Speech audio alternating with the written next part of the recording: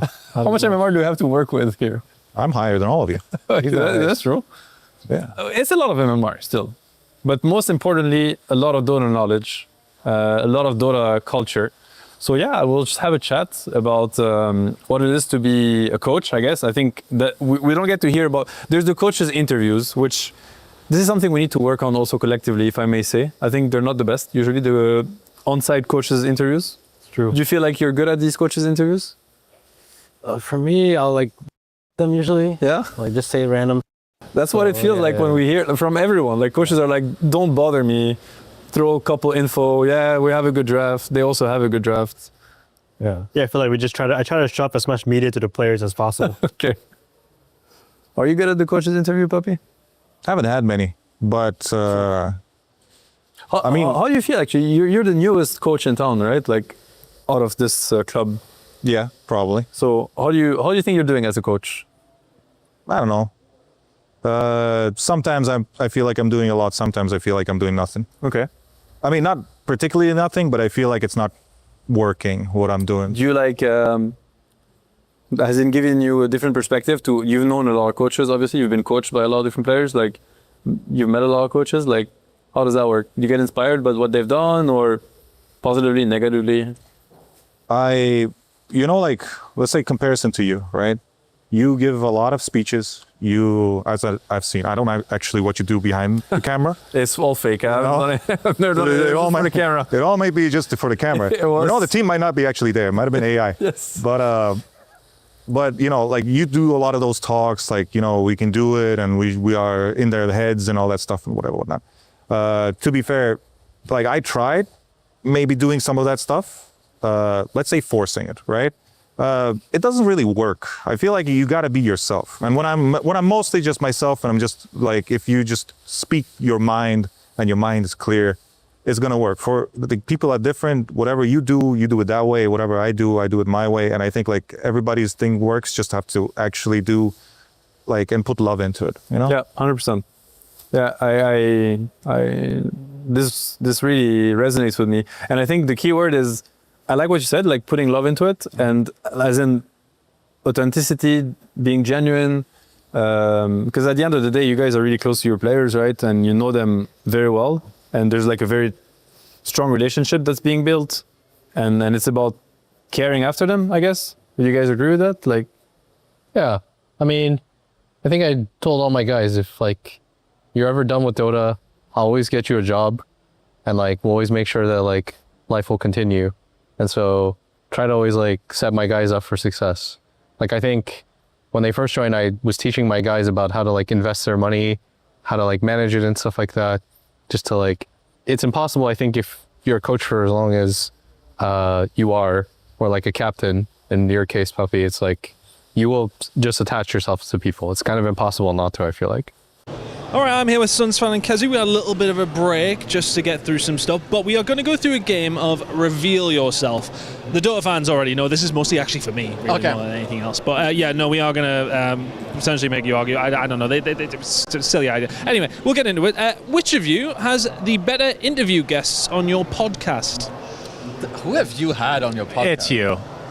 And when we're talking about like high caliber people, I think without bragging, it's gotta be me. It's gotta be you. I've had Sir Action Slacks. He's had TI winners. So that's also the other thing is he's never had me on his show. Like, come on. That's a bit weird. That should be a good thing for you if I only have the shit tier. No, I would have upped your level if you had me.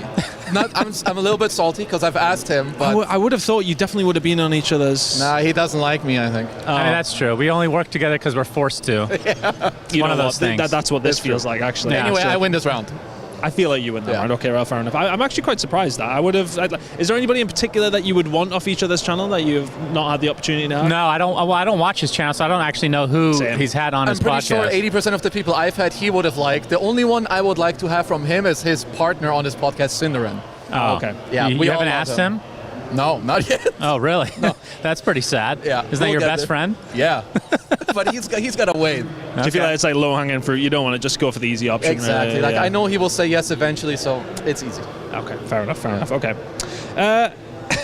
Who has the higher behavior score out of the two of you? Probably me. I have 10,000.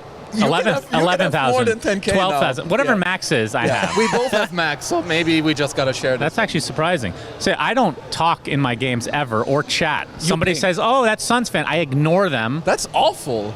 Well, it's better than flaming. Well, don't be a fan of this guy. You won't No, even I'm not. acknowledge it. I would He's never selling me. I'm all subject in, anybody to actually. that. No, I can understand that. Yeah. So you were saying about whatever the max is, like, We're Yeah. both max. I'm max. We're Both both max. nice, kind people. We're chilling. and you still get hired all the time. Does that not impact it? Or Yeah, good point. That's true. Maybe we should be a bit more toxic. I think that could help. you know, I'm all for it. Maybe Yeah. it will help. Okay, which one of you has the highest win rate on Centaur? I mean, it's definitely because Is it like Oh, pub wait. games or competitive? I can tell you my win rate roughly. Okay, go. It's 65 In pubs. in pubs. You might have a What do you high- in what else? Professional Pro. matches? But in pro games, I would win. But I think pubs he might win. I think my win Okay. rate on center is actually garbage. I was 6th in the world on Centaur for a single day on the first day that stats were available when his stun or when his ult used to stun I didn't even play Dota at this point, I think. That's true. You're playing Heroes of Newerth probably still. Best game in the world. Don't say that. Cut that out. Come on, guys. I can handle a joke. It's all right. Game's dead. I'm sorry. Oh my god. Okay. Who has the unhealthier hobby? Let's list hobbies. Let's list them. Actually, I don't have many. Okay, what hobbies do I have? I like eating food. I like Pokemon cards. I mean, Okay, eating that's food kinda can't be a healthy. hobby, I don't think. Okay, sure, then Pokemon cards. And mine is video game design. So which one's more unhealthy? Probably mine because Probably it's yours. crippling Not the mental. depression, Yeah. financial instability, Of course. and you have to work with people you hate. Look how Jenkins. it really got to him. Like, this is from the belly. I wasn't quite sure it was going to be this thing. If you want to lay it down, we can have it like It's a therapy bad. session. It's I'm bad. healthier. It turns out that way. Okay, right, okay, well, we'll go with that. Right, okay, the final question. Okay. Which one of you would be more likely to get a team to win EWC through any means possible? So he would go further to like kill everyone else and then just have his Just pure team win. violence, yeah, okay. You know what? Well, why don't we just compare resumes here, okay? Oh, yeah. As a get it. team owner, This is so fake. as a team owner, Okay. we got first at ESL1 Genting. What which did you do for them? I have the trophy behind me. I didn't even go to Malaysia for that tournament. Doesn't matter. I have the trophy behind me. Second at the international. I didn't even keep any of the money either. Out of the goodness of didn't my do heart. Just a humble guy. Out of the goodness of my heart, the players, the ones that are rich and famous, and they get all the ladies, they get everything they want. What the fuck? They kept the money. So Yeah. me, of course, my track record is excellent. So he What do got, you have to say he for got yourself? scammed, basically, is what Oh. you were saying. You Yes, got scammed. I'm doing a positive spin of getting fucked out of a lot Yeah. of prize pool money. I think we'll give this to him because he's had enough else Thank today, you. I think. Okay, well, that's more than Appreciate fair. that. Love you. That's more than fair. Guys, thank you very much for the chat. Whether or not it is or not is another thing. That's a good one. That was a good one. That was Thank good. you, guys. Yeah, okay, thanks. Hello, everybody. I am here with Extreme Gaming, here with Xnova. Now, Xnova, I heard you guys have been playing a lot of pubs today. Is that true? Are you tired from playing too many pubs? If you win, you won't be tired of it. But recently I've been losing a lot, so yeah, I'm done. What is the morale like in the squad right now? Is it high? Is it medium? Is it low? You know, what's the real deal? What's the inside situation? No comments. No comments. Okay, very suspicious, but I'll take your word for it. Are you going to win EWC? Maybe, Are you going to win TI? for sure. Do you miss playing with the teddy bears from the one TI that you had to do it? I think the teddy bear miss me more than I miss them. What happened to those teddy bears? I took one home. Did you? Yeah, I did. Does he have a name? Ursa. Really? Yeah. Is this all true? I feel like you're trolling me. No, I'm serious. What happened to the other four? The other four, They get incinerated? I think 3 of them got dumped, and I actually took one of them and gave it to my friend. That's very sweet. Not for the other 3 that got thrown in the trash, but I guess that's how life goes. Yeah. Do you sometimes wish you could throw some of your teammates in the trash? That's probably what I did. Like, the 3 best were thrown. Do you ever miss the early days of your career? I probably miss me being younger, not my career. You miss your younger spirit? The younger me, the higher spirit, the happier version of me. You're less happy now? As you grow older, I think you just tend to be more emotionally stable. So I don't feel that much hype compared to before. Have you ever tried something to bring that back? Like, you know, people go on like spiritual journeys or midlife crisis. You buy a Ferrari, or, you know, people drink. I don't know. To me, I just need more time of sleep. I don't think I sleep more than before. Yeah. So your dream in life right now is to go to sleep. Yeah, like the dream life, the virtual life is much more better than the reality. Why don't you get a lot of sleep? I just can't. Why not? Why can't you sleep? I don't know, aging maybe. Is it like a health issue? Not really, just, I don't know. Do you see things in your sleep like nightmares? Yeah, most of the times. Like just random thoughts, random dreams. Do any of them have Dota in it? Yeah, I dreamt about you. About me? Yeah. That can't be true. That's true. When? Just yesterday. Like, I was like predicting today's interview with you. Yeah. Damn. What was I doing in the dream? We were just hanging out and drinking some matcha latte. Hell yeah, that sounds pretty dope. If I asked your teammates what they dream about, do you think you could answer for me? Yeah, I can. You want to ask them? Who do you want to bring? I want to ask each of them what they dream about when they sleep. You think you, like, in that sense, you know, not like what their dream is in life, like when they go to sleep. Okay. What was the last dream they had? We bring them over then. Yes, we try. Okay. 他问你昨晚睡觉的时候有梦到什么吗 No. He did not dream anything. What does that mean? He doesn't dream at all, or he's never dreamed anything? 你完全不会做梦吗？还是很少做梦。not that often.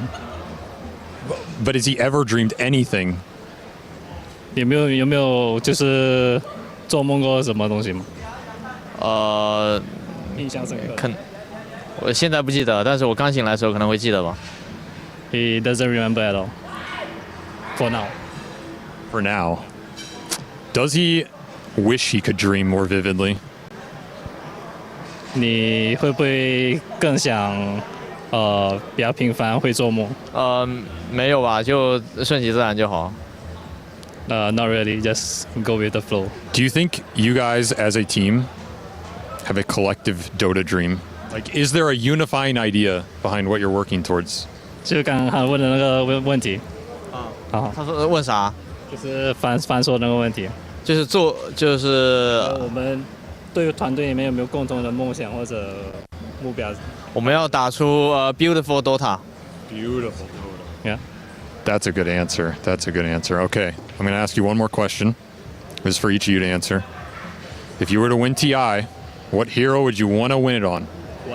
What hero would you want to win TI with? So, like, you know, they do the thing with the art where they have like the 5 heroes that win. What would you want your face to be on that hero? 就如果夺冠赢 TI 的话，你更想是哪一个英雄？就是他们会展示在那个帖子上面那种，那5个英雄，你自己会是哪一个英雄？你是什么英雄？我还没回答你，你先回答。可能牛头吧。Maybe a shaker, just Crystal Maiden. Okay, I don't know if I believe that one. And what about Ame?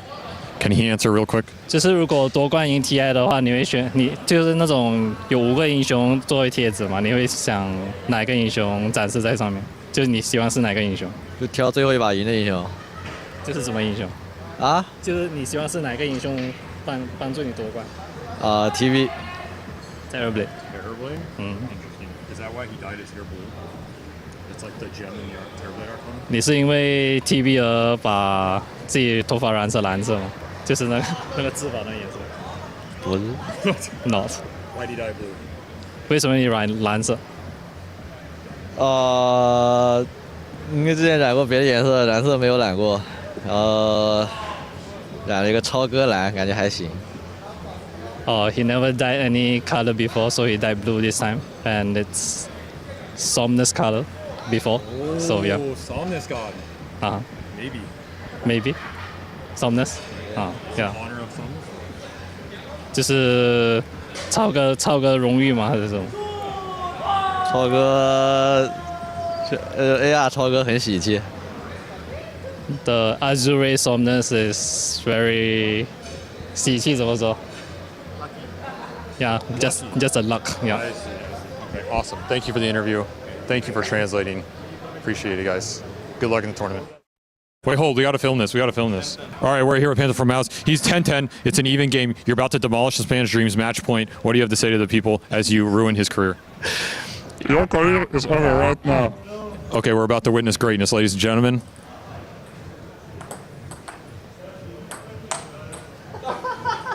No, I think that clipped the edge. I think that clipped the edge. I heard it hit. Look, there's a dent. There's a dent there.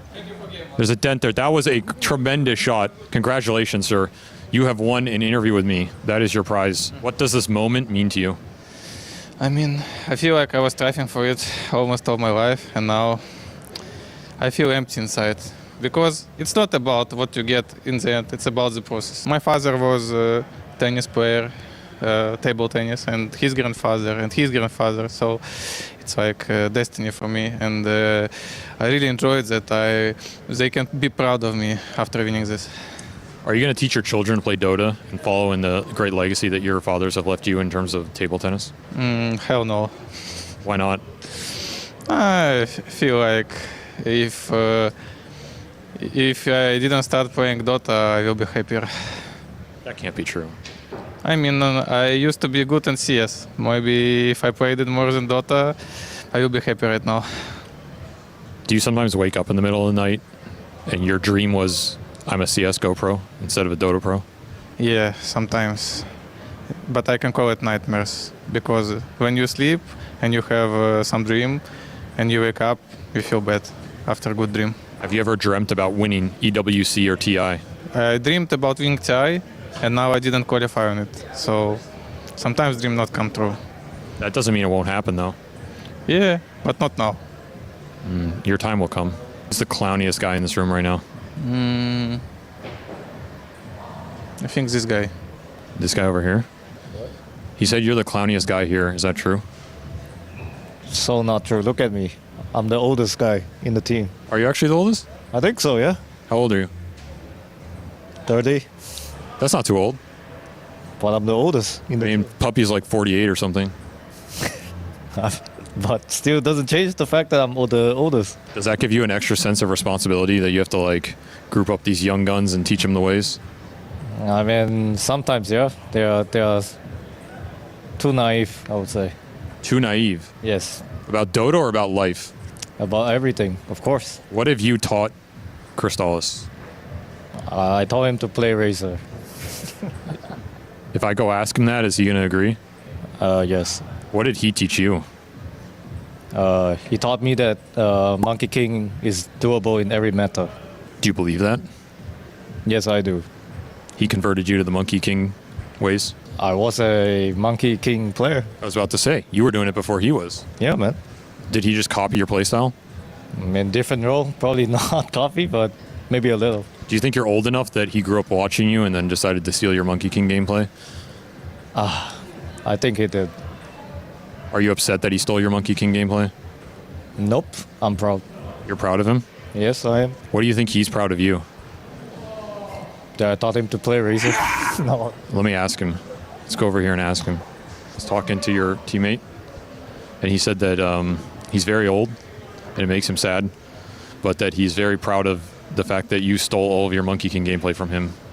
Do you have a response to this statement? No. He also said that you taught him everything about Razor. Is this true? Does he play Razor? I don't know. I guess. Could you teach anybody how to play Razor at a top tier level? No. What about if you cosplayed Razor in real life? Like, what if I just gave you live wires and you started flinging them around? Would you shout like, I'm the lightning daddy? No, I would just die, but I could do that. Have you ever done that in game? Just started screaming, I'm the lightning daddy as you are linking people?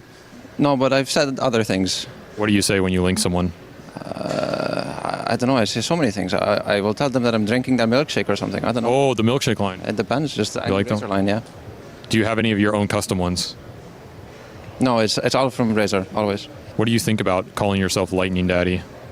I don't think I'm going to be doing that anytime soon. I'm too young. How old are you? 24, I think. So you're basically like half of Mid One's age. How does that make you feel? Young. Does he seem old to you? I mean, I think I see the arthritis setting in. Yeah, he just dropped that ball. That doesn't bode well for his mechanical skill. Like I heard it. Do you think it gives you a disadvantage in game? Yes, the fingers go like you hear it. Do you hear his bones crackling on the microphone? Yeah, I think everything that can crack in the body, it's cracking. Is he gonna die soon? I mean, hopefully not before the tournament ends. That would be difficult for us. You played with Puppy for a little bit. He wields a machete. Does anybody on this team wield the machete? Immortal Faith. Immortal Faith wields the machete? Mm-hmm. Are you scared of Immortal Faith? I don't know, like if you saw him in an alley at night, is he gonna scare you? Well, not in that case. I'm more scared when I walk in the practice room and I see him there. What hero do you hate the most? Naga Siren. What if he told you have to play Naga Siren every game for the rest of your career? Then I would probably not have a career anymore. I feel like you're a fighter at heart. I mean, that's kind of true. I like running in. It's pretty fun. I mean, you're a Bloodseeker player. I am. I'm the only Bloodseeker player. That's what I respect about you. You want to go in, draw some blood, fight. You know what I'm saying? I do. I do. So do you respect other carries that play that way? No. Who do you think is the most similar to you in terms of playstyle? And right now, I guess maybe Skeeter. If you had to 1v1 Skeeter in real life, but you're a Dota hero and he's a Dota hero, what do you think gives you the best odds to beat him? I mean, the Razor is a bit broken in a 1v1. It's just an unfair hero. You're picking Razor? I think. I don't know. What is he playing? Dragon Knight or Lifestealer or something? Yeah, but it's unfair because he's playing into Razor. Yeah, I know. You're going to dunk on his ass. That's what I'm saying. There's no chance then. It's like Respect, bro. I respect that you're going to dunk on his ass. You heard it here first. Crystallis, he's going to dunk on Skeeter's ass. Might do it in this tournament, too. You want to play against him? Yeah, I hope we get that far. Thanks for talking to me. My friend, Boom. Hello? I have a question for you from your teammate. He wanted to know how it feels to be the second best offlaner behind Saberlight. No comment. No comment on this? It's not my question, it's his question. I mean, it's the truth. Do you feel that way? Definitely. Do you guys share notes if you have a similar playstyle? No, he's just teaching me. What has he taught you? Everything. What has this team taught you about life? Nothing. So you're the exact same person you were as when you joined this squad? Yeah, I mean, it taught me a bit that, like, how to control my emotions. And that's the main thing. What emotions did you have to control? Anger. What are you so angry about? Some games when we're losing, because we're losing a lot. What makes you more mad, the outcome or the process that got you there? Definitely the process. The outcome doesn't matter that much.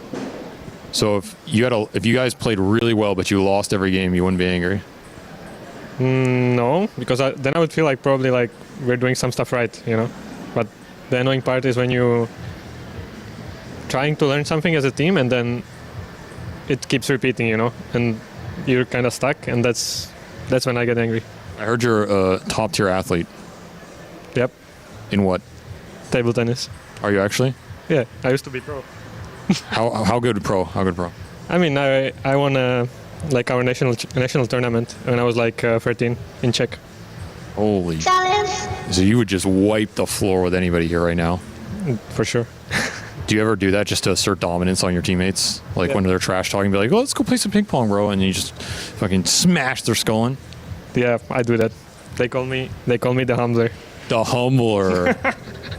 Have you ever considered changing your Dota nickname to that? Yeah, but I feel like it's kind of cringy. No, that's awesome, dude. I would buy a T-shirt that says the Humbler on it. Yeah, me too. Imagine you win TI and you get to see the Humbler on the ages. Holy based. Do you think anyone's actually old in Dota 2, or it's just some bullshit? It's a bunch of kids. That's what I think. Who do you think's the oldest Dota player? Like personality, spiritually wise, you know, not actual age. You? You think I'm the oldest Dota player? Come on, man. I'm not. There's no way that's true. Maybe Crystallis actually. That guy shows no emotion at all. I think he's just an old soul, just vibing, waiting for his day to come. I'm not even sure if he has a soul, you know? Like, he doesn't show it. Oh, damn. I will say this has been one of the darkest teams I've ever interviewed. Like, you guys are on some right now, that's for sure. You have any thoughts on that?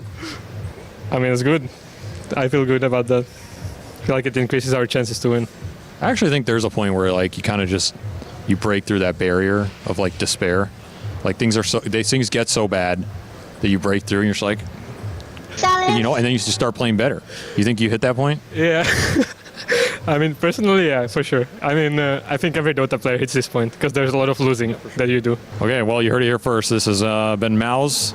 Wish him the best in the tournament. Good luck, my friend. We'll see you next time. Hey, I'm here with Ame of Extreme Gaming. Just wanted to check in and see how you're feeling after that series. Amy， 能不能跟我们说，刚才那个系列赛打完之后，你现在感受如何呢？感觉就挺难受的吧，本来第2把可以拿下的。I'm feeling pretty upset. Game 2 was really close. I think we could have had Game 2. So what do you think needed to change in Game 2? You guys were very far behind in net worth, but you held on for a very long time. Amazing game to watch, but what was it like to play that match? 那你个人感觉第2把，当时可能哪方面可以做得更好呢？因为当时你们虽然经济落后非常非常的多，但是你们一直在顽强的抵抗，而且也是几乎要翻盘的那种感觉。那你能不能跟我们也说一下你当时第2把打下来的感受是什么样的？就破对面2路高地那波开悟有机会拿下吧，就可能感觉运气有点不好吧。Especially there was a time where we broke 2 of their Rexes and then we smoked up. I think that smoke could have been handled a little better. I think if luck were on our side a little bit more, we could have maybe caught out a couple more heroes and be able to end the game right there and then. But unfortunately, luck was on our side, so what happened happened. Yeah, it's very tough there, unfortunately. What about Game 3? Game 3 very one-sided. What went wrong? What started the snowball there for Liquid?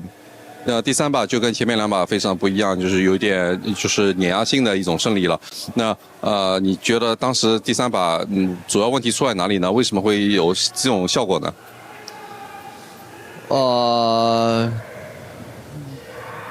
就可能后面2手补的英雄不是很好吧，感觉就选了青蛙，没有打出我们想要的效果。I felt like the later 2 heroes that we picked in our draft didn't turn out the way that we expected it to, or at least we hoped it to. Especially the Largo pick, it definitely didn't have the impact that we hoped that it would have. I understand. Well, I'm sorry that you guys lost, but thank you for joining me for the interview. Hey, I'm here with Mid One. Why don't you tell me how you're feeling right now? Devastated. Okay. Sorry, what did you say? Devastated. Devastated. Yeah. I'm sorry. That looked really tough. Game 1, you played sniper mid against the Huskar. You got the counter pick. You forced him in a jungle. Then things got really bad, right? Like just pressure all over the map. Lone Druid getting killed constantly. What do you do in a situation like that?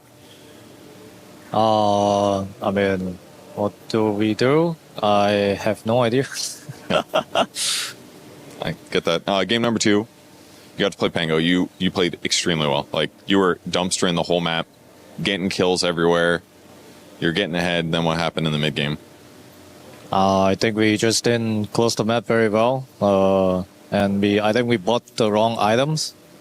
I feel like we needed the hex earlier for the puck, but we went for the tanky build for some reason, which I don't think we are taking any fights at any moment.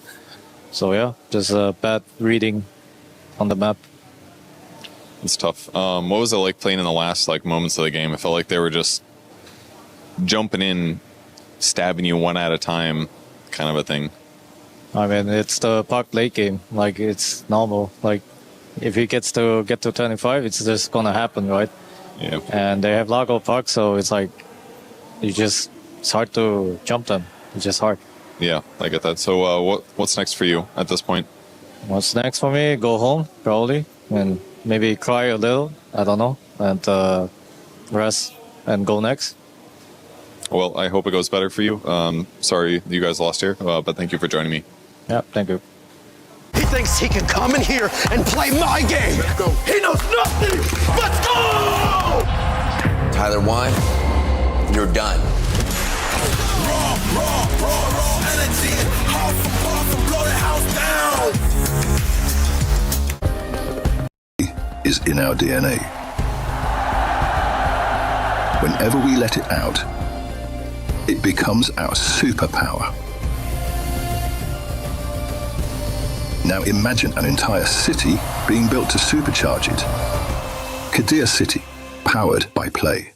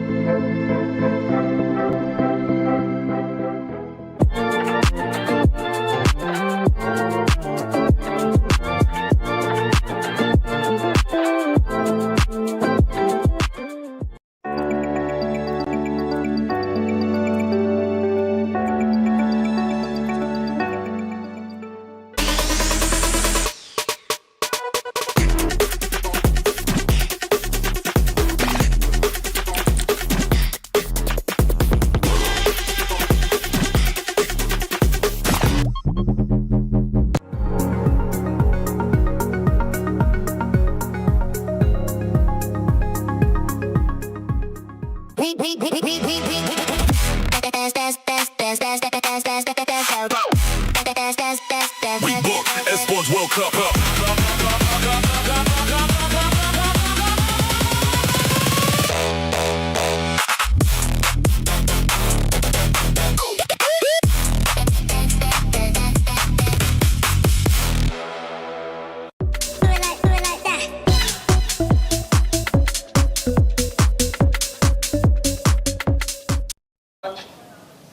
And I genuinely just can't believe that the favourites actually went out last night in that way. It was an utter embarrassment to not just their country, but just to the game itself, to be honest with you. I mean, most Dota teams are really multinational, and to be honest, Mouse is not the favorites. Like, they were... Well, we're talking about Dota? I mean, I was. What are you talking about? The survival stage continues today, and things are starting really to heat up on their pitch. They are, yeah. We're seeing a lot of big eliminations now, some tough ones. These are a lot of teams that really thought they might have the juice this year, but they're just falling a little bit short. There's some clear big dogs, 6 to 8 teams still very, very good in this tournament, and we'll see if they can make it through. Well, let's see if they can embarrass themselves or if they won't. Let's get into the Dota.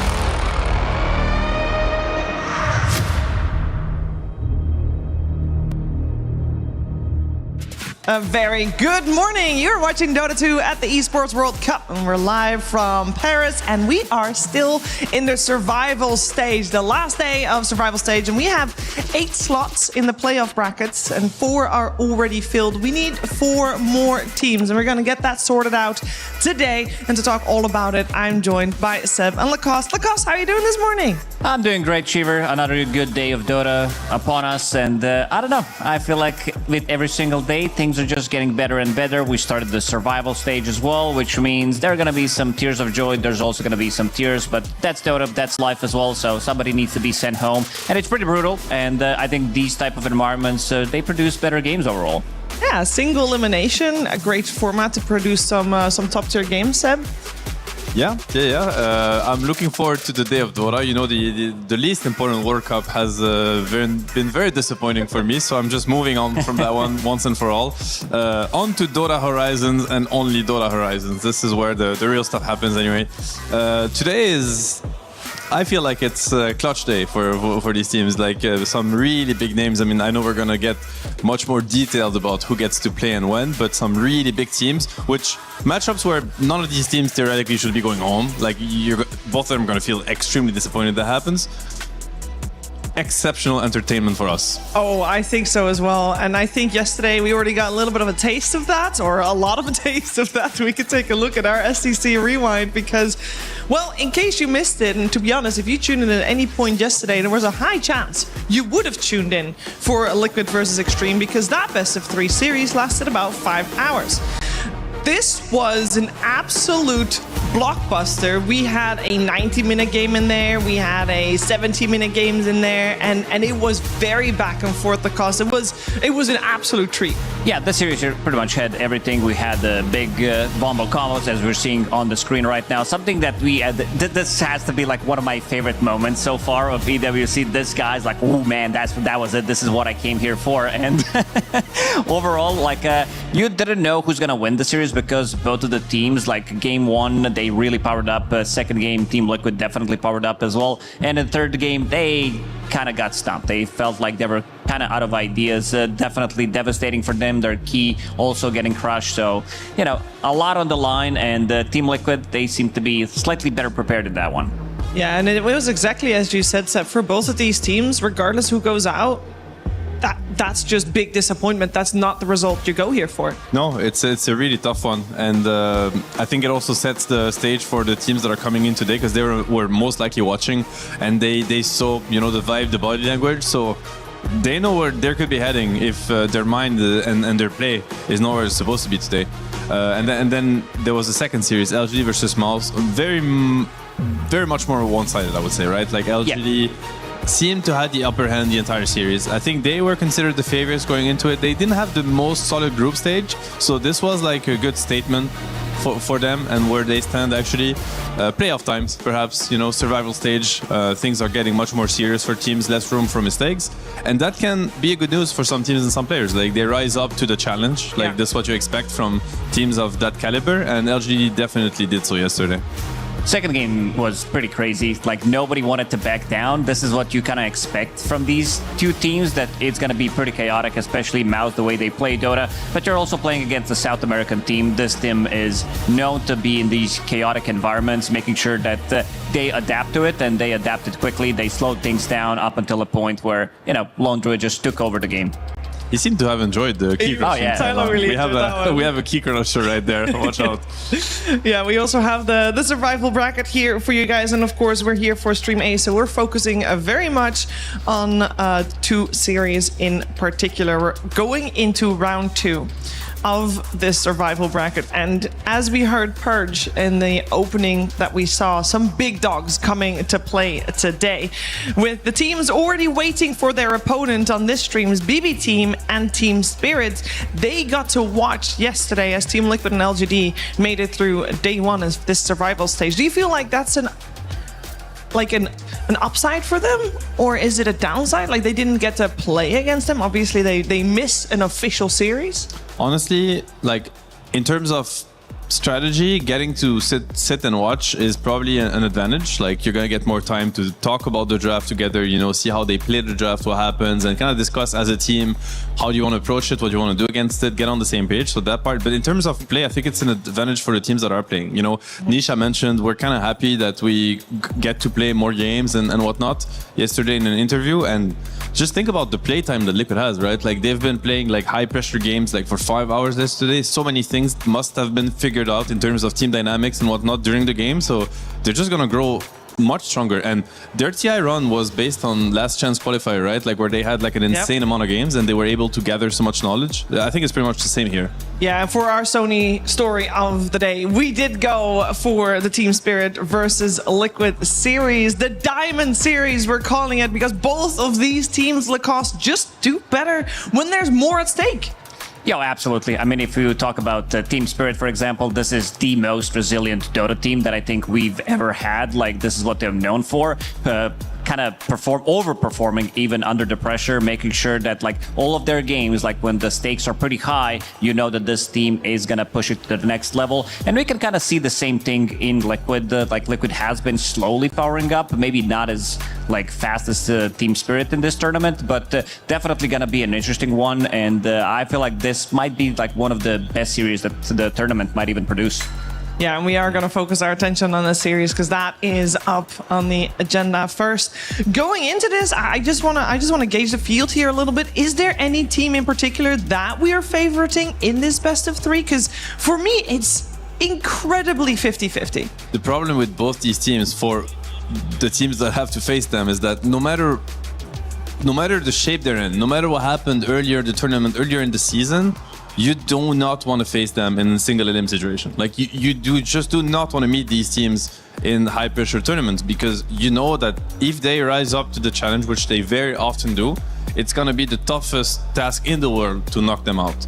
So in that sense, I think both teams are coming in very focused, very prepared for, having to pull out like their A game. Because if they don't, Team Liquid in that kind of survival stage, or Team Spirit, as Lacoste mentioned, it's super scary. Like if they start picking out some teams, these teams could just go ahead and win the whole tournament. So you don't want to face them. It doesn't matter that Team Spirit, for example, like they didn't win any tournaments in the season. It really doesn't matter at all. Like you're still facing Team Spirit, and this Team Spirit also got heavily upgraded by Miposhka coming in with some like new fresh ideas. He took a break, making sure that he feels refreshed, and also you can definitely feel it in their own gameplay now. Yeah, but Collapse has even said that he feels it in the air. there's a buff. Have you ever felt the buff coming from just a tournament in particular, potentially, TI? For sure. There's that. These players are very used to high pressure. I think at this point they need it in order to perform. It's not even that it's a nerf. I think they just get much better when these tournaments happens, and this is their comfort zone. This is where they shine. This is where they like to be. They want to be on stage. They want to know that it matters. They want to know that it's do or die. They want tough opponents. This is where they strive, and same can be said for Liquid. So in that sense, I think it's going to be a banger of a series. Hoping we get 3 games. I'll take the 90 minutes again. I'm ready for this. Very much true. Me too as well. We're focusing on Team Spirit first. They are coming in here as the defending champions as well, with an extra buff, of course, to their name, and in a single elimination. Such a scary team to go up against. And as Seb says, they are upgraded a little bit with Not Me and Miposhka. But let's hear more from a player themselves. It's Collapse right now. Coming to this tournament as defending champions, I don't really feel any pressure. Just no time to think about this. All the time we just practice. Kill for him. They already called GG. They know this is over. As a Cataclysm is going to be there for the style points. Triple kill for your Toro. Make it an Ultra and make it a Rampage. I just want to get the trophy once again. When Miposhka came back and we got Not Me, now roster, I think we pretty much upgraded our relationship in team between each other. For sure we're getting stronger, because Miposhka is doing a lot of work. He's doing also a lot of work with Not Me. Not Me also is doing a lot of work. So I think it will pay the price. Miposhka bring back the drafts. You don't focus on lane, and he is focusing more on the game synergy between heroes, how they combine, team fight, and stuff like that. At the beginning of group stage, I would say we were not sure in our powers, because for that we lost too many scrims. Too many. We came on a tournament, but the last day before we arrived on the tournament, it was a happy day, because we won every game. Egg is placed as well as not a Tango on the run. They're going to get a nice call into the chop from Collapse. On this day we won, and we're like, good job guys. We didn't lose our confidence in ourselves. I think it will be the toughest playoffs for us, I would say, depending on teams what we're gonna face. If we make through it, we're gonna be super happy. We will do our best. I just want to win.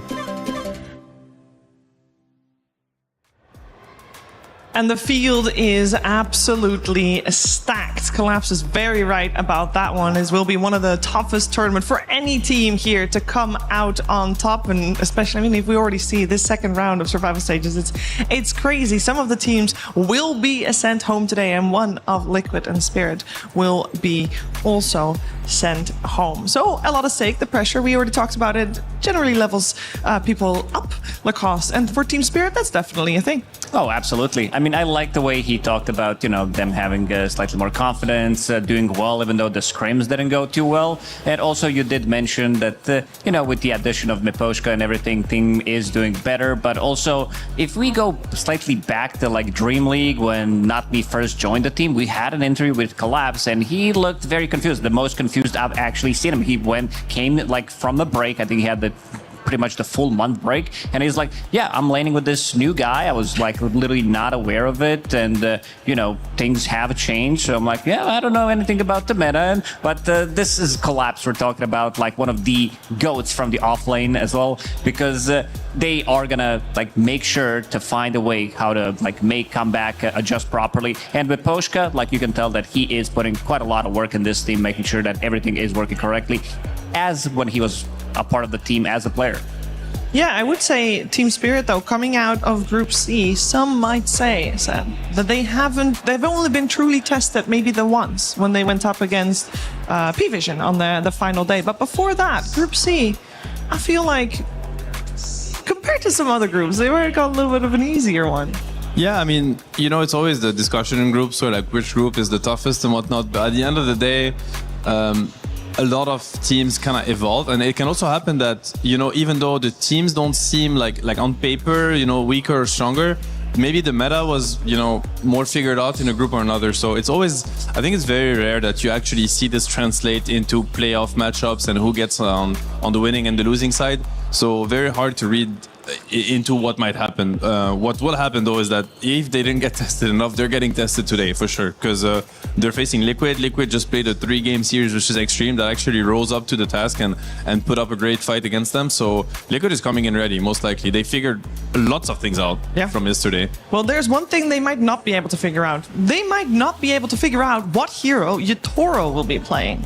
Because Lacoste, yes, classic, a different carry every game, reminds you of a certain time in certain TI that they did really well at. He's definitely powering up. Like I would say, Prime Yatoro definitely up there, and we are feeling the same thing. I think it's going to be a very interesting series because Yatoro, he's bringing in some classics as well.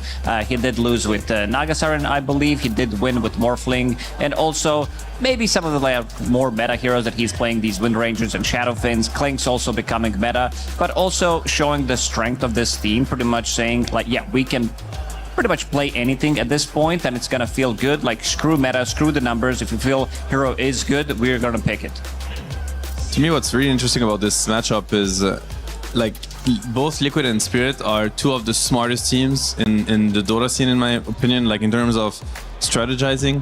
I think, yeah, of course they factor in what the meta is and they have very versatile players. They are really able to identify what the opponents are throwing at them in terms of playstyle, in terms of pace that they're setting up for the game.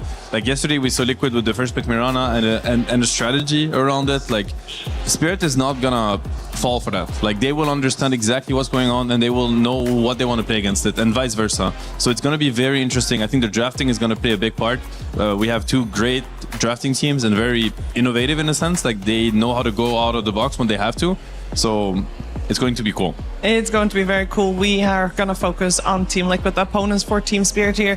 Feel like I also have to mention for Team Liquid, last year, they came top 8 at EWC, which granted them a couple of points, but it was a disappointment for them as they were definitely hoping to go further.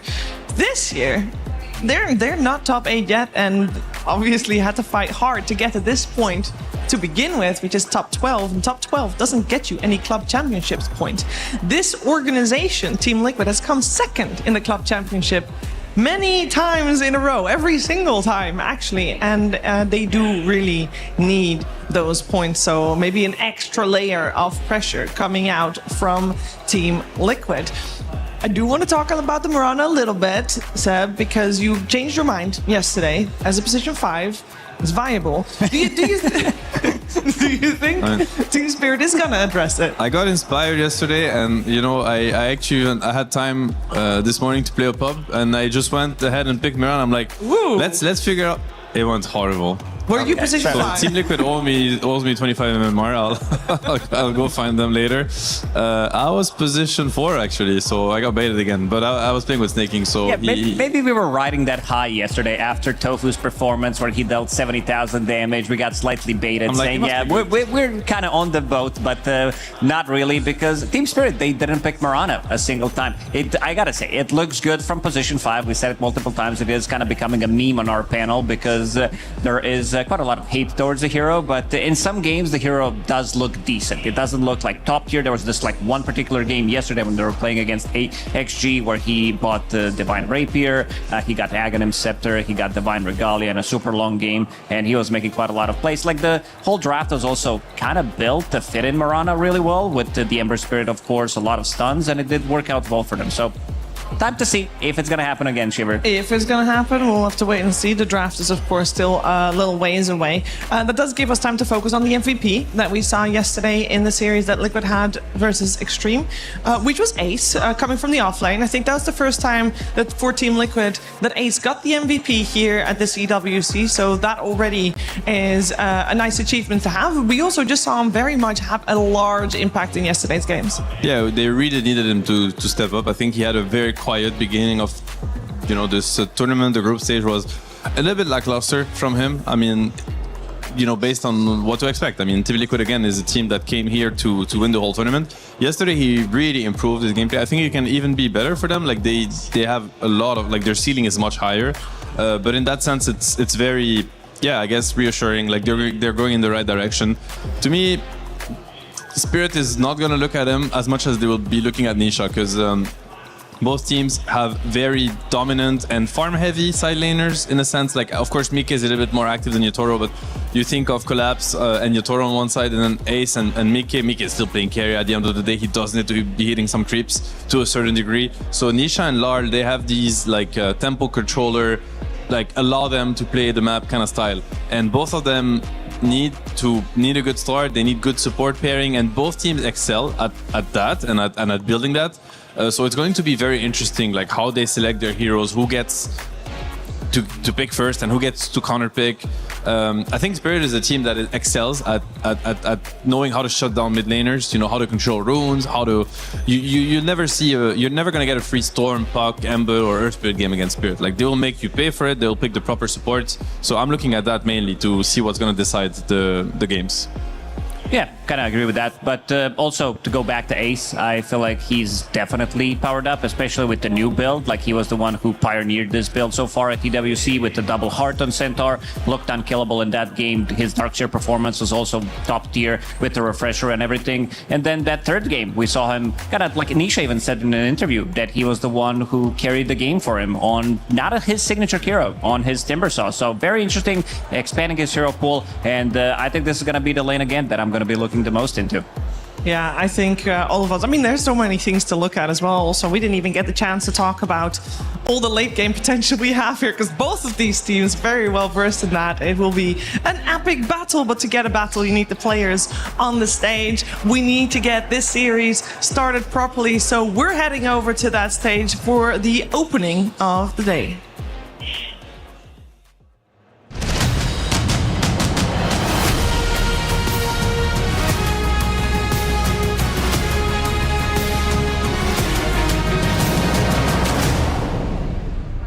And there it is, the opening that you've been waiting for, Shiver. Thank you very much. Our panel, and we are in for day 2 of the survival stage. It is this simple. From yesterday on out, you lose. You're out of the tournament, the running to be the EWC 2026 champion. There is a lot on the line for our teams. That includes their keys being crushed.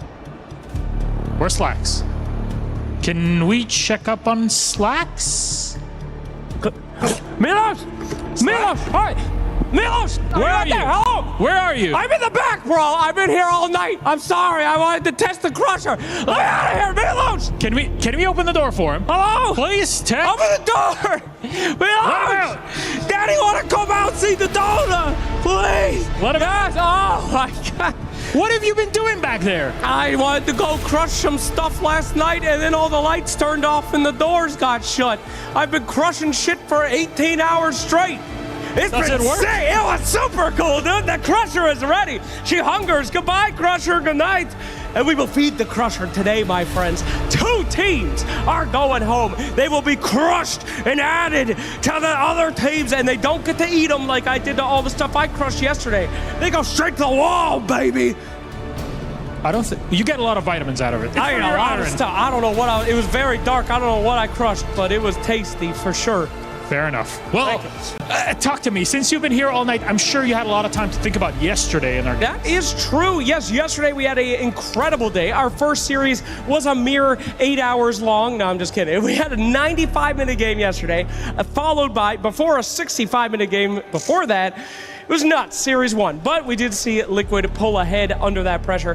And then Series 2, absolute stomp fest. Very fun to watch, very high-skilled Dota. But it will compare nothing to today. Because we had the guys in the lower bracket fighting, you know? This will be good. Now it is mini-boss time, like we described it in our draw show. So let's welcome our first mini-boss to the stage. It's Team Spirit! Now, you know they're fired up for this one. It's the 2025 EWC Dota 2 champions. They might have just missed the mark on that #1 spot in Group C, but that does not mean they do not share endgame boss status with the likes of our quarterfinalists already waiting for them. Another challenger Slacks steps up to their plate deep in the caverns. Can they take on what to me is the undead Dragon's Breath? Absolutely, my friend. Yes, we have been calling these guys the final boss, and of course, you got Radon on the team, for God's sakes. He is still here. They are still strong, and they are the team to beat as your champions. However, if there's one team that might be able to beat them, it is this team coming up. Ladies and gentlemen, please welcome Team Liquid! The record holders for the longest pro Dota game in history. They have broken that this year, and they got close yesterday. As we saw, Team Liquid absolutely dominate in a late game scenario. These guys are used to playing with every single thing going against them. No way to win their games. And somehow, through that pressure, they know how to shine. Because nothing has more pressure than water if you know simple fluid dynamics. That is right. Go take a class, Milos. Go read a book, bro. Damn. Sorry about that. You didn't deserve that. Anyway. Really school me on that one. It's true. It's fluid dynamics. The chemistry of this one is we're not melting the keys, we're breaking them. Damn. And that is hardcore Newtonian physics at the end of it. Let's see what happens with our matchup. Please, Team Liquid, there you go. That's your chemistry and physics class for the morning. Please, Team Spirit, get set for this one. I hope we don't get a spark and a little explosion from this dude. I know Tofu hates Yatoro, but he shook his hand. I can't believe it. No, they're very good friends. Maposhka came out too. Oh my God, there he is. Oh my God, that crowd goes wild. Coach Maposhka versus Coach Blitz. Double smarties on that team as well. It is down to be a fantastic game. So let's get into the series and go back to the panel.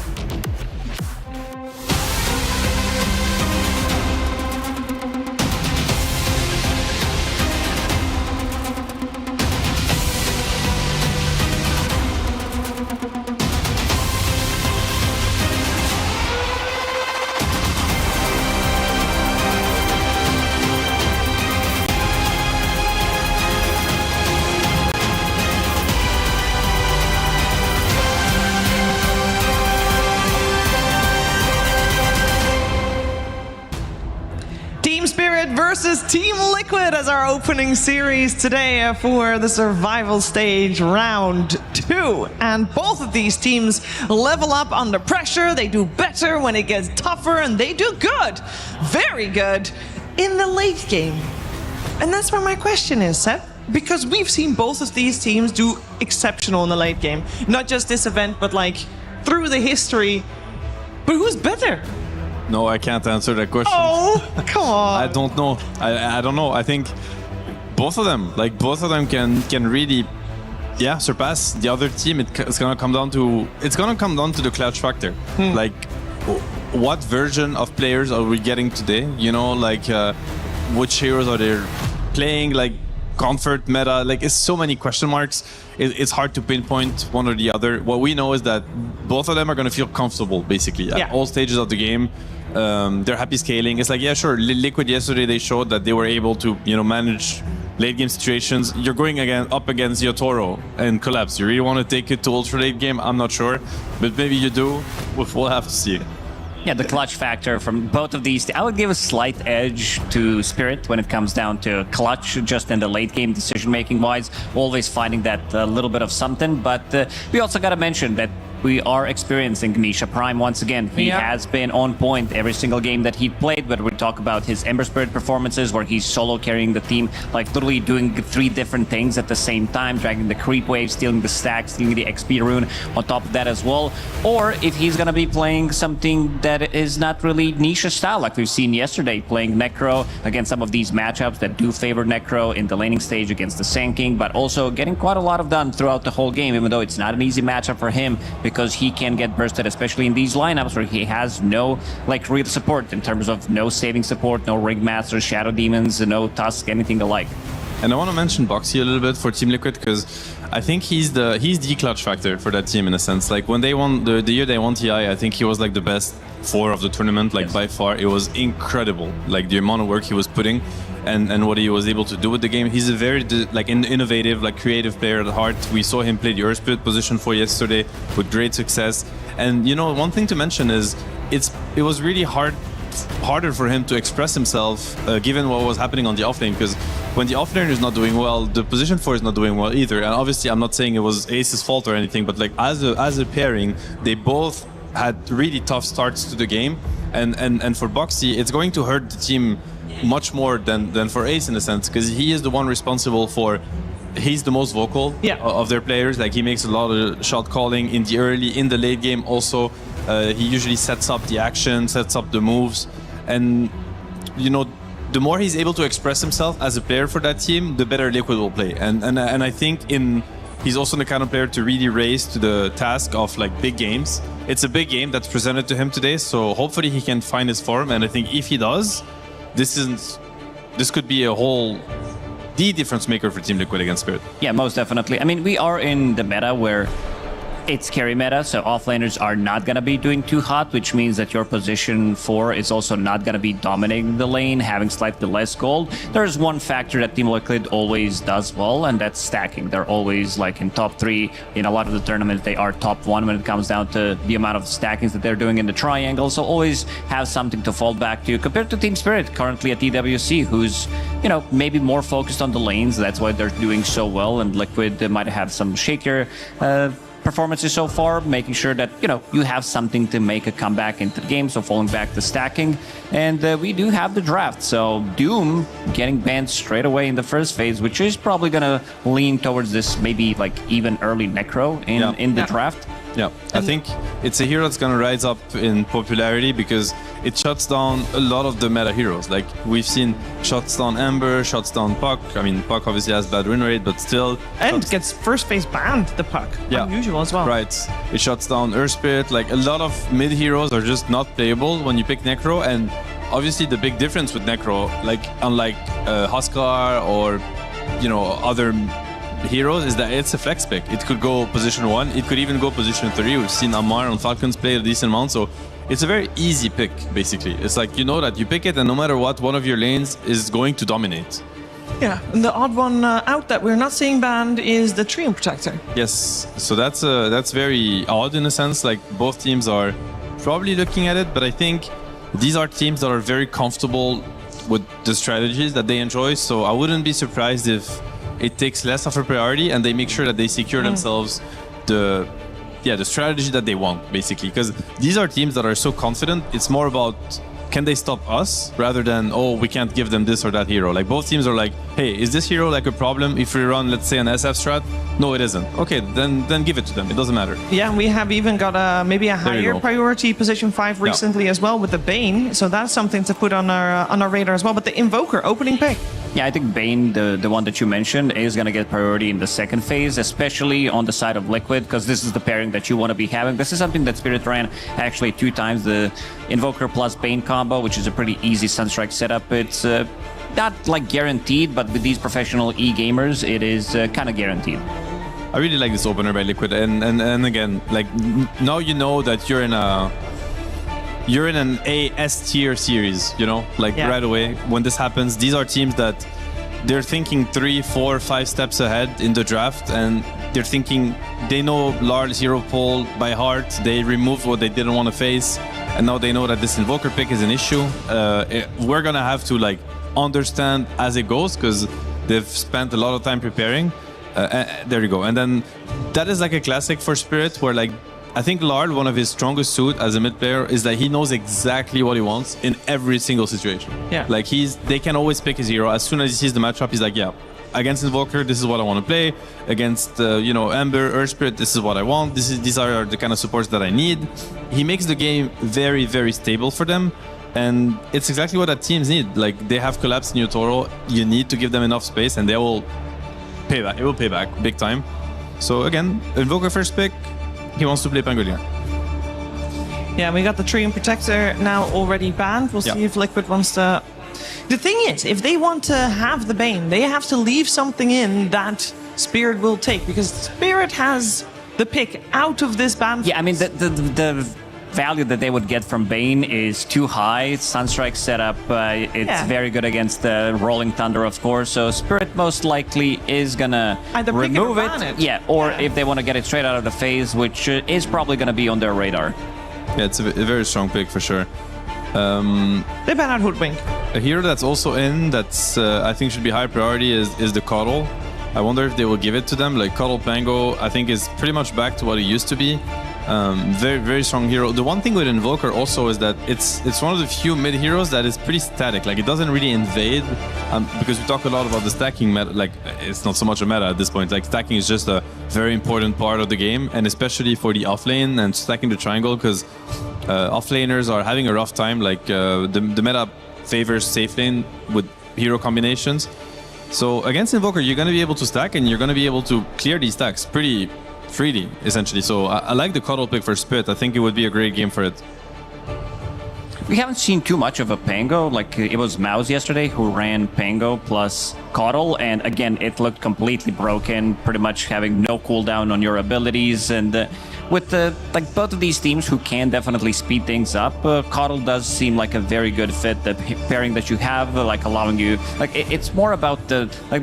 Chakra Magic is, I wouldn't even call it like the best ability of the hero. I would even call this hero to be like a healing hero, because most of the time his numbers are always the highest when it comes down to healing, because he buys into Holy Locket, plus the Glimmer Cape as well. Quite a lot of protection, and the turnaround potential from this hero is insane.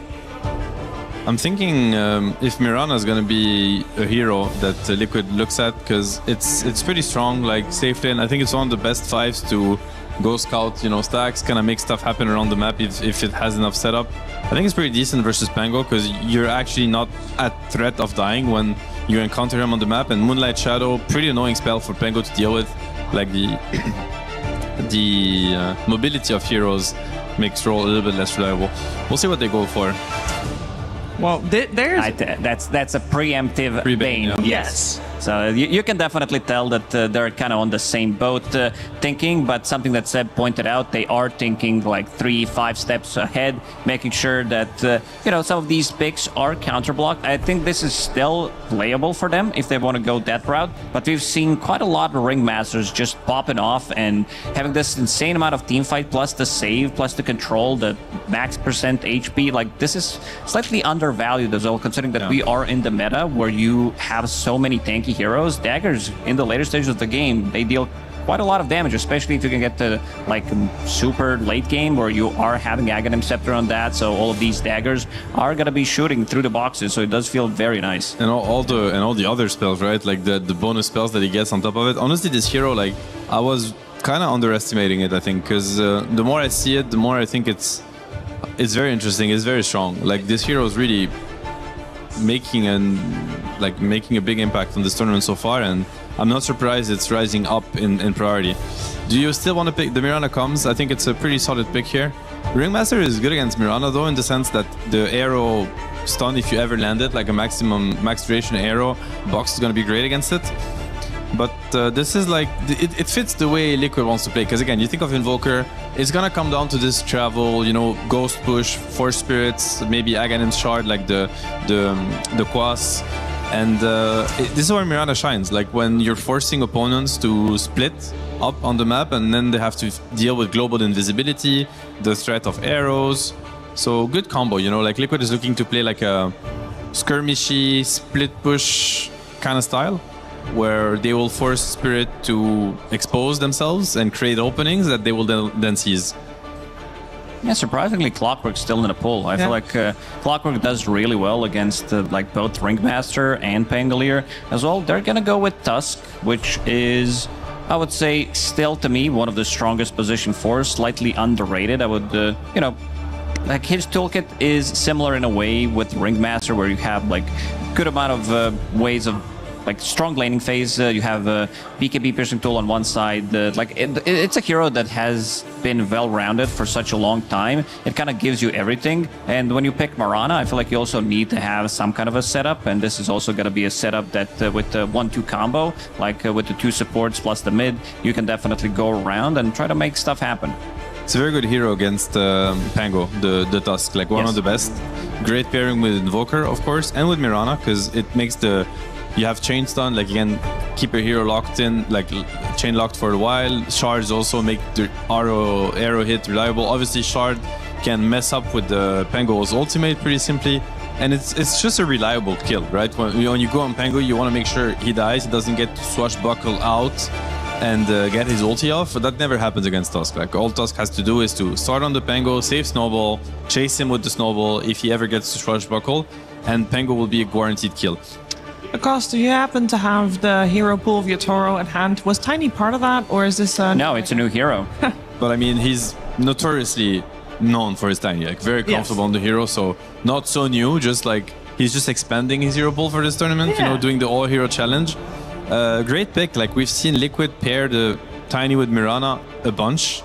Obvious reasons, like again, Tiny, one of the highest DPS, you know, entry carry heroes. Like you get jumped by Tiny, it's an insane amount of damage, and that is what Mirana relies on.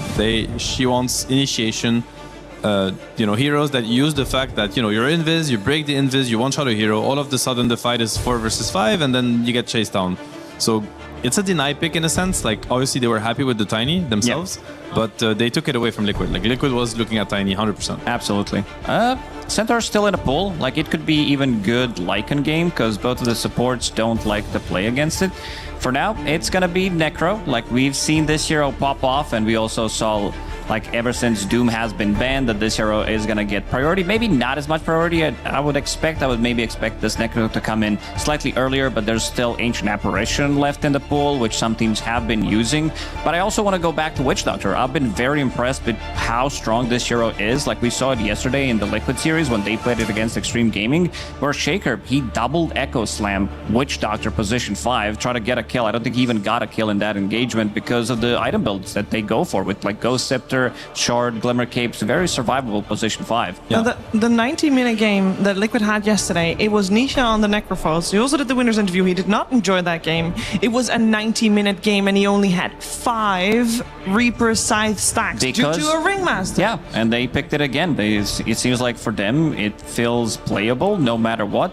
But yeah, I mean, Witch Doctor, like we saw super late game coming out from this hero, level 20 talent, 1% max HP with Tiny, who's going to be sitting at like 5,000-6,000 HP. It's quite a lot of extra HP that you're going to be getting. Yeah, this Witch Doctor heal is no joke. Like it's actually like a strategy in itself at some point. Like it was really impressive. They pretty much broke the game yesterday, Liquid, with the Centaur double heart and Witch Doctor. Very interesting. So you can see also, you know, you were asking earlier, Shiver, like, you know, what kind of advantage you get from just sitting and watching. Well, them taking a page, 2 pages of Liquid's book, essentially, like you can tell that Spirit, they've been watching very closely. Yeah. And yeah, they're even, you know, stealing some of these heroes, abusing the strats that Liquid has maybe, I guess, brought to the tournament. The Necro pick, though, what's interesting about it, I mean, it's playing versus Witch Doctor, a little bit scary, versus Ringmaster. It's not the best Necro pick, it's not like a gotcha pick, but it is a great matchup versus Tiny. Like, and this is most likely going to be, I mean, actually, it could be Ace. If you just go to the Tiny lane, because to be fair, Necro versus Witch Doctor, Tiny is very chill. Like, it's a good lane for Necro. And if it's on Mickey, then it's just a good carry matchup. Because Tiny, at some point, becomes so hard to kill. Especially when you're running supports like Mirana, Tusk, like, but against Necro, he's always a threat of dying. He has to be very careful with when he decides to enter the fight. Yeah, especially with the Invoker from the mid lane, like extra bit of a damage coming up from Sunstrike could definitely make the difference, but I do agree. I feel like this Necro plus Tusk is going to be the offlane duo for Liquid, because a lot of the times, Witch Doctor, not a lot of the times, like 100% of the time, he is the lane bully where he is completely dominating these melee offlaners, and against Necro, he can't really do that because of the extra bit of a heal that you're getting, and also, he's a range hero. Yeah, Team Spirit agrees to ban out the Alchemist and the Kez, as we are most likely looking for that carry hero for Liquid, and they do not get overall last pick, so a lot of the Mickey heroes are out, to be honest. Like, a lot of them are banned. Okay, he goes back to something else, the Sven. It's a cool approach. I think it's cool with the Mirana, like, good synergy between these two heroes. And again, like, they have this playstyle of, like, Invoker's gonna split the map, Mirana, Moonlight Shadow, like, they want like a lot of damage when they enter the fight. Like the first hero that takes contact needs to die. So Sven really plays into that. Oh, and we see Alina. That is interesting. Could it be offlane Pango? Offlane Pango, and this could either be Alina mid. It's going to be Alina mid. Okay. How does Lina do against Invoker? Quite decent, no?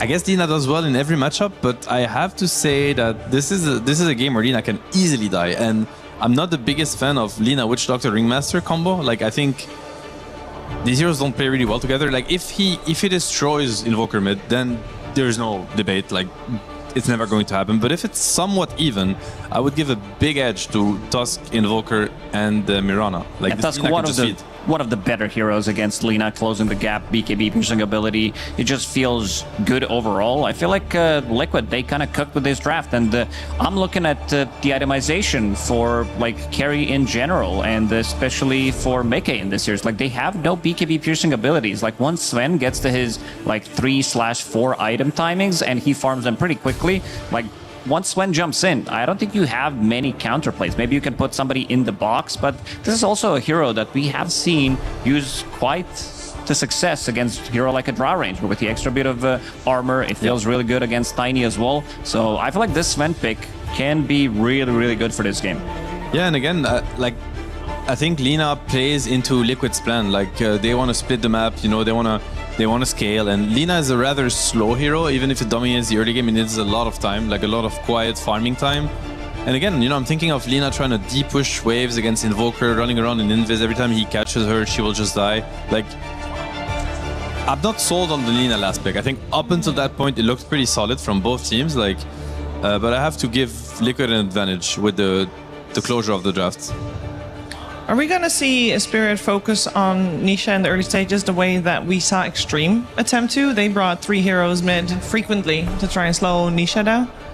Yeah, probably, but again, their trio is not as strong compared to Team Liquid's, and I think this also came down to Extreme Gaming, you know, needed to fix the issues that they did have, play with the rune, so they maybe even overcommitted to the mid lane at one point, but yeah, I just want to see how much this Lina's going to be able to get out of the draft, because we've seen Lina do really, really well.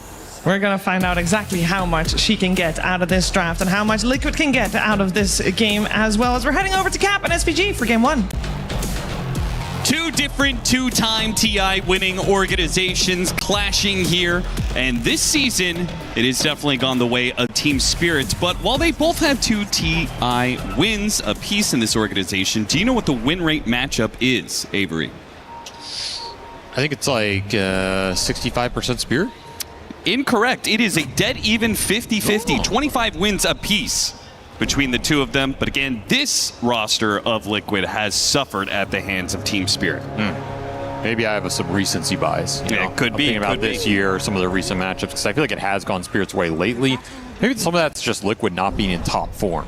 I think if they figure out a little more of this meta, they get cooking, we're starting to see some of the pieces come together. This matchup is going to close significantly in terms of that win rate. So I do think these two teams are evenly matched in their primes. Just a question of who can find a little momentum here today. I think Spirit are definitely favored going into this series, but that's not necessarily a bad thing for Liquid. Like, I think it can be kind of nice to go in as the perceived underdog, and then there's more pressure on Spirit. Not necessarily a team that feels pressure a lot of times, but it can relieve a little bit from you. I'm surprised that you thought it was so heavily in the favor of Team Spirit, given what we talked about yesterday, which was that you feel like Team Liquid's playstyle matches up very well against Team Spirit, and that does persist through many of their rosters. When they're able to cook that. I guess when I'm thinking about this year, I feel like the meta has slowed down a lot, and Liquid haven't been able to drive that tempo we're used to seeing from this squad.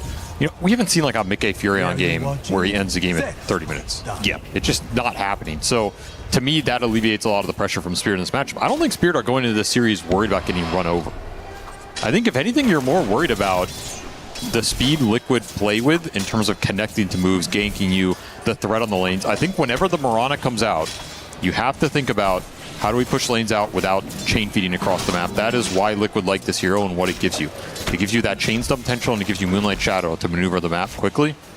You need like Ghost Shove, or you need heroes that can impose a similar threat onto Liquid's cores. That is one thing I do like about the Lina pick and the Tiny here for Team Spirit. It gives you a counter threat. Like maybe you don't want to shove that next wave with the Necropost. Maybe you don't want to shove that next wave with the Sven. I think Lina is a hero that can cause Invoker some issues, but you have to understand the matchup really well. You have to execute it super well. The ceiling's really high, the floor is really low between these two heroes. Okay. And I think a lot of it comes down to knowing how to scale the Lina and at some point getting Blink Dagger or potentially the Shadow Blade buildup, finding this Invoker in the fight and just ruining his day, which you can absolutely do. There's a lot of room for execution there. So I'm kind of excited to see this Lina come out. I'm a big fan of this hero. I still think this hero's busted. I also think this hero has a lot of gameplay against Necropost. If you opt to take the Magic versus Talon at 15, you can just tank some Reaper Scythe straight up. It gets really interesting. And we'll see what Laurel opts for here. So far, lane's going pretty well for him. I mean, most of the time, he's not going to be aiming to use that Reaper Scythe on Lina anyway. No, right? for sure. His biggest modus operandi is going to be, go on this Tiny, threaten him, get him to half HP, Reaper Scythe. And that's why, in some ways, I kind of like what Liquid got here in the draft, game one. I think they cooked. I think Spirit were trying to block a lot of Ace's hero pool with this Tiny Witch Doctor, saying, we're going to preemptively pick the Witch Doctor. We know you want one of these fatty boys in the off lane, the Centaur archetype. We're going to punch you. Shards. Nice tag team is going to do a lot of damage to Rue.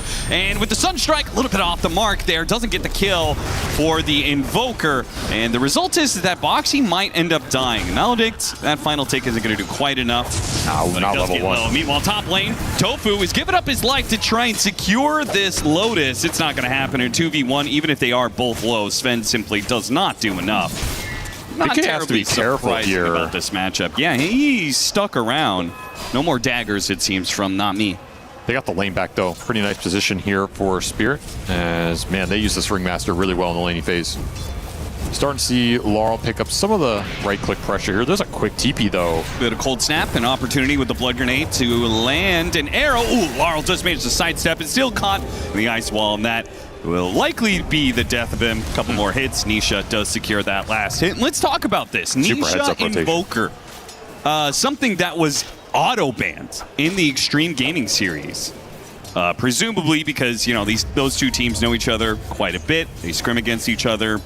Extreme very often is at the Team Liquid facilities when they're in Europe. So they feel like it is a big enough threat that they just don't even want to deal with it. Why do you feel like Team Spirit let Liquid have this? I think Spirit are not afraid of giving a hero like that to a team that will first pick it and they have a lot of time to react. Okay. Because their MO is, we're going to counter your strategies. They're a very good team at reactionary drafting. That kind of makes it sound bad in a way, like, oh, you shouldn't be reactionary, but they're very good at coming up with counter picks, destroying your idea. I mean, the first 10 to 12 years of Dota, that was the way to draft. Yeah, it's kind of an old school idea, and I think it's where Maposhka excels. So I don't think he's afraid of giving you an Invoker and then being like, we have answers to it. We know what you want to do with this hero. We're going to counter it, and then we're going to be really confident in that gameplay. He's going to tank a lot of damage here. It's going to be a bit too much for him. Yeah, pop the Fairy Fire, and it still wasn't even close. That's super nice. Any bonus kills you get down here with the Witch Doctor against the Necrophos are going to feel really good because you are playing this Tiny into Necro. It's one of his worst matchups.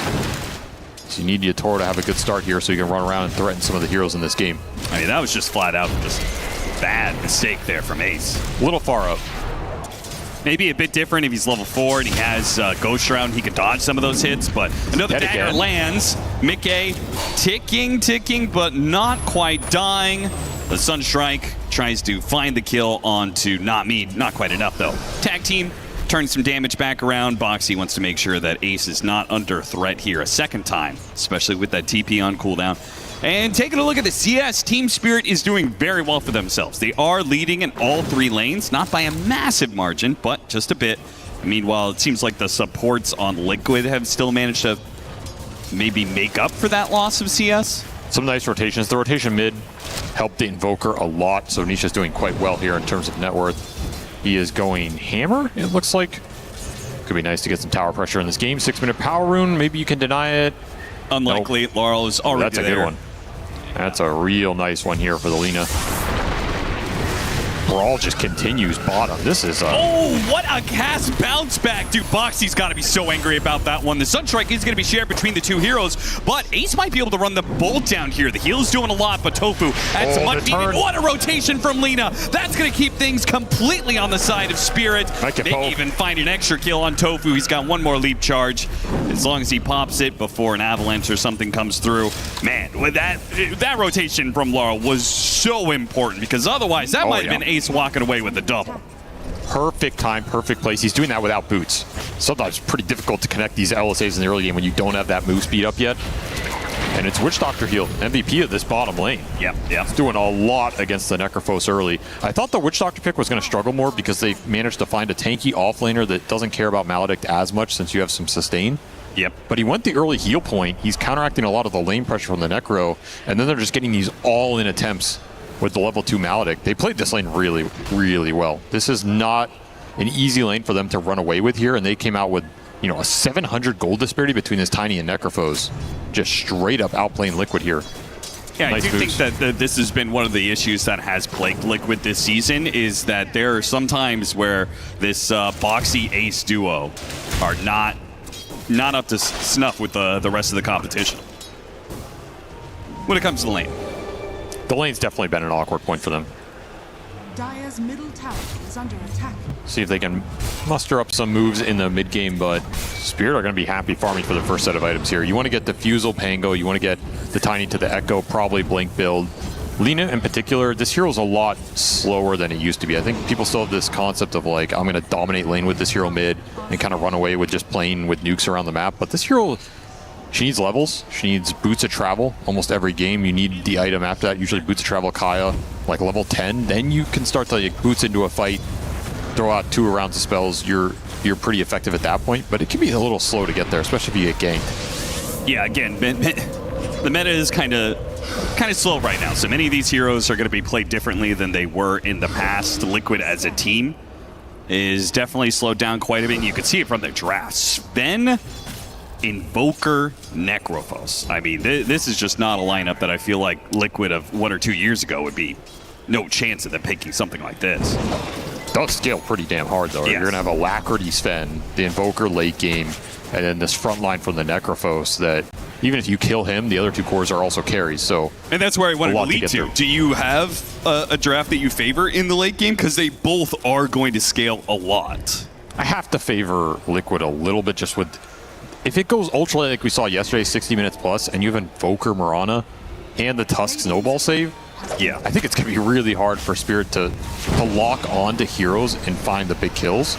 But this Lina is a real wild card. Like, this hero can do some insane things in 5 or 6 slot territory, especially just starting the fight in a weird way where you have this flame cloak, you find some initial stun into burst damage. If the snowball doesn't come out, maybe you're just able to sit there and deal the highest DPS in the fight. It could get real weird. So that's my one wild card for this, but otherwise, I think if you're Spirit, you definitely want to find more action in the mid game, particularly bringing Yatoro into this game with the Tiny build-up. Whatever he prefers, get him active. Arrow, not the longest duration. Snowball's still going to land, though, and they'll catch him on the Reaper's sight. So the first rotation of Ace off of those Boots of Travels is a rousing success. You got to be very happy with that. Super efficient. He can go back through the gate, potentially, if he wants to get back to bottom lane, or maybe just hangs out here for a little bit. All space for the Invoker, too. Nisha just not being pressured at all in this early game. Liquid have to be very happy with the first pick Invoker going unscathed. You don't get that every day of the week here. Yeah, that is one thing Team Spirit do. Their 2 supports are much worse at putting pressure on mid lane. 100%. They don't interact with Invoker well at all. And I was going to be... My thought when this Invoker came out is I thought Spirit were going to first pick something like Clockwork. just get some simple gap close, a hero that's annoying for him that can maybe enable some other heroes that aren't as good as directly interacting with him. Suddenly you have a gap close mechanism. The other answer used to be Void Spirit, but they probably feel that hero is just not good enough. Yeah, yeah. I think Pango's kind of like, you know, it's solid against Invoker, but it hasn't interacted with him so far, so you're giving him a very free early game. I mean, Ringmaster does have to be a good answer to Invoker in a different way, right? With that box save is super good against him. Tofu, not dead yet. Moonlight Shadow is going to allow him to live a while longer. In fact, he even has some launch charges, so he's pretty good to go. Meanwhile, the Tiny actually came through the gates as well. Now, he's going to go back through. They were looking for the fight up here into the tower, especially with the Rolling Thunder potential. They'll just take the nukes, farm up the Diffusal, send the Tiny back bottom. No pressure going into Spirit on this map right now. That's going to be the Meteor Hammer Invoker. If Nisha feels he can start running at some towers and doing some DPS here. Otherwise, you just got to be wary of the Pango's strength in these team fights once that Diffu comes out. Should be strongest hero on the map at that point. Yeah, it's rather spooky. So Liquid likely looking to be dodging fights around right now. Nisha trying to... This is a nasty Invis rune. Yeah, he's got double sentries, so he is already spotted Laurel. I think Nisha's just trying to waste his time a little bit, act like, oh, maybe you could get me. Maybe I don't know you're Invis.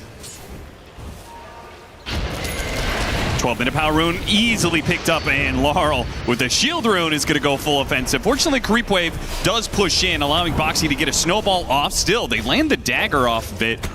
Damage over time from the slow burn, and the dagger is not enough to get the kill, though. A lot of harass. Still have that shield rune in the bottle, so you can definitely push the lane and try and pressure this a little bit. Oh, and they're going to smoke supports. Are you going to hit top again, though? It feels hard to connect on this top lane. It's just Mirana sitting up here. Maybe you look for Sven in the jungle? He's a very tanky boy. If you catch him on the low ground, set up for a good cask. Oh, this is a perfect setup. Them. Yeah, the Mickey should be dead here. They have the whip and the wheel and the LSA. My goodness, they threw every bit of stuns. They wanted to take no risk whatsoever. Make sure Mickey dies. The punish is going to be here, but... Well, actually, it's not the worst punish. I was going to say core for support, but somehow Rue had a killing spree, so that kill was actually worth a little bit extra. 303 gold at its base. That said, you're taking a level 10 Sven off the map during this Mask of Madness period where he's trying to accelerate against the Tiny. Big win for Spirit here. Did commit a lot of ults. Maybe a little overkill, but again, that Sven was pretty tanky, so maybe you needed it all. Collapse. The pressure he exudes with these swashbuckles. Just one round on Tofu brought away half his HP and burned a bunch of mana. Hard to be able to stay out on the map or in this lane when you get your resources burned so easily like that. They are bringing the Invoker top. Liquid trying to fight Got him on the here. Tornado. See if they can land the arrow to allow the Meteor to do maximum damage. Still got off the shield crash, and he can get off the Rolling Thunder with ease here. Maybe not, actually. A little bit of Cold Snap. They have the box to save him. Tofu does manage to get the leap away. Yutaro throws a branch at him, but there's the smoke dodge from Tofu just to make sure he 100% survives. Not me. Yeah, going back up to that high ground, trying to bait him in. I mean, Team Spirit got to be the stronger team in these fights right now, so understandably, Not Me is trying to dare Liquid into fighting him. They do have Ace coming over. The Centaur Stomp. The Centaur Stomp. That just ruined Ace, who was looking for the Reaper Scythe kill onto Not Me, and now he's in big trouble. He got mana burn. He's going to pop his Ghost Shroud to dodge this damage from the Pango, but it easily sets up for Lina, and now Tofu's going to get bumped as well. This was just not a fight that Liquid was ever going to win easy, and as soon as they missed out on the Pango kill, I think it was all gone. I would have just bailed after Collapse survived the Meteor damage. To me, that was not convincing enough. I'm like, okay, I'm going to go farm. Yeah. Because you don't have God Strength there. If you have God Strength, I think you could maybe take the second half of that if you bait Spirit in deep. You're going to get God Strength. You're going to maybe get the Reaper kill. That Centaur did him no favors, but I don't even know if he really could have landed much there. You have some heals coming through. You have to be very careful with going for the Reaper kills in this game. We saw how much the Ringmaster can do a disservice to the Necrophos in that regard. Right. Like, you go in, this guy's low, I'm going to Reaper him, he gets boxed, and then you're just stuck in no man's land. Which means so often the Necro then has to try and Reaper the Ringmaster, and that's... I think it gets weird. Positioning-wise, not really where it wants to be. I'm also surprised Liquid wanted to fight that so bad because you have a lot of farm on the map right now. You don't have a lot of fight. Like, you have a Boots of Travel Necro, you have a Meteor Hammer Boots of Travel Invoker, you have Mask of Madness Sven. These are all items designed to accelerate you across the map in the jungle to get you to your fighting items. Like, I don't get Boots of Travel and I want to fight, right? I want to get a Reaper kill, or I want to get some random pick off somewhere. But if Spirit are going to group for a tower, and they're going to bring the Tiny into that play, you're not advantaged in terms of the net worth at that point. Snowball rolling after him, does catch Not Me. Actually threw out the wheel, hoping that it would somehow save him from a fate, but very dead. Boxy, while he's there, we're seeing a lot more sentry blocking camps. And it's definitely been a heavy trend in the last 6 months. Meanwhile, Ace dying on the other side of the map is a way bigger deal. Team Spirit making use of this early Shadowblade. Yatoro is on the hunt. He's got 9,000 net worth, rather largely, and that's about to grow as every objective is going to fall. He's so fat. We saw how effective this Tiny was in Mickey's hands yesterday. I think Liquid understand the strength of this hero, and Spirit just took it out of their hands. They would way rather have carry Tiny than Sven. I guarantee you that. Yeah. He's just a faster version. He creates more threat on the map. He invades your area sooner. This could be a big problem for Liquid. They don't have good heroes to fight the Tiny directly. You just have to kind of shove the waves out and dodge him. And yeah, Toro, he's on the hunt. He is great with these Shadowblade carries. Caught him and killed him. Tofu goes down, and these are just easy kills for Yatoro. Making these rotations like this, I mean, it's not slowing him down at all. Every hero kill that he gets, he's not losing out on GPM. Squishy heroes in this game. You invested in early Boots of Travel, but you're losing map control. And this is where the pickoff game between the Lina and the Tiny is going to cause Liquid some issues before the true lane shove comes online. Like, it's a little slower to do right now. You have to linger in some areas, and that's where you're just afraid of where these two cores are right now. Yeah, things like Necro, off-lane Necro, having to go Boots of Travels, then a Radiance, like this. He's very until susceptible. You get that third item that actually tanks you up a little bit. And even then, at the rate, if you're behind a net worth like this, like Lina and Tiny are just going to be always able to one-shot you. This is where winning that lane is really important. If you're ahead on the map as the Necrophos, you get more ahead. When you're behind, the Tiny pushes you farther behind because you're afraid of where you're going to show. Even if you buy a Wraps right now, I'm not sure it saves you from the full Tiny combo with any follow-up. Yeah, I don't think so either. I think it might be some sort of weird game where you have to just rush BKB third item on Necro. Maybe. It's also not a spell Tusk can save you against. Avalanche is just way too annoying to blink into. We're also seeing Tofu. You talked about the Mirana. I thought one strength you didn't say about the Mirana is... Oh, he's sure looking for big plays. Rune, if the arrow lands, it's real good, but it does not. And the opportunity is gone, and instead it's going to be Nisha dying. And look at Not Me coming in from behind with the wheel as well, making the retreat real difficult for Liquid. They're going to bleed out multiple heroes here. It's the two supports and the Invoker. Spirit looking in prime form right now. They're not forcing any bad moves. They're connecting everybody to the fight. And it's Liquid who look pressured to make something happen. But again, you just don't have the items for it right now. Mickey's going to try and get something here. Trying to get a fast kill on Rue, but now he's going to get Avalanche. Now he's going to be stunned up. The Reaper Sight does manage to cut down. And at the same time, Yatoro doesn't threaten Mickey. That is the one hero he's going to have a hard time bursting down. The Maledict will do enough. It's close. 150 HP left over in the end. That's something. He almost kind of botched that play. He didn't get the Stormhammer off before the bomb silence. That was a little weird. But you get the job done. Got to protect your wards against the Ringmaster illusion.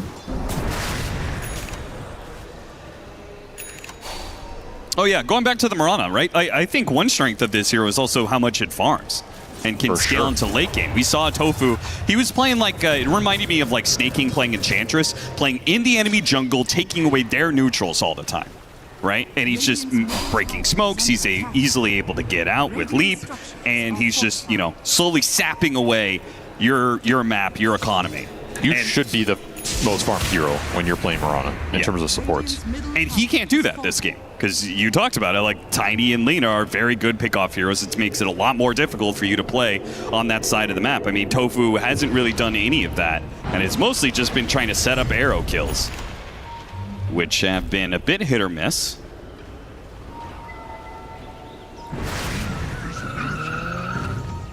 Full Silver Edge for Yatoro. He is scary in this game.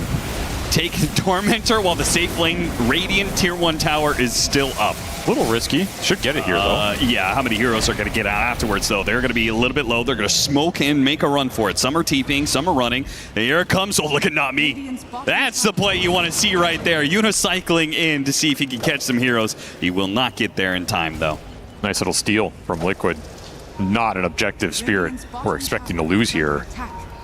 Yeah, especially moving, like it's even worse when you move all 5 heroes of Team Spirit to that corner of the map, find nothing for it. Like Nisha's ratting you out right now. He's already bought out his shard, so he's going to be doing this very, very stupid ghost walk, pushing, which we got to get this out of the game sometime. It's pretty ridiculous, especially since it procs Searing Signet.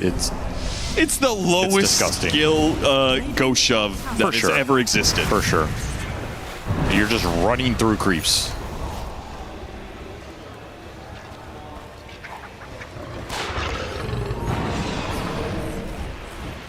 Need some blink daggers to punish this. Even then, it's pretty difficult to find this guy. Liquid trying to set up something for Laurel up here. All right, so Laurel knows the Invoker's here. Nami's going to try and spring forward and catch him on the Essence Distiller. Almost had him. Yeah, got him on the dagger. It is a great item against Evoker here. All right, so some heroes showed. Immediately back to the other side of the map. Team Spirit with more map control. They're the ones who control the gate, so they can be moving back and forth a little bit more efficiently, but it's a game of cat and mouse. They're trying to hunt down these Liquid heroes. And Liquid so far, right now, are doing a good job dodging them. They're getting more off the map. This is what you want with the double bots, plus the Sven. You're going to farm a little faster right now, but not by much. But these items should pay off, particularly the Radiance for the Necrophos. If you can get to a couple items worth of survivability, you're a lot more confident to enter that fight. I'd say the Blink for Boxy is also huge here. He's pretty close, 100 off. Gives your cores a lot more confidence to just go in the fight if the snowball save can come out.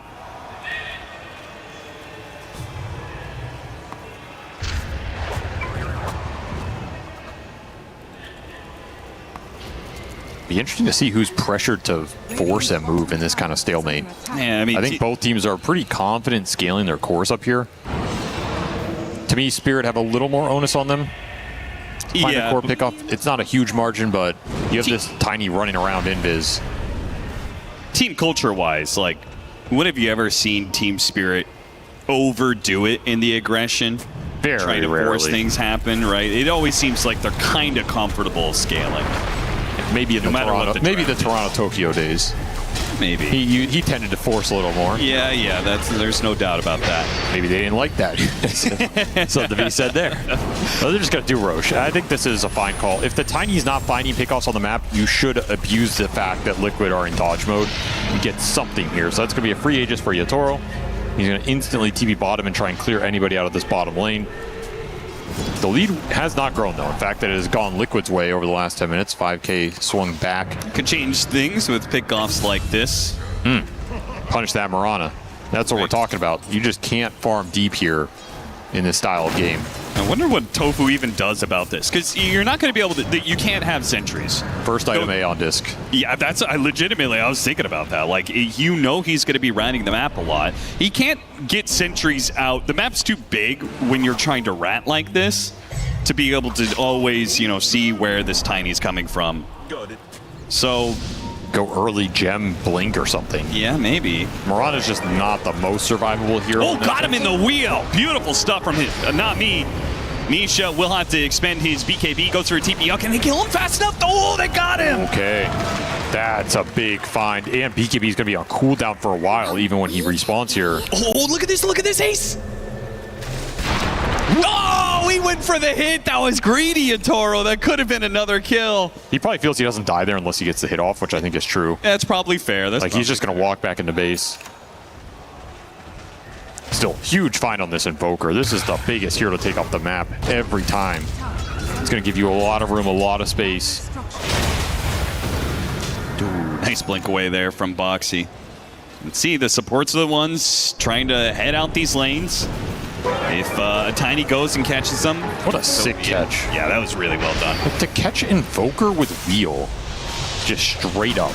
Like, the execution of, like, casting the spells is kind of like whatever, because, you know, Invoker's running in a straight line, but to have that set up in the first place, right? Exactly. To have those wards in that position, be ready for the idea, the timing, not get counterplayed, you're hiding behind a tree, all those little vision things is what makes that play work.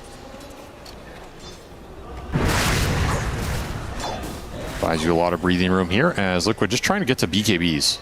They're going to hit a really nice triple BKB timing in this game very soon if that Necro BKB arrives. All right, so Avery, are they going to fight with those BKBs, or are those BKBs that allow them to pull the Nightfall? No. You're fighting with that. Okay. You have Gem on the Invoker too. They did purchase it up off the back of Tofu being mega rich here.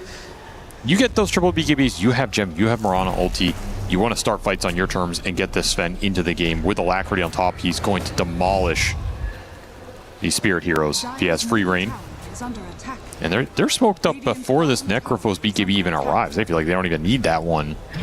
That's interesting. I wonder what they see from their perspective that says this is an opportunity. Right, the only reason you go before your item timings is you think there's an opportunity. You see something on the map. Must have just been some quick call from Boxy that they're going to try and pick somebody, like try and find Lina on the enemy triangle, I think was your best opportunity there. Okay. Law's just already very tanky. He already has BKB. He has Shielder in the bottle. You have the extra magic resist from the Flame Cloak. You do not want to underestimate how tanky this Lina is. Now, the Sven will chop him down because he has no armor. But outside of that, he can tank a lot in this game. I do think that this little move here from Team Spirit, pushing in the mid lane, now looking to take this top tier 2, delayed by the glyph a little bit, but I think this, you know, they're accelerating the game a little bit nicely. They scan their own triangle. They know. I mean, they're playing so much of the enemy side of the map, and they're going to go for the kill on Rue, but the entirety of Team Spirit is on their way. And the BKB is up for Mickey, so you can just BKB TP out. This time around, they will definitely not have the damage.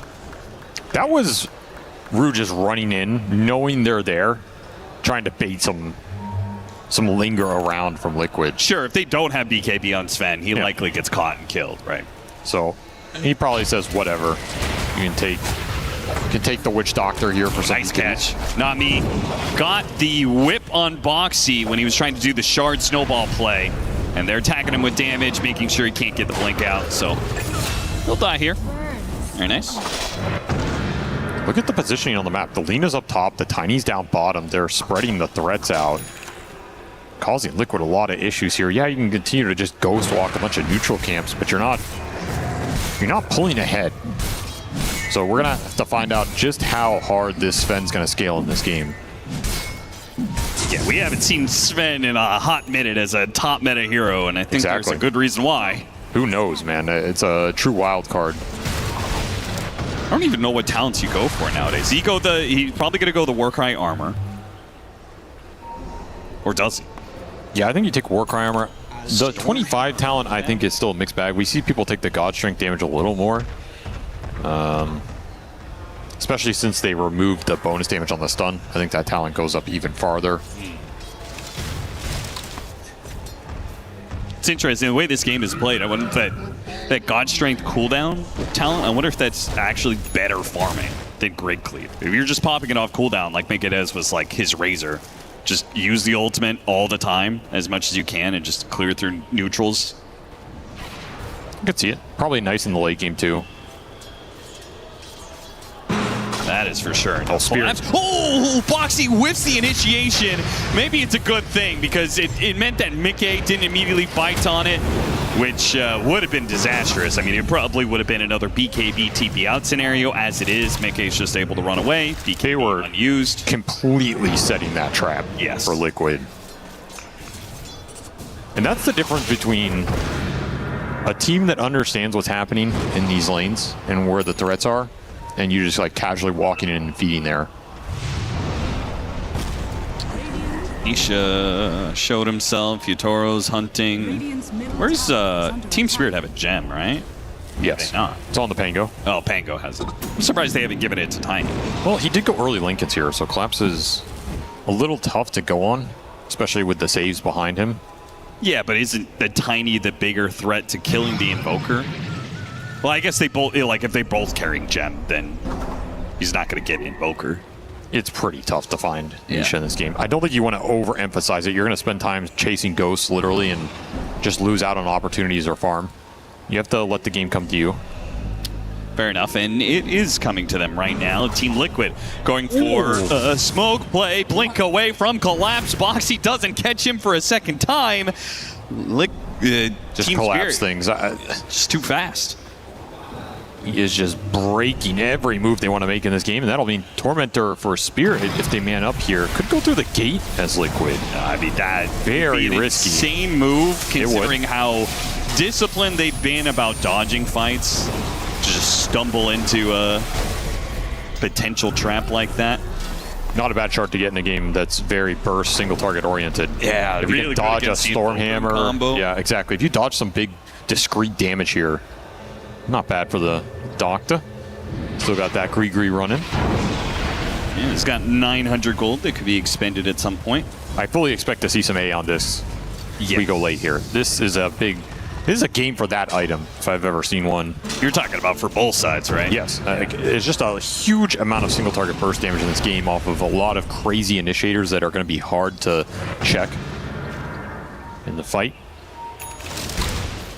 Still less than a 5k difference here. There's the Basher for the Pango, though, so now you can't rely on the BKB TP. No more Nightfall Dota here. And there's the Blink for the Lina. So to me, this is when this Lina Invoker matchup starts to shift a little bit, or at least the threat of Laurel onto Nisha goes up considerably.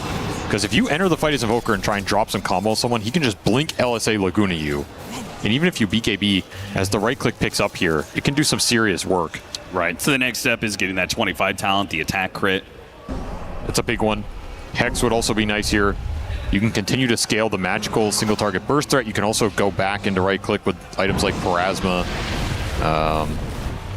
We'll see what Laurel opts for here. Yeah, I think Scythe, when you already have Blink Dagger build up, that sounds pretty good to me. You also have two other. If you go Shadow Blade. You have two other physical damage cores.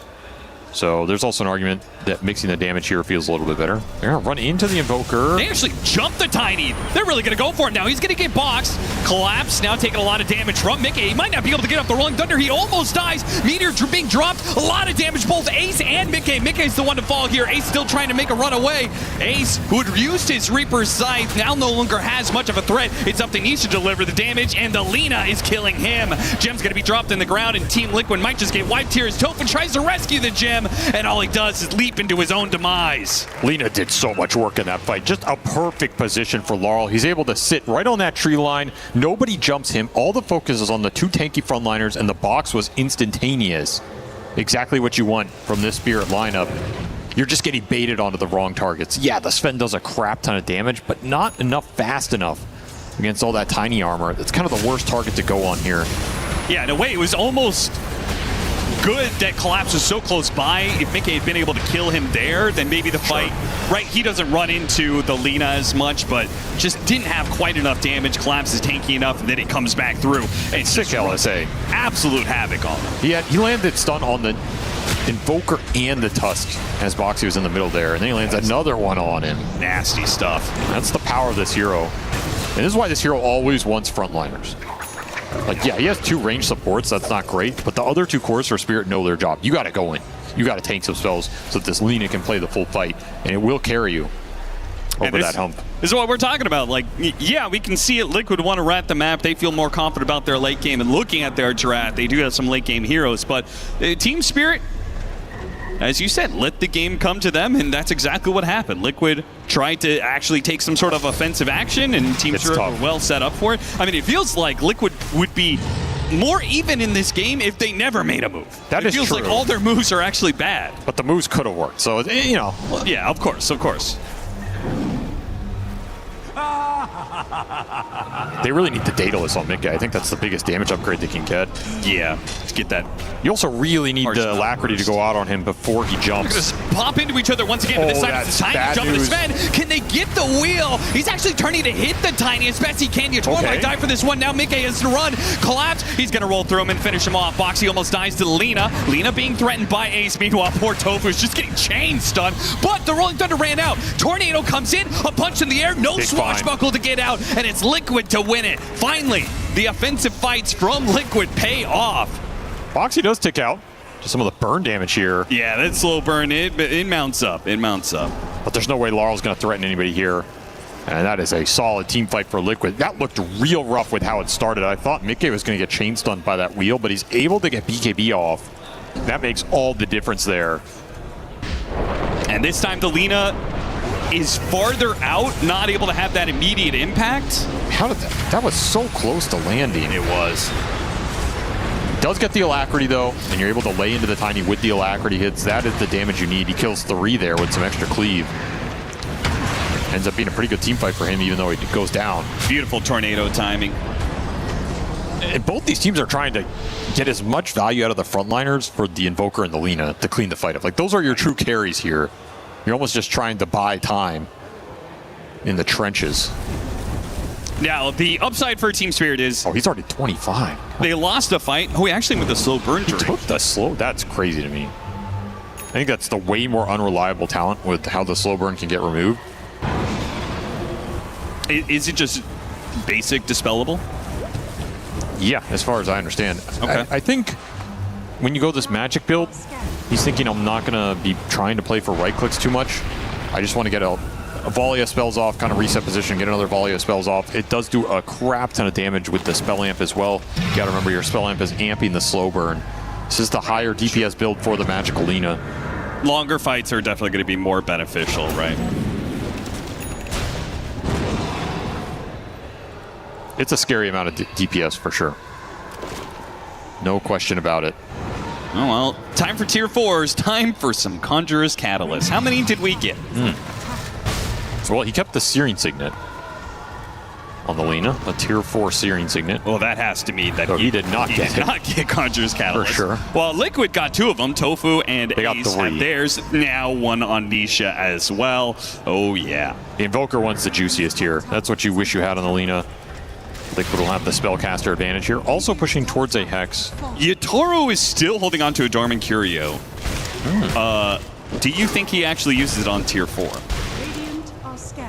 Because I feel like... The tier 4s aren't that great, I think, for a lot of the right clickers in this meta right now. Yeah, like Giant Small is just a bit underwhelming, right? There's no way I'm using it on Giant Small. Yeah. There's no way. Imagine an If you upgraded get tier players 5. DOTA, you take that, right? I could see that one. Yeah, it's super good on Tiny. That item is disgusting on this hero. And if he doesn't get players DOTA, he might just hold it for tier 5s. Because it's a dead even match. 4,000 net worth lead for Team Spirit isn't really much at this point in the game.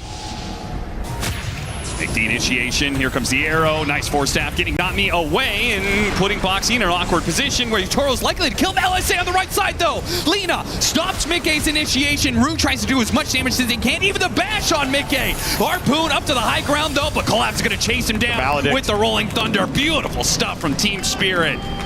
How did they find him there so quickly? Yeah, seriously. It was right as Mickey was about to make his blink in. Nisha gets dodge, collapse here. It's the bash that he's afraid of, pushing him back with the Deafening Blast, and now the BKB is expended, and he'll be caught as well. 3 down on Liquid side. The Spirit supports are just so fast and decisive. That is what separates them from a lot of other support duos in my mind. Like, they do not hesitate. The second that LSA landed on the Sven and they saw him, I'm assuming with flying from the Flame Cloak, he was like dancing over the Roche pit. Yep. He just instant jumped with the Witch Doctor and tried to cast him. And honestly, Liquid got lucky that cast did not bounce. It could have just perma chain stunned them right on the spot. But you still are able to land the Maledict. You're able to survive with the switcheroo. And that's just a rough fight. This is kind of awkward. Team Spirit went to Roshan afterwards, but they're not healthy enough. with an Aghanim Scepter. That arrow came through, it hit the Tiny, it did the Starstorm, and it's just dangerous enough. Team Spirit feel like they have to take the fight. They have to take the fight, and the numbers advantage. They do manage to burst down Tofu, but it costs Not Me his life. Ace doesn't have the Reaper's Sight, so he's really not much of a threat. Spirit know it. They're just running in. He's going to chase down, and Ace is going to die as well. Got off the Ghost Shroud. He'll live a little bit longer. Maybe it's different if he has like 25, but again, without Reaper's Sight, it's just kind of like, okay, he's there, but... Another sick call from Spirit, recognizing the situation, not afraid to overcommit with low HP cores because the Reaper's on cooldown. They just instantly go. Like, there's just almost no hesitation. I cannot believe Nami just jumped in there like that. He basically jumped with nothing, died instantly, but then you get a good fight. Because I think Liquid are just confused at that point. Because if they don't play that as fast as they do, they don't catch Liquid, you know, a little bit out of sorts, and Liquid just kind of pokes at you with these spells. Roshan then swaps over to the other side. Like, then things get really awkward. But, as you said, the speed is the name of the game for Team Spirit in this. Fast decision-making leads to big dividends. And they get a gem out of that as well. I believe Liquid, no gem for them when you're running this Invoker with the Ghost Walk. That's going to really sting here, especially against the tiny threat with the constant Silver Edge initiations. So these gems are invaluable in a game like there's a full Abyssal for the Pango, even more control for the Sven. To me, this is the anti-Sven item. I think Sven hates playing against Abyssal more than any other item in the game. Yeah, I mean, the fact that so Collapse valued that item so heavily that he still doesn't have an Aghanim Scepter. Right? I'm totally fine with this. I think if you go in there and you Abyssal Sven and then you bash him at any point, you remove half of his BKB duration, that is the hero. Like, he will get slain in these team fights without BKB available. You have to get a lot done in that window. Yeah, is there any hero that's more dependent on that BKB window? Any carry that's more dependent? I feel like Sven's got to be number one. Little pick off. Oh, what a cast! Does that lead to the kill on Nisha? Ooh, gets out of the LSA ever so barely. Now Mickey comes through, went after Collapse, but he already got off the roll up, and now the Rolling Thunder chase down the backline. He's going to go after Nisha, and they got him on the Avalanche right now. Abyssal Blade on Mickey on the way through, and Nisha just can't make it out. He gets bashed up trying to get through the gate, but Collapse is there on the other side to welcome him to his home. Ace went in with this BKB. Nobody's really low enough to be threatened by him. They are going to offer him a way out, but with so much mobility on the side, they're able to get Chase, and the damage is just not there, man. They try and get a kill on Collapse, even if they did manage to get that. It is Liquid almost getting wiped inside of their own base. Beautiful chase down. Multiple target prioritization. The wheel is displacing everybody in the fight. The Sven jump did not work out due to some more quick reactions from the Pangolier. It's so hard to jump this team. And after that, it looks easy. Double Laguna, a lot of slow burn damage coming out, and you're just running people down. And once that fight is broken, once the Sven has to retreat, there's no hope of turning it. The Pango's just rolling at your Invoker. He can't turn that situation. You got an Abyssal on the Sven on the way out. Just a nightmare in terms of the control coming out from this lineup. I mean, they have 5 stunners. If you don't get something done in the first few seconds of the fight, you're not out controlling this lineup. It's impossible. Yeah. Ace's off-lane Necrophos is still trying to get level 25. It almost has a Shiva's. But frankly, this is twice or maybe the third time now that we've seen this hero just, even as it gets the farm, there are times where in certain matchups it just can't seem to do anything. Anytime these Reaper Scythes are just too difficult to land. Spirit did a decent job addressing him. You have the box save for the Reaper, and you have a very good matchup in this Lina that's going to always cause Necrophos problems. Very tough hero to gap close, very high move speed hero, very high magic resist hero. You don't have a lot of options here. And as Lina's pushing towards 30, all the talents are pretty nice on this hero. He's going to scale even more. Yatoro's out of control. Like, these two carries are just behemoths. If you bring down one, it feels like the other is going to have so much time to just wreak havoc in the fight. Hey, you talk about how the burst damage is so important. 3 pendulums on the side of Team Spirit, nice. One of which is the Unleashed Pendulum on Tiny. Oh, so 4,700 HP, and 39% of it is delayed over the course of 5 seconds. You're just not going to kill him in that window. Well, that's a lot of damage there. Did he actually pop the Reaper Scythe? He didn't, but now he's been stunned up. He doesn't have to use his BKB. Ace actually holds off on it. Still thinking about that Reaper Scythe, though. Opportunity, Mickey getting caught in the wheel. They don't really have much of a safe box. He's trying to, operate there, but he got his snowball blocked by the Lincolns. Wait, what bumped Yatoro there? Did he get force-staffed or something? I didn't see. Like, the Sven jumped just gone. Yeah, the Sven jumped him and he bounced away, but he did not harpoon. That looked really awkward. Well, they got a number of force staffs. Maybe not me bailed them out. I instantly clicked on him, and his was off cooldown as well, I believe. So who knows? Well, the ability to play the map gets worse and worse. The Abyssal Blade was a really big pickup for that. Now you have the Scythe of Ice. The initiation went on to collapse, though. Yeah, but the they Lena's kind of here. set up a trap, but the Lena's already hit Nisha. Nisha gets off his BKB late, but he's so low, he has to just play off Face's heals to stay alive. And here comes Yatoro. Boxy, lucky to be alive for now. I can't believe everyone of Liquid is actually able to make it out. It's the one fight where Team Spirit, the last little go of things, weren't 100% sure about things. They didn't give chase. This Witch Doctor heal is really annoying if you can't burst targets, especially for these tanky boys on the front line. He has the level 20 talent. He's doing a lot of work. You can just infinitely keep this up. Maybe there's some hidden strength in this hero that we're starting to see in this event. Just sitting around these high HP targets with the heal running puts a lot of pressure on you to execute these burst moves successfully.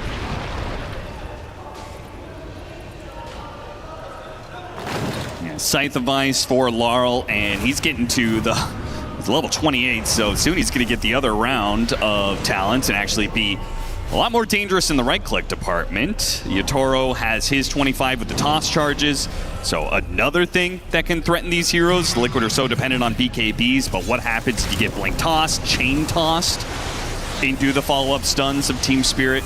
Nothing good for you, I can guarantee that. Yeah, Boxy's going to have to be super clutch. He went BKB specifically so he can pop BKB, blink in, snowball save somebody, but does that even really bail you out? Or are you just setting up for a bigger LSA at the end of it? You have to connect Alacrity Sven on one of the Pango or the Lina, I believe. That is your one way to winning a fight. And the Invoker combo has to come out. Somebody has to get Reapered successfully. There's a lot of things that need to connect here for Liquid, down 30K. And if they could stall this game a bit, they can get 25s on a couple of their cores, which they just don't even have that influential 25 talents. You don't think the Sven one with the Alacrity, right? This combination of things. I feel like that big of a flat damage bonus. They're small. I view them as damage upgrades, but it's not going to change the fight setup. And I think that's the biggest issue, is finding the heroes you want to find. Who are you jumping here? There's just no easy targets. Sure. So in that case, you view like Mirana's 25 a bigger change because it gives you better opportunities to, work around these fights. Exactly. At least then the setup of the fight changes. It becomes more chaotic. You're landing these random arrows. Maybe you're going to pop someone's A on disc. You create some more opening. You might just hit this Lina.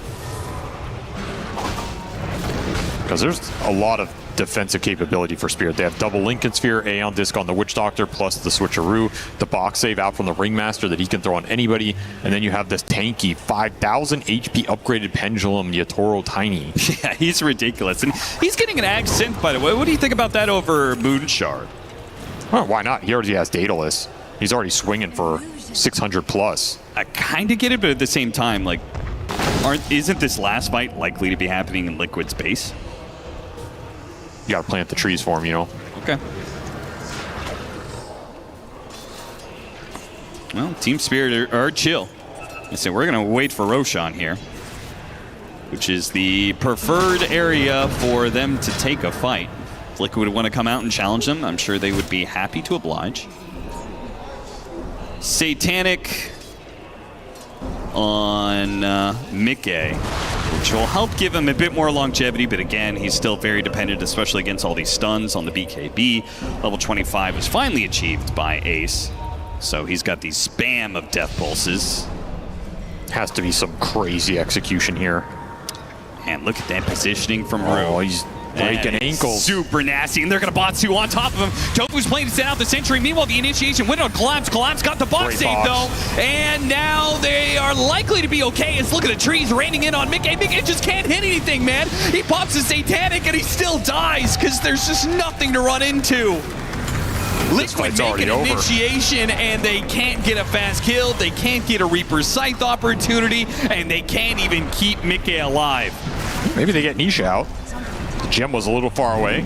Oh, pump fake. He's like, maybe I Reaper Scythe the Witch Doctor? I mean, there's nothing else that has been given to me. It's funny. Wait, Team Spirit are not. They're trying to hunt the Invoker. Now they're going to turn back and go for him. Make sure the Invoker doesn't have an opportunity. They do manage to burst him down. Could have been very different if Ace lives long enough to start getting off some of those heals and had that Reaper Sight to throw on Yutoro, but instead, all 3 cores are able to chase after the Invoker. Well, being a bit low. Maybe Nisha can make something happen here. No, he's just out. Not going to wait for the next round of spells. He does not want to risk getting swashbuckled or avalanched just to try and save Tofu's life. A heads up TP from Yutoro to close the gap at the other side. There's some glimmers of hope in that fight for Liquid, but ultimately, again, the Sven just can't play the long con here.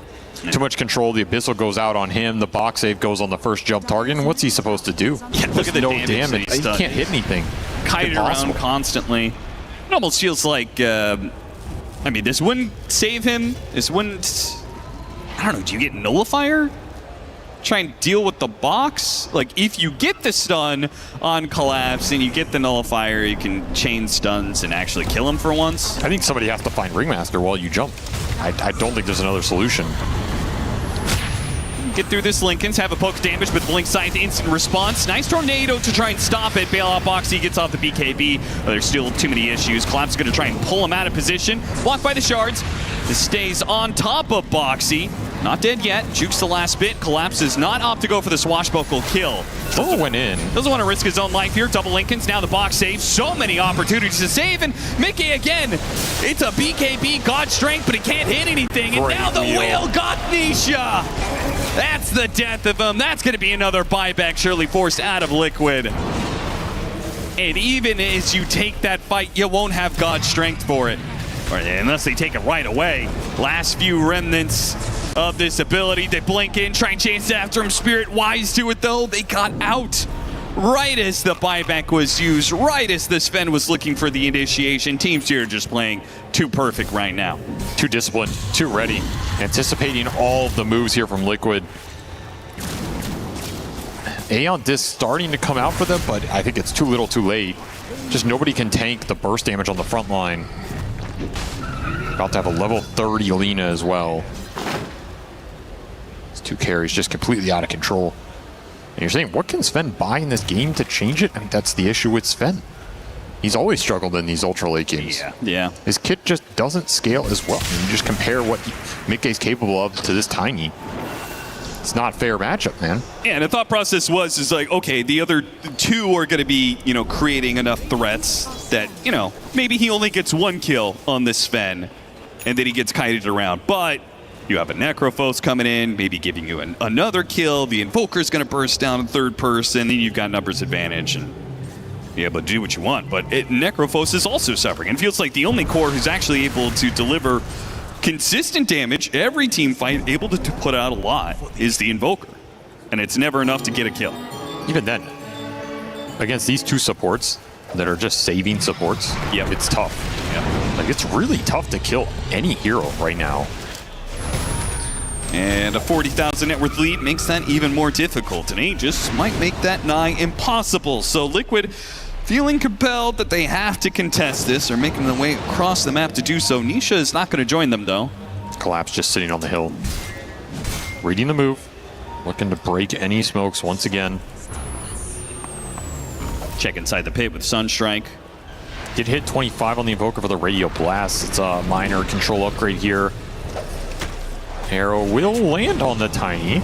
Opportunity. Collapse sitting on the high ground, ready to go with the Rolling Thunder Blink, and he makes the play. Hot hit 2 immediately. There wasn't an avalanche to be able to chain it. Great stuff from Mickey. Sven stun. It almost killed the Lina there, which would have been a dream. Tiny is getting kited around pretty heavily here. They do have a good death ward being set up, and the stuns onto the Sven. Still though, Mickey, very different fight. He was able to get an initial kill, and Lina almost actually died to Tofu. Tofu chased after him. After the hits from Mickey, Laurel managed to dodge that, doesn't die to Tofu, and Tofu will die instead. Collapse. He's the one cleaning house now. Killed the Invoker, kills Tofu, and back to the pit they go. Great jumps from Liquid. Like, they found the supports. Very hard to bring these guys down through all the defensive items, but that is who you want to isolate first. And they almost got Laurel there. Could have changed a lot if they can keep Nisha alive and slay Laurel. That fight may go their way in the long run. It's just overwhelming advantage at this point. Yeah. And that's the Lina problem. This hero is insanely tanky for a ranged damage dealer this late in the game. Like, he has so much magic resist, it's ridiculous. Yeah, no, areas like the Roshan pit, right? It's a central area where he's able to play on a cliff. No other hero is able to play on the cliff like he is. He's only a flying hero with 80% magic resist. Good luck. Yeah. You can't reach him as the Sven. He's sitting on top of the Roshan pit walls, and the Invoker is not going to kill him with that much magic resistance. It's going to be Megas. Liquid here for the long haul, though. It may not last. Team Spirit are not going to give them much of a respite here. They're just going to keep the pressure on. Banner drop. Tier 4s are going to be falling. More disciplined gameplay. Respecting the throne defense. There goes the banner. Snowball pickup not needed on Ace. Ace is still difficult to kill at times. The base, not so much. Reaper Scythe up in 5 seconds. Not ready to go. The cast. Beautiful. Bouncing between all 3 heroes. Mickey on the back lines. We'll be able trying to do what he can, but it's just a BKB TP out, and now he has to try and go through the front door, and that has been an indomitable force of Team Spirit. Collapse and Yatoro just simply too tanky, too much of a menace to defend, and yeah, these casts are just devastating. Rue has been killing it in that department. A buyback from the Sven. Who cares? Yatoro just chain stuns him up again. They finally drop the Reaper Scythe. It's still not enough to get the kill, and he had the extra life of the Aegis. So even as they do kill him, it took everything they have to kill this tanky Tiny. Now he's going to come back in his second life and get both of them inside that avalanche. A celebratory toss up in the air as Team Spirits will claim victory in Game 1. Yeah, Creeps will finish the job while they're farming some heroes. Adding to the stat pool here as a very convincing win for Spirit in Game 1. I mean, what point in that game, looking back, did Liquid have momentum? It's pretty hard to pinpoint any minute. No, they had stall. They had keeping Team Spirit's momentum at a bay for the first 20, 25 minutes. There were definitely some neutral points. Yes. But I don't think it was ever, oh, this is starting to go Liquid's way. Like, it just never felt like that. And I think that's a testament to how well Spirit can read the map, set the lanes up, bait people. Like that one go bottom, that was a bait. Now you're worried about where that is. The Tiny got involved in this game super early. To me, this Tiny has to go up in priority in Game 2. It's a hero that is going to be really important for Liquid in this matchup, especially with what they've shown has worked for them in this event so far. You don't want to end up in a situation where they have the Tiny, you have the Sven. To me, that is one of the bigger trades that define this game. I feel like Ace's hero pool is kind of a problem right now. I feel like Liquid, from the offlane perspective, right, they picked up their Centaur in the previous series with the hard play, and it didn't actually win them the game, right? I think the Necrophos has kind of looked, bit sus. They lost different games where it's just not really been able to accomplish much, despite having the items to do so. I agree. The draft composition has made it very difficult for the hero to be able to play. I think the Witch Doctor pick scared them off of a lot of the traditional ace heroes they wanted to pick there, and they went for something cheeky. And I think from a theory standpoint, it seems good. Like, it is a hero that can play into the Doctor a lot better. You have some sustain. The lane should go better. They just got a little out executed. It fell behind. And then the Necro doesn't really play well with the other 2 cores, I think. I think that's what really hurts you here. Like, it doesn't have a direct purpose in this game, especially against Ringmaster. There's nothing else that really forces the box in this game other than a Sven jump. And even in that situation, you're kind of happy to throw it out. Like, okay, are you going to commit all of your Sven and your Reaper on one dude? Well, we have multiple carries in this lineup. So, cool draft from Spirit. 17-1 and 18 on that Lina. Laurel, I mean, he cooked this game for sure. Absolutely cooked it. Yatoro also wins 17-1 and 14 behind his compatriot by 4 assists. Both of them did a wonderful job, but I mean, Team Spirit as a whole, the supports were cooking in so many of those team fights. You talked about the fast decision making. Collapse was just a constant nuisance to Mickey most of the game, but it was able to hunt down Nisha a couple of times. A very definitive victory for Team Spirit in Game 1.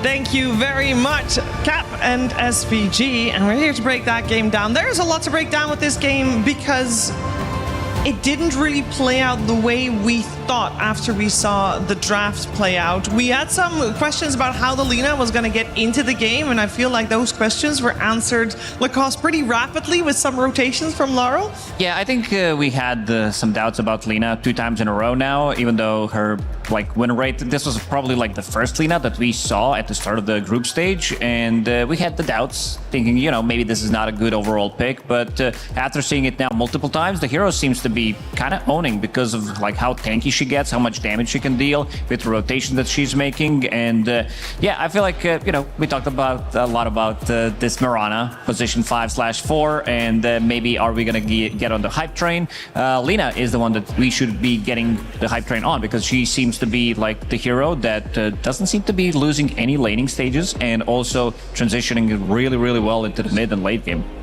Yeah, I agree. I mean, I'm quite surprised also with this Lina. I think it's maybe my read on the hero is like outdated in some capacity, because it is deceptively tanky. Like it's pretty crazy. Sometimes you see the Lina, you're like, oh, he's too close, he's getting jumped, and you're like, wait, who's jumping who actually? Like he doesn't care at all. So very interesting hero. Like I have to agree with this one. Obviously, like stellar performance by both. They have the exact same score almost. That's pretty funny.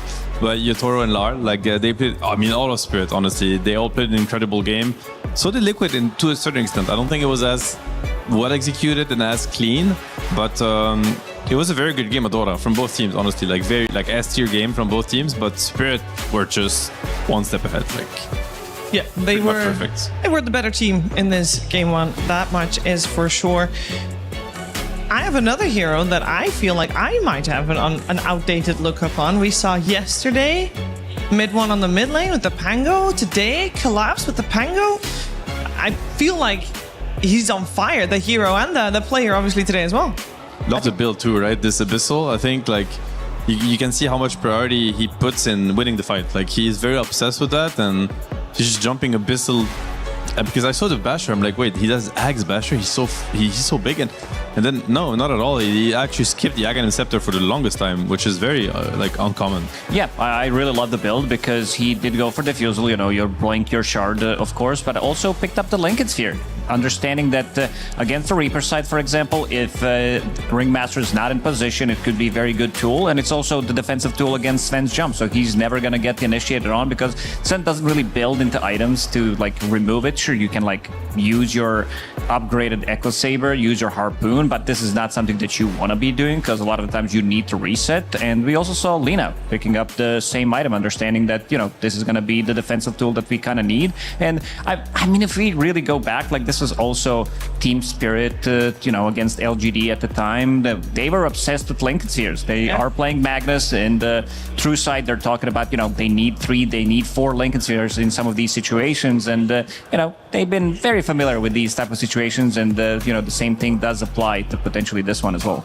Yeah, and I think both teams, Team Liquid and Spirit here, when they go up against each other, you have to pay attention to these team fights because they will be deciding who comes out on top. So we got the best in the case. Seb, the team fights, some of them, you're going to break them down. Yeah, I want to start breaking down a little bit of the fights and really show you what makes these teams like best in the world, really, like, you know, that upper class of Dota teams. It comes to patience, it comes to discipline, it comes to what's called in Dota, what they refer to as formation. Formation meaning that, you know, heroes are well positioned in order to impact the fight as they are supposed to, and they never break that formation under no circumstances. So one thing to notice, actually pretty funny before we get into the clip actually, is that both teams are smoking at the same time very often in this game, which really tells the story of like they read the game the same way. They both understand when it is time to group up and take the fight. So you're gonna end up having these big, you know, 5-on-5 clashes, which essentially decided this game. So we can see here Liquid getting, you know, the first point of contact because Invoker was invis, and I'm gonna pause here to just have you focus on really the position of the supports if I go in slow-mo. So Spirit, they don't freak out, they stay pretty calm. You know, obviously Tiny's getting jumped, and the Ringmaster here has blinked in to use his save ability. But take a look at Lar and his position, how patient he is with how the fight is going to develop. He doesn't rush into the fights, he just waits to see it develop. I mean, Yotoro's getting jumped. You could start freaking out. This is a very crucial moment of the game. And they're gonna wait for the first round of spell to be exchanged. And as soon as now we have Invoker entering the fight, which is going to make the Lina feel safer, Tiny has used his spells, Sven has jumped, Invoker has jumped, so Lina is very safe to enter the fight at, you know, her turn. And we're gonna see then Lar enter. And it's basically a dance of in and out. Yotaro, all his spells are on cooldown. Lal knows that he's pretty safe. He has now taken the front line. Yotaro is backing off, waiting for his spells to reset. It's just so well executed. It's not rushed, it's very patient. This means that Tiny's gonna get another round of spells, you know, Blink, Avalanche Toss. Lina has taken the second round of the team fight. And all of a sudden, you know, it ends up being a team wipe. And it all comes down to, yes, the fight has started. Yes, it's a very stressful moment, but they keep their cool. They know exactly how they have to impact it, and it ends up being very stellar. We're going to look at a second sequence, which is pretty much the same. Everybody's smoked. And to me, it tells the story of why Spirit has been one step ahead. They always get the fight on their terms. They get the proper jumps every time. We see here a perfect jump by Yotaro, follow up by the Ringmaster, and this fight ends up, it's going to be turned, funny enough, and I want you to look at the Sven cleave, you know how funny it is, because look at where, like, the Witch Doctor is actually pretty well positioned in my opinion. So is Ringmaster and Lina. They're pretty far from the Sven, but somehow, I'm gonna play this in slow-mo for you guys because everybody's just dying to the Sven cleave. So to me, this is like a case of, again, Spirit being one step ahead of Liquid in teamfight execution. And, you know, you have clutch moments. You know, Mickey getting a couple lucky crits, very good angle on the Sven attacks, and all of a sudden it's a close team fight. But essentially, it wasn't very close. I think all the team fights were dominated by Spirit in how they decide to take them and how they execute it, like where and how they take it. And then it's just game over. And when looking at these clips, Spirit, I mean, they're doing it a little cleaner. They're doing a little better, more controlled. Yeah, absolutely. I mean, there is, I'd say, the bit of a spellcasting difference in this one coming out from the supports, the positioning that you did mention, and also, like, itemization-wise, I think it's easier for Ringmaster to itemize in this game and also keep the distance compared to Tusk, who needs to get in, and a lot of the times when he goes in, he's kind of dead afterwards. Also, this Necro pick on 18, I feel like maybe this could have been something different in this game. Yeah, we're going to have to find out what will be different in our upcoming game. Game number 2, of course, is very close, but at the meantime, I mean, Dota's going on here, but there's a lot of other games going on as well, and we are actually going to check in with Milos, who's with Cheryl at the MLBB stage. It is time for our check-in, and I'm happy here to come all the way over to the Allianz Vault to check in with our good friends at MLBB here with Cheryl. Please, let me know what's been going on here, because last year I was an avid enjoyer of MWI, and seeing Vitality take the win, they were still in the top 3 club championship. It was a really cool run to see what's been happening so far in day 2. So far, our title defenders are back, and the pressure on their shoulders is heavier than ever before. Why? Because we are we here in Paris, and because of that, this is the home ground of Team Vitality. So they're gonna fight tooth and nail and give whatever they have to secure, you know, this win, and of course, adding points to their club championship. It adds the pressure that on the opening day also, you had the actual CEO of the whole company that's going around. This is, of course, the home, like you said, of the Buzzing Bees. They have their own HQ and public space, so for those that are coming to Paris, you can go and enjoy games. Yes, the Beehive. It's a cool experience. I think everybody that loves esports and wants to also experience Paris within that context should try it out. But that's the winners of last year, right? Yes. Are there any new hopefuls going into MWI this year? For sure. There are so many people who are gunning for that spot for the longest time ever, and Team Vitality has held on to the throne, and that's why they are known as the Queen Bees, rightfully so, because of the Team Vitality branding. But other than that, we have seen new regions rise, and earlier on, you know, China has actually showed a fair sharing in day 1, and Malaysia as well has, you know, had a really, really good one, very convincing win, and these are emerging regions, dark horses, I'd say. But of course, you know, the staples that we have seen, Indonesia, Philippines, these are powerhouses in their own rights, but we're incredibly happy to see that the overall gameplay right here has improved leaps and bounds.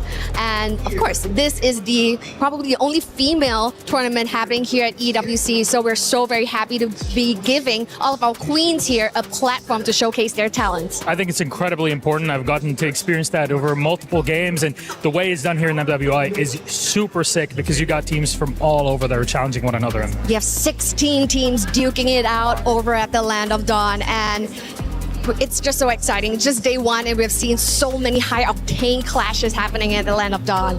I'm very sure there are no regional biases that have been developing in the talent team. I know they're all very lovely and not trying to poke at one another through it. That you have to see behind the scenes.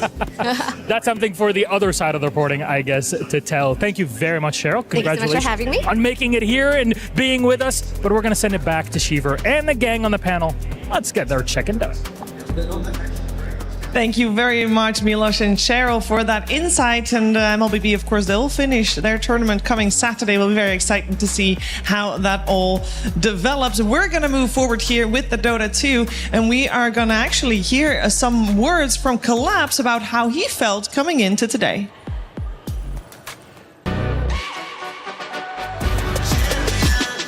This ain't no regular thing. I came for the ring, you know what I mean.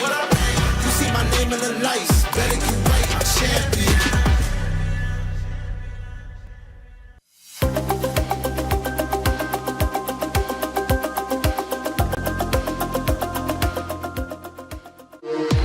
We were there. For every click, every clutch, every respawn. We were there for the years of grind. And we're here. Now. The proud founding partner of EWC. Powering the biggest event in gaming. Shoulder to shoulder with the world's best. Making history. Greatness deserves a stage. Lenovo Legion. Reach your impossible.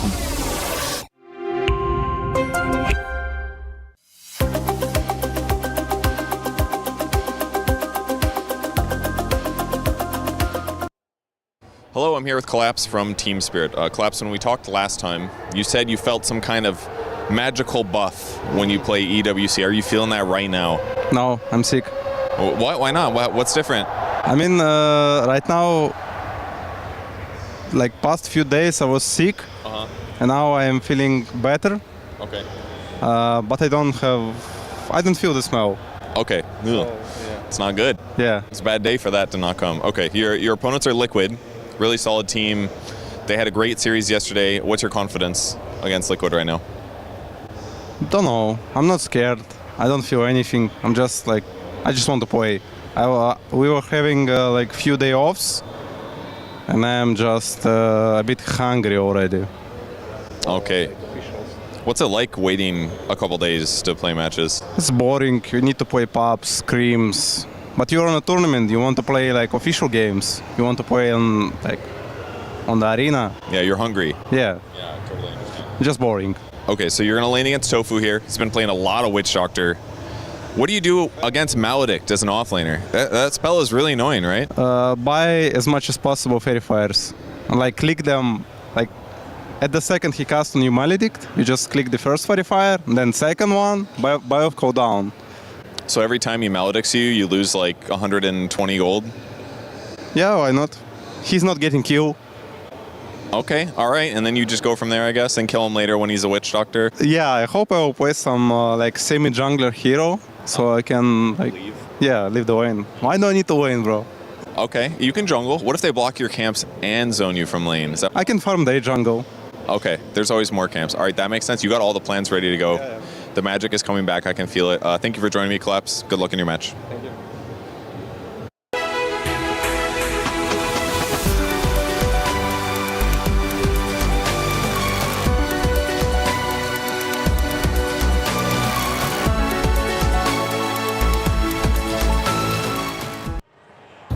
I think that magic that Collapse was talking about already came back to him during that game one. He was on fire. So was his team. The hunger was felt by Liquid on the receiving end here. Elimination on the line. We're going into game two of this best of three. Yesterday, we saw when Liquid was down a game, what happened.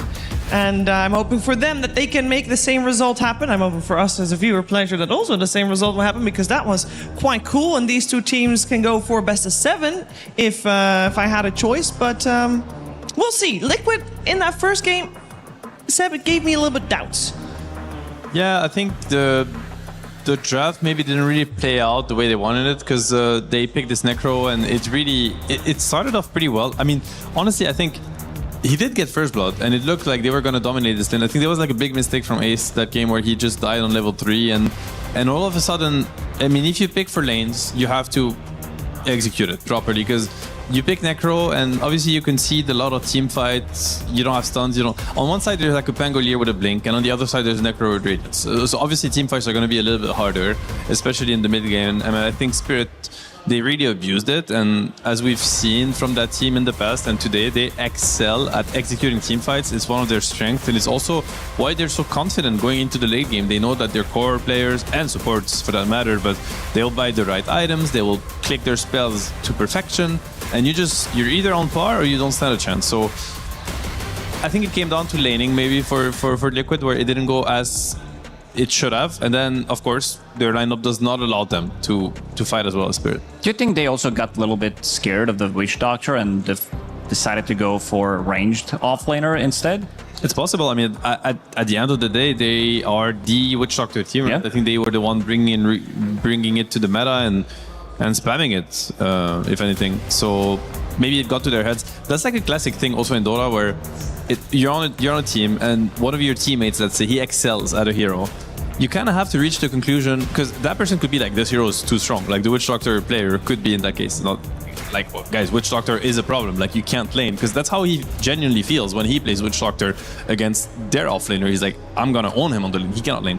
But you also have to come to the conclusion that we own with Witch Doctor and we can own Witch Doctor. Like, we can handle it. So it's it takes like a team conversation where, you know, you have to tell them, hey, I'll be fine against it. Like, don't worry about it. We can give it. We should take it, but we can also play against it. Yeah, teams talked about potentially, you know, getting to jungle straight away, almost, you know, getting to that minute one and then transitioning into jungle. Collapse also talked about it, the Witch Doctor with the Fairy Fire counters, but it's a little of an underrated strat, I would say, especially because you are dropping those neutral items relatively early on. Even if you get them early on, this could also sway like the matchup in your favor. Let's say you get regeneration item, you get regen enchantment. You don't care too much about harassment anymore. And you know, one cool thing to do in Dota when you're not sure of the value, because Dota is a game of like how to use your time, right? Like, do you rather farm the wave, stack a camp, you know, pick up a bounty rune, and at the end of the day, you know, there's a famous quote going on right now where Dota is just about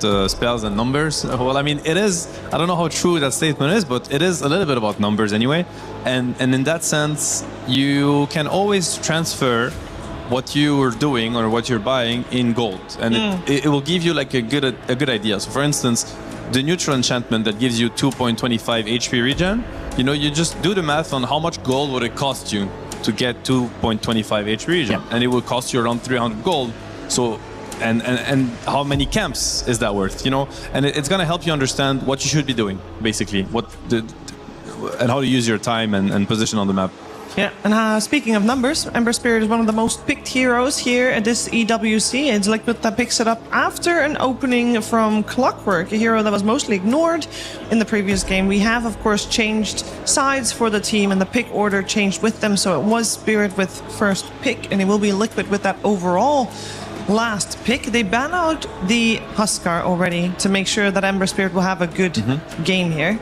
And the reason why the opener is that much different is also because Liquid came to game one with a plan, which was the first pick Invoker, and they kind of forced Spirit to address it, which means that, you know, Spirit, they thought, okay, it is more important to pick the Pangolier right now because we might not get it after, rather than the Clockwork or other heroes for that matter, which explained why they went out of their script. Now, they seem to be prioritizing Clockwork as a hero, nothing surprising. Ember Spirit for Nisha. It's looked good every single game. Every single game. Absolutely. Like, this hero is just popping off. Like, even in the losing matchups, they're still going to respect the Huskar, of course, but there are a lot of matchups. Like, we've seen this matchup against Lina as well. You're not going to be winning it. But it seems like Ember Spirits didn't care too much about the lane. They more think about, you know, the game, because this hero isn't really a lane dominator, especially if picked early on. So many heroes does counter him in the lane, where like we saw a good amount of Snapfires, we saw a good amount of Necrophos as well, making sure that he's not having that good of a time, not being oppressive, but also a hero that can find farm pretty much anywhere. We saw it multiple times, dragging the creep wave from the mid lane into the enemy jungle, into triangle, farming the big camp on top of that, kind of even getting more farm than the enemy mid laner at the time. Yeah, it's a very strong hero, honestly. It's been owning this tournament. It's hard to stop, as you mentioned, so we'll have to see. You know, if this hero might end up being in first phase banned against certain teams. Like, typically these are games or series that can change the meta and how much respect is put also by other teams not participating in this game on Ember Spirit. Because if Nisha can prove that, hey, you can just blindly pick Ember and you'll be fine, well, you know, that's very interesting. It's an early tide. Very early. Yeah, this is very... I'm quite confused by this, if I'm honest. Like, I don't quite understand why they would pick the Tide, which again is a hero that can get punished on lane. Witch Doctor, one of the best counters. Yeah. I mean, we saw a good amount of disruptors as well coming out. I feel like maybe in this one it could be also... But like, why are you not addressing the Ember? Because you kind of had a free core pick in a sense. You see the mid matchup. So maybe they want like a hero mid that could get countered. You know, like it's a niche pick that Lard is gonna want to play versus Ember, and he doesn't want to reveal it yet. Else, I don't really see why expose the Tide where you could just have picked like a good matchup for the mid lane. We'll get the answers, obviously, to all these questions with the following picks, but it's very curious. So I'm sure Liquid is scratching their heads. There we see the Witch Doctor, as you called, very good hero against Tide in the lane and in the game, for that matter. Yeah, throughout the whole game, and it's also like it allows you to pick different heroes. We are seeing some of like different pairings with Spectre. We saw like I think one Warlock pairing as well with Ursa, I think as well, and some of these carries that are weaker in the lane now that Witch Doctor is more like popular. Yeah. I think this hero feels very, very good. It's not like the great for the game. It's not countering anything, but we've seen decent amount of Spectre to see how good of a hero she actually is. I think it's always good, honestly. I feel like Spectre's never bad. Like, it gives you so much teamfight presence. We saw the importance of teamfights in game one. Like, Haunt is it's the best teamfighting spell ever from a carry. Like, you see the position of 5 enemy heroes, it becomes so easy to click your spells, to either back off or engage. You get all the info you need. And I have to say, like, this is a lane that Liquid has shown a couple times now, this Spectre Witch Doctor. I think it's amazing. Offensively and defensively, like, the heal allows Spectre to stay on the lane and sustain, and eventually, you know, Spectre's very weak first levels, and it gets better over time. Witch Doctor allows that. And offensively, because the chase potential of Spectre, and it's like you get mad addicted, you have to run, but there's no such thing as running away from a Spectre. You run away, you get isolated, now the Desolate damage kicks in, it becomes very scary.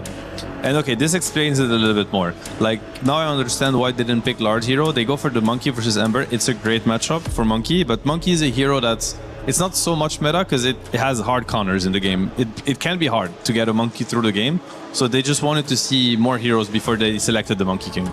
Isn't Spectre considered to be decent against Monkey because you can just find him? It's okay. I wouldn't say it's great. At some point, the interactions with these heroes, I think, is Monkey favored. Like, you just go on a guy, click Wukong, and Spectre doesn't really want to fight in that area, so you don't really mind Spectre jumping. If this is going to be Monkey mid, like, it's a good lifestealer game for Team Spirit. If they want to repeat another hero, but if they are going with the team where Yatoro can play the same hero twice, they are going to need to find something else. They're gonna run out of heroes, right? If he's played already, like, yeah, eventually, 15 or 16 heroes. Not if you keep 2-0ing. Like, your hero pool is gonna be bigger. Okay, that works. Lard Monkey, I think, very good hero. Like, very, you know, comfortable on the hero. Expect him to dominate the lane. Classic wisdom play. I think, you know, Monkey is not so much in meta right now, but it was the case a few months ago. We usually see these monkeys, you know, mischief their way to the Wisdom Rune. If they're level 6, click Wukong on top of the rune, and it becomes really hard to contest it. So that is something that Liquid will have to factor in, especially if Ember has slightly lost his lane, which he should in this matchup. Like, how do you secure yourself a Wisdom Rune? You have to kind of invade theirs if possible, but you have a Spectre Witch Doctor lane. That's not typically a lane that goes overly aggressive. So a little bit tricky to play the early game for Team Liquid this time around. I'm just thinking, do they want to have something like Enigma potentially from the offlane for Team Liquid? If they're thinking about that potential lifestealer that could come out, it's very good to counter initiate onto Tidehunter as well. They have like 1 BKB piercing ability, thinking about maybe slightly later how the team fights are going to be played out. They have the ultimate last pick. Why is Centaur no longer an option? Did I miss that? For Liquid? Yeah. I mean, it's solid, but it's like you want to the way game 1 went, it was very much about team fight condition and therefore ability to scale. And you look at Team Spirit's team fight right now, they have the vision advantage from the clockwork. They have this overwhelming amount of like AoE and control, like Wukong, Ravage, Willow spells. Liquid, it's more skirmishy. It's like, yeah, play off Ember trading situations, yeah, Spectre Haunt eventually, you know, click your spells and support. Maybe you want to match a little bit of that team fight presence for Spirit or from Spirit, or maybe the mid game will just be too difficult to play. And I don't know if Centaur really does that, to be fair. Fair enough. We're going to find out what Team Spirit wants to select first. So far, it seems Team Liquid is expecting that Monkey to go mid. And we'll see which one Yotaro still gets to play. And will it be another different hero? And you see with Spirit's drafting, like how obsessed they are, and even how they itemize with team fights. Like, one of the few fight conditions you have against Tide is Doom, because you Doom the Tide and it ignores Tide's passive, and all of a sudden, you know, nobody can frontline on Spirit. They ban that hero. So yeah, it's tricky. We get the Yotaro Morphling. It's a slow, very slow It's slow draft. It's like you have Tide Hunter plus Morphling. At least you have a very active mid laner, so he can fix some of these issues, bring the heat to the other lanes. Support duo is also very active. These are type of heroes that want to be fighting early on. But we haven't seen too much of Morphling. He played it once. We also saw, I think Ame was the one who played it. It also didn't end well for him. Yatoro did win on his Morphling. I believe he also got Rampage in that game that he played it. Well, he sees Spectre at least, so that's like one of the upsides where he knows the game is not going to be incredibly fast either way. And they go for Beastmaster. That's okay. So they now take that's a great lane, by the way. Like Beast versus Clock Morphling, it should be very smooth sailing for Ace, especially with the help of Hoodwink. So massive, you know, advantage I think on Liquid for that lane. This Beastmaster could just snowball the game completely out of control. If he has a great lane, gets an early Helm of the Overlord, with, you know, how active and strong Nisha is on Ember, aggressive, and the Spectre Haunt, like this Beast could just take over the game. Like, you just snowball the game, basically. Like, take areas, get objectives, get throwers, take towers, and as Lacoste said, Liquid Spirit's lineup, it's kind of slow with the Tide and the Morphling, so that's their angle. If somehow Spirit is allowed to stabilize the game, yeah, this is where it gets tricky. If Monkey makes all the right rotations, if he doesn't get shut down, like this type of a lineup, if you're like even 1-2k goal down 15 minutes into the game, it can still play really well. But Liquid, they're trying to push the tempo. I like this Beastmaster pick a lot. I think it can take over the game easily, as you mentioned, but we'll have to see. Also, Nisha on Ember, every single time we saw him play, he looked unstoppable. Yeah, and if they can get away with picking first phase Ember and coming out on top, that also is a big mark for games going forward. Gives them a little bit of a draft advantage there potentially in the future, of course. This is a series for elimination. We got on one side the defending champions, Team Spirit. They are 1 game up, so they only need 1 more win to be able to punch their ticket to the playoffs. Can Team Liquid force out that game 3 and taking them the distance and still have that chance to make it further themselves, or will Spirit be taking this 2-0? We're finding out with Cap and SPG. You know, it's always a pleasure to be able to cast Team Liquid and Team Spirit matched up against each other, but Avery here was particularly excited. In fact, he basically jumped out of his seat, if you could believe it. I felt like I was casting with Nahaz because he had a very interesting stat to be able to put forward. That's right. His Lenovo on my Legion new laptop. Lenovo Legion laptop, I was able to look up some stats. Austin, do you know what Yatoro's most played hero of all time is? I'm going to guess it's Morphling. Look it up. Look it up, Austin. Oh my god, it's Morphling. It is Morphling. He is going back for the Siggy. He's bringing it out in his time of need, and he's bringing out the water hero against the water organization. You're really on this, aren't you? Perhaps a symbolic gesture, Austin. Well, it did not work for Ame in his blue hair, but maybe it's more about the elements than the color, but it's also not a water hero anymore. That's true. A robot. He went for the automaton skin. What does this signify? He did not play with it yesterday. And yet today he decided to equip it. So perhaps Yatoro is getting into the spirit of the Dark Carnival. As we all enjoy the nice, beautiful season of Dota 2. That is true. We also have another Siggy.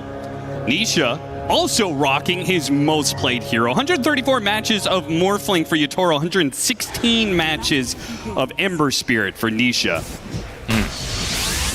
A lot of experience on these two boys. Gonna try and all in the Tide Hunter, bring that Watermelon down with the Maledict. He has to recommit and pays the price for that rune attempt. First blood to the Witch Doctor.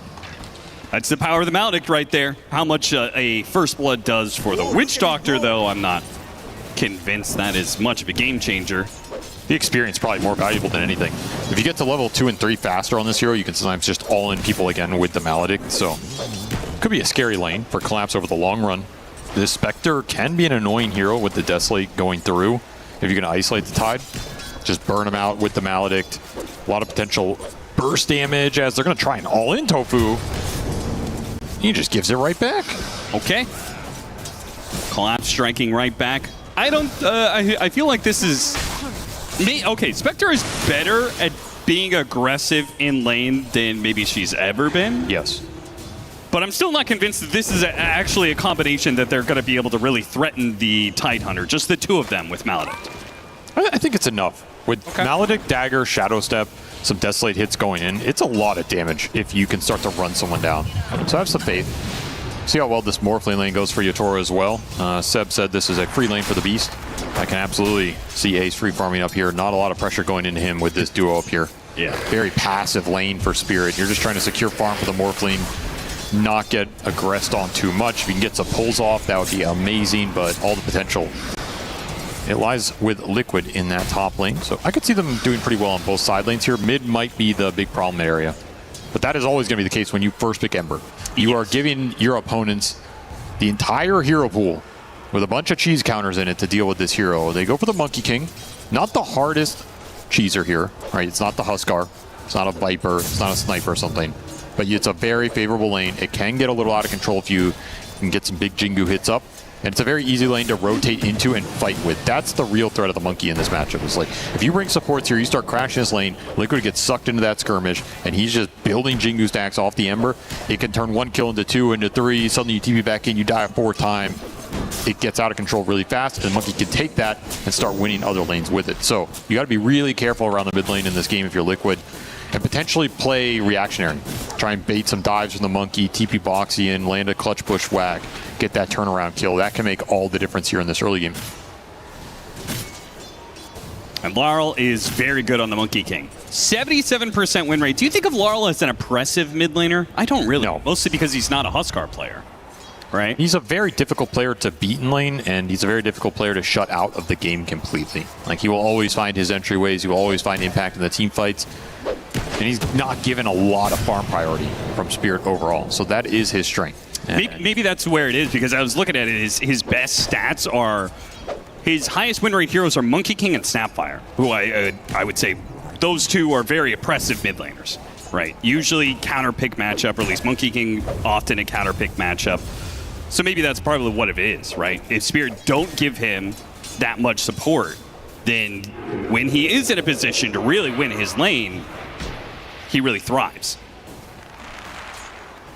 Also, if you're not going to get the support, then being in a position where you can kind of fend for yourself, and not have to be like, oh, I lost the lane, I need stacks, and there are no stacks, well, then you're just screwed. Probably works out a little better for him. So I think this is the type of hero that can work really well. I think Puck is also kind of in that category. Like, pretty hard to destroy the Puck on lane, even if he's not demolishing you. But Laurel off to a very good start here early. 20 and 15 for that Monkey King with the clown nose on top of it. Yeah, he is killing it. And by it, I mean denying creeps, apparently. This will create a large opening in that mid lane. I don't know if Spirit have the best supports to go there and snowball it. Especially if you leave this Morphling alone, he could just get pressured out of the lane. Same with the Tide Hunter against the Maledict. So you have to be a little careful with how many resources you try and pool into mid here. But there's definitely an advantage being opened up by Laurel that you would like to exploit in almost any situation. I guess that it's one of the downsides of this hero winning its lane. It doesn't have an ultimate that's like super impactful right away, right? No. But you can take that point in Tree Dance and just leap in, start running people down. That's true. All about the early items here. That is what we've seen many Monkey Kings do. In fact, the early meta of Wisdom Shrines, when Monkey King was being played a lot, was all these Monkey Kings would always go to the enemy Wisdom Shrine, set up with an ultimate, and be like, okay, you have to fight into this. It's the classic maneuver to try and get value out of that ult early. You could see it here. You will be very strong on the map in order to make that move. You're going into a lane that maybe is a little annoying for him to fight if the boars are already set up there, but that kind of requires the beast to read this move and be positioned for it. I think you could make it. I think you could make it. Tofu gonna get low in the bottom lane. Step forward, trying to shut out Collapse. Does manage to get a two-man Maledict here. Mickey will try and play off of that one with the Shadow Step. And the dagger does finish him off, so perfectly fine trade-off. Collapse is still going to be happy getting experience out of a rough lane, but not happy about dying, no doubt. You're happy getting Spectre extra kills, that's for sure. You also get the earn charges on Mickey. The other game we saw him play the Spectre, he went the early earn, and he just never got charges for so long. So that's a big deal here, especially as you push towards the level 6. Haunt plus the earn plus the dagger is almost a guaranteed kill on the map. He's level extra threat in the tank. See if he ever upgrades it here, if he just leaves it casual. Trying to sneak a kill on Yatoro. Caught him on the bushwhack. Follow-up Maledict. Not likely to be enough damage. No. But a bit of harassment. Pretty rough matchup for the Witch Doctor overall. Just not a spell that does a lot against him. Does kind of kick him out of lane, at least for a bit. Radiant are scanning. Can we talk about draft? Game 1 to Game 2, right? Whenever you lose this Game 1, you're going to make some sort of adjustments in the draft. What do you feel like the biggest adjustments Liquid made? They went back for a hero that has given them a lot of mid-game control in this Ember and a lot of backline jump. And they went for a hero that probably scales more reliably for mid-game. Okay. I don't think we're going to see the Spectre run into the same issues to spend it. Like, this is a hero you can always have guaranteed impact in the team fight. It's also a hero that can kind of just break formations very easily. Yep. They have a lot more formation break with the Ember and the Spectre, which I think is an interesting concept against Spirit, who in that Game 1 were very good at putting the frontliners on the front line and making you deal with them. Here you can kind of just bypass that. There it is. He held on to the level. Now he's going to pop the Wukong's command underneath the Wisdom Shrine. Team Spirit, I mean, Liquid might still all in for him, even if it costs Tofu his life. Gets one. If they get the Monkey King for it, might be worth. Now, Yatoro comes in through the back and does get the other support, but ultimately the Wisdom Shrine is defended. Who do you like that more for? 2 supports for a mid Monkey King. You take that if you're Liquid. Monkey's supposed to be the strongest hero in this early game. You take him off the map, you get a shrine, you get a lot of XP for that kill. It's really nice for the Ember, who is a little bit behind. Those situations can go a lot worse for you if he has backup. He just had no backup. Plenty of heals available here, and in fact, they're going to go after this Dark Willow. Bushwhack doesn't land, so a TP out. And now it's 3 heroes trying to hit a Tidehunter without Maledict. That's just not really going to work for them. Ace on the other side. The Monkey King bounced right back. After that death, he still wants to play here and TP away from Ace. Nicely done. So those are 2 moves for Laurel that have not been successful for him, despite opening up that mid lane advantage. A little sad in terms of him trying to build early game momentum here and break the game open. Especially if you're giving power runes to an Ember Spirit. Oh, he got a good one too. I'd say this Ember maybe even stronger on the map right now with the haste rune in the bottle. Does get a little bit of his mana burn though. Might have to pop it, yeah. Maybe go after Collapse. They did manage to get the Maledict on him. Nisha can provide enough magic damage. The Maledict will be a threat and eventually take him out. So Collapse, who was trying to get a recovery off of clearing through a medium stack, and just ends up dying. He is getting no love in this game, that is for sure. His net worth is still okay, but he is getting punished kill-wise off the Witch Doctor counter. Witch Doctor doing work in this series, that's for sure. Yeah, it's been a while since Witch Doctor was this good. They're going to smoke both supports up top, trying to alleviate this beast lane pressure. Going into the Morph lane would be a huge kill to snag. You're not going to be able to roar your way out of this one, AC. Pulled it off last time in the 1v2 and a 1v4 with the roar on cooldown for a few more seconds. There is no chance of him surviving. This is kind of an old school concept where if you have a carry that can't deal with the beast on his own, you just continually smoke and gank this beast over and over and over. So you can never just run at your carry, kick him off lane, and start pressuring this tower. And if you can gank this beast 2 to 3 times, you slow down his entire game. He's not pressuring your towers. You buy a huge amount of space for that hard carry to get into a position where he can fight the beast later on. I don't mind the heavy committal into this type of hero. Do you think that went away a little bit? Oh, he actually got the Bramble on him. trying to hit him with the cogs. No luck. Do you think that some of that went away because Beastmaster ended up spending more and more time in jungle and less time in lane? Yes, 100%. We can blame 33 for that. I feel like with many things in Dota, you could probably blame 33 with that, with all the ways that he's led Dota. Arcane Rune pickup for Nisha continues to get some very powerful power runes. He's honestly doing okay here. Like 1-0-4. Hasn't bled that, bad kill against the monkey or anything. Laurel didn't find a lot off those moves, so it's not as if he's completely out of control here. And you're getting power runes, so you're maintaining your resources on the map. It's honestly a pretty good outcome for Liquid in this matchup. You first pick Ember. I think if you ask a lot of players, I'm going to first pick Ember, and you're going to be in this position at the end of the laning phase, they're fine with that. That's above the 50% in terms of the outcomes. So he's chilling. Can go into the fast vessel here. You will stack the urns, but that's okay. It's just kind of a cheap mana regen item for the Spectre anyway, as you push towards that Radiance, and you have some good matchups here if you're Mickey to scale into. Like, I like the Spectre against the Morphling here. It's really annoying for Yatoro, especially if he waveforms in and then you get haunted on. You're just kind of a sitting duck. How do you build up the Spectre? Like, you still get Radiance for the farm and stuff, but those second, third, fourth items? It's almost always Radiance Manta. Here comes the Ember Spirit. And you already used the waveform on Yatoro. Nice Bramble connection. Mickey isn't opting to join in on this fight. Gotta be careful, the Monkey King here. You're gonna pick up the 2 supports.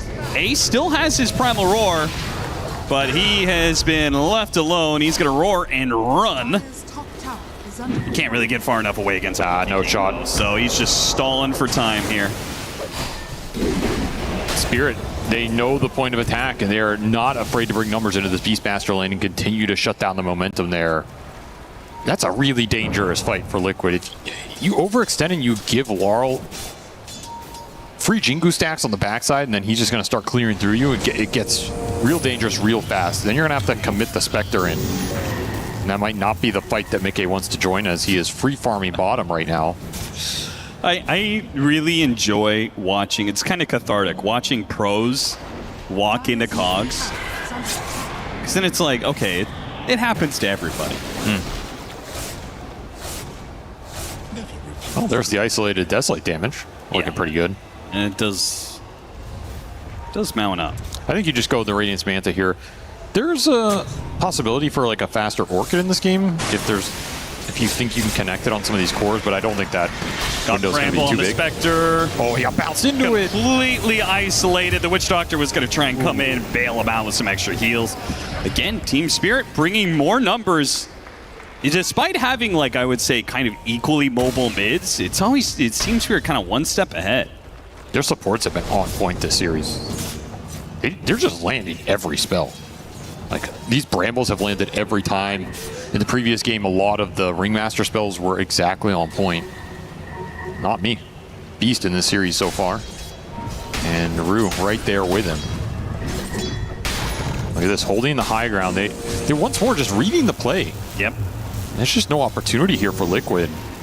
Would love to kill this juicy Tidehunter again with some Maledict. We'll land a 2-man Maledict. And the Bushwhack, well, it's dodged. Now the Terrorize attempted, but they dodged the Terrorize, so Laurel's still going to hit a really good Boundless Strike, so they're committing so much to be able to get the Stark Willow kill that they're going to hit by the Ravage with the Cogs off the top. God. That was beautiful from Spirit. That, you can't ask for better execution there.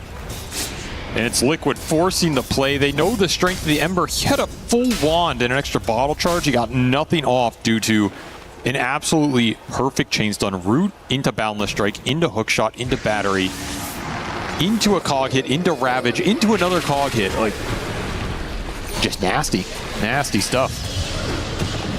Curse Crown procced as well. Look at the chain stun. Curse Crown. Wow, that was so good. It's just so hard to attack Triangle if teams are ready for it. Yeah. You can feel that's a bit of a forced move. Yeah, maybe in a lot of situations you can get the Ember out of there, but what are you achieving? And they're going to try and send it straight back. Well, they don't have Ravage this time, boys. That's some serious hate. Will work out a little better, I guess. Yeah, they want to make sure that Collapse doesn't get the opportunity to farm these Ancients for free. The downside is you committing all the attention here means you're not kicking the Morphling out of top, which means Ace has to go back to the jungle. This tier 1 top is going to stand. Yatoro gets a lot of solo time up here. You have to question, is there a point where this isn't worth it anymore? Break the Tide Hunter, and he will die, but he'll die to the neutrals. He didn't even get the kill. And of course, Laurel is always here to get at least one of these supports. The thing is, you can't do trying this. to do the same. I mean, it's just mid laners hunting supports on both sides. Double chain, slight, and away. Wait, he went back in. Did he want to do that? I don't know. I mean, he does have the Spectre to back him up. If the Bushwhack had landed, maybe they could have killed Laurel, but instead, Laurel kills Nisha. He's getting Deso charges. Uh-oh, Mickey. He's going to be run down rather easily by Yatoro. Oh, boy. These are some big missteps for Liquid. Massive. You can't be beating. Oh, big Cask. Cask with the ultimate going off as well. That's going to get Laurel. Look at it go. And Ace, Yatoro's going to wave farm away, and there's the disengage through the cogs. It's got the Helmet Dom creep, and he's got a spooky one too, the Ancient Prowler Shaman. So you really can't afford to get isolated by this beast now. He's very far, very high level. Same with the Morphling, but the beast is going to be able to exert the map pressure a little better here. You have to bring numbers to deal with him. Ravage is up in 3 seconds.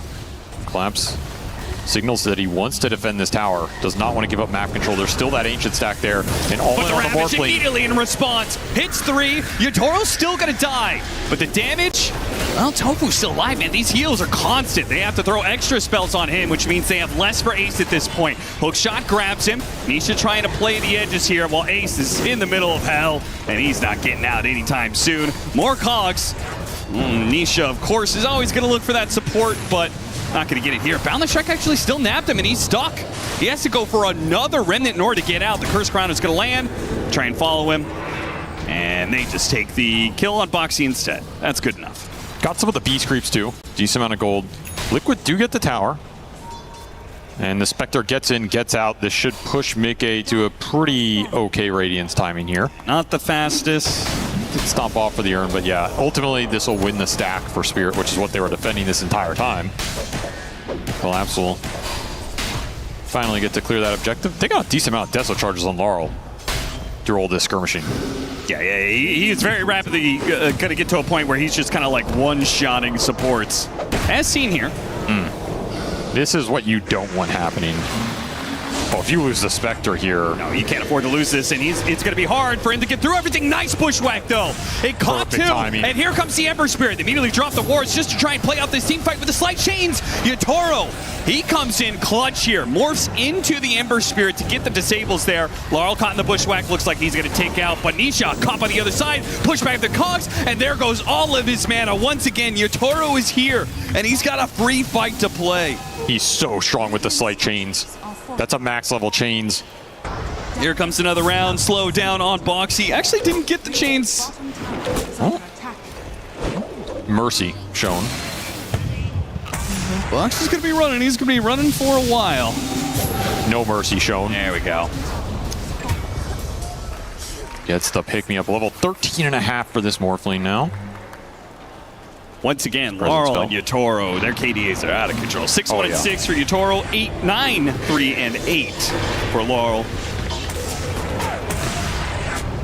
It's not that kind of runaway game for the Ember that you want to see for Liquid. Anisha, he has 8 kills himself, but he's still pretty poor in this game. You need to win some of these fights convincingly. Maximize the vessel value right now. They are running it down mid while this replay is playing, and might get the take out on not need to. This Rue is just killing Nisha's game, man. These cogs have been incredibly disruptive. Once again, enough that Not B survives, and he's got Tranquil Boots, so it's not even like he's going to go anywhere. He could still play on the map. They're going to try and push into this triangle once more. Well, there's not much to claim here anymore. The ancient stacks are gone. Ravage is going to use on the Ember Spirit. Chaining up the stun. 3 stuns in a row. With Laurel pouncing on him. A Goomba stomp to the Ember Spirit. Perfect timing again. The execution from Spirit. It is here today. And Ace is going to get Wukong's command slowed down underneath it. More than enough damage. To try and hit him with the Bushwhack and the Maledict. Nice block there from Collapse. Stands in front of the Sharpshooter.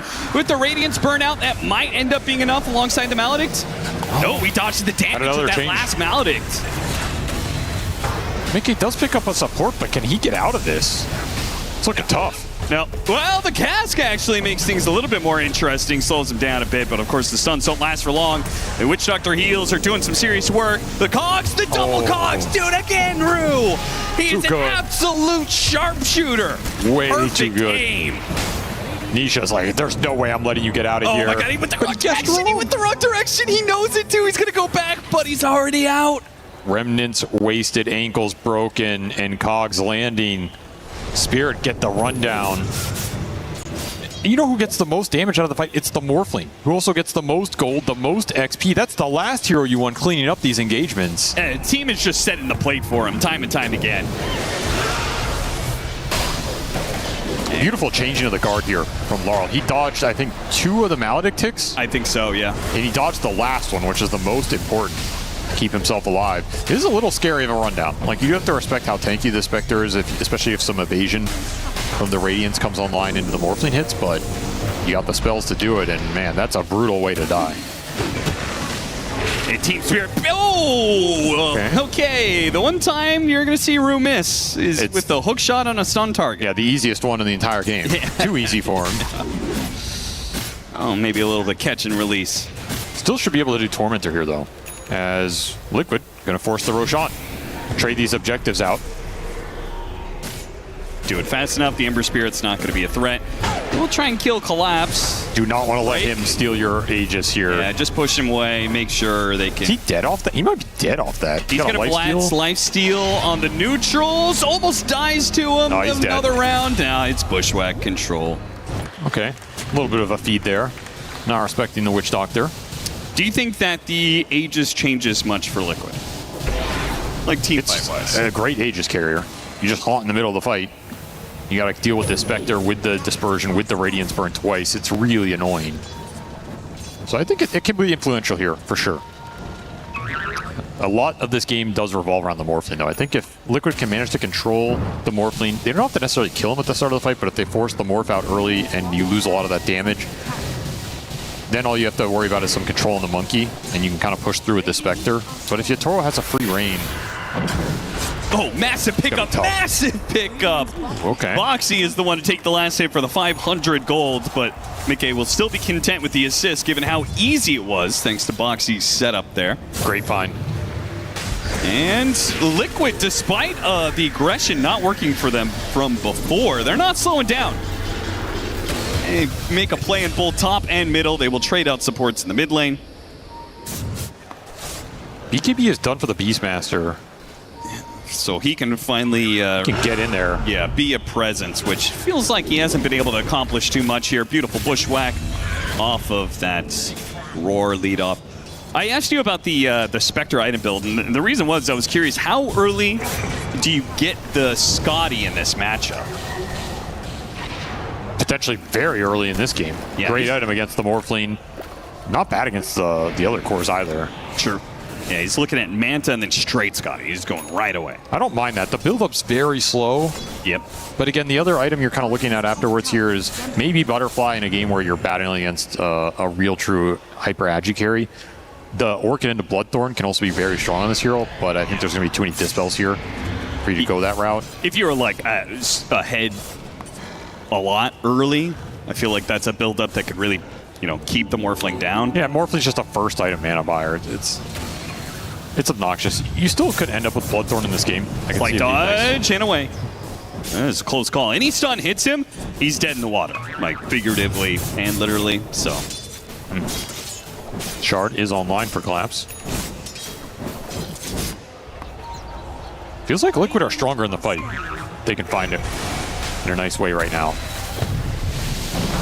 First down Tofu.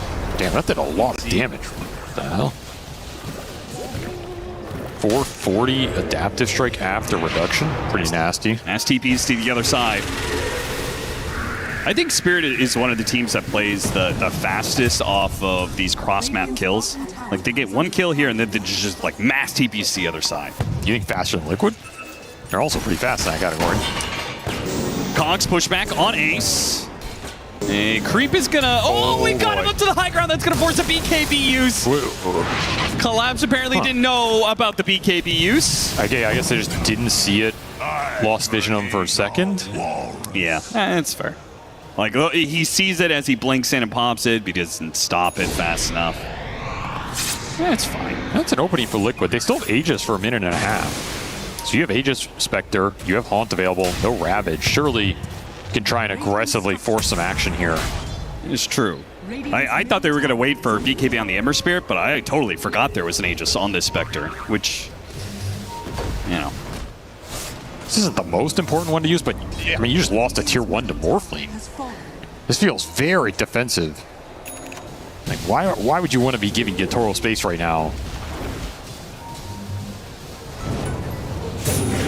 Nisha Remnant's back. Yatoro is going to be the target here for the sharpshooter. Hookshot trying to run interference. A big burst of damage. Wait, I think he even might go to agility there. I think he did Agimorph at the end. Whoopsies. Well, rare time you're going to see a Yatoro misplay, I believe. He might have been dead either way as the sharpshooter landed before the Maledict was going to kick in, but he definitely didn't help the issue. No, not so much. And just he not had respecting. Vessel on him, so he morphs into strength. He's probably not going to regain that much HP. No. He makes it a little easier for him at the end. Yeah, he went to Agi. Maybe he's like, you know what? I want to get out of here quickly. I'm not going to waste any time. He doesn't want to have a lingering death. Well, Avery, you said, don't want to give Yatoro space. No. Important kill in this game. He did have a streak too, right? Yeah, 5x streak going into the Ember of all heroes. Very juicy for Liquid. And also off of that kill, they're going to get an objective. Mickey should get the last hit on the tower. Oops, didn't get the last hit on the tower. But that will progress the Scotty, which the Scotty is going to be a very big timing for Liquid. Maybe they still feel better in fights right now. I think they do. I think the Scotty is an even bigger game changer. You just can't wait for it. Again, the build-up's super slow with double ultimate orb. Yeah, that's fair. If you get good fights with the Haunt off cooldown, you take it. And you have to respect the big cooldowns in this game. It's going to be a back and forth. Both teams trying to dodge like Ravage against Haunt. When the Morphling's able to fight, BKB done for Laurel means he's going to be able to look a little more aggressively here, survive a bit longer. Ace's Helmet Dom creep is almost taking a tier 2. That was a lot of damage because that was a full HP tower not so long ago. It feels as if Spirit would want to just do a Roshan right now if it were available. Yeah. I think their lineup is not. It's a little clunky. Like they have some map mobility with the monkey and Clockwork. Ace is sitting on a lane ward right now. He's got Blink and BKB, so he's got 2 very fast reaction abilities that can get him out of this initiation. Collapse actually just goes for the supports, which there are 2 of them. Liquid might just the one fail. who might get out with the sharpshooter, pushing him away, but seems unlikely. Scurry's on cooldown for another second. They got the curse crowned on him. Hookshot actually nabs Ace there. He's going to be roared up, but what he really wants out of this is trying to force these BKBs on these cores as they clean up the supports. Nisha, he got hit by the stun. The Ravage to follow it up. That's all it takes. 1 stun will lead to 2, will lead to 3, and that leads to death. I can't believe Liquid lingered around there. The instant those supports got caught, I would have just instant bailed with everybody go push the lanes out. Yeah, that feels like not respecting Spirit. A little bit. Being a little too cheeky there. Yeah, you have BKB on Ember, but what are you really hoping to achieve here other than just mess with them a little bit? They really messed that creep up. They sure did. They sure did. Just get chained. Again, you don't want to use the BKB here, but you didn't have a Remnant out early. Too big of a window against the champs here. Yeah, just the way that starts, I'm surprised. Like, your 2 supports got jumped right away. Exactly. Just leave them and bail, right? Like, it's a big committal of a move for Spirit. There's no Roshan to get. You're not going to lose an objective. Should be fine cutting your losses there. Surprised to see Liquid get dragged into that and then end up losing a big core on top. There's another creep death. These are adding up a little bit. A little extra gold injection. It will be Butterfly for Yatoro versus the Scotty for Mickey. Very strong item times for both the carries in these games. And they should both line up with this next Roshan.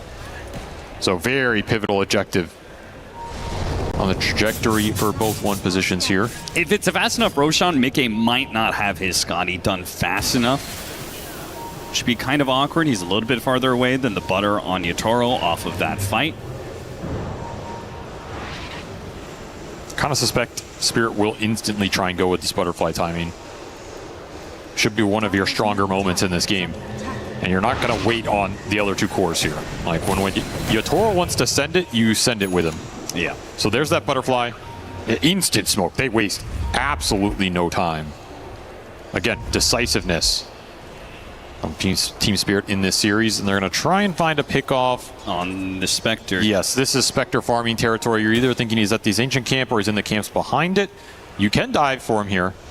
The turnaround's not insane from Liquid in this game. Especially with the pattern that they set up, right? They ganked that bottom lane 3 different times off of a deep lane ward that they had. They finally, on Liquid, picked up a gem and found one of those wards. Oh, did they see him? They see him here. He's going to be spotted. Lead off, bound the strike, chain the stuns. They've got him. What a find. What a smoke angle. I like that they didn't give up on it, right? They go triangle. They don't find anything. They just kept thinking, okay, if he's not here, it's not on the left side of the map. They had some really nice wards too. Like this bottom obs on the bottom lane, it's scouting that farm pattern where the Spectre is like going through these camps into that bottom. They know he's not there. He can only be on this upper half. They basically eliminated every camp that Mickey is going to be on in sequence there. And that guarantees that Scotty won't be up with Roche. Yep. In fact, he's going to be dead for 30 seconds while it spawns. If Spirit have instant vision on it, there is a world you just force it. And you can bring it down before Mickey is ready to fight. They don't scout the pit, however. Liquid is going to try and take the trade-off. I mean, they see it now. Spirit's doing Roshan right now, then they're doing it. We just got to try and get the most out of it, which is taking Tormentor. And what a timing alignment here. Yeah, that's beautiful. You get a Spectre kill, and Mickey doesn't even get to fight for this Aegis. A brutal trade for Liquid. Yeah, they're going to make the most of it with Tormentor, but this is not the exchange you were looking for. And high ground fights I think it's way more simple for Spirit than in many of these matchups we've been watching, right? You've got a big AoE team fight to play off of with an Aegis hero that is very good at sieging down tier 3s. I would agree. This does not look like the scariest high ground defense lineup of a lot of them we've seen. No. Your biggest worry is stacking for a cask. I mean, that's about as good as it gets. Yeah. The one thing you're maybe concerned about in all the fights, not just a high ground, but it becomes a little easier on high ground. You really want to go through this? They are. And it's Collapse who's going to be outnumbered. There's no way he expected this many heroes DP up here. It was just a squirrel. That is Haunt down. Every time this Haunt's on cooldown, you have to think about, are Spirit going to try and make a move? You know, on the respawn, you have some time to farm here. Right, which is where part of the reason Spectre, like, you get stronger and stronger late game because every single one of these ult pops, if you get a hero kill, well, that hero's gone for 60, 70 seconds, right? And that just leads into a very small window for the enemy team to play off of.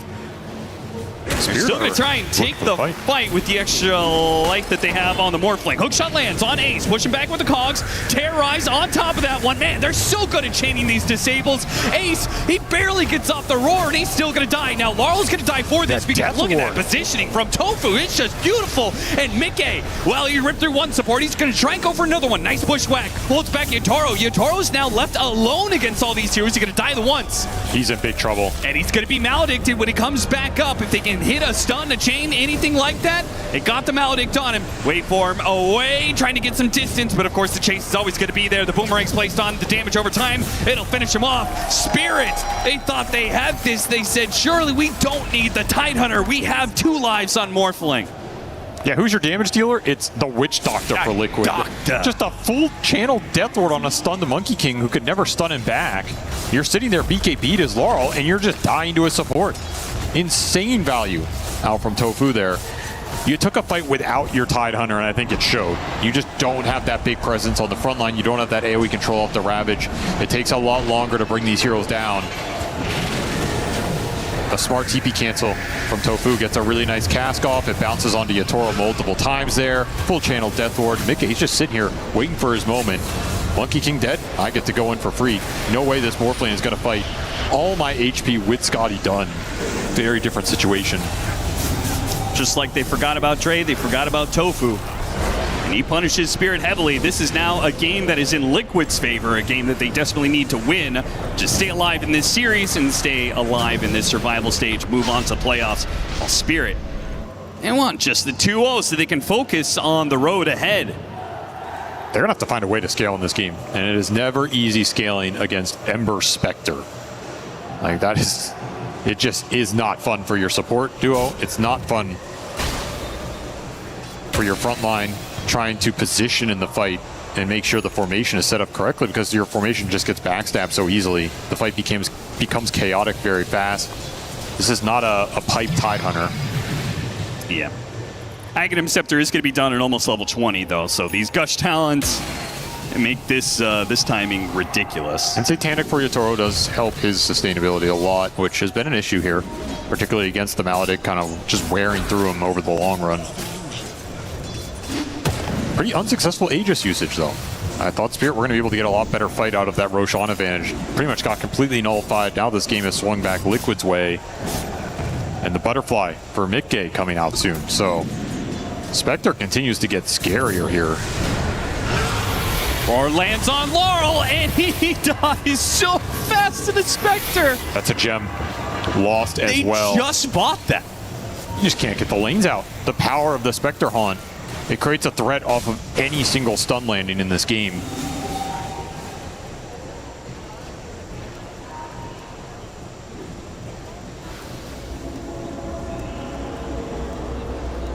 You actually buy out the Butterfly? I thought he was going to break apart the Radiance. Use the Talisman for the Butterfly, build up a Nullifier. Radiance is just so good on this hero. I think it is easily a fine item to keep in your 6 slots. If you want to go the Nullifier out, then yes, you break it apart. If he feels that there's not a reason to have Nullifier in this game, which I can kind of see, like, this is one of those rare games where I don't know how much you need the Nullifier here. Particularly if Beast can buy one, if you really need it. Well, you got to nullify the Tidehunter. Because he's got a Krellis. Does have a Krellis Protege. He didn't buy out the Axe? Interesting. He just needs to survive more? That's what it signifies here. Buy time. But I feel like Tidehunter is only a hero that needs to survive in team fights when he's got Axe. Right? Like, otherwise, you're just kind of like a Ravage, Anchor Smash, and like then if they go on you, all good. Nisha getting some information right now. Yatoro felt that burn. Maybe Spirit feel they can only win a fight off of the Ravage pop and bringing someone down in that duration. So then they have to make sure Collapse stays alive long enough to... Yeah, I guess even in that scenario, the item is a little awkward. Yeah.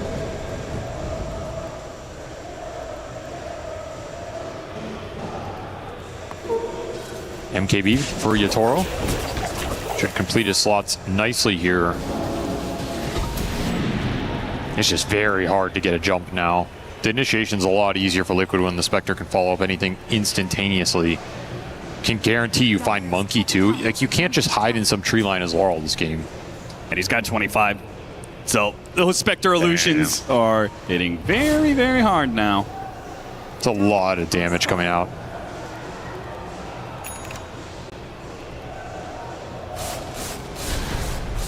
Next item, Refresher. I'm down with that.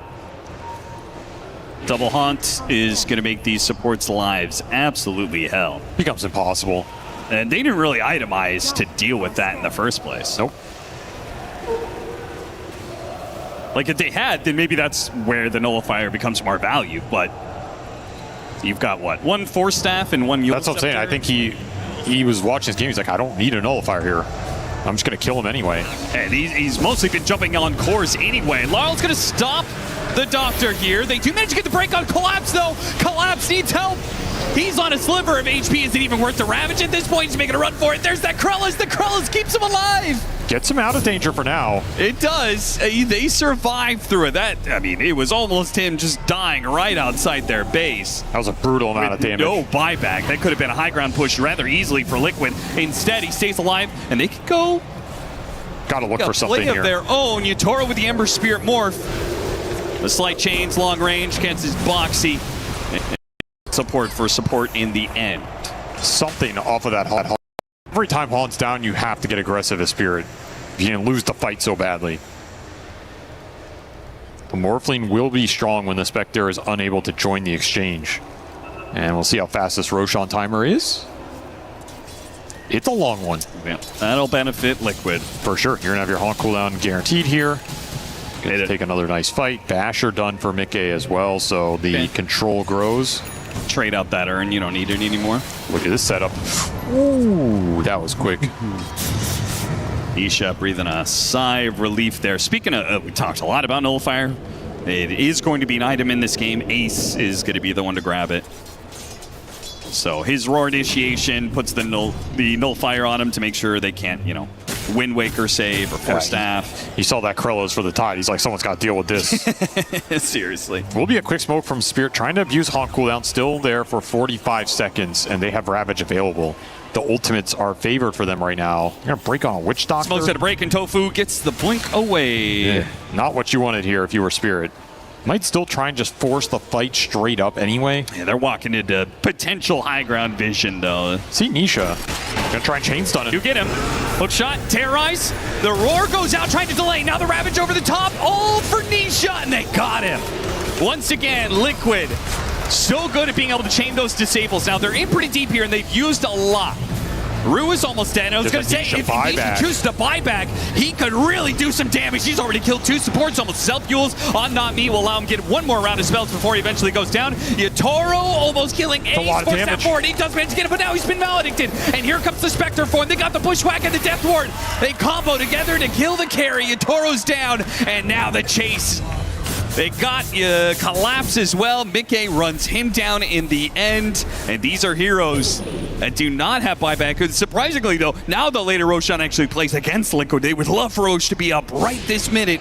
Not going to be the case, though. They will have 30 seconds while the Morphline's dead if they instantly scout it. Inspector does it super fast here. So we'll see if they end up getting it here regardless. One's costly on the Nisha buy, but he makes up for it. It'll push him to level 25. Kind of a necessary buyback to win that fight. You don't know when that Roche is spawning, so you can't afford to let Spirit get out of here. They chain stunned him again beautifully. Even with the stuns coming out on the Morphling, I thought maybe they're not going to have enough damage as Yatoro got Caskied there, but you have enough disabled to power through it. The issue with these chain stuns for Spirit is a lot of them are the big AoE, the Terrorize, the Ravage. You're using your teamfight control to take 1 hero down, and that's why this buyback's so powerful. When you come back in here, there's nothing really to regroup around other than just the Morphling's raw strength. And eventually, Yatoro, he's just running out of mana. Yeah. He just doesn't have enough resources to live through all these stuns being thrown at him, all the multiple initiations. The Roche will spawn, and Liquid will scout it instantly, so... Yeah, Liquid sat in the pit, made sure that if it spawned, they would be able to do it immediately, and it because they caught it so quickly, Yatoro isn't even up yet. This is a big concern for Spirit in terms of how do you win this game? Because it basically means you have to take a fight in a way where you can win it 1.5 or 2x with those buyback coming out from Liquid. Be able to get a Roche and then push again. And also, you're incentivized to, like, make this play again on the Ember Spirit. He's the one now with the Aegis. Because it's going to be the same problem, right? Like, yeah, you make that move on Ember Spirit or you make that move on Spectre. Both of them are heroes that can buy back and instantly punish you for it. And that's the issue. The buybacks are so strong for Liquid between this Ember Spectre. That's why the late game's so scary here. You need refreshers if you're Spirit. You're going to need double Wukong. You're going to need double Ravage at some point in this game. That's what it feels like. Maybe even buybacks as well. Like, bait some fight onto an area where you have either high ground defense or outpost defense, something of this nature, and you can instantly get the Morphling in twice. It's real dangerous, though. And this is why Spectre late game is just always terrifying, no matter how much you want to argue the hero's stronger or weaker than she used to be. You have double Haunt with Refresher, and then you have the buyback Haunt as well if you need it. Dude, Tofu, by the way, he still has his Gree. He's got 2,000 gold he can pop. He's also getting no love on the Tormentor. Still does not have his Shard, which, considering how impactful Tofu has been in these games, I would love a little bit of extra security for him. He's rocking a strong triple-double right now. Man's doing work here. Radiant are scattered. He's got a cheese, though. That's pretty nice. He'll fly out the Shard. It's the Aghanim Scepter with the slight charges in. Laurel! What? He was supposed to use the Shard there to get down with the Boundless Strike, but he messed it up. and now he's just going to die there off of the high ground setup. Ace, he does get a hook shot. Ace making the run for it. And once again, Yatoro's left. Okay, do I wait for him in after him in order to get that kill? It didn't work out so well the last time. Meanwhile, his backline's being decimated with the double ultimate. Now he's going to be Abyssal bladed up. Oh, they missed out on the Croaker stun to chain it all. Yatoro still has a chance to get out. The supports, they're looking a little worse for wear here. This last light, not going to finish off Ruse, so they go back for the collapsed Tidehunter. They do have the answer to the Corellas. It's not going to survive against the Nullifier. A big mechanical mistake there from Laurel. We saw the idea, bait some sort of haunt on the high ground, and then you just get out with that Boundless Strike Shard. Didn't activate it. Oh, look at Liquid. They say, well, we've won back-to-back team fights. How many buybacks do you really have? We're going to hit the tier 4s. Now, this is them playing without some ultimates here, deep inside the enemy base. This is not guaranteed. Yatoro's just control. But they are super tanky, and yeah, Yatoro's not really good, but they have to use Satanic on creeps just to stay alive against the Maledict Sharpshooter once again. And he gets lured through everything, they kill him. It's just too much for them to handle. They neither have the damage to get through these heals that are coming out from Liquid and these tanky heroes, nor do they have the defensive capabilities to keep Yatoro alive. Is Witch Doctor just broken? It might be. Is that the story of this series? Meta. He is absolutely owning these games right now. This game is just over. GG. GG with the security of a Spectre late game. You know, they went for the triple core late game in game 1. And Spirit just hit a very good timing in the mid game, got enough of net worth lead, just kept pushing Liquid down, giving them no momentum whatsoever. But here off of a back of a harder carry that could still play the map the way they want to, Liquid are both able to play the map like they were able to do in game 1 while still having this scaling carry and still playing a little bit more active, right? It's a very good Spectre pick. It gives you the active capability, it gives you threat off your stuns wherever you go, and you have the carry on carry matchup hero-wise. Like, you're not afraid of scaling into Morphling with Spectre here. It's such a big difference compared to that Sven to the tiny game 1. Liquid really addressed a lot of issues here. They got the DOTA. The DOTA has a 100% win rate right now. I don't know what that means. I don't know if I'm suddenly being converted into a believer of this hero, but that Voodoo Restoration talent and just sitting in the fights with so many defensive items plus Locket, Ghost Scepter, Shard, Aeon Disc, whatever it is, you become really annoying. Like, you can't focus this guy down, and if you don't, he does 5,000 healing in the fight. Okay, I mean, that's just basically you saved an entire hero right off the bat. It's a guaranteed spell. Can't stop this spell. Something about this hero is kind of cooking right now, and I'm liking it. So maybe that hero goes up in priority. It's also shutting down a lot of these frontliners in the offlane. Yeah, like, that's a big had deal. a terrible laning phase because of Witch Doctor. And not only the lane phase, the fights. Like, he can't go in the fight and exist as the frontline for Spirit because your frontline gets evaporated by Spectre plus Maledict in this game. I think the Morphling answer was cute. Like, it did do work in this game. He had, 14 kills. He morphed into the Ember a couple times, had some sick chains. I think Yatoro did his job in some sense, but the Monkey King did not build enough early momentum, and then he's just getting hunted every team fight. I think that was the biggest component for me, is like Laurel's impact. It's just not there in these later exchanges, and I think that's part of why we haven't seen the mid-Monkey. To gain the same momentum that you used to is way more difficult, and if you don't, you just don't farm the map as fast. You're not a pick-off presence. What are you really contributing to your team in terms of, like, either out farming them or I'm out killing them? And if you're doing neither, you're just kind of falling behind against this really scary late game. So very cool draft from Liquid, and a lot to think about going into this game 3 for both teams. Yeah, absolutely. I think so much of it is we saw in game 1 the stability of team spirit, right? Playing around each other and having a team fight formation that it was like running to a brick wall for Liquid. Whereas in this game 2, they have a draft that creates chaos, that is able to break down the front lines with the Witch Doctor while still hitting the back lines with these hypermobile cores on the side of Liquid. And that now brings us to a game 3. What is going to ensue in that draft? Okay, we'll see how much priority the teams will place in that 100% win rate Witch Doctor. There's a lot else going on as well with that game, and I think a lot of Team Liquid fans are very familiar. They knew the team would pull through because they normally lose game 1 and then win game 2. We'll see what happens in game number 3, but I'm here with Lacoste and Seb, ready to break this one down, and it can't all be Witch Doctor, Seb. It was not all Witch Doctor, but I have to say that I'm also becoming a big fan of this hero. It does so much. Like, the laning presence is there. Like, it kills the scaling of certain heroes like Tide, Morphling. especially when you have overwhelming amount of damage, like Witch Doctor, Spectre, everything is just perfect about this combo. Like the lane, the mid game, the late game, and eventually like this level 20 talent and just sitting in the fight. And you pair him with like heroes that benefit a lot from the healing. Spectre is the perfect example because like every HP you take from Spectre, you work for it, right? And dispersion, and he's just healing back up. I don't know. I'm a big fan of this hero. I think it's gonna get bumped up in priority pretty heavily. Like this might become a first pick in the third game because it feels so good. Like it's shutting down the offlane. We saw in the first game they tried Necrophos. It didn't really work because they try to go for the range carry or offlane hero in that sense, but didn't really work out for them. And you are never tanky enough. A lot of the times in this meta, you see these unkillable, these centaurs, this Necrophos, tiny with the 5,000 HP. You're never gonna feel too comfortable when you have Maledict on you, and the heal is the presence of the heal in every single team fight is just too insane. Yeah, it was super strong, but to go back to your first question, which was it can't all be Witch Doctor, it was also Ember. Like I think this hero, like I don't know, we'll have to see. But this was 8-pick Ember. It got super shut down on the lane. Like Lard did more than his job. I think he had like more denies than Ember had last hits. Like he destroyed him in the mid lane. He went to fight for the Wisdom Rune. He defended safe lane. He turned the Morphling matchup against Beast, helped the Morph, slowed down. Like he played an amazing monkey game. I think he was like 12-3 or something. But at some point, this Ember just comes online. Like look at the numbers, like the damage numbers from Nisha.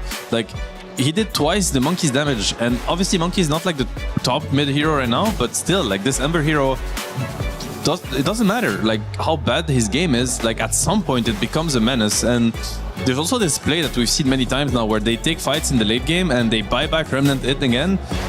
It's just too much. Like honestly, I feel like this Ember hero maybe deserves like either more priority or a ban, but his like his rating by teams needs to change. Yeah, you can tell that Spirit, they had an idea in this one. They brought back a little bit of a blast from the past, picking up this Monkey King as a counter to it. It looked okay-ish, but nothing too crazy. I feel like his presence in some of these earlier fights, it was great with the Wukongs and everything, but in the drawn-out fights, he didn't feel that comfortable. Like he also got caught a couple of times because he had Spirit Vessel on him. There was one fight near the tier 3 tower in the top lane where he got caught. Spectre jumps on top of him, kind of counters what he wants to do because you see him immediately with the follow-up spell. Monkey's gonna die or forced to use a BKB, jump out. So not the pick that I think we're gonna be seeing as a counter. It was an idea. It didn't work out in this one, and I feel like it also, Shiver, could be potentially, every single time that they were running different heroes, Spirit, they were doing well. Now they played Morphling 2 times in a row. That's where I went wrong. Could be it. Solved. It's going to be a tough tournament if he's never allowed to play another hero. Good luck for him, good luck to him. But I was a little bit skeptical on the Witch Doctor Spectre, like as in the answer, Morphling as an answer to that, because it's.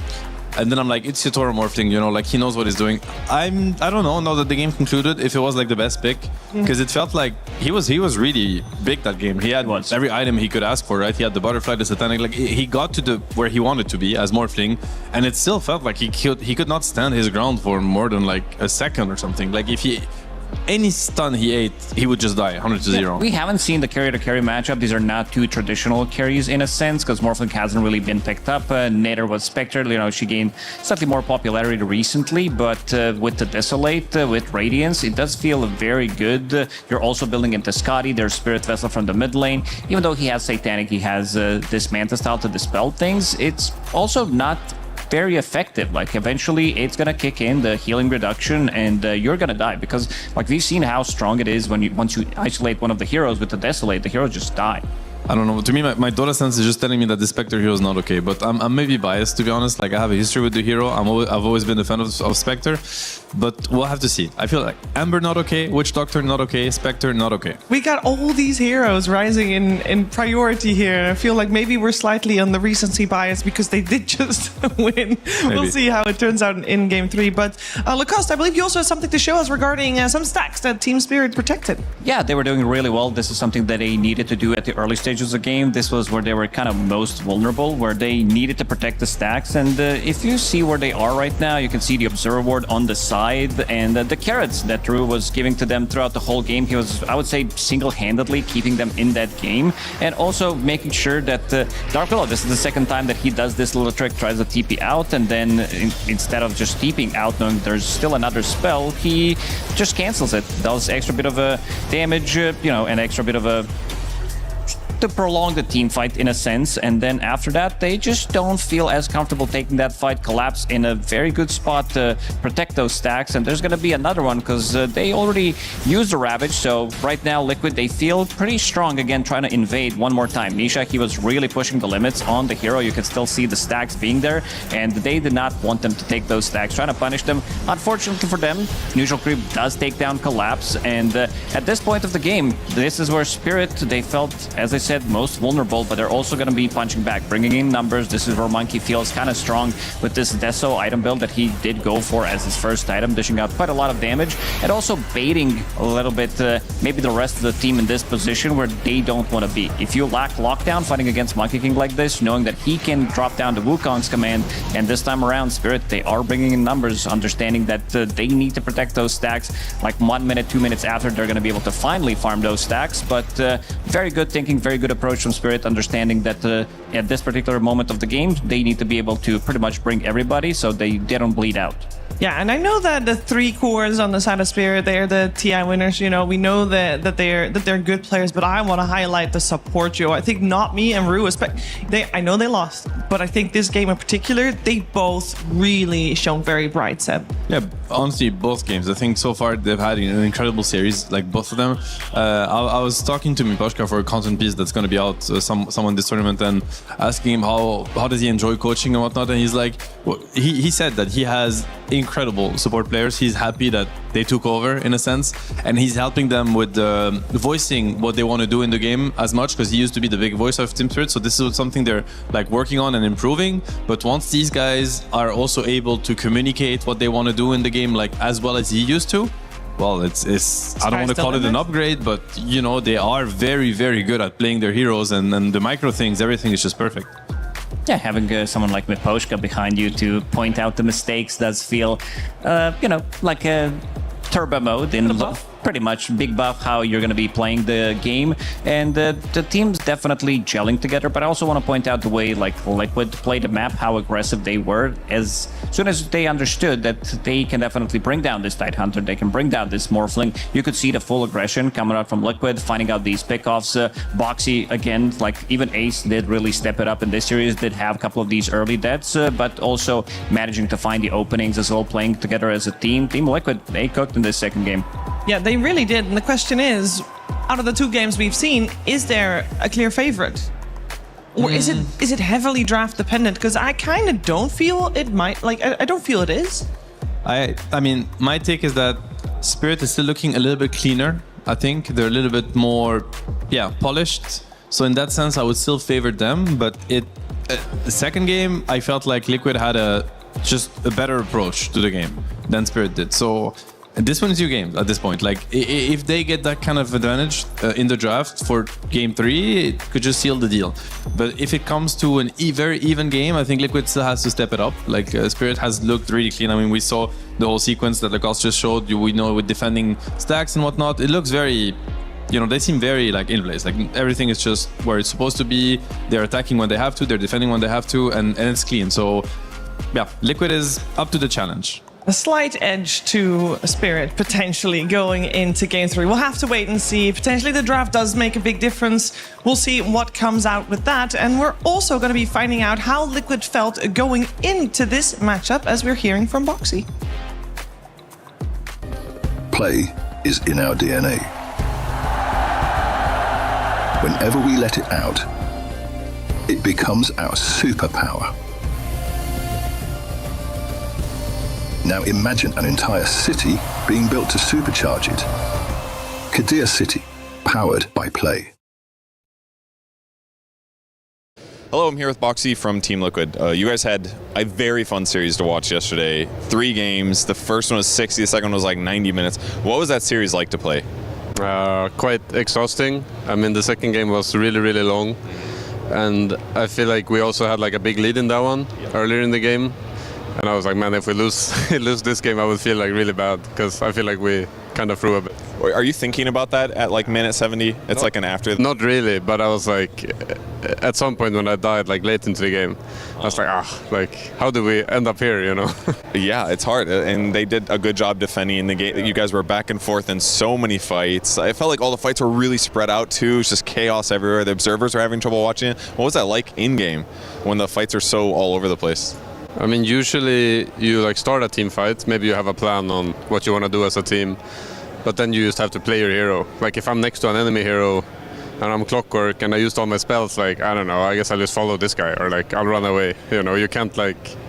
There's not so much you can do individually when you're out of juice, I guess. Yeah, I guess so. Yeah, game 2, absolutely crazy. How stress relieving was game 3? Because as an observer, I was watching, I was like, we know how it's going. They're stomping. They're dumpstering the whole map. You guys didn't give them any ground at all. Did that help like cool you down a little bit at least? I mean, game 3 was a lot easier to play.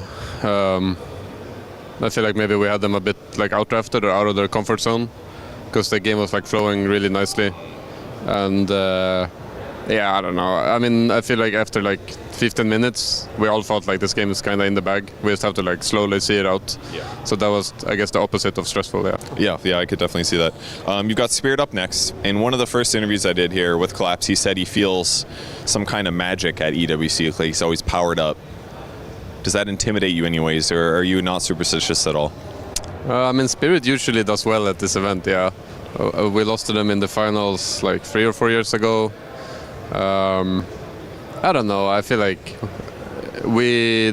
I kind of like playing them because I like how, or like I know pretty well how they play, and they're not like some unknown like thing. I feel like they, you know, they're Spirit. So I'd rather take what I know over what I don't. Okay, that makes sense. And how do you think you're going to do as a whole? You know them? Is it no good or? I mean, I think we're gonna win. Okay, you got the momentum. You know, I always think we're gonna win. So sometimes you don't. Needed belief as a pro player, I suppose. All right, well, thank you for joining me for the interview. Good luck in your match. Thank you.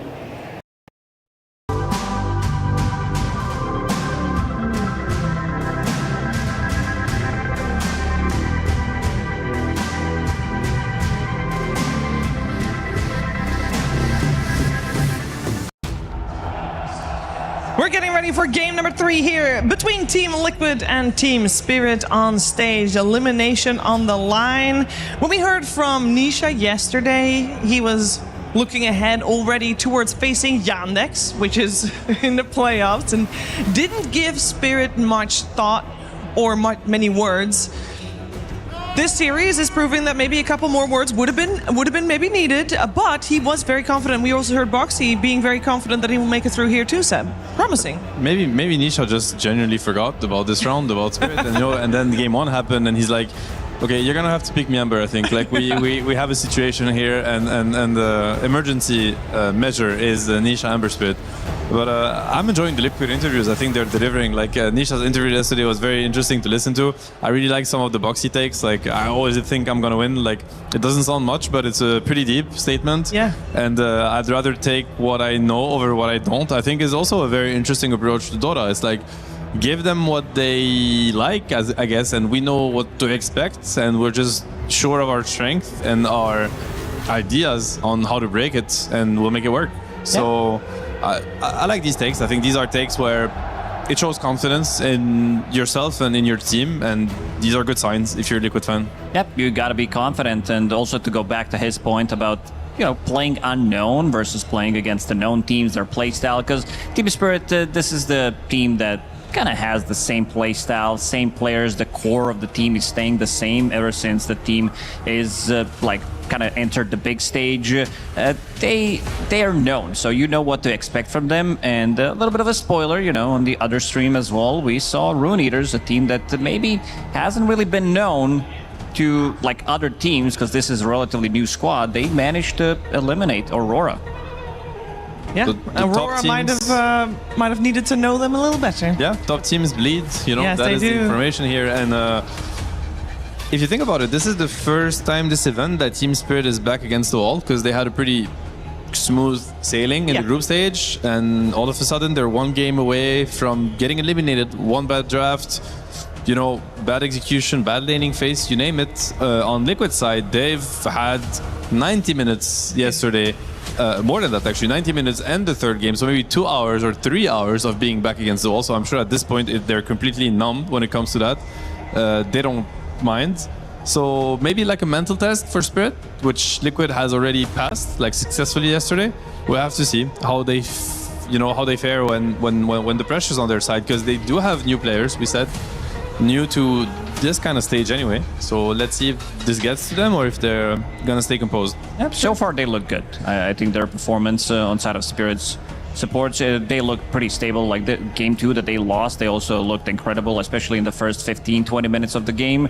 So want to see what kind of a draft they're gonna cook, like what kind of supports they're gonna be playing. I also feel like Spirit's draft took a little bit of an odd turn on that 15 pick with the Tidehunter. Seems like that was an idea to hide the pick for Monkey King that could come out as a response to this Ember Spirit, but didn't really work out in the game. So I would like to see something slightly different. Yeah, it really wasn't optimal in my opinion. Interesting idea, cute, but didn't pay off. They go back to a Spirit Classic at this point. You know, it's Miposhka drafting at the end of the day. Of course, Bane is going to be first picked. This hero won them TI once upon a time. Great hero in the hands of Rue and not me actually. They're one of the teams that is definitely okay with running the Bane on the offlane also, on the position 4. So very strong opener. Do you think Team Spirit will still want to get their hands on the Ember at this point, or will you reply with a support? Because we do have, for the first time this series, the team that's Dire has second pick, which is the same, basically it's the same pick order as previous game, it's just switch sides.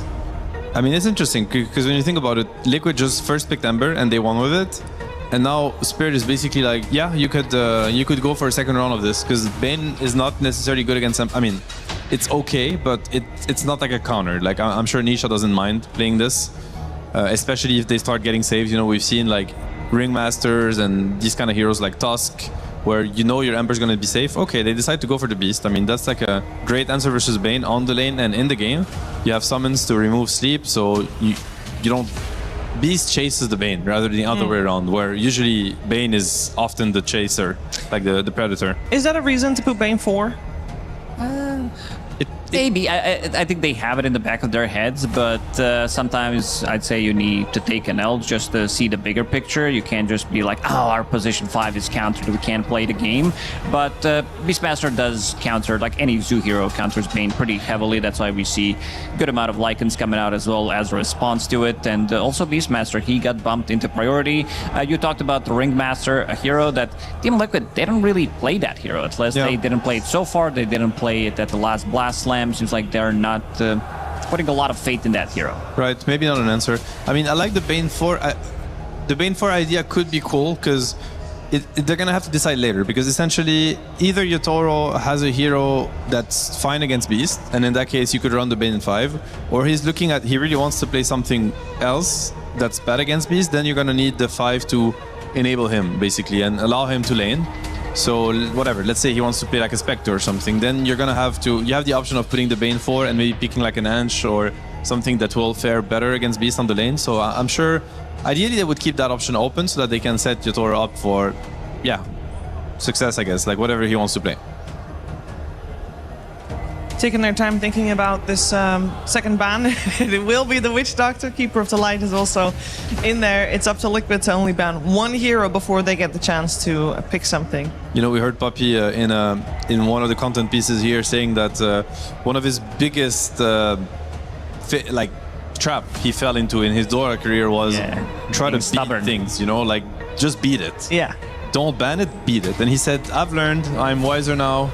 Just ban it. I'm banning it, you know, so I like the adjustment for Spirit. It's like, don't bump your head against the wall. It's an elimination game, survival stage. You can't afford to, you know, if you try to figure it out and you don't, then you're out. Yeah.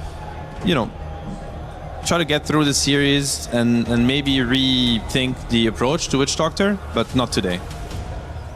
Yeah, try it in scrims or something. Klinks gets banned out, an instant pickup of the Hoodwink. That's your safe lane set for Liquid, I would imagine. Super strong lane. Like this type of a lane pushes out Bane if he's gonna be position 5. Not gonna be an easy pick for Yatoro either. Like we saw, I think 1 or 2 gyrocopters as well as a response to, I believe, Beastmasters as well. It didn't end too well, but because some of the carries are stronger right now, the hero also received a little bit of a nerf. And Team Spirit, they are going to be picking up Beastmaster, which is another saving support. When you think about it, overall better saving support against these initiations that they have from Bushwhack, where they have it, stopping the sharpshooter damage from coming through, and of course, very good against Primal Roar. It's very good against Beast. Yeah, the save against Roar. Also the Wheel of Wonder versus summons, very annoying. Like your summons are just stunned for forever, essentially. So very solid support. You also have the darts against the boars if you want to run it on the safe lane. Like very effective. It does extra damage to like summons and neutrals. So a very good hero overall, I think, against Beastmaster. Like quite underrated. Even the save, like. Because usually, like Bane, for instance, if you ever run into Beastmaster, like into his boars and whatnot, he just runs you down, even without Roar. That doesn't happen against Shriekmaster, because the box and the extra movement speed that you get, you just run away. So I like this pick a lot, and I think it could be a Ring 5 and a Bane 4. Like, now they have the option to do both, typically. They pick the Gyro. It's an early Gyro pick, which, again, I don't think is what Spirit enjoys, because Yatoro usually likes to be the win condition. Like, they like to put him on 18 or 24 pick and make sure that the game scales in his favor. It's not going to be the case this time around. He picked for the lane, and Mick is going to secure himself a better win condition. Oh, absolutely. I mean, Spectre is very good against pretty much all 3 of these heroes, kind of, because you get on top of them, you provide vision. You already have vision coming up from the Beastmaster summons. Hoodwink's very annoying to play against as well. And, I mean, we did mention Gyrocopter, but I don't think I believe in Gyro in this current patch. I feel like he is... I would put him, like, slightly below middle at the moment. Yeah. Yeah, there's maybe a reason for why we don't see it that often. And then, if anyone can make it work, I feel like it has to be Yatoro. But if he can't, well, at least he respected the rule. I don't think he's played it so far. So that's a new hero for Yatoro. So that is like the bright side, where he's expanding his hero pool. The buff is there. That is what matters, yes. He gets the buff. So what do you do if you're Liquid here? This is like typical, like Ember is still in, right? Like this is your typical talk about it first phase, end up doing something else because like pre-counter and whatnot. Oh, they go back for the abysmal win rate of Puck. Wait, well, how much did we say it was? It was around 20%? It was 25. Yesterday it won 1 game, but I don't know if that was enough. Lacoste, could you check the win rate of Puck? Yeah, I just checked the win rate of Gyrocopter. He's sitting at 25% as well. And we're going to check fire with fire, like be honest drafting. It's like you picked yourself a really bad hero, we shall do the same. Oh, it went up. It's up to 31% right 31! now. Yeah, big numbers. 31%. That is crazy. 31%, that is not good enough, but we'll have to see. And it's also going to get countered on the lane. Yeah. What makes it a good Puck game already is that he's very good against both supports. Like, he's going to get on top of them. He's going to prevent them from clicking their spells as they want to. Ooh, the Oracle team picking Oracle in the, continuing the legacy of Insania. Former Team Liquid captain. They wanted to have a save of their own, I would imagine. It's a very good hero against Bane, typically for many reasons. You can, save from grip, but you can also unsleep your teammates with just your third spell on Oracle. Very, very handy. Ooh, it really nullifies everything Bane does. Like, you dispel all of his spells, like Enfeeble, Nightmare, Ulti, so big counter. I think... Do you dispel the box? I think you do, or no? If you should, yeah, it's dispellable. So if he precasts his Q spell, which, what's the name of it? I forgot. The first spell of Oracle, whatever. I forgot about the name. So think about Liquid starting the fight on Team Spirit and Oracle pre-clicking the first spell. The box is just not going to work. They will be able to shut down. It's going to act like a nullifier. That's the Fate Edict, right? No, the Fate Edict is the second. No, that's Purifying Flames. Yeah, we forgot. We actually can't remember the name. My goodness, I'm getting old. Either way. HQ. Anyway, I think there was a high chance of Spirit potentially picking up Night Stalker instead of this Earth Spirit. I feel like this hero could have also worked, seeing that you see Puck, it can be played from the mid lane, it can also be played from the off lane. It's one of the best counters to Oracle. Earth Spirit is good in a sense, but also you need to be able to find this Oracle, and you only have one guy because both of the supports are ranged. They want to keep the distance. Gyrocopter also wants to keep the distance away from the fight. So want to see what kind of a gap closer they're going to be picking from the off lane. Now, typically Oracle is considered a good hero against Earth Spirit. Like, as soon as he gets his blink, let's say, and he's able to like play further away, obviously early game is not going to be as effective because the cast range of Oracle's ulti is very small, and Earth Spirit is going to be able to silence him because he's gonna have to be in vision to cast that. But as soon as he gets like maybe a cast range and enchantment, a blink dagger, the matchup's gonna turn. With that being said, Earth Spirit is really good against Puck in the lane and in the game. We've seen Earth Spirit dominate this matchup. Fortune's End? Yeah, I think so. It still doesn't ring a bell. I think my brain literally just erased that spell from my memory. Probably some trauma from losing games against Oracle. But yeah, like I also think Earth Spirit is not the best against Beastmaster. Like his timings early are pretty rough. Like he doesn't really get armor before a while, and he's just very susceptible to dying to Beast and his summons. So I have to say, I think Liquid's draft is looking very good right now, and they don't even have the win condition against Gyro. We're also going to be looking at the last pick and looking at Gyro and maybe worrying about his scaling ability. So I would also prefer if they just pick that Night Stalker on 18 instead. I feel like because of the dispel mechanic, Earth Spirit can still own this game. Like 3.5 second silence is super annoying, but you also have a little bit of a save coming out from that Oracle. And this is going to be the jump, disengage, even though it's not super effective against your Roar, against the Coil as well at the later stages. It does become a very powerful spell to bring in everybody, like we saw what Centaur can do with the Heart, like even double Heart build. And it's the infamous like Centaur Gyro combo, like Aghanim Centaur at some point, Gyro getting Aegis, buying a Rapier. We've seen that happen. It can be very powerful. Gyro's not really meta, but when it was, this was like one of the deadliest. It was so good that it was first pick. It was literally like Centaur into Gyro. First two, doesn't matter, any lane, any game will win. So it can, I think it re-enables the scaling of Gyro, and it allows him to maybe go for a more aggressive build than he would if the Centaur gets the Ags at some point. And on Liquid side, I have to say I'm a big fan of the draft. Like I think the lineup works really well together. Lots of synergy between heroes, great against what Spirit has. I guess the downside of Liquid is the laning phase.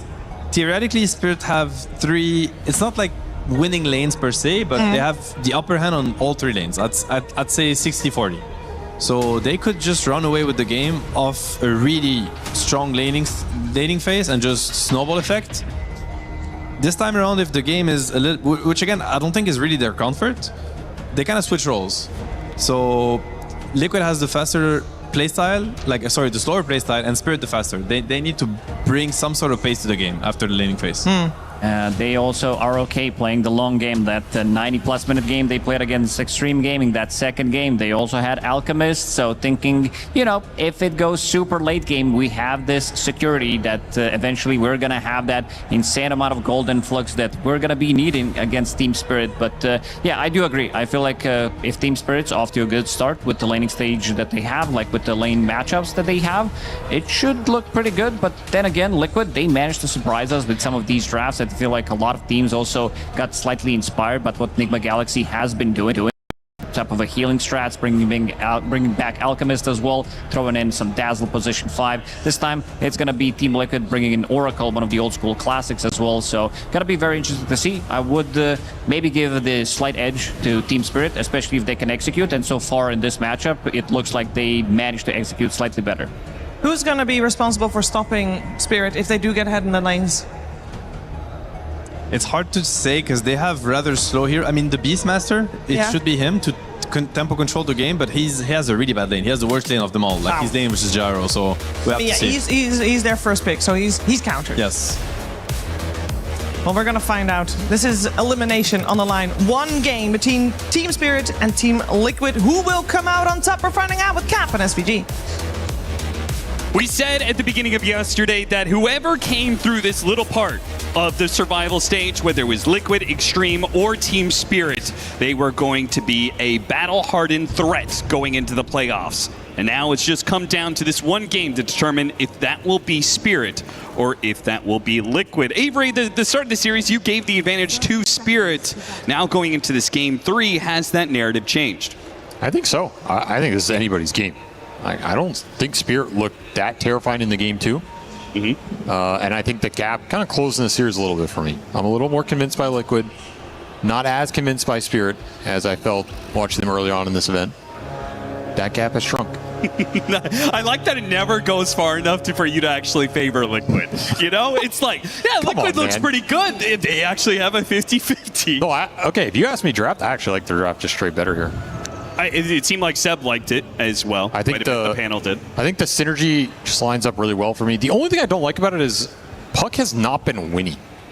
His win rate is atrocious this event, and the hero has looked really weak in some games. You have to get him to that ultra late game territory where, yes, if he's 6-slotted and he becomes unkillable, and you get to that Ags Divine Rapier, he's a menace, and it will cause Spirit some problems. We've seen a lot go wrong for the Puck in getting there. So that's my one like asterisk on this Liquid lineup is how strong is Puck really? Is he going to get punished in this game? Because there's a decent amount of stun. The Bane is always a great answer to this hero. The instant silence off the Earth Spirit can set up some of the other stuns to land. I'm a little worried for Nisha. Does have the Oracle to bail him out, but you're kind of looking to use this Oracle with the Alchemist combination for some heal amp and just getting him in there. Yeah, maybe if Alex tanky enough in this game, you can prioritize the Puck. We'll see how influential that is. And somewhere Insania has a smile on his face, Austin. That's right. Liquid have gone for his signature hero, the Oracle, and it does look like a very good Oracle game. I love the idea when I saw, actually managed to get the first flood there. Tofu ends up getting the final hit over Rue. Yeah, when I saw I was actually very concerned when Spirit picked up the Ringmaster. I was like, ooh, that's a sick pickup. Like, this hero has been doing so well. Liquid seemed to have struggled against it. And then when Liquid also got a save of their own that also counters the box by being able to have a Dispel, I was like, wow, that's actually kind of sick. And then they get a carry that synergizes with it very nicely. There are a lot of saves in the Spirit lineup, though. You have Geomagnetic Grip / Kick. You have the potential Earth Spirit Ags later. You have potential double box if Ringmaster gets Ags. You have the Centaur Ag save. So a lot of it requires some Ag Scepters to come out. But in theory, you could just have so many saves in this lineup. Even Nightmare, Interrupt. I don't know how you're landing a Roar and getting anything out of it. It seems almost impossible in this game. So maybe Control will be an issue for Liquid as we go later here. You got a lot of saves to play through in a Gyro. Gyro is a hero that uses saves pretty well because he gets pretty innately tanky. And if you save him, he can sometimes get another round of flak in and off pretty quickly. Suddenly that fight becomes impossible. He's a nice carry to just kind of put on that front line and play through. So in that sense, I do like the saves and what they can do here for Spirit. Oracle can only dispel so much. I thought you were going to talk about a different synergy here, Austin. I can't believe you haven't brought it up. The ultimate synergy in Team Liquid's lineup. I mean, there is a lot of synergies, but... Sleep. You have enough damage here? Pull him out of position. Tofu.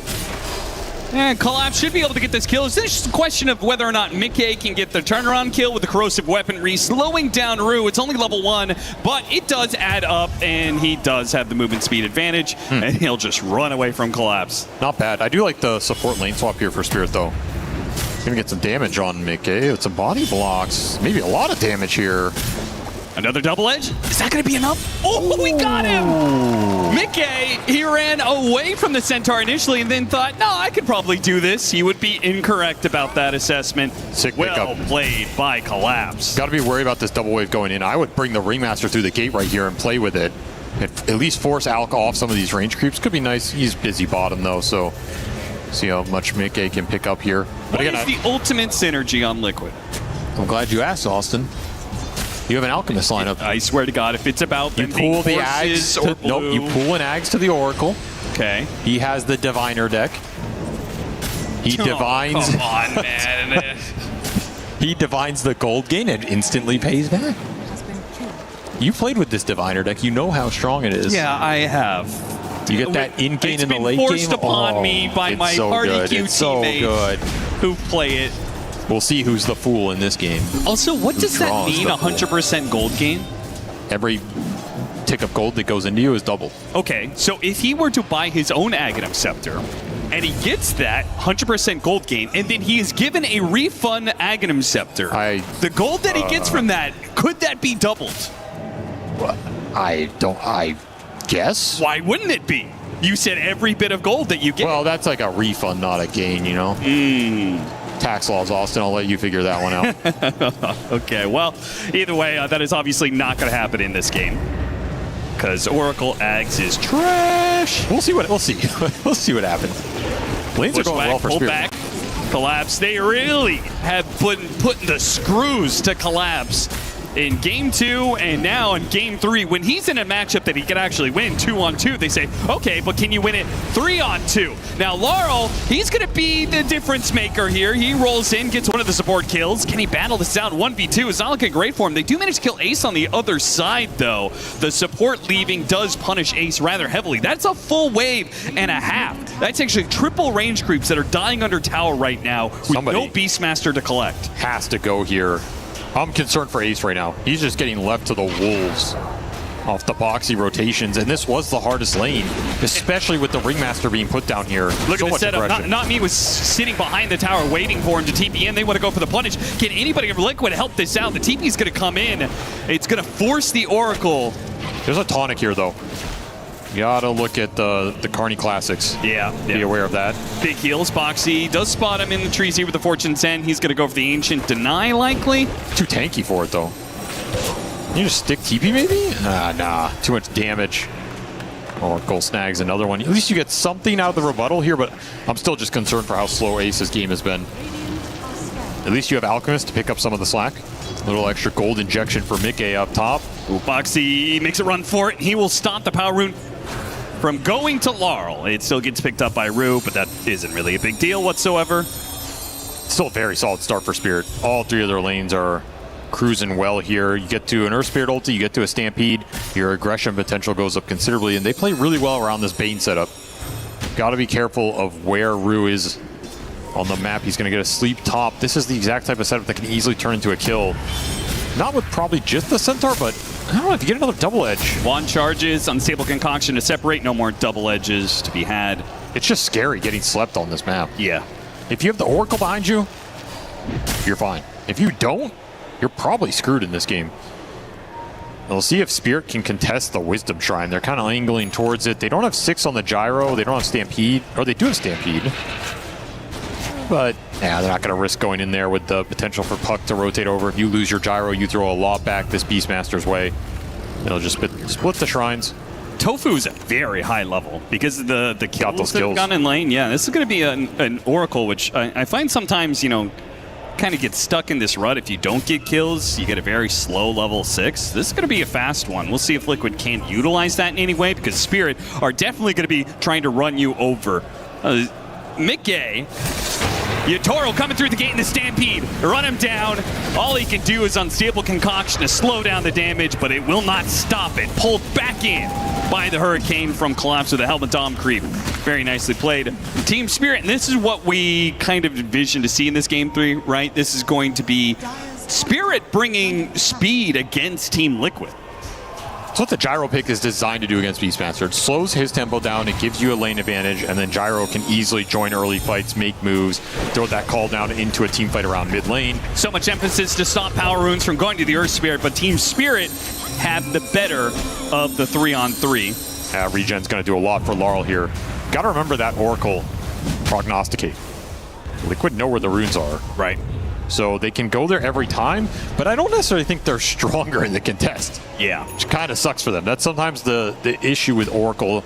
He's had a nice early game here, but the Heroes isn't necessarily that strong in the 3-on-3 early on. There's a lot. Okay. Courier on Courier battle. With the Orb doing a lot. Unstable concoction from Mickey. That was actually pretty necessary for Mickey to show up to this fight. So good call from him to make that rotation over. Still, it's a heavy commitment from Liquid. 4 heroes just to kill a support. And that Wild Wing just denied the bounty room. Pretty nice to take these away from Liquid while you're just farming the lane anyway. Nice micro plays from Collapse.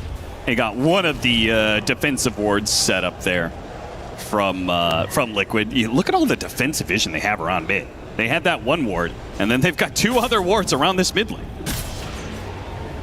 First Spirit TP bottom, trying to punish the Beastmaster. This is a pretty hard move to read for Ace. The Earth Spirit's been off the map. He has no vision down here because all the wards went around the mid lane.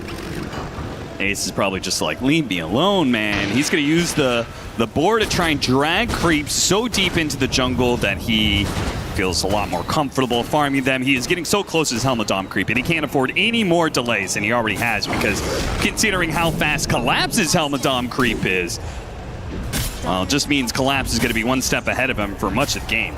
Spirit are going to be able to drive the tempo here, no question about it. They get another sleep on the Oracle, and he is dead. The other thing about this game is they have a decent amount of gap close for the Oracle between the Centaur and the Earth Spirit. You know, it's one thing that, like, there's great synergy in this Liquid lineup if you can maintain the formation. Again, like game 2, I think Spirit have the better time breaking that formation and just getting on this back line. And if they do, if you take Oracle out early, if you land an Earth Spirit silence on him and you're focusing somebody else, this lineup can kind of just crumble pretty quickly. The Beast is going to be poor. The Puck is going to be a little squishy here. Those are my big concerns. And you're looking at this Beast versus Centaur disparity. It's massive here. Yeah, huge net worth difference. 2,000 between the two of them. That is the net worth difference entirely between Spirit and Liquid right there. Wouldn't be surprised to see Spirit try and do that classic, bring your offlaner behind the mid-tier 1, look for that fight. Yeah. I mean, especially with the way Spirits have been playing, I wouldn't be surprised that they brought the Gyrocopter too. Or just like they've been playing a lot of 5-man. Dogpile on Ace more. I mean, that's why not? way. Why not? Rue is going to be pretty deep here behind enemy lines. Gives an opportunity for Ace to hit a good roar. What does he roar, though? The wheel goes out. He doesn't want to turn around for him. They do have the Oracle save, though. That's going to save him from a lot of magic damage. And Ace just kind of charging in. I thought he was holding on to a point there. He did not. So he did not have roar to level up to use in that fight, which I don't know if it makes a difference, but it certainly makes the fight impossible to win. I think he's also identified that roar is just not a good spell in this game either. Yeah, I mean, it's fair. There's just too many saves. I mean, yeah, you probably do a little better with the roar there, but I don't think you get anything. Ooh, unicycle initiation. Hits him with the whip. Styling on him. See Collapse creeping his way towards mid. That threat is open. I guess with Magnetize on cooldown, though, you're not looking to get too aggressive right now.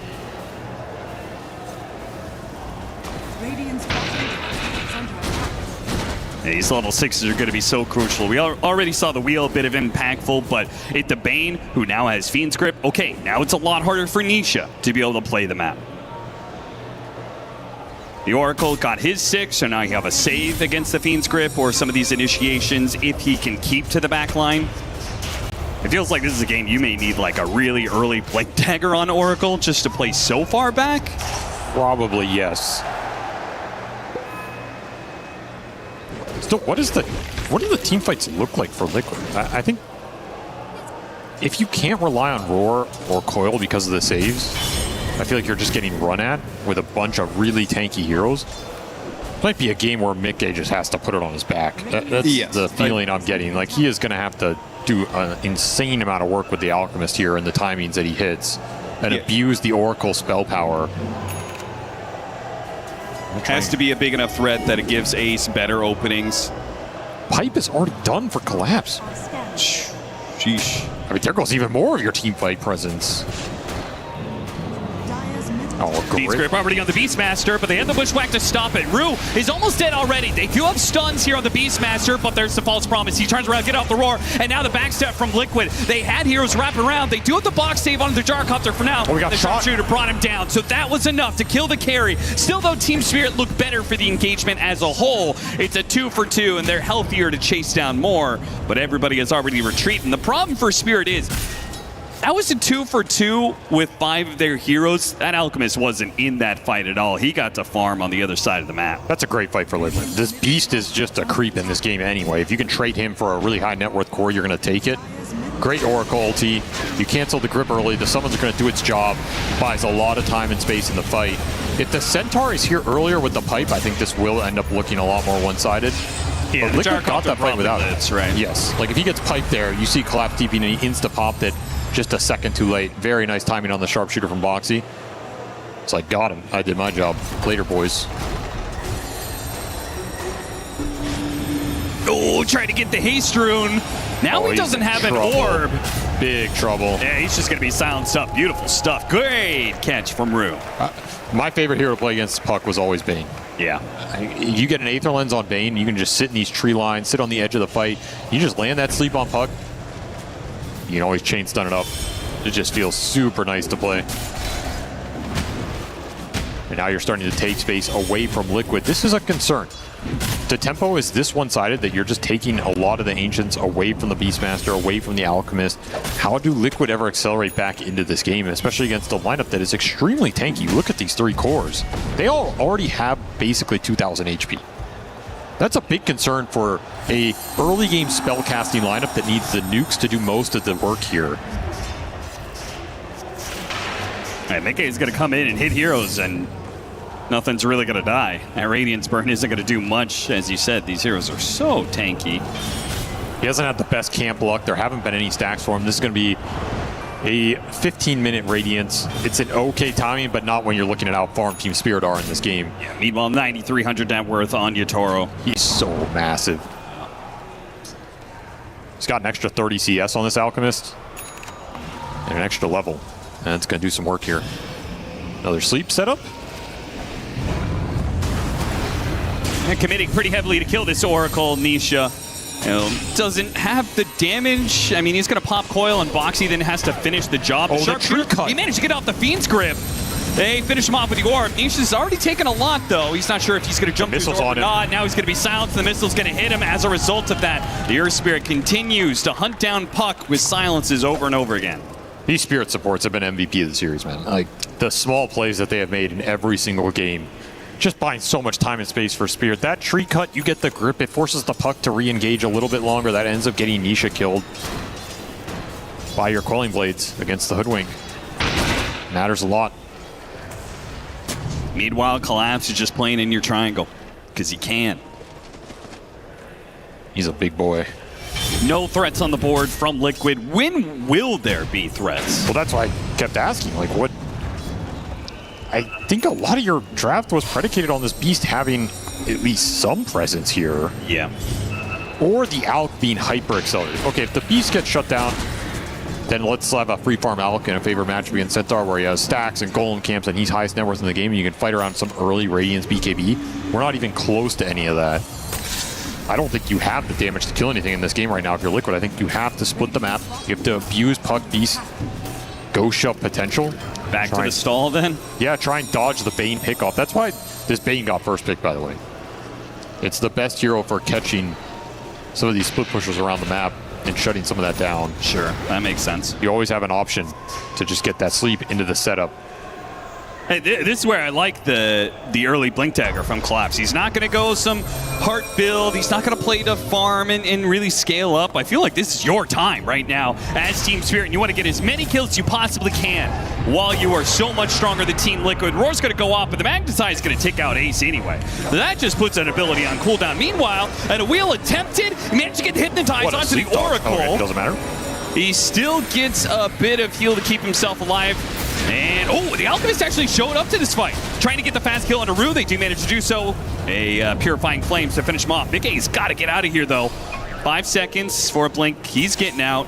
Maybe Boxy, not so much. The Mist is going to chase him down. Boxy's just going to try and play for time here. Make this kill as annoying as possible. Team Spirit, like holding back Yatoro with the Bushwhack. Yeah, kick him into your carry. Speed up his farm here. Right on top of the Ancient stack. The Flak will go straight into it. Yatoro in hyper efficiency mode. Yeah, if anything, that helped him.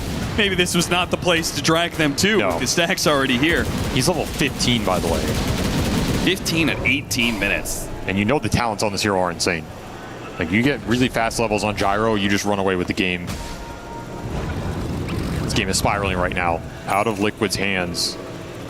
We haven't even seen a false promise. Well, we saw the one false promise bottom, I guess. Yeah, the one fight that they won, which is kind of barely, as you pointed out, from the Collapse, almost bailing out the Gyrocopter with the pipe. You got to make something happen here if you're Liquid. It's just not going to be fun to play the map. And you have to make some space for this Alk to get to BKB. Too late to punish Laurel there. Need so many heroes set up.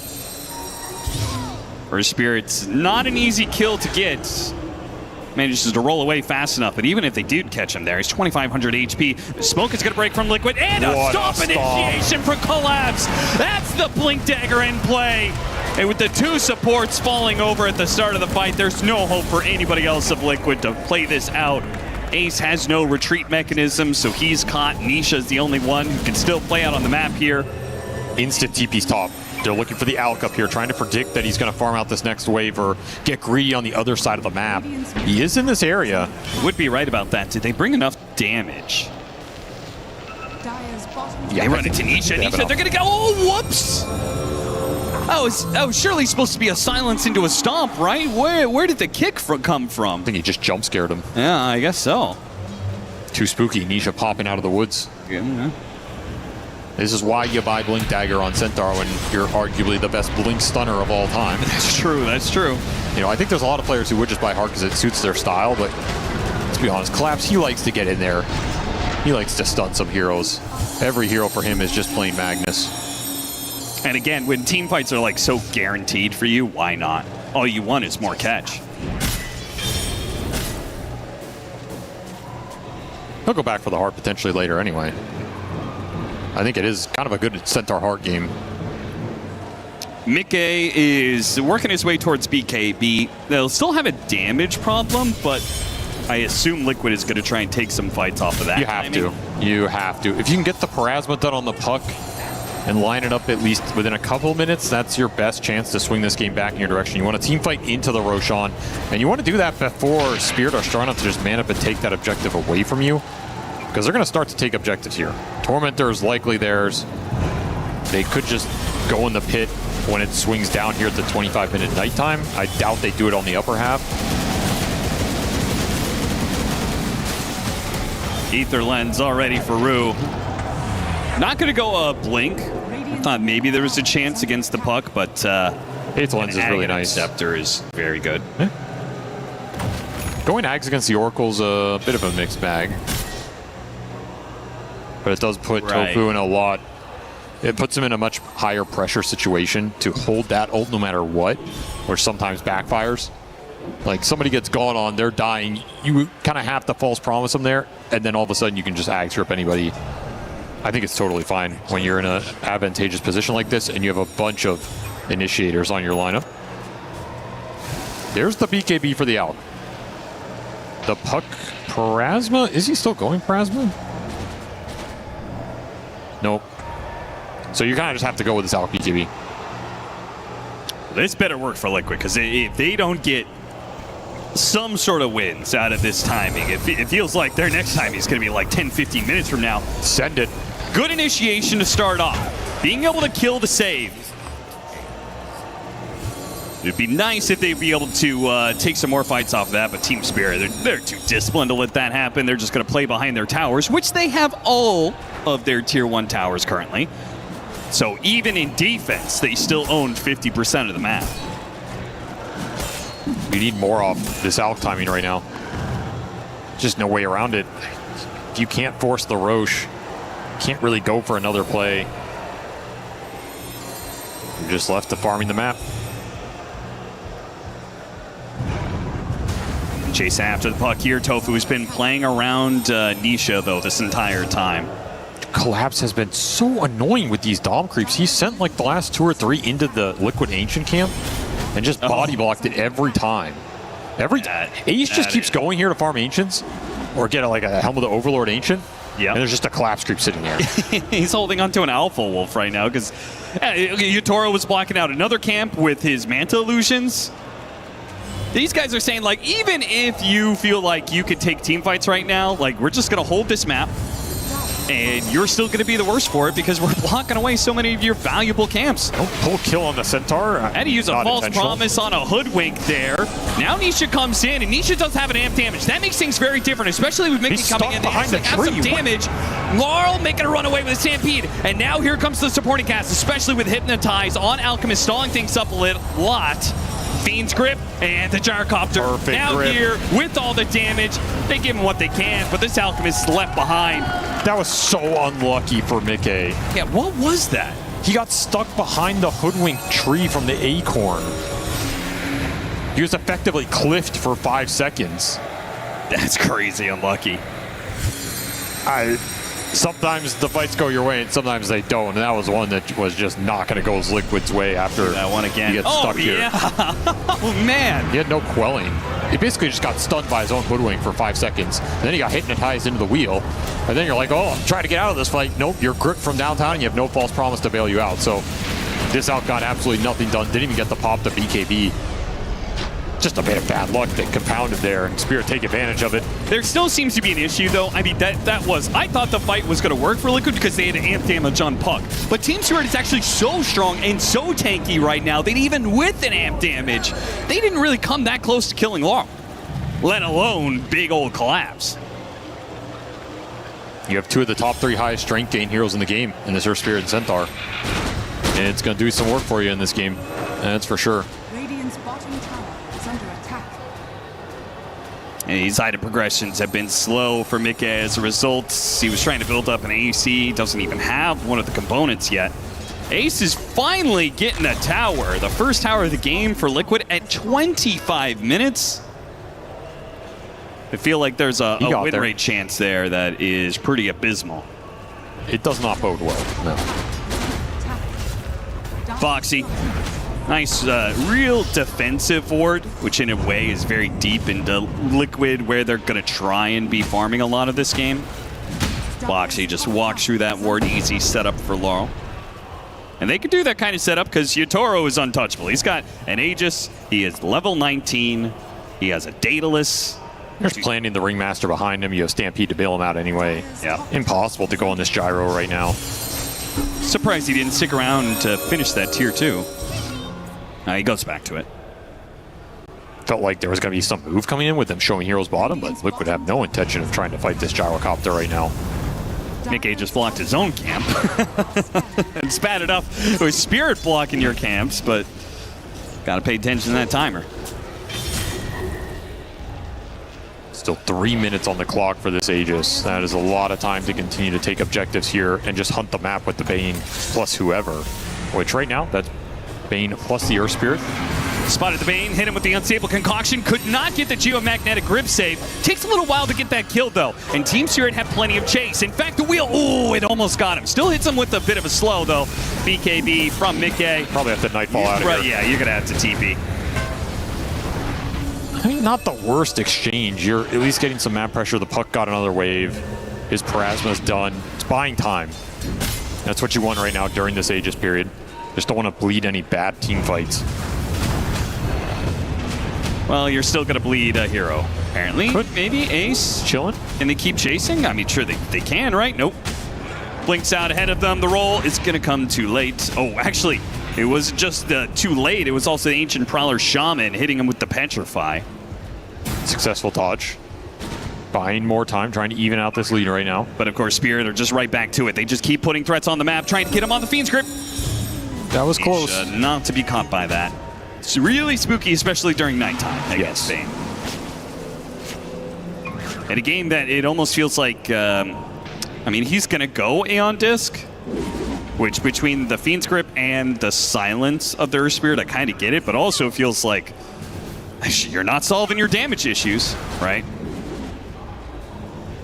I almost think he has to go something more offensive here. Yeah, that's. I don't see you winning fights with Aeon Disc Puck. Maybe they just don't see a way to win the fight in the short term, so you go Aeon Disc and you rat this game. Yep. However, Spirit can just go high ground. 100%. So I'm not sure I buy that as a pathway to victory in this game.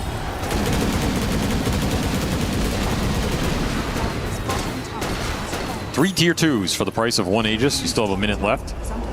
Daedalus and level 20 done for Yotaro. He is absolutely massive. AC finally done for Mikke. Another timing for this Alchemist if you can try and get something going with it. We'll have an Aegis expire soon and finish up that last tier 2. Could poke the high ground here. Absolutely should. With a minute on Aegis, it feels rather free. How are they going to go on you? Roar, Coil, both. The box save is good enough, and they're even smoking up to keep the formation, keep 100% sure. Nami is going to be able to get this. There's the box save. Bushwhack eventually wears out. They hit him with the Fortune's End, but it's already too late. Yotaro, you got a Hurricane Pike down to the low ground. That's Chemical Rage on cooldown. That's good enough value. You're not really looking to take that fight with the Sages nearing expiration. You just want to get Liquid back in their base. It's going to help build a gold lead, get the lanes in. You had the Earth Spirit or the Bane setting up bottom anyway, kind of looking for that puck split push, so didn't have everybody there if a true fight broke out. It's going to give you full map control here. A lot to play off of. Still nighttime for 30 seconds.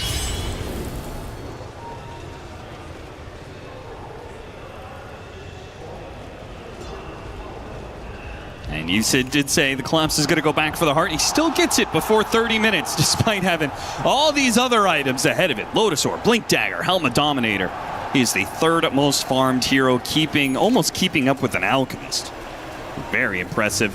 An early gem picked up for Liquid because in order to rat the map, they have to make sure the Team Spirit doesn't have vision of them. Hard enough to dodge this team, even worse if they have information over you. A cross-map smoke, trying to catch anything and everybody. The Aeon does get delivered for Nisha just in time, and he's going to need it here. Just they went for him. See if they can get some damage on him. The missile's still going to chase after him. Now, Tofu's also here. They got him on the Fiend's Grip, and there is the False Promise save. So, everybody is away. It's all free for Spirit, though. Yeah. That was probably the fastest Aeon disc pop I've ever seen. Yeah. Lasted about 2 seconds. And outside of those times where you could assemble it. Have to keep the puck alive, though. He's your gem carrier right now. All of your promise of some future map control lies with Nisha. BKB is almost done for Ace, in which case there's another hero that can BKB, TP out. It is a strong BKB game for Liquid. There's a lot of magic damage on the side of Spirit that you can ignore and try and just all in the gyro. Gyrocopter does. It's pretty tanky, pretty hard to kill. Tofu rolled in on by the Earth Spirit and the Centaur. This tanky duo of theirs, they go on any hero they want. There's not going to be a rebuttal whatsoever from Liquid. Playing for that next Roshan. Get as much as you can for that moment and try and turn the game around that objective.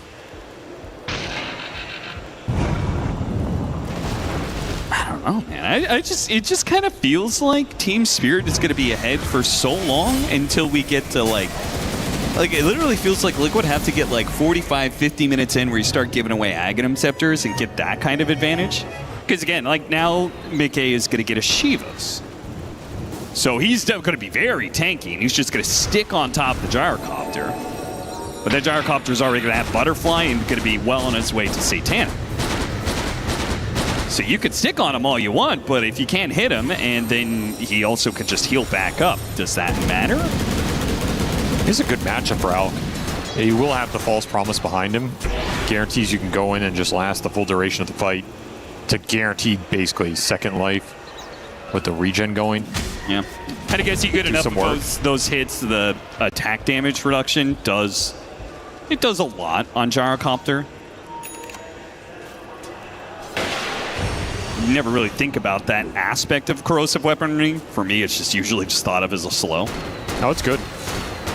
It's definitely good here if you can just stick on top of Yotaro. This is the guy you want to jump early on in the fight. You need to take the big damage source out and use BKBs to ignore the two other cores for as long as possible.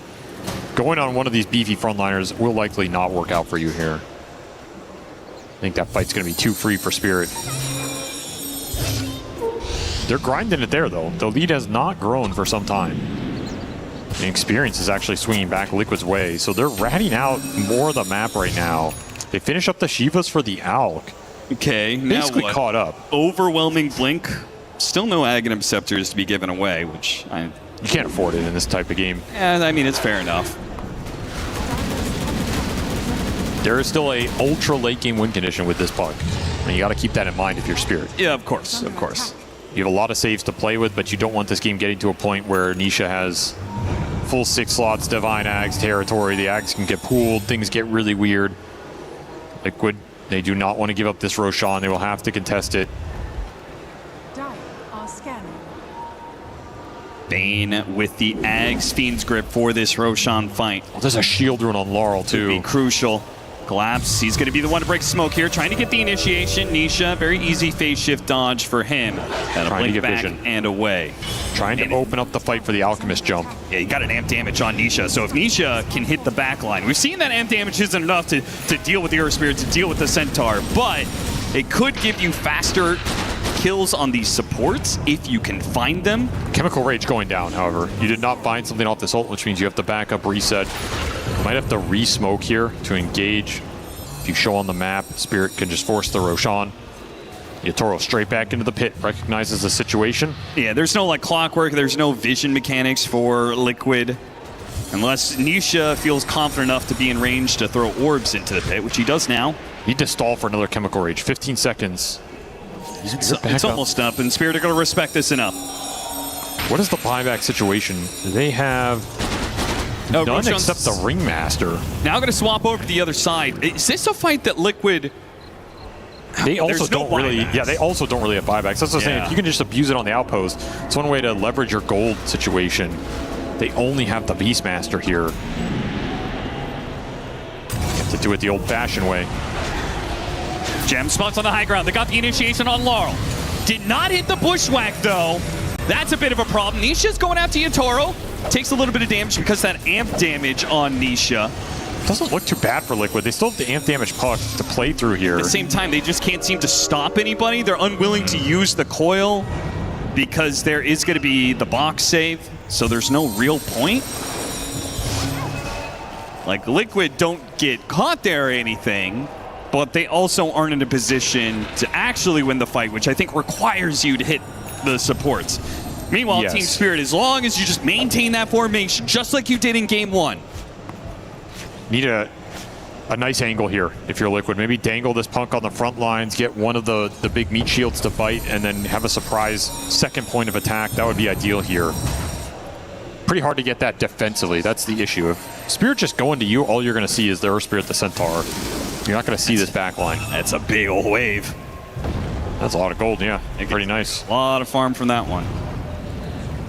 Thoughts on, so we talked about this a number of times. Overwhelming Blink versus Swift Blink. Alchemist. I like the Swift Blink. Just depends what style of Alch you're trying to go for. If you're trying to be tankier or trying to deal more damage. Liquid definitely stalling this game up right now. Nisha is playing it just right, where he's playing in their face, but not quite getting caught. As soon as he gets caught and then the false promise is forced to be used, then that might give Team Spirit enough an opening that they either can push forward and take the team fight, or just force the Roshan and you know, make Liquid try and take that fight into it. It's a dance right now. Yeah. You have to play on the front line with the puck. You have to try and bait a little overcommittal from Spirit that your team gets the right opening without dying in the process. I'm kind of surprised that Spirit are hesitant here. They didn't just run into Liquid. They didn't force the Roshan. They're kind of stuck between the two options right now. This stalemate might last long enough that Roche goes back top, which is better for them, which is kind of crazy.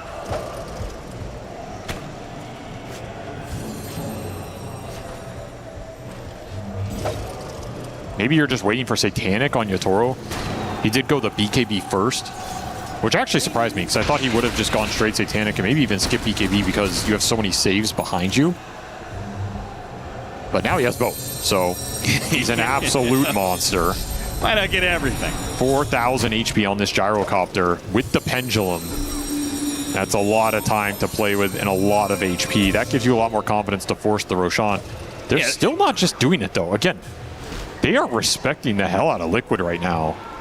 In a situation from... much respect. This is basically 5 minutes that we've been waiting for these teams to take this Roshan engagement. And yeah, okay, the orb is right on top of Roshan. Team Spirit's still hitting it. So Yatoro has kind of made the call. Even still, they're going to, go up to the high ground here. Yatoro really wants them to go on it. And Nisha will have a poke here, but of course... Chemical Rage. Yeah, they managed to hit him with a bushwhack there. Got the stomp out. They go for the burst. They got really down to about half HP. And there's nothing to stop this Fiend's grip. Oh, poor Oracle just got gone on. Mickey took so much damage here. He's making a BKB. Chemical Rage run away. Maybe he actually gets out here. So despite the full Ags Fiend's grip going off, got the silence onto the puck. Now the puck is going to die. And one way or another, Team Spirit will get that core opening kill that they need to 100% secure the Roshan. The fight got split so early on. That's the power of finding Oracle at the start. You get that free grip, and that counter's completely out of play. So much zone control between Centaur running in, Shiva's Earth Spirit. The wheel got dropped right on the stairwell. That fight just looked impossible to run into. Your Alk gets out alive, and it shows how tanky he is in this game. But both teams are just looking straight for the support duos. It's a nice coil. There's a decent amount of damage coming out from Nisha, but he can't stand there alone. The whole team's just getting zoned. I just can't believe they win for that gyrocopter. Kind of surprised he got caught here. He almost had another orb phase shift. Cast range reduction on the Enfeebled doesn't help him at all. And now Team Spirit, it's been a bit of a stall, but they're in a position to just end the game. This game could be over in this next 5 minutes. You've got insane timing for this gyro. Gyrocopter hitting high ground with an extra life. Satanic back up the full. There's no tier 2, so they can just continue to occupy this base. They're going to force Liquid to take another team fight. Do you have the Nullifier on the Beastmaster for Nullifier Roar? Helps you deal with some of the saves here. And there's an Ags for the Alk. He's going to pull it to the puck. Nisha doing a lot more damage now.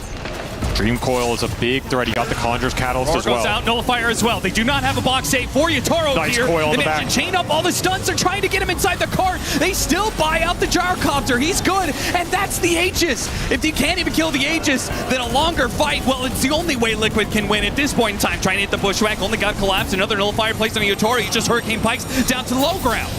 Gotta find Unstable Concoction bounce back onto Mickey off a Lotus Orb. He needs a bit of help. They still have the False Promise. Any hero gets too low. Laurel gets the kick out onto the Hoodwink. All they need is little pickoffs here. Eventually, Liquid will run out of steam, and they can take a second lane of barracks. The Magnetite is going to push back the course. No Chemical Rage up. Nisha dead. No A on disc, no bailout. Still an Aegis on this gyro. They got nothing there. And now it's a level 25 Gyrocopter. The puck did 7,000 damage and killed nothing. Yep. The power of the sustain in this lineup. Just too many tanky heroes.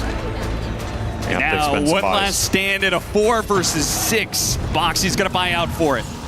Again, who do you go on? Going on the gyro is just not the ticket. Yeah, at this point, your only hope. They sneak up the side. All the way up the top part of the map. It breaks, but it runs in. Shiva spots the supports. They're going for him now, but the geomagnetic grip. Laurel is there to save the day. And the Fiend's grip turned around on Mickey. The Gyrocopter will go make his way to the Alchemist, who's still going to try and hunt down this Bane, even with the Fiend's grip. Use another save from Laurel. He keeps it up. A Bushwhack onto the Earth Spirit. Mickey's getting a little bit lower here. Off the stomp, and there goes the dieback on him. Mickey lower and lower. His Chemical Rage is running out soon. Same goes with his BKB. He's not going to have any way out of this one. He's deep in enemy territory. All they have is his False Promise. He's making a run for it. Got to get back to the fountain. 12 seconds until the puck is back up. They stalled the push. Aegis, I guess you still have a minute on the Aegis. They've only stalled it so much, though. Yeah, Yataro's just going to run right back into it here. Secure Megas. The puck is back. They had the glyph. Another grip in 22. Just waiting for Nisha to go in deep. Chemical Rage in 4, 3, building, gonna drop before they can even make the initiation here. Liquid's playing against Megas for their life. Don't even find anything on the return. You need Divine Rapier on this puck. There's like no other way to create a threat on the backline because no one else can join Nisha there. He's landing some great coils on the supports, but nobody's able to follow it up. So either has to have enough damage that he can do it himself, or somehow Liquid find an insane angle to get the Beastmaster or the Alchemist in there with him. And this Alch is tanky though. Like, goddamn, he just sits in the middle of the whole team. Couldn't care less. He is, but he's not hitting particularly hard. No, he doesn't do any damage. He's getting enfeebled too. That doesn't help. And Collapse? He's a wet noodle. Collapse is a 5,000 HP Centaur, right? See these hits from the... They hurt. The Alchemist, right? Well, put a Crimson Guard on that. I think your hits stop doing anything. This damage block that collapsed with the late Crimson Guard is going to completely neutralize it. They might not wait for this next Roshan. Your Aegis is about to expire, but you can absolutely just send it here. A grip on the Alk. Okay, force a false promise. I don't think you mind that trade anymore if you're Spirit. Yeah, absolutely, especially with Laurel seeing that positioning of the supports, rolling straight to him with the Shivas. Mickey's gonna go back. Nami actually got pretty far forward here. They have the coil on him. Mickey, he has to finish off this support and then reset back to the fountain. He can't even get the kill on the support, and they're taken out to the magnetized now. First it's Ace, almost boxy as well. Mickey dies right in front of his own fountain, and he has no buyback here. Liquid, they don't have anything left in the tank. They may have survived against Extreme Gaming, but Team Spirit is just another beast. In a Game 3 of elimination, Team Spirit, they lock it down with their tricore of just mass HP heroes. And they are gonna go to the playoffs. Team Liquid will be eliminated, and Team Spirit will move on. That's one of those series that can definitely easily go either way in that Game 3, but Spirit, they showed up, they gave him the Beastmaster, they had a plan for it with this gyrocopter, and to me that's really what determined this game. There was no tempo coming out from that Liquid off lane.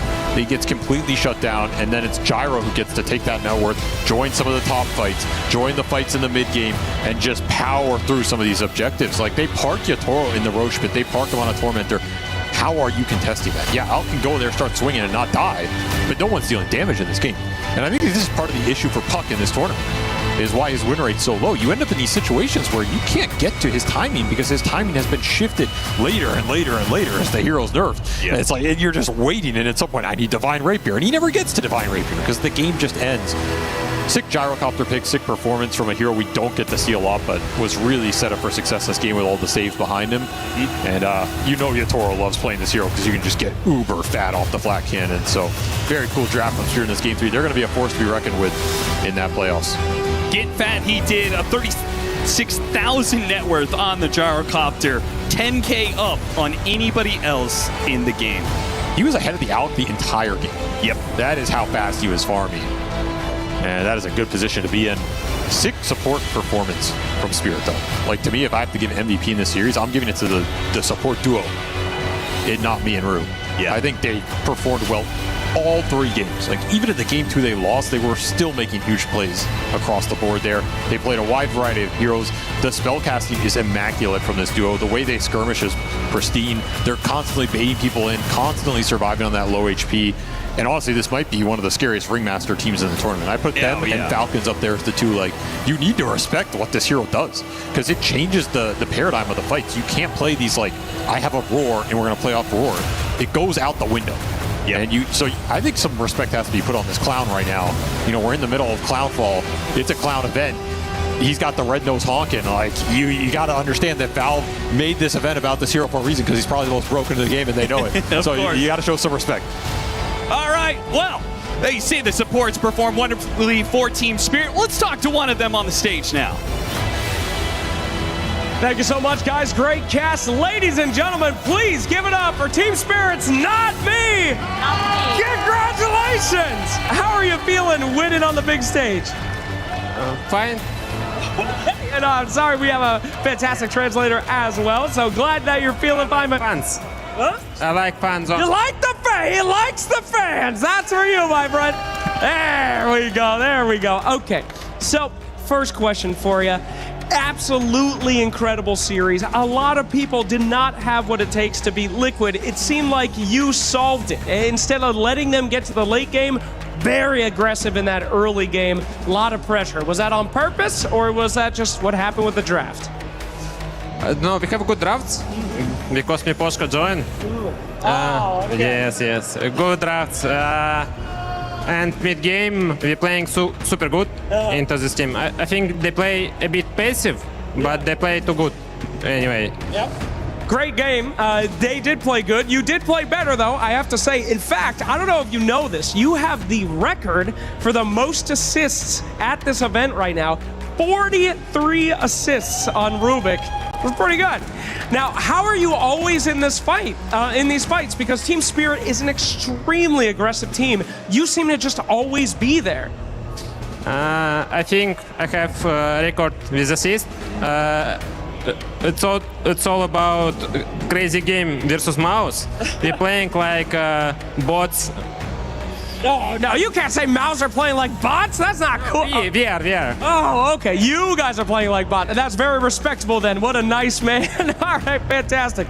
I got to ask you, though, about your next series. You're up against Yandex, and I've got some bad news. These boys have not beaten this team in 5 months. Now, I know you are a new addition. You might be the extra. Are you going to make that difference? What is the plan going in against Yandex? I think we punish them. You punish them?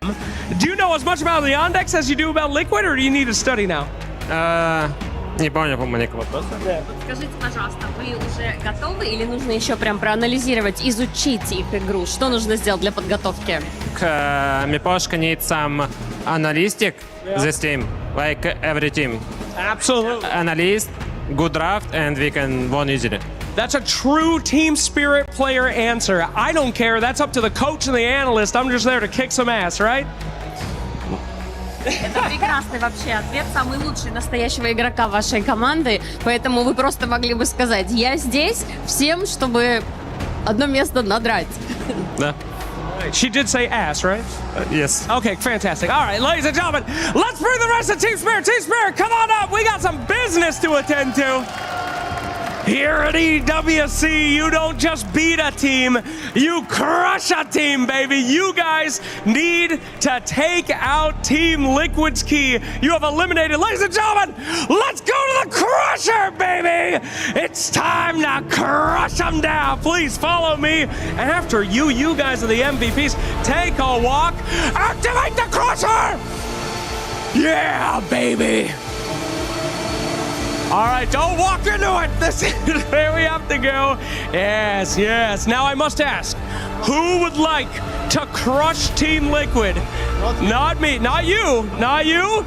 You then. All right, not me. To the Keymaster, please. Gather around, gentlemen. Gather around. There is Team Liquid. Their heart and soul and representation. And your newest member will now crush them. Go, yes! The key is in danger! The Team Liquid fans! Liquid's coming out of their eyes! They're crying! Crush it, baby! Woo! There it is! Shards! Bring it back, not me. There you go. Now we need to inspect this Keymaster. Come and inspect the key. Hasn't been adequately destroyed. We will see soon. Okay. Do you accept this, not me? Take a look. Is it crushed enough for you? Yes, baby, there it is! Team Liquid is gone! Your champions from last year, Team Spirit, continue! And we will continue right back after the panel. Thank you very much. What a crushing it was as well in the series. We said that if Team Liquid is not able to get a foot in the door in that laning stage, if Team Spirit is able to get ahead, it's going to be very difficult for Liquid to make a comeback. And we saw exactly that in action, Seb. It was not possible. No, I think it was so well executed by Spirit. Like, they got ahead in the lanes as they should have. And they never really let their foot off the gas pedal. Like, Yotoro played a pretty much perfect gyro game. I think we got to see also the synergy in their lineup, as mentioned by the casters, like the Stringmaster save, the Centaur cart, eventually Yotoro. I think this is where he really shines, when he's like buffed by his team, also where he's allowed to just be as aggressive as he likes by nature, like buy the items, get the damage on. And he plays really well off the limits. Like, you give him, like, you know, an ability to be more aggressive, he's going to use that. He's not your typical kind of carry. I think he really has a good understanding of the bigger picture, you know, the full lineup, how it comes together. And this was like a classic Yotoro performance. Like, he's unstoppable, I think, when he's set up like this. Oh, absolutely. I mean, it seems like all they have to do when they get on stage is click some buttons, because Miposhka, he's doing all the analytical stuff with the coach as well. And yeah, look at it. Look at production trying to hide his heroes, like he could play it again, you know. yeah. He's like, if there is like a trace of this that he played gyro, we're not gonna see it again. So it's like he didn't. He played a hero. Yeah, he played gyro. Now it's gone. Like he can't play the gyro anymore. That's why they're not showing the hero, because he needs to find a new one.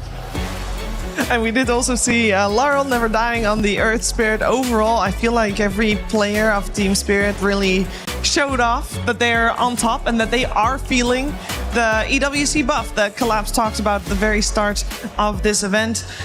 It felt like we did see a little bit throughout the entire series that Spirit was just a step ahead in gameplay as well. Yeah, they were. They're definitely ahead in like laning matchups as well. If you look at this Bane plus Centaur, they did amazingly well, where Centaur was picking up 2 points in double edge just to make sure to run them down. A lot of body blocking happening in the lane. And also his itemization. I think we need to point it out. He's not tunnel visioning the new build on a Centaur. Instead, he is picking up pipes straight away after the Dominator, getting the Blink Dagger, not allowing the enemy team to get any kind of map at the moment, making sure that they are going to be able to close out, get the initiation going, and also be the body for his gyrocopter to be able to deal the damage. If you think about like two very strong, very high strength gain heroes, that's Earth Spirit, that's Centaur, who can provide vision for your flak cannon to go off. Essence Distiller, we're pretty much seeing this item in every single game, which also does benefit gyrocopter a lot in a way, because you see the target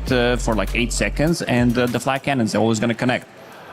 Yeah, it was very well orchestrated by Maposhka, the draft coming out from Team Spirit. And you heard our commentary team already praise the support duo from Team Spirit. We did, of course, choose an MVP between those two, and it was very close battle. But we have to go for Not Me. It is so difficult to believe that this is only his 4th Tier 1 event ever, with the first one being years back on a different team as well. And he's like not missing a beat, playing on the big stage and being able to just showcase your best performance. It is so promising, Seth. Yeah, I mean, his Ringmaster was amazing. His Dark Willow in this game was also like very pristine. I think he's really making a name for himself, like in these big events. Obviously, he's known already now by like a lot of players. He's very high MMR. Like he's been around for a while in top games. Anyway, also why he was picked up by Team Spirit. But you know, when you're put back against the wall and you have to perform against the best in the world when the stakes are at the highest, this is when it really counts. And he really showed up today. I think I don't want to say he's making Ringmaster look really good, because the hero looks really good by itself, but he's making it look imba. Like it's just too much. Like laning presence, he's dealing with summon heroes now also. Like the saves, the team fight control, the damage is also a lot of damage this hero is dishing out. The way he's positioned all these Wheel of Wonders, it's just nice. Like you can see that. Yeah. Well, first of all, he chainstorms to perfection, and he has a really good understanding of how the fight is going to develop. Like where do they want to run, like which angle they want to take, and he's always closing that path for the enemy team. It's just really nice. And he's very good at crushing keys as well. Yeah. Like he split it in pretty much pieces. 4 pieces. That's we haven't seen it. This is the first time we saw it.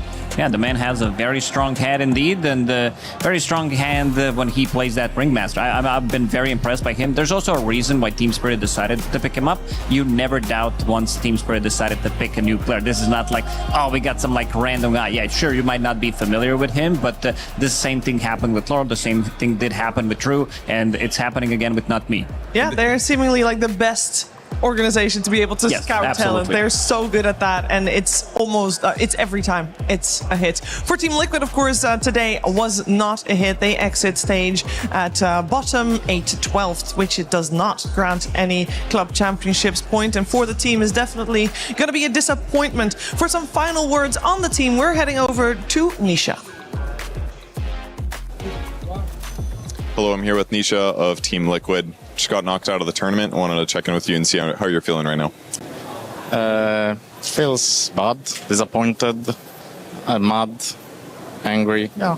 What are you frustrated with? What are you mad about right now? I think last game mostly, because I think it was kind of free win, but we just got fucked. What went wrong? I think the runes were a joke. I think we didn't get one rune with Oracle. Yeah, I mean, every fight around runes was just... we're getting run at. I think a little miscommunication as well. We said we will dodge at some point, and then we still showed up. We didn't manage to dodge them, and we just kind of kept fighting. And no trades. I don't know. What's it like playing puck in a game like that when the early game doesn't go as you want? I mean, they had 2 saves, right? They have Ringmaster, they've got Bane, they got tons of lockdown if you make a mistake. What's it like in that game scenario? I think it's fine. You can still play map forever. It's just the rush contest kind of dragged on. I think it was good for us at some point, but they finished Satanic. And then we just took a really bad fight. So, yeah, that's not good. That's tough. Definitely under what you expected, I think, probably going into the tournament. But we've got more tournaments coming up soon, of course. So you've got that part to look forward to, at least. What are you guys going to do until then? I feel like there's like 10-day break maybe, or there's like 4 days at home if I don't leave early.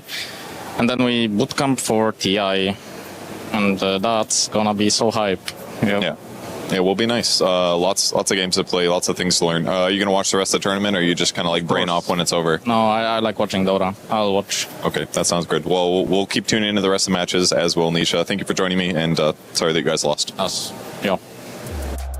The frustration was very noticeable there indeed by Nisha. Disappointing to see the team exit this early, but that's the reality of Elimination Series. It's the survival stage for a reason. It does mean the team spirit is qualified for the playoffs.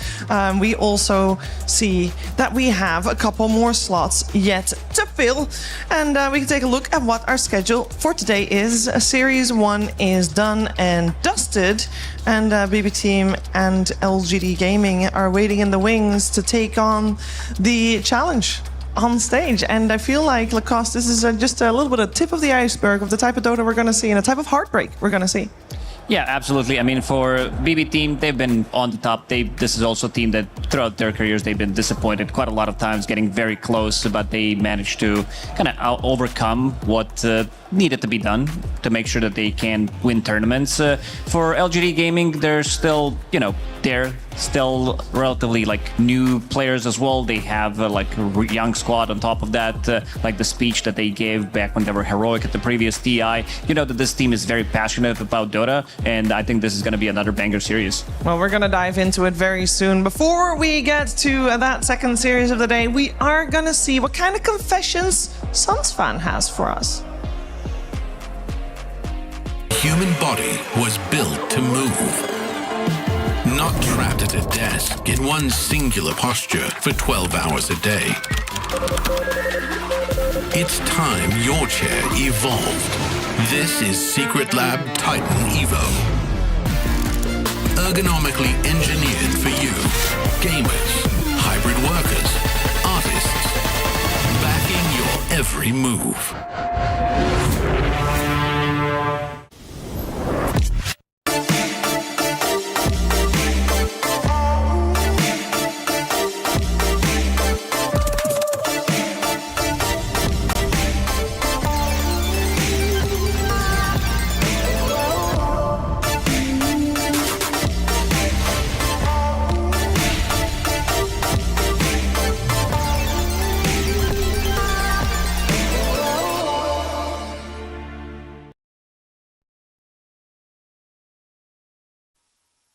Welcome to Sunsfan's Confessions.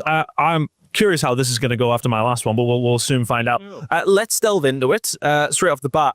What is this Jeremy Kahn situation I've heard about? Oh man, I'm at the shit on Valve now. So I had a custom game in Dota. I'm also here, don't worry. I think I'd take partial blame. Custom game in Dota where we would make these custom heroes, and I would design them, and we would sometimes make a model for them, animations, put them in the game, people would play with them. And one of them had, let's just say, a very similar skill set to a hero that came out about 6 months later. The lore behind him, Jeremy Kahn. So Axe, his real name is Mogul Khan. Okay. And the lore that I made was that he left his tribe and left his little brother behind. And he wanted him to fend for himself because he couldn't teach him himself. So he named him Jeremy, so everybody would make fun of him. Right. He would build this thick skin. Okay. But suffice to say, he was kind of a disaster of a hero. But overall, it was very much like the hero that is Mars in the game. Funny. Very similar. Very, very, eerily similar, some would say. Eerily similar. Okay. Do you regret the Facebook Digital Chaos announcement post? Yes. So I see. This is you even know the history of this one a little bit. So when was that? When we created Digital Chaos, I was having a little bit of a fight with the other YouTube guy that I was partnered with, and I wanted it to. It's the right way to put this without shitting on people. This is what this segment is for. I put my name on the video saying this is like all my history. Suns fan did this, Suns fan did that, because I wanted to separate from the other guy. I had maybe a bit of an ego back then, and it did not come off well at all. Yeah, definitely regret it. These things happen. It happens. You live and learn. These things do happen. Do you feel like it molded you a little bit? Yeah, Yes, I would say it grounded me. It grounded. I now don't give a shit. Excellent. In a good way, some would say. I would agree it's a good way. Don't worry. When is the next Fails of the Week, and where is Reeves? So Fails of the Week is dead because of Sir Action Slacks, because he came on and just ruined the show. Everybody hated him, of course, as they do now. You know, he gets hired to every single gig known to man. Incredible. Reeves, that is one I won't touch, because if I were to explain the situation, it would be disparaging people, and I'm not. Other than Slacks, I can disparage because we're good friends. Of course. So for this one, I would say creative differences.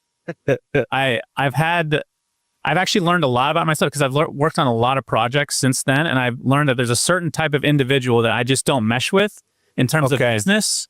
I'm not going to get into the details of what that is, because that's where the disparaging comments come from. But I've learned that if somebody is like that, then we're just not going to work well together, so I just avoid it now. Okay. We'll blame Slacks for that one. Yep, that's of course. Where is the Suns Nugget merch? Merch? The Suns Nugget merch. So the Suns Nugget is from Fails of the Week. It's when Slacks was on, and I forget exactly how. We used to have like this, Fails of the Week would be montages of fails, and then there would be one small one that's like super quick, like a 3-second one that didn't really qualify as a regular fail. Okay. And he named it a Suns Nugget for whatever reason.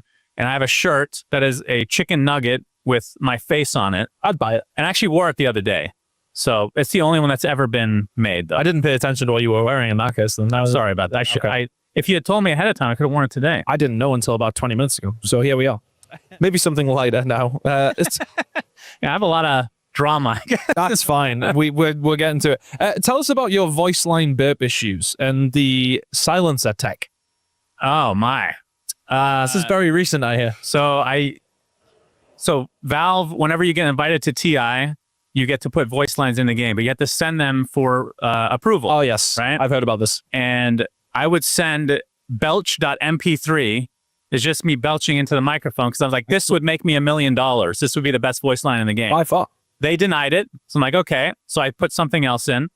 And then the next year I try again. I try 3 years in a row. And then a Valve employee comes up to me. It's like, nobody finds this funny. Please stop sending it. What do you think I did, Chris? You kept sending it. I sent it again. And then they punished me by not putting, I had like 2 voice lines instead of 3 one year. So I'm like, shit. That's unfortunate. So I'm a good boy now. Okay. That's probably for the best. I belch in private and amongst friends. The final question. What exactly were you warning us about? And that is going to be the end of the interview. Thank you very much, everybody. That was, of course, Suns Fans Confessions. That's good.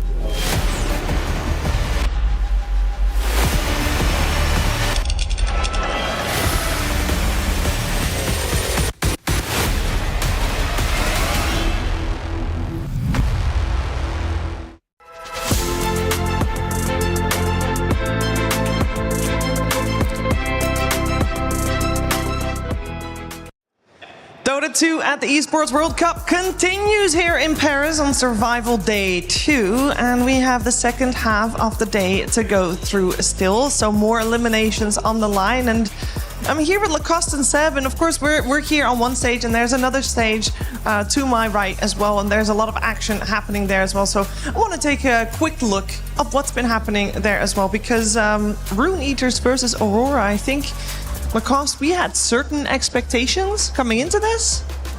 We certainly did, but also it's not really a surprise, I would say, considering how well they played in round 1. They eliminated Virtus Pro yesterday, and against Aurora Gaming 2-0, it would not be on a lot of people's bingos card, but if you look at the staffing coach behind them, they have a lot of well-known names. They have a TI winner as well, they have Artstyle, they have Mag, who has the IQ same as Einstein. This is not even the, joke. People, I love to troll a lot, I love to spread false information on stream most of the time, but this is not it, and they had very good drafts, I gotta say, and also the fact that they're position 5. Ike, he kind of owned that game with Lich, and this was not a support Lich. This was Lich with the Blink Shard Aghanim Scepter, so kind of played off his own. This is the pub style of Dota that you see, and he made it work in professional scene.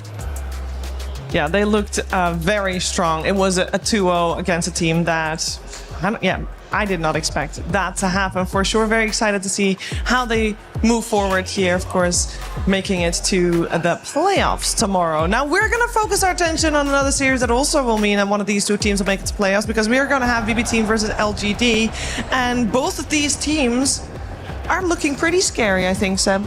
Yeah, I think this one is a really tough one. Honestly, I was trying to think, which one do I favor, or what do I expect? What do I expect from the series? And I don't think I have a valid opinion on it. I think it's really I don't really know which team is favored in a sense. I think their playstyle, it's hard to also know how they interact.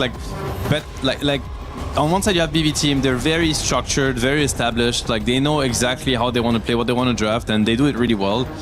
I just wonder, LGD, they always bring this spark of craziness in these games, whether it's through drafting or the way they want their strategy to function. Is BB Team adaptable enough to deal with this? If they are, then I think I would give them the upper hand in terms of just pure execution and how clean they're able to play. A little bit Spirit versus Liquid that we just saw. I think they're the more patient and disciplined team in that sense. But if not, and if LGD force them onto their game, this is when it could be troublesome. Yeah, and we've seen them being able to force people into fights. Focusing our attention first on BB Team. This is a team that we are having high expectations of. They came top 4 at previous TI as well. We know they can do it when it matters, and it certainly matters today. Let's find out how Miero is feeling before this one. Hello, I'm here with Miero of BB Team. You guys were looking great coming into this tournament, and once you got here, you had a great group stage, so I was curious how you're feeling as a whole. I think we did a pretty good job. So we are adapting during this tournament. We played much Clan Wars, we played a lot of Dota, discussing about it, and yeah, we're confident, I guess. Have you felt that much strategy change from before the tournament until now? Have you been you said you've been learning a lot, just meta stuff or what? Yeah, we're kind of changed our drafts. I think we just add some of the heroes, and that help us to do really good. Mm-hmm. That's great. Happy to hear that. You guys had 2 days off in a row. We had the one off day, and then yesterday you didn't play because you seeded pretty darn well. So what have you guys been spending the time? We just play Dota. We also got some interactive games. So we played tennis, and we was watching football a little bit. So yeah. A nice mix is important. Do you like having off time during a tournament? I know some players have said they're hungry to play the next match. Does that affect you at all, or is the balance good? In our team, we're always hungry. We want, wish we can play every game for one day. We can play. Yeah. All right. So we don't like day offs. Okay, understandable. Totally get it. What did you get from watching LGD's games yesterday? I assume you watched their matches. Do you feel like you figured stuff out, or you just kind of focus on draft things? We're going to focus on our drafts, of course, but we want to get the revenge from the previous tournament. So, yeah, we're ready. So as a whole, confidence level is high? Probably so, yeah. Okay, that sounds great. Well, good luck in your upcoming match. Thank you for joining me. Yeah, and the previous tournament that Miero is referring to is the Blast, where LGD, they faced each other twice, LGD BB Team, and LGD won both times, including they're in the lower bracket finals, allowing BB Team to be third, whereas LGD went on to be in the finals, where they came second. But a little bit of revenge there is in order, focusing our attention on LGD. This is a team that yesterday had good showing against Mouse. They were also able to bring a game back where they did have a little bit of a rough start. We're going to hear a little bit about how they feel going into this. Maybe there's revenge on the line for them as well. So we're hearing from KJ. Hey there, I'm here with KJ of LGD Gaming. Yesterday, you guys 2-0'd Mouse. You crushed their key. How are you feeling after that win? Feeling good.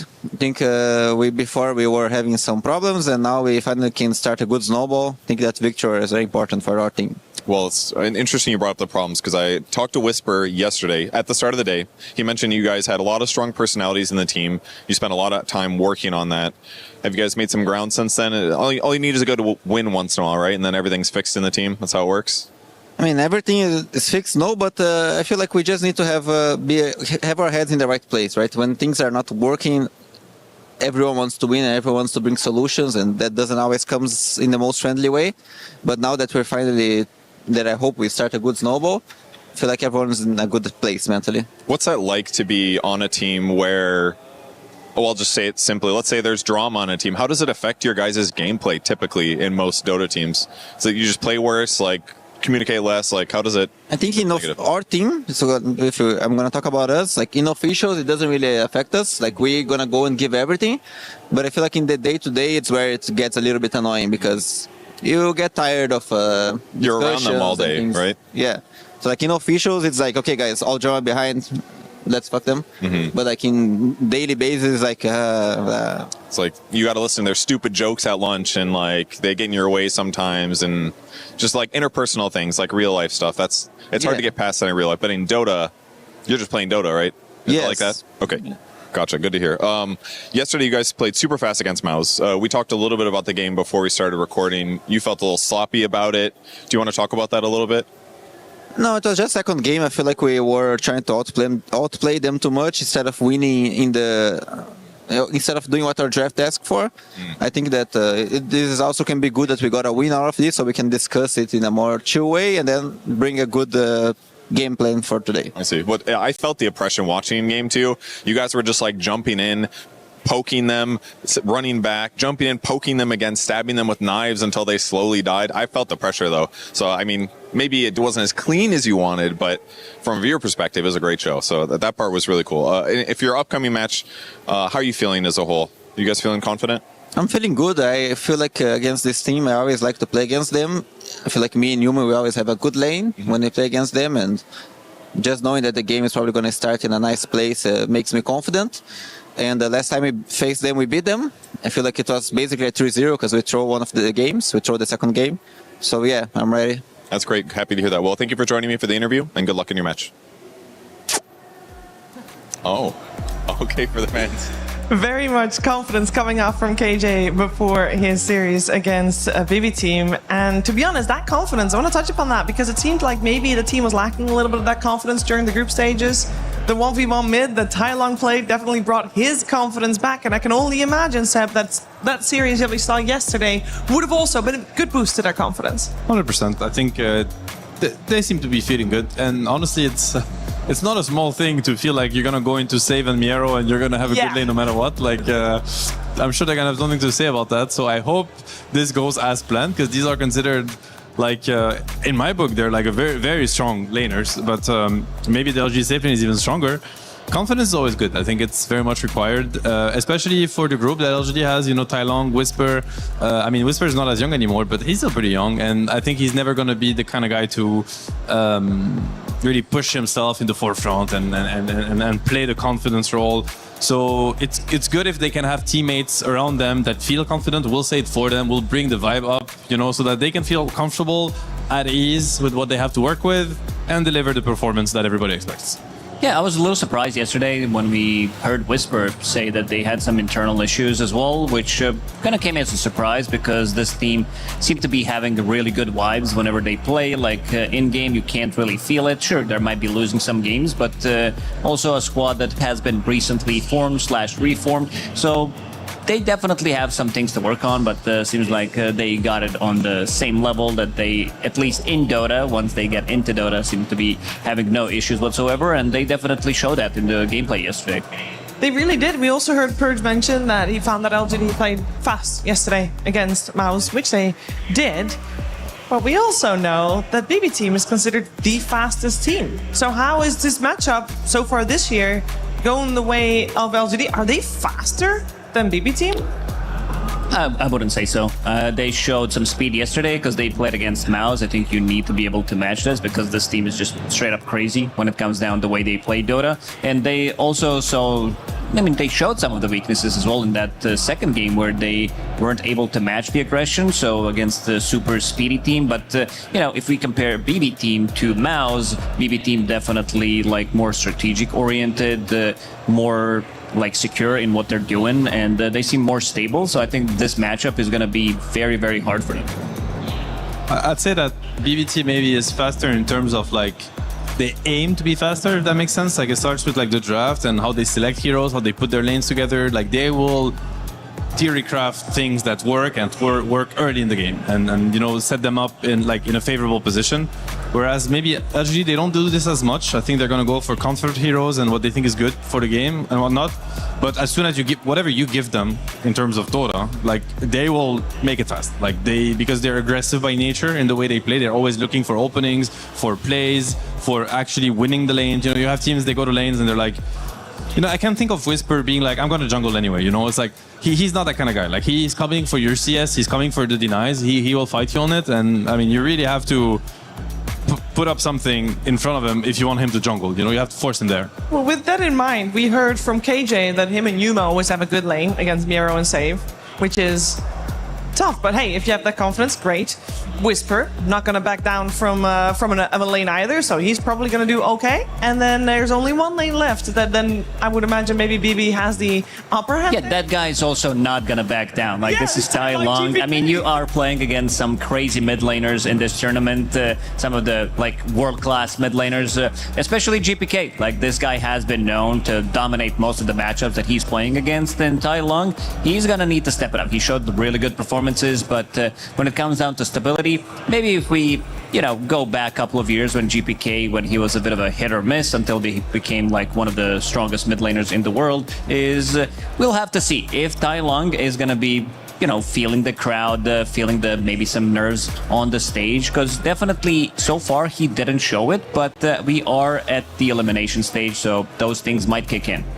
Yeah, they just might. Is the mid lane where BB Team is going to get their advantage then in that case? Because can they abuse the fact that maybe Tai Long doesn't have that?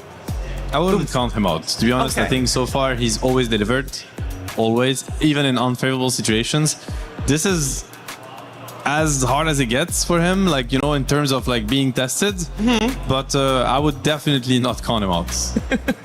He's gonna show up. At least there are no signs of him not showing up so far. So it would be unfair to him to say he wouldn't. Okay, I was very distracted by what was happening in the background. There was some dancing happening, and that is because, of course, we can't get a match yet without the players, and for the players, we're heading over to the stage. Thank you so much, Sheever. Yes, what an incredible first series. You guys have a good time so far? Yeah! There's the Dota fans. I've heard so many games across here. We got Apex, League. Ain't nobody yelling like the Dota boys, baby. We out here. We out here, Milos. Absolutely. It has to come all the way deep inside your body, and I feel when you're at this age of Dota players, you know how to scream louder than anything else. Your voice gets deeper. It's not this squeaky voice that you get with other games. So I'm very happy about it. Is this a shot at me? I don't understand where you're going. No, we're both old. My voice did not get deeper, and I'm very old, but no problem. All right.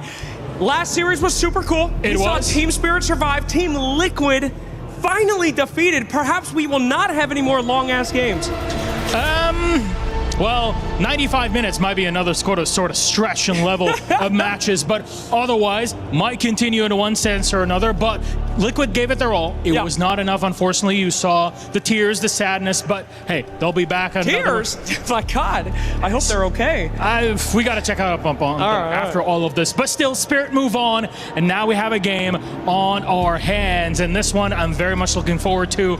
Maybe more for your end of the storyline, but let's introduce our teams regardless. Our first one on stage is BB Team!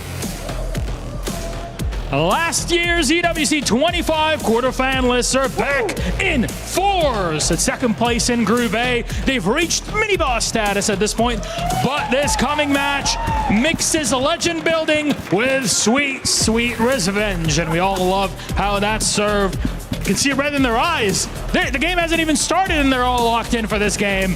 Can't wait to see how revenge tastes at the end of this sort of series. Absolutely. You can feel the aura coming off these guys. They walked up, it was the opposite of like a ghost. It was just heat. These guys are bringing in hot heat right now. I am very excited to see how they do. However, an equally excited team for their enemies. You have seen them grow and play all through the season, and now we will see them at potentially their hardest challenge yet. Ladies and gentlemen, let's welcome to the stage, LGD!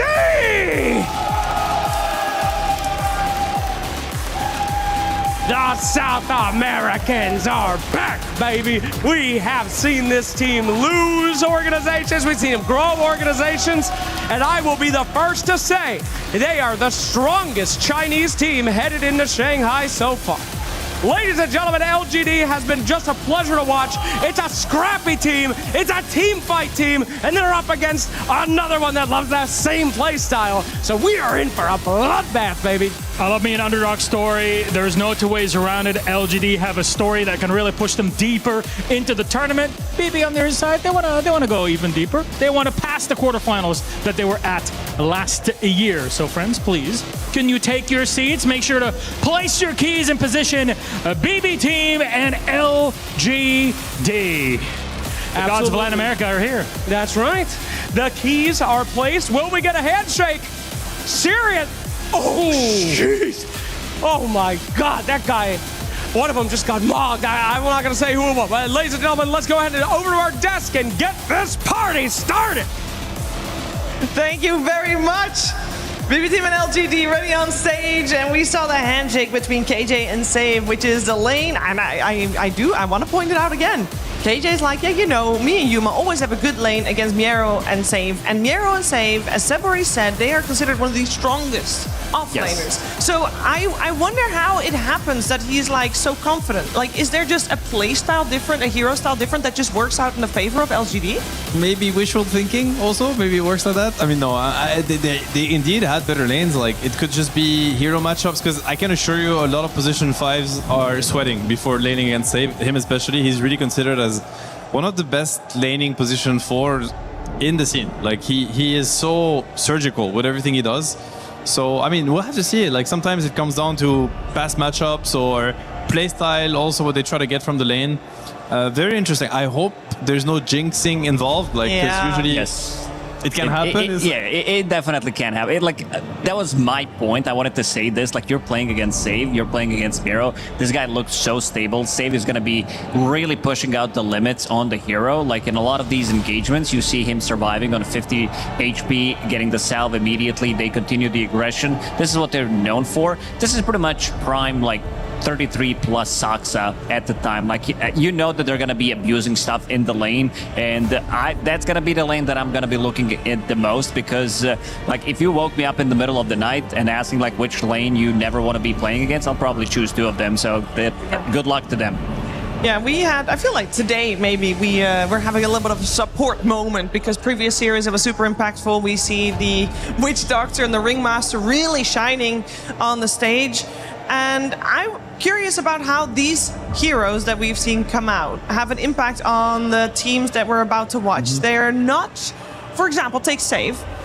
They're not his traditional hero. He's never been really a Bane or a Ringmaster specialist. He's a Wind Ranger specialist. Oh, I know Lacoste has something to say about that. Yeah, Save Ringmaster. It rings a bell. Okay. He's up there. He might be the numero uno here. I'll give you a wild card, something that we might it's not impossible, but because you know the second most played hero for save on position 4 is actually Lina. Like it's back when Lina was a thing. Like a lot of position 4 were running it, crit, you know, save, and I think he's master tier Lina. Like when it's his go-to mid hero. Like he's an exceptionally good Lina player. And I don't know if it's viable on +4, to be honest. Not as close to the pro scene as I used to be. But if BB team is going to draft Lina, which I think they could, like GPK, great Lina player, loves the hero, it's not impossible that it's a flex. I mean, we've seen it flex from mid to carry, so yeah. I'm here for the mid to +4 I'm option. ready.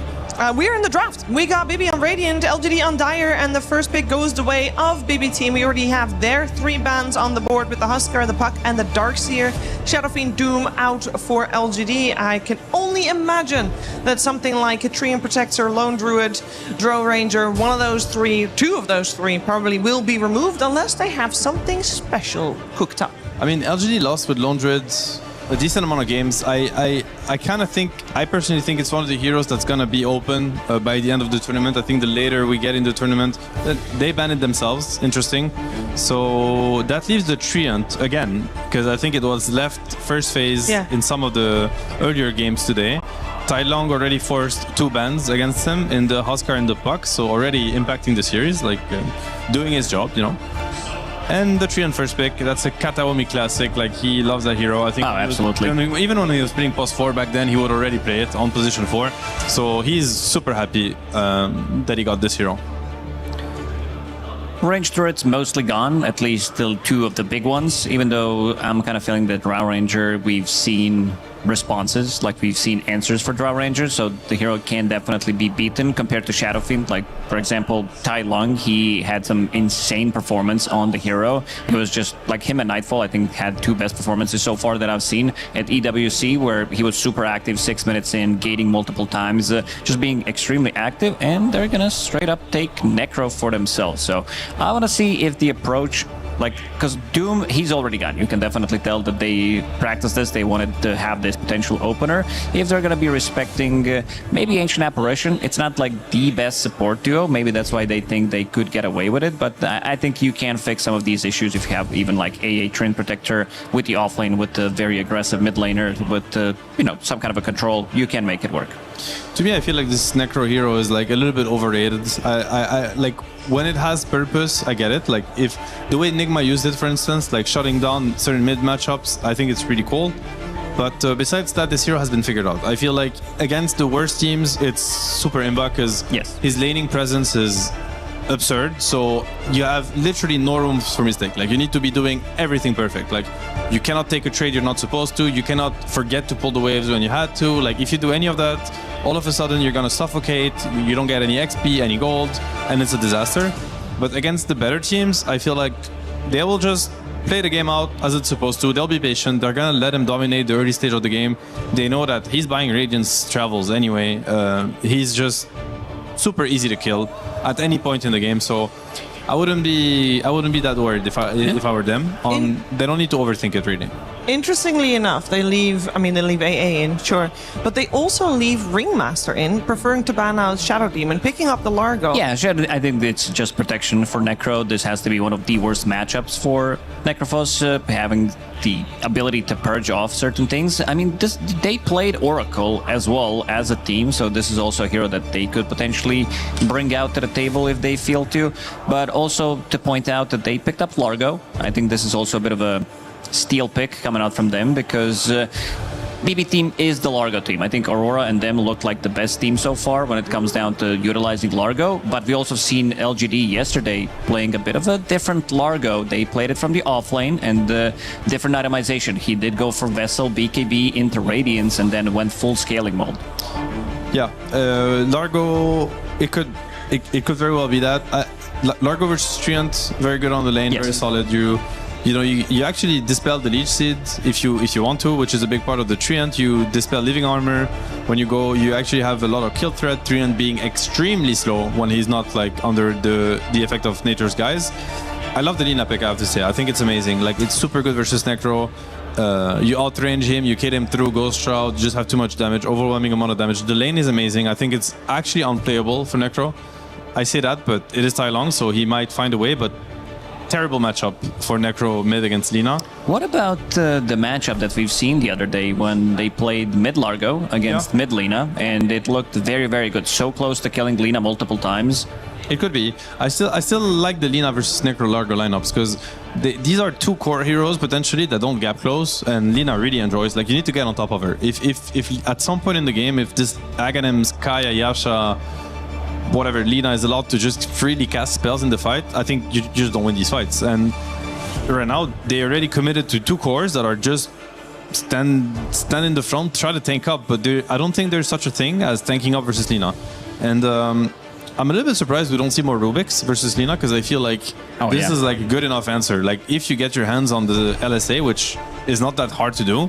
It's not just LSA, it's also Shackles. Like, this is probably one of the best spells in the game that you can steal. Like, if you give out Shackles, you kind of lose the game, because you're always going to be giving out like one good spell no matter what. It's a good pairing with Largo also. Like, this could be a game for it. Like, I wasn't a fan of the earlier. Okay, that's an interesting pick actually. Grimstroke.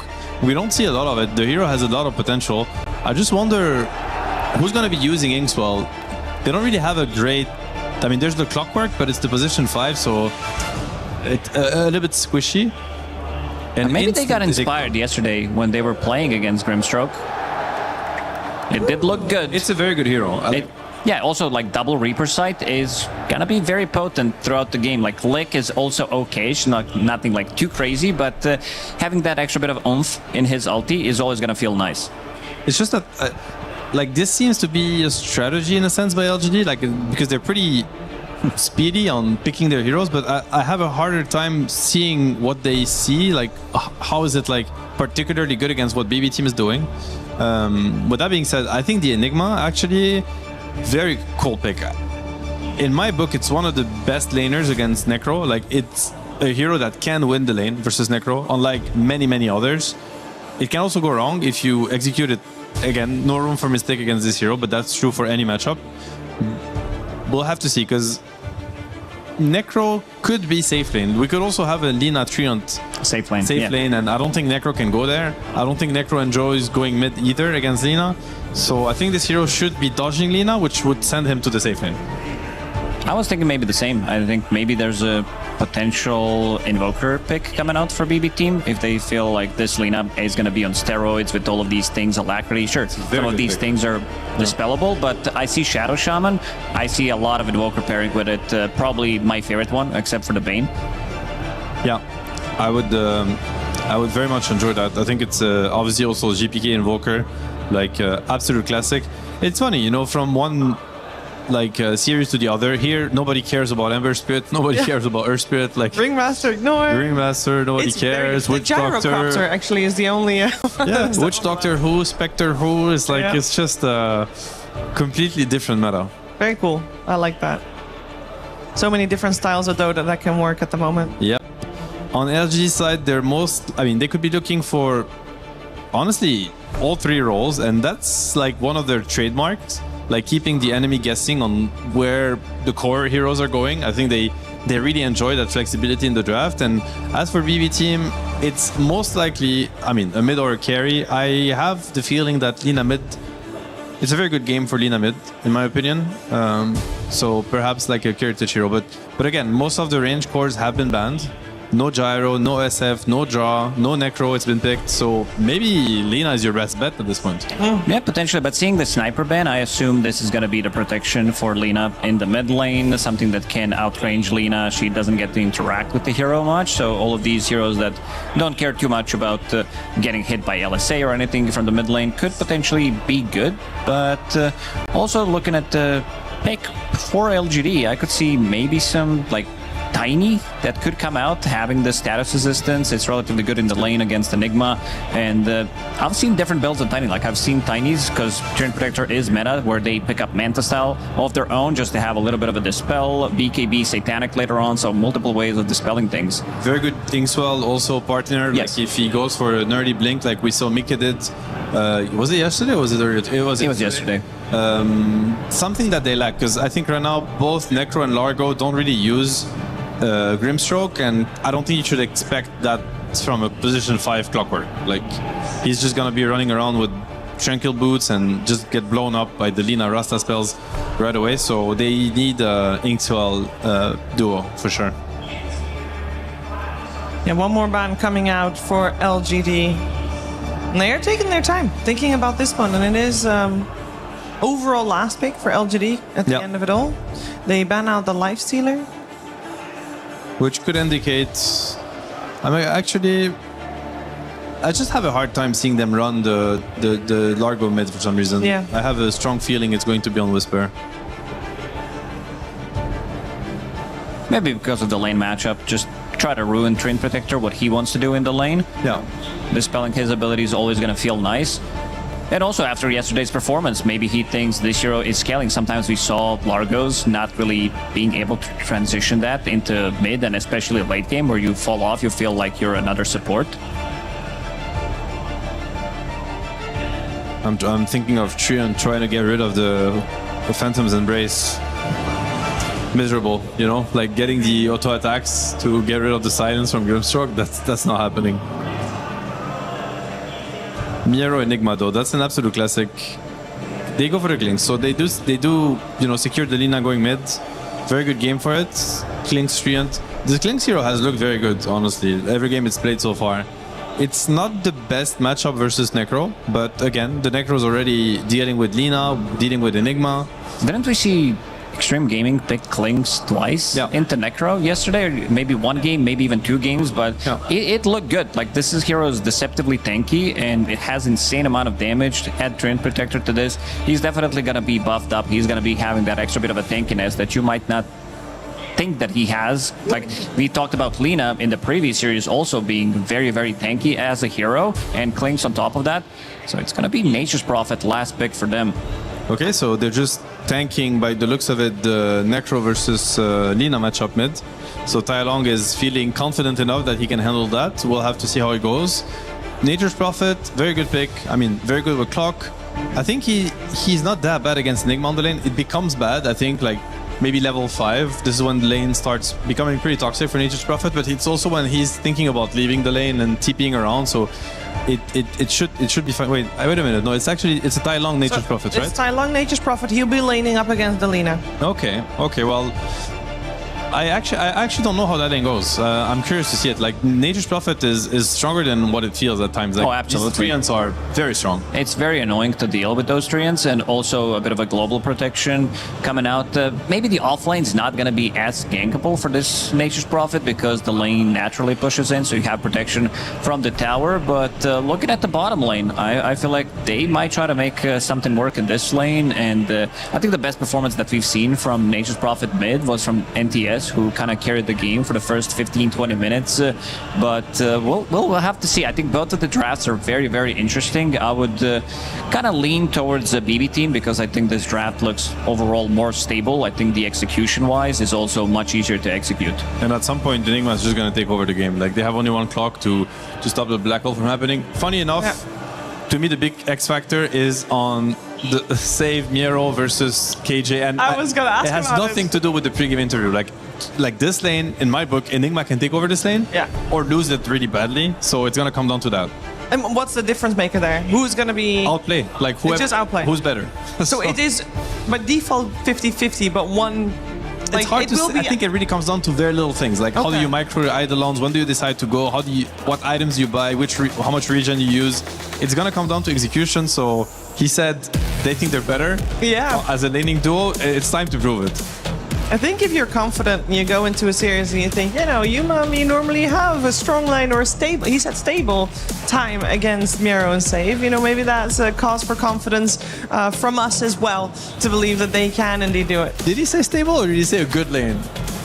I think he said that they've been winning most of their lanes. I think you're toning it down. Yeah, but then afterwards he said that they feel comfortable because they normally get a stable. I think both. I was under the impression he said they usually have like they're just cruising on that lane. I mean, so, I'm totally fine with just going. Like, he said he'll smash them.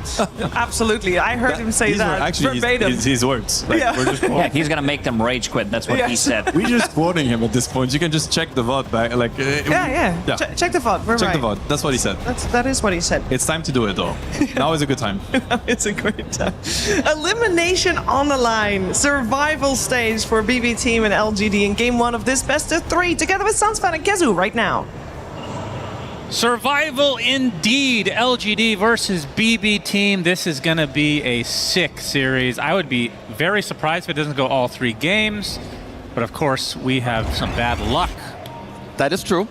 And it's mostly you, if we're being fair here. Why is it me? Just is. I can feel it. It's the vibe. Nah, there ain't no way. This is the once-in-a-year treat. You get BBD Bobbity Team against LGD. And I agree with you. This should be a 3-gamer. I don't think we're going to be in some unlucky scenario here. Okay. Because also looking at the draft, both teams have a lot of win conditions going for themselves. But the overall timer and the overall aggression is what I want to see from LGD, because the longer this game goes, I don't really favor them against the Enigma, against 2 long-range turrets, against the Necro, against the Natures, but Tailang on this Nature's Prophet can do a lot in this early game, so I'm looking at them to kind of, clap the map open. Yeah, I think both lineups are cool in their own way. Panel kind of talked about BB Team. We get to see GPK Lina, which is always a treat. Yeah. Miero Enigma is, I mean, I'm trying to think of who is a better Enigma. There's not many. Even if throughout history, there's 2 or 3 names that pop up. And on the other side, LGD, a very interesting lineup in the carry Yuma Necrophos to go along with the healing aspect of Largo off lane. That should be very... I'm fascinated how that will be tried to be countered itemization-wise from BB, as Tai Lung, like you said, is he going to transition more of a right-click style carry from the mid lane? I think yes, but also the way we see, I would say what Nature's Prophet or Tailang needs to do in this game, you build whatever allows you to play fast. They also touched on the Nothing to Say performance the other day, and I think that was more like I believe it was like a Vessel into Shard, Specialist Array, and then like kind of transition into like this hybrid style. Because laning-wise, I think Tailang, like Nature's Prophet does very well against Lina early on, but like level 4, 5, 6, I do think that's when Lina can start, winning the lane. And what's up with this Shadow Shaman for save? Honestly, I'm not really too sure. We haven't seen it too much. Of course, it is an incredibly strong laner, and Save is a specialist. He's not the type of guy who will play, the melee bros. He's more so the range guy. And I think this offlane dual lane is always something you do have to look at. Something that I touched on as well. This is a very volatile and very skill-heavy lane. And I can definitely see Miero and Save pull out some wonders here in this lane. Yeah, only time will tell. So far, Miero getting pressured a bit at half HP currently. Yuma leading the CS chart at 10-1 currently as they continue to push this lane. It's like around level 3 mark, I can definitely see Miero like pull out a little bit more on this lane with level 2 Eidolons, because Clockwork is one of the worst supports in lane against most summons. There used to be a meta where you didn't really want to pick Clock early. You look at Lycan, Beastmastered, Enigma. So I do want to see how that goes, because I was thinking maybe you can put the Grimstroke in this lane, but for now, keeping things safe, keeping things very chill. A nice denial of the rune here, so Beach Boys team not going to be able to get that water rune for GPK level 3 on this Lina. He does at least have his full bottle coming out, which he will be very happy with. And Nature's Prophet is just annoying for most of these heroes. Like Lina, you don't want to run around with a Quelling Blade. Obviously, he has it already queued up because you do need it. But yeah, I am looking overall LGD style. They play fast, they collapse, they bring numbers. And who better to do that than a mid Nature's Prophet who can collapse from some of the side lanes? So when it comes to late game, though, you do agree BB are just miles ahead in terms of what they can offer. You have Clinks for right click, who will outscale a Nature's Prophet eventually, and then Enigma is always just this big bad, very scary creature you have to deal with in the late game. Yeah, I think especially against the dire heroes, right? Obviously, late game, it's quite far away, but it is something that if you're LGD, you will be keeping, in the back of your mind. They're quite happy when it comes to the early game, the mid game, the overall scaling. We saw Whisper also yesterday on the Largo. He was kind of popping off, with the Vessel into the Radiance build, but I'm definitely looking at them to be ahead. That's also very nice play there by Whisper, drawing the aggro, making sure that the creeps stop hitting his own range to screw up Heritage's last hit. And what do you think of the answers for the Enigma as we get to because Hookshot is the one piercing stun, and after that, what do you have? I mean, Necro's old used to pierce, not anymore. Yeah, honestly, you don't really have the best answers. There's also of course, sometimes you have the right-click threat that you can kill him, so maybe Tailang in the late game, you can have some Hydra's Breath or Daedalus, Silver Edge, get a lot of damage into the Enigma. There's always the Wind Wakers, right? Or trying to split the fight into a couple different You're not places. a fan of Basher, Nature's Prophet? Not really. We could see, like, how about Grimstroke with Aetherland's Abyssal Blade? Okay, Save did it a few years ago. It was with Caudle, of course, but, you know, late game against Enigma, it's time to be creative, brothers. All right, well, speaking of Theolicor's Grimstroke, let's talk about his combos and what he can offer into the late game, because Inkswell, this is the one spell we always talk about every single game. It's the Clockwork. I wouldn't say traditional lineup for the Inkswell overall, but obviously Necro wants to get up close and personal, Largo to some degree as well. And then the Soulbind, which is usually not covered that well. You have double Scythe, which... It's okay. It's not crazy. It can be crazy. It can be crazy but if it's two hard to guys set are up. stacked up, but usually you just want to, you know, you want to blow up one guy, so it's fine. You have double Nature's Ult, but even that, you don't want to like click it on the guys. You're usually going to put it somewhere else. It bounces everywhere, so a lot of the kind of just not that great. I would even go as far as to say the Dark Portrait is kind of ass in this game. Yeah, I was going to say, Klink's Illusion does not sound particularly good. It's kind of worthless. Same for Lina. So it's a lot about the early aggression. How can you move around, you know, KJ together? I guess the other thing too, you can always Inkswell the Treants, which is quite good in the early game. They're always going to be aggressive. You don't really care if they walk in very far. But I have to say that LGD have done a good job so far at slowing down GBK a little bit in the mid lane. Saw Tai Lang initially on the minute 2, denying the Water Rune. You also had Theolicor going to the 4-minute Water Rune. So very quiet early game at the moment. All right, so what about Bowling Ball's counters to the Necrophos as we go forward?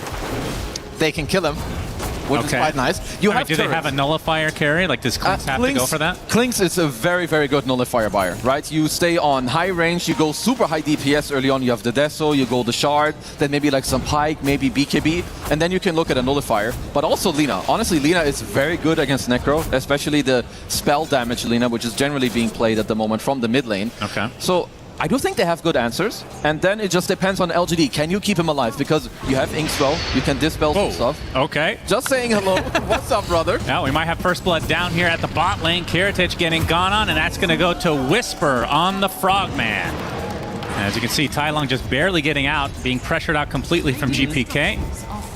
It's very, very good pressure, right? You've got the siege creep. He is at least using the Treants to pull the wave.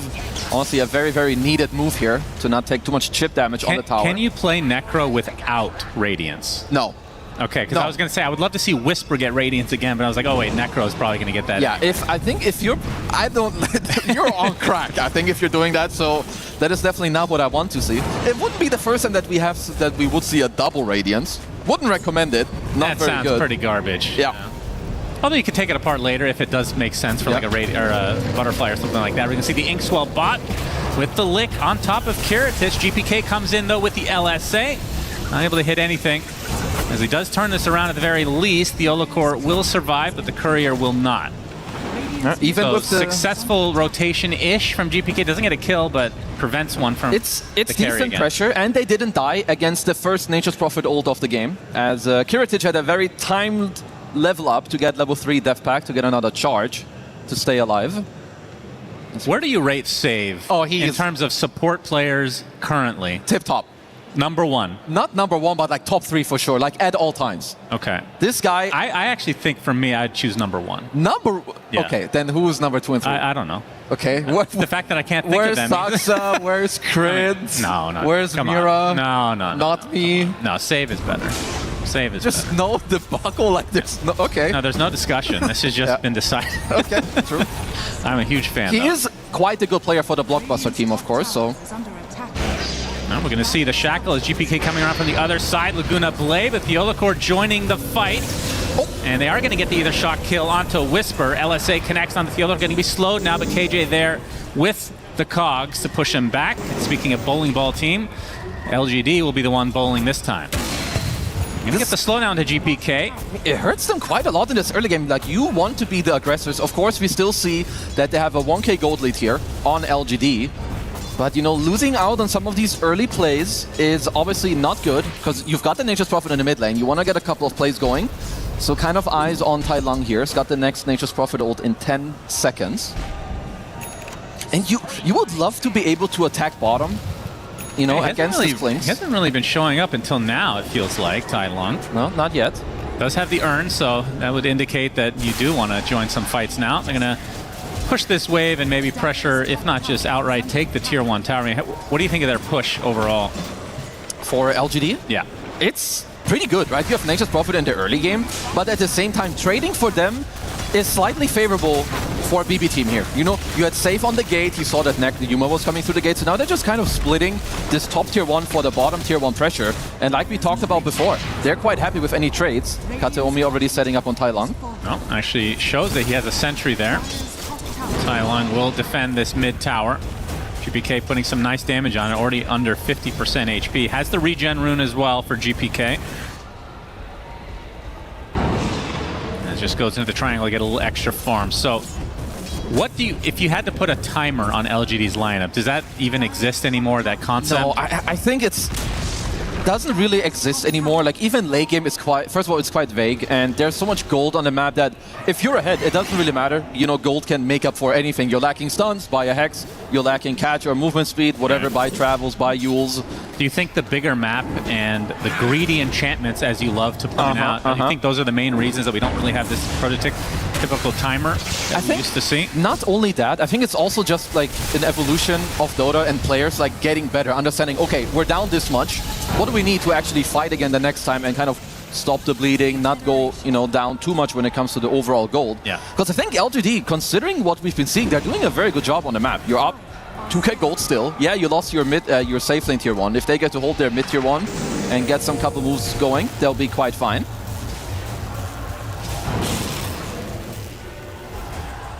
The other core is going to be shadowing Tai Long. So how early will the best +4 player in the world get level 6 this game on save? Hey, it's by design, Kazu. He wants to stay level 4, so he's worth less when he dies. Best players don't usually die that much. I don't know if that logic checks out. Don't worry about it. Okay. I won't worry about it. That's support. Okay. I am interested to see what the plan was for the Shadow Shaman. Obviously, early game, a lot of, throughout the entire game, great crowd control. You have the push potential, which they're not necessarily wanting to play that fast, though, because of the way LGD is going to be playing. It's definitely... And then you have the Hex breaks, which this game, irrelevant, I guess? Yeah, it's not that wordy. I think it's just overall the type of hero that I guess they were looking at, and most importantly, it's a very good laner. Kateomi looking for a little bit of a touch here onto Theolicor. And Phantom's Embrace. We just got some nullified. Jungle Skirmish, but in the meantime, this benefits GPK. He's just glopping down on this mid tower. Rushing a Force Staff is kind of interesting, but honestly I don't mind it, as LGD get to squeeze in a little deny here from Tai Long. But yeah, the Force Staff against the Clockwork, against the Sprout, and there isn't really any real catch. So that is something that LGD need to keep in mind for later, once the map, like, you know, spreads out and it's easier to play multiple sides on the map. If you know where Clockwork is, it's kind of easy for you to just dodge moves. Yeah, smoke from LGD. They know that Miero's farming in the area. He's shadowed, though, by Kateomi. Still only level 5. Soulbind onto 2 as they attempt to run away, and they're pretty damn fast, actually. We'll be able to walk away just fine, thanks to the drums. To be fair, Clockworks do deserve this. When you play against Clockworks and they just keep bowling you with their stupid cogs, they deserve to play against summons like this and not be allowed to use their hookshot. I honestly think screw this hero. Stuck on that. I mean, Spirit last series, that was the best Clockwork bowling I've seen ever, I think. Oh yeah, they've had some beautiful stun locks. As we do have a current double Radiance being queued up, and I think this is... Yeah. Oh my god, yes! With the map being this big, and I think also with you wanting to be like, okay, maybe we can't, you know, like play ultra super fast and do this and that. Instead, just get 6 slotted. Okay. Who cares? So, one thing I will mention is you can take it apart for a nullifier if needed. I'm not sure if it's actually important against the basketball team this time around, but... Not that much. You have an aggressive Dispel anyway with the Largo. You can just lick it off, which is quite nice. Yep, hook shot from KJ. Finding the target in Kateomi. Miero nearby.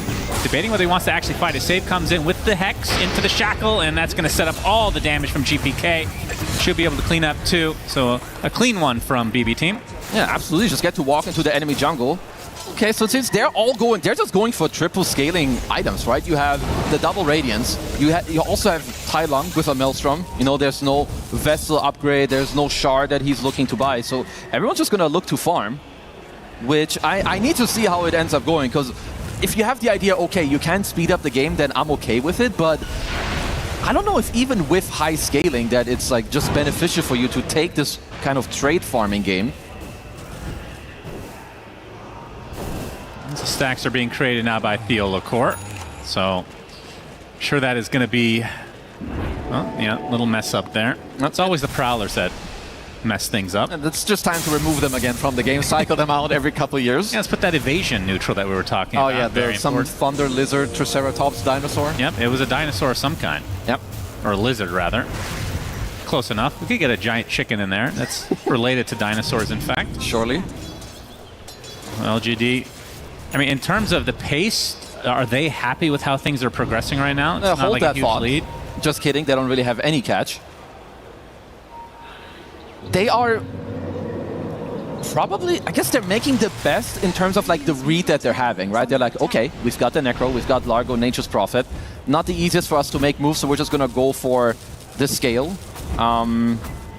Again, I don't know if this is the best way for them to go about it against the Radiant draft, but if they have an understanding and they feel good about, you know, the game dragging out and waiting, then this is a very good way to go about it, where you just get fat on 3 heroes with 3 scaling items, double Radiance and the Maelstrom. It does mean that you're tapering off later. Like when you're fighting with a double Radiance in the team fight, that's, well, 5k gold that on one of them isn't really doing anything. Yeah, that's true. Well, it gives you evasion, I suppose. Sure. That, if anything, actually, double Radiance makes a lot more sense than the old version, at the very least, but sure. Still a bit weird in the fights because, like you said, the damage over time does not stack at all. I am just thinking that, at least for now, LGD are doing a very good job when it comes to the overall, I would say, like, state and net worth in the game. But what's important about Dota as well, and that people need to understand, is what happens when it's 15 to 20? What are your next items actually designed to do? And I think when you look at BB Team squad here of Klinks and Lina and Enigma, the more items they get faster damage, they can pick you off here, they're more elusive. Whereas I think LGD's items only kind of helps them farm, at least for now. It doesn't really help you get pickoffs. So I do think that the next couple items are a bigger game changer here for the BBD Bobbity team. And GPK is going to group up with the rest of the BB team here. Invade the enemy triangle. Theolacor might be the one to tank the gank, and Malefice ensures it. LGD going to be happy to trade a smoke for a support at this stage. Yeah, it's good for Theolacor to TTG there, tank the gank. It's obviously a good move. That's my favorite abbreviation. Yeah, that's a good one. TTG? Yeah. Should start using it. Now some pressure finally to the baseball team's tier 1 mid tower. It's a lot of damage from these treants. I do like that they overall buffed Nature's Prophet. Like, they just made the innate a lot better, where the treants, they don't need to be close to you. They also don't need to be close to each other for them to have overall damage and for you to get buffed up. All right, well, it's official. Double Radiance online for LGD. Now, you're saying that they do or do not want to fight yet with this? As we're going to see BB team enter the pit with the Serpent Wars. I believe that's the first use save. Honestly, they can fight, but it's, again, it is very conditional, because how are you starting the fight? It is only really KJ with the hookshot that can start, unless you're smoking around or TPing behind, and that is one of the things I'm a little bit afraid for when it comes to the LGD draft here. And LGD do spot that a little bit late with the Rocket Flare, so in the end, GPK does secure first Aegis of the game. It's funny, these treants are actually just going to 100-0 this tower over the course of a couple spell usages from Tai Lung. Well, that's a super early gem as well from Theolacor. Yeah, you're all playing against Treant, but 16 minutes? They're the team with the fastest gems. Remember Whisper? He spotted like minute 12. They spot him here, surely. Whisper gonna get Malefice. There's the Overgrowth to follow. Inkswell right now, but they're gonna use the first black hole of the game into Laguna, so goodbye Froggy. As Tai Lung, apparently he wants to fight, might be able to take off Niero, but no, gets stunned at the last second from GPK. Into a hook shot, into the bowling from, no, he can't even get the right click off, so now he's going to get shackled and right click down into Oblivion. Meanwhile, Kataomi, the only death in all likelihood, is he actually going to live through this? Yuma does take him out with the Radiance Burn in the end, and now GPK completely out of mana. Reinforcements are kind of here. Niero is very low on resources. Reaper Scythe not quite enough to take out GPK. This is going to be life number 1, though. He's going to come back with full HP, full mana, and a full shackle now onto the Necro as Yuma gets hexed. Another stun coming out of GPK, trying to turn this around. The LSA is missed because of the shard usage from Yuma, and with that, GPK has to exit as Kiritich going to be able to take out Theolacor just barely. It's a double kill, but he burns to Yuma in the end. A very long, drawn-out fight from both sides. And who won this? that was a nicely played fight from LGD. A lot of small quite even, it looks like, gold-wise at least. I do give a slight advantage here to LGD. I think just being able to fight back and inject one of your heroes as, hold on. Now, Whisper. Okay, that's unfortunate for him. Yeah, good 3 deaths now. Yeah, very needed by GPK here to get that. I like, honestly, this looks weird from Thailand, but this is a good play. Also, at the same time where Yuma like slows down GPK a bit with the Scythe. Because once you keep this fight, like Necro, Yuma at this point is incredibly strong. They've turned this around at GPK. Remember, he does not have the H anymore. Bowling ball successful, but not enough damage. Living armor applied now. GPK should be able to get back. Rocket Flare's not going to do nearly enough even if he does hit it. It's interesting to me too that GPK decided to go for the build that he's going for, right? Like most of the right-click damage, you have the pike into the BKB as Kateomi. He will be dying here. Yes, indeed. I want to pay attention how often Yuma and Whisper are going to be in the same fight at this like stage of the game. Because obviously it's not always going to be a 5-man thing. Because then the double radiance is weird. I guess it's like one of the things where, honestly, Largo, he's a lot about dancing in and out. He's not really like all the way in your face all the time. He's more like in the back, high range, heal up your team, do like a catchy lick, a frog stomp here, a small buff. Whereas Necro is more, he's more in your face. Maybe he sidesteps back for a moment. So I don't think they'll be overlapping all that much. But Whisper, he just wants to go for the overall scale. Well, Reaper Scythe, oh my goodness. I cannot believe they found Kiritich after all of that. Who has the gem right now? They gave it to Yuma. Okay, that makes sense. No, that is a huge kill for LGD. They are amping up the game right now. Didn't quite get the Scythe stack for Yuma, but obviously you will absolutely take that kill onto the Klings there. Those stacks are kind of overrated, I find. They're like okay, but it's kind of like Tidehunter's fish. It's like, it's okay. I think that's an L take. I think level 1 Reaper Scythe is kind of useless because it's not retroactive. I think if the spell was retroactive, it would be kind of OP. But level 2 onwards, you take that stuff. Because later, with the Aghanim Scepter that people underrate on this hero, every HP region matters, my friend Shannon. Okay, all right. I've learned a lot today. Thank you so much. You're welcome. Blinkdagger now online for Miero. He's been pretty quiet in this game, I would say, on the Enigma. So far, yeah. Yeah. Of course, it's a hero that can take some time, you know, to come online. And he's got the drums, he's got the Vessel. Vessel not really doing too much. Perhaps that's one item that he's currently somewhat regretting. Yeah, first Tormentor will go the way of LGD. Although, Kiritich in the area, not there fast enough.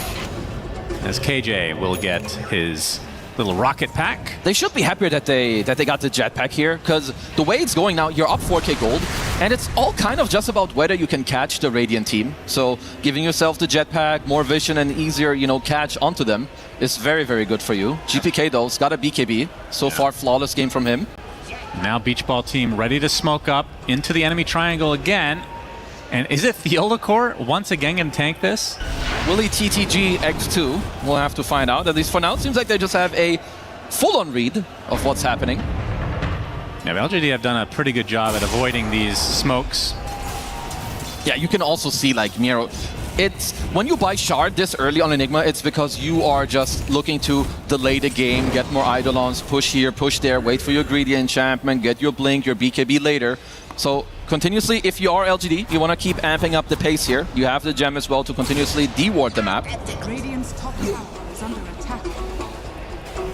Whisper, only the recipe away now from the BKB, just 300 out.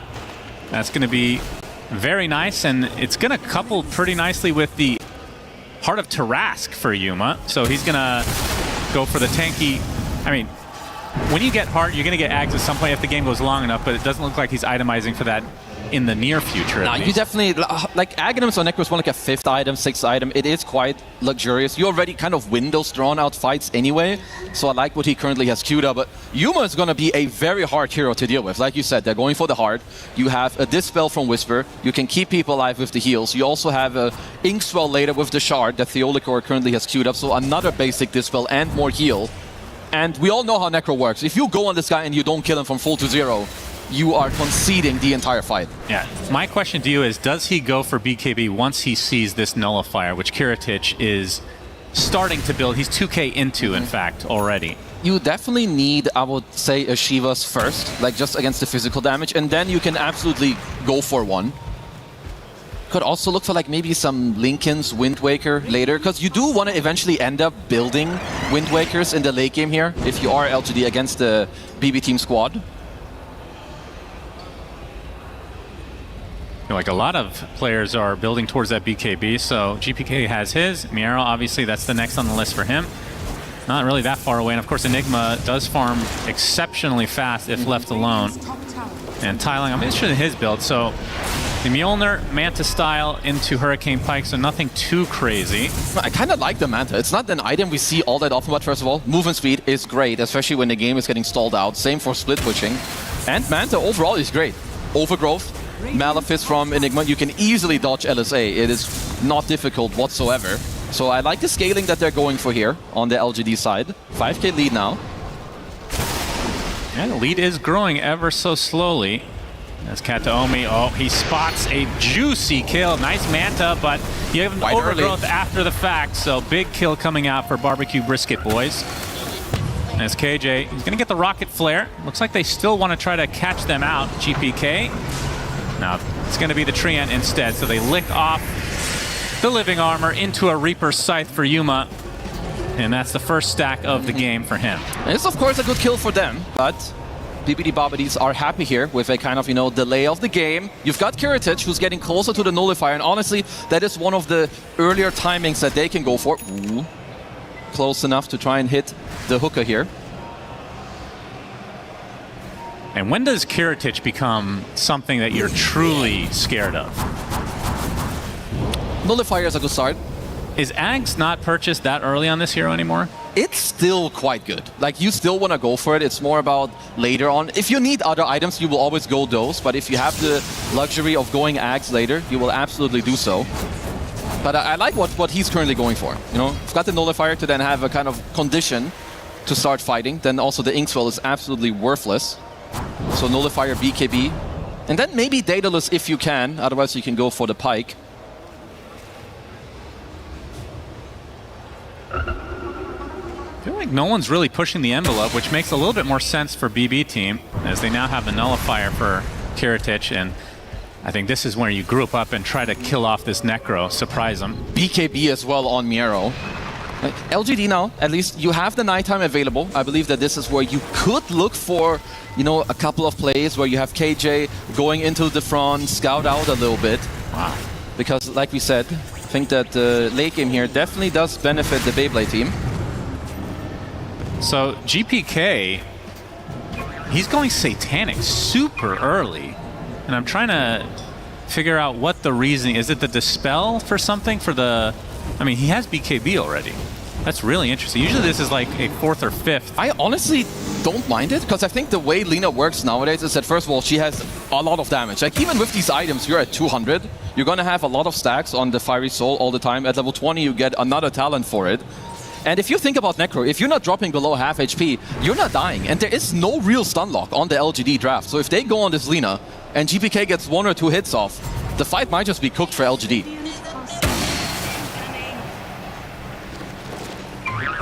It does feel like both squads are a bit timid at the moment. And if I'm BB team, I feel like I'm waiting for them to push into me. Is that not exactly their mentality? Honestly, I would say that is semi-true. If they ever have map control or like a good read on the map, you can definitely look for something. But I would say it's more up to LGD currently to look if they have a couple of moves on their own. You know, you've got the gem. If you can keep finding a couple of, you know, vision and wards here or there, as of course, yeah, we have 4 greedy enchantments on the Dire side. Classic. Tell you something. They're not going to do a whole lot of right-clicking, that's for sure. Yeah, I mean, none of the heroes really do, other than Tai Lang, so it just makes sense to get those. Yeah, fair. Get a little more gold injected into your draft. Way too good. I mean, that's one of the early Roshans, right? If you're LGD, of course, it is one of the weaknesses of Necro. His objective taking is really not that amazing. Largo is okay at Roshing, but also not good at taking buildings, so it's kind of all up to Tai Lang. And smoke from LGD. As BB team on the high ground. Satanic now up for GPK. So very tanky. Yeah. If you go on him, you better make sure that you have a stun lock where you kill him without stacking too much. Funny that Yuma turned off his Radiance. Whisper did not. Guys, you need to both turn off your Radiance. And I guess they didn't really meet any creeps or anywhere, so there's not too much happening. And you can see Bed Bath & Beyond team have already headed north, so they're actually dodging this as Tai Lung is going to be spotted. Just briefly here. It's doing a good job at dodging the smoke on their own. And Roche obviously up and running, so this next fight, crucial for that. Kataomi spotted, licked in. Theolacor there with the ink swell. Looking for the full connection as Whisper pops the BKB, try to finish the job on Kataomi. That would be a nice way to start the fight, and indeed that is the case. Did cost them a BKB charge for Whisper. Still, as they are going to go into the pit. Now, keep in mind, Kataomi has buyback and obviously didn't use any spells. He's going to use it right now. Overgrowth at the ready, and with that, LGD exit the pit. Look at the aggressive wards, though. Pick. Okay, it is going to get cleared out here.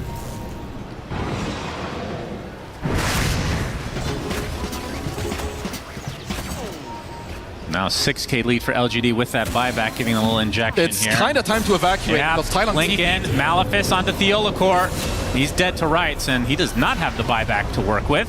KJ, of course, very hard to take Roche into. He's going to take a Laguna Blade to the back of the face. Meanwhile, they find a connection on Yuma, but able to get the cancellation on the stun. Reaper Sight does absolutely nothing here as he gets a black hole onto the single target, but it's a really important one in the Necro, and Yuma takes a tumble as a result. Theolacor bought back into this fight. Looks like he might be burning out. So Just barely lives as GPK finding another connection, this time onto Tai Lung. Every kill going the way it feels like for BB is now Miero getting chased from Yuma. Mass buybacks from LGD turn into 3 kills onto BB. What a weird fight as Yuma, he's not done yet. And GPK gonna be spotted, slowed down just briefly. He's extremely fast. Tries for the 4-staff TP. Will make it. Looks to be good. That was, this is a very costly fight from LGD here. That's a triple buyback and also on Yuma in the middle of this fight, boxing back in. That was just a good timing from the Beatbox team. They just go for the smoke. Tai Lung wasn't here anymore. He TP'd into the, like if you look on the minimap, he's not in this fight for forever. He had TP'd out, then he goes back to the base, also safe. You call him the best support, rightfully so. Look at this, gets the 4-step on the high ground before the scythe. And it's just a very disjointed fight from LGD. Yeah, very discombobulated overall. And LGD, I mean, this fight, it felt like they were BB. They were the buyback team. Oh, yeah. They absolutely... I mean, how often do you see 3 buybacks at the 28-minute mark? Not that often. And they didn't even get Roche. That absolutely hurts. Of course, they did get some return kills, which, yeah, very much needed. But we'll have to keep stressing that the overall scale, at least from the idea and brain power we have, we very favor, considerable here on the desk. Yeah, we favor the BB team squad here. You know, with the Klings, and they did show off, you know, the nullifier against the Necro. For me, it's always Enigma. I've just seen it too many times. Yeah. Especially when you don't have a team that pushes exceptionally well, which LGD, like in terms of tower hitting, they have Nature's Prophet, which can be quite good, but not crazy good. It's just, yeah, it's like you're saying, it's this factor of it's Enigma with very little pressure against him. Whether it's on the map, being picked off, losing your towers, or dying, or being cancelled in your black hole. And he's now got an Aghanim Scepter. My bro on Miero is ready to slay. This is gonna be difficult. Like, not just being pulled in, but also dealing percentage max damage against a Largo and Necrophos dual core. Yeah.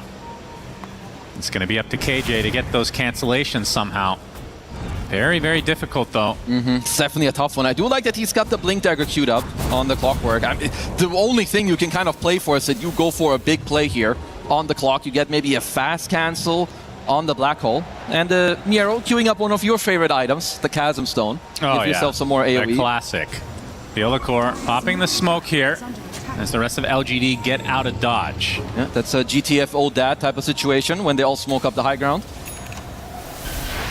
Well, they're going to attempt to go for Roche now. They put down the Serpent Wards. Of course, the vision advantage LGD. And of course, they don't really have any buybacks to work with. In fact, only a single buyback in the entire game that's on save currently. It's not, I want to see how LGD go about this. You're going to keep using the Rocket Flare and maybe some Treants. But it seems that they're just too far away. There's the Belch. Yeah, it's a little late. They get it. As Miero jumping in, gets the Midnight Pulse. Trying to turn this around as the Laguna Blade hitting Whisper as he tries to walk it off, and they find the Nullifier.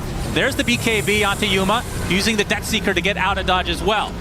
So LGD will be going back to the fountain or elsewhere on the map. At the very least, they don't feed any kills, but the goodies go the way of BB. It's still a strange game because stat-wise, you can see LGD have a gold lead with 3k, but going back to earlier, it's just difficult for them to use this type of lead. And this is also sometimes where net worth and stats overall can be a bit, I feel like, misleading, because they're not stronger than the BB squad here. You have only Clockwork. He's the only guy that can start the fight, but he's also the only guy who can stop the black hole. And he's the lowest net worth guy in the game. Yeah. So you're expecting a lot of big plays here from KJ, which is quite difficult for him to pull off. They are sticking with it in terms of the net worth, though. As looks like second Tormentor will go the way of the BB squad. Yeah, I guess one of the supports on Barbecue team will be happy here with a free shard onto the tree end.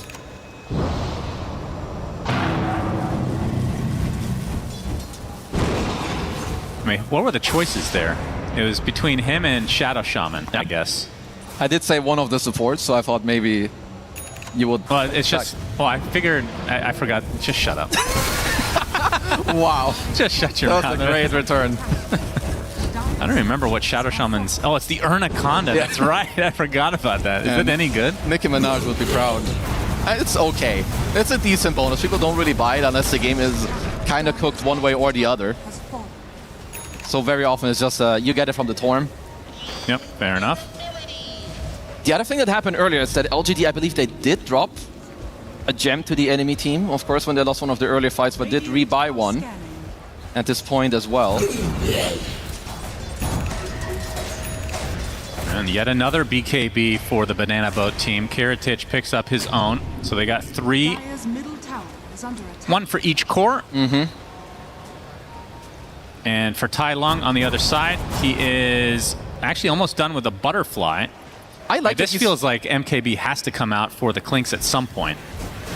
Kind of. Running out of room, though. I would say it depends. I think it's good if you do. Maybe not both cores need to get it. As we do see that GPK is buying it. Like, if your Clinks, like, the shard will always hit, so it doesn't really matter for the Clinks that much. And you could also argue that killing all the other guys is more valuable anyway. I mean, they have 2 Radiances, though, so... True. You're going to have evasion on 3 cores. So I would say you go either Bloodthorn or MKB eventually, as a Theolicore trying to go for a bit of a sneaky play. And... yeah, it's Overgrowth a bit just difficult to get out. Yeah. And Miero, with late game on the mind, will be going Octarine Core next. More Eidolons, more stuns, more farm on the entire map.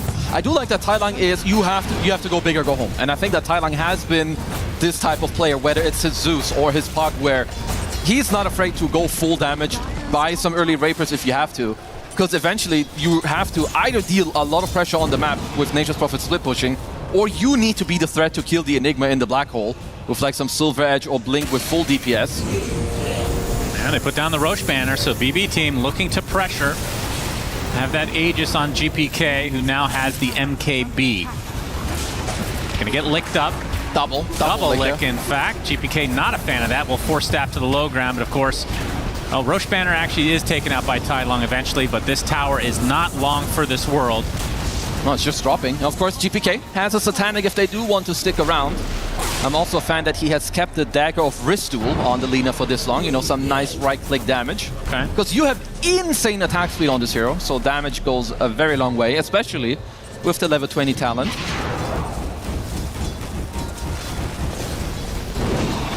Yeah, he's starting to pack the punch. And this is what I was worried about for LGD. I feel like they haven't gotten enough out of the map with their lineup. I mean, I'm willing to be proven wrong, but it just feels like they itemize to farm to be able to get to these next items faster, and then surely they have to have, I know it's not a true timer, but in a sense, a semi-timer, I don't even know how to put it. No, honestly, it is true. You are playing a draft, as hold that for now.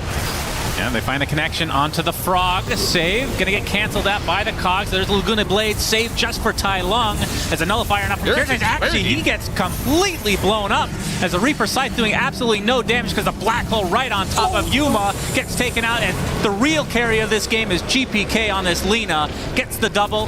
LSA is gonna hit. They're gonna be able to take out the Yolo Core. That's a triple for GPK. Weren't able to take out Whisper in the end, but GPK just going absolute ham right now. Yeah, Safe is just starting the fight, and you can see that there are so many problems to deal with. And Kiritich showed up and just died. I think that's without a Clinks. Maybe he misclicked the pike. Like, instead of piking someone to create distance, I believe he piked in, unless someone was the one forcing him in. But, you know, you talked a bit. He's right there. He gets cogged up, pops the BKB. Yeah, what was that? Interesting. Yeah, maybe he was just trying to use it on Thailand. Either way, honestly, it didn't really matter because GPK just goes ham.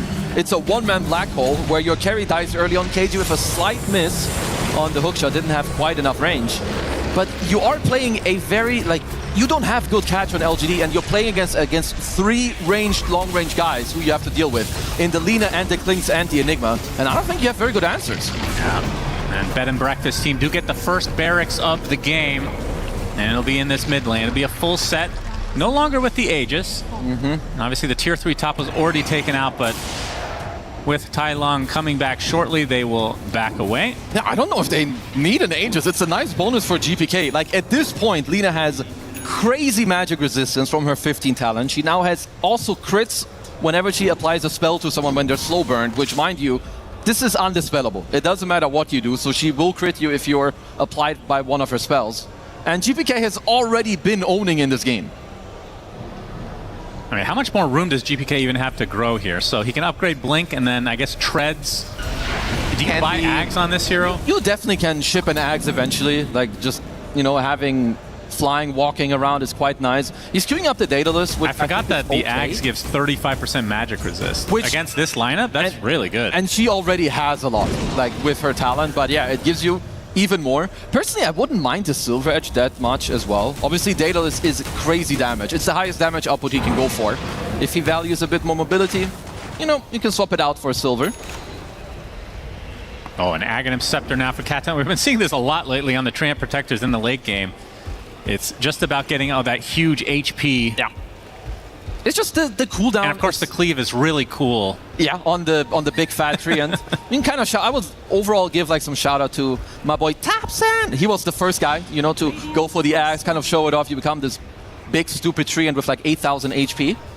But as a support, the cooldown is quite nice. And just being a big boy who can't really die. Yeah, it reminds me of Deadwood. True. Classic. Shout out to one of the best games ever made, of course. BB team, smoke up. And nobody took the Arcane Rune, but I guess that's because they were in the smoke and they didn't want to make it that obvious. Not going to find any connection initially. Save is just itching to find one connection. This will be a crippling blow to LGD. It's just, I'm always the fan of looking at the plan, what do you do, and no matter what the situation is for LGD. Some of the best answers I see for them is where you take a split fight, so Enigma gets a one-man black hole at best, or Thailand gets to go on the backline, or the third option is going to be you have to play on buybacks, which Thailand and Yuma would be the best buyback targets because obviously they can die, buyback, TP back in, and Yuma has the boost of travels, so if you have a Treant around, no matter where the fight is, he can just, come back into the game, and maybe that's how you can win one of the Roche fights. Because this game is not really getting any easier. I hate to say it, but it's just the reality of this game. And you can see Belch Brothers now with an 11k lead. Wait, what just happened? It just went down to 9k instantly. What happened? So it's a 9k on the stats for an 11k. Oh, you can see it's flickering. That's weird. So we won't question it, of course. Gabe Newell on his yacht is currently playing it. They will hotfix that one. Yeah, refresher on Miero. So if you're any type of Enigma player or fan, you know that he is ready to blast some guys off of this map. I mean, I genuinely don't know what you do against an Enigma in the late game with this lineup. You have to kill him first. The hook shot hasn't come out to cancel this single time. It's difficult. And even if you do, now he has a second. You have to try and kill him. Or try and start a fight where you smoke around. I think going on the backline would be great. Maybe even a Blink Dagger on Yuma later. LGD on the hunt. Miero up front. They're going to find him initially. Pops the BKB though. Soulbind onto 2. Black Hole finds 2, including the Necrophos already dead. As GPK, a one-man army in a 1 versus 3. And guess what LGD do? They try to run away. Overgrowth finds 2. There's the Mantis Eye for Tai Lung. Buyback now from 1. Yuma. He's going to pop the Ghost Scepter as they can get nullified initially, but pops the BKB thereafter as Tai Lung killed off by GPK. His right clicks are just way too much. As you can see, Save on the run. He will be the only casualty of the side of BB team. GPK, they're not done yet. Going to force out the BKB that Whisper still had, apparently. Whisper still owning. Still there, gets the silence onto the Treant Protector. It's Kato Omi. Looks like he will eventually burn away, surely. Indeed, that is the case. Double kill for Whisper. Now Whisper's owning. He's kind of keeping them in this game. Yuma, of course, with the buyback.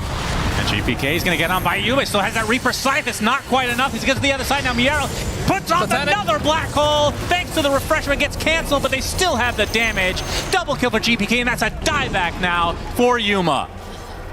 GPK is just doing too much. Even with Whisper like having an incredibly good fight as hold that, Mr. Frog Stomp cancels the TP of Kiritich, trying to turn it around, but the Frogman wins the fight.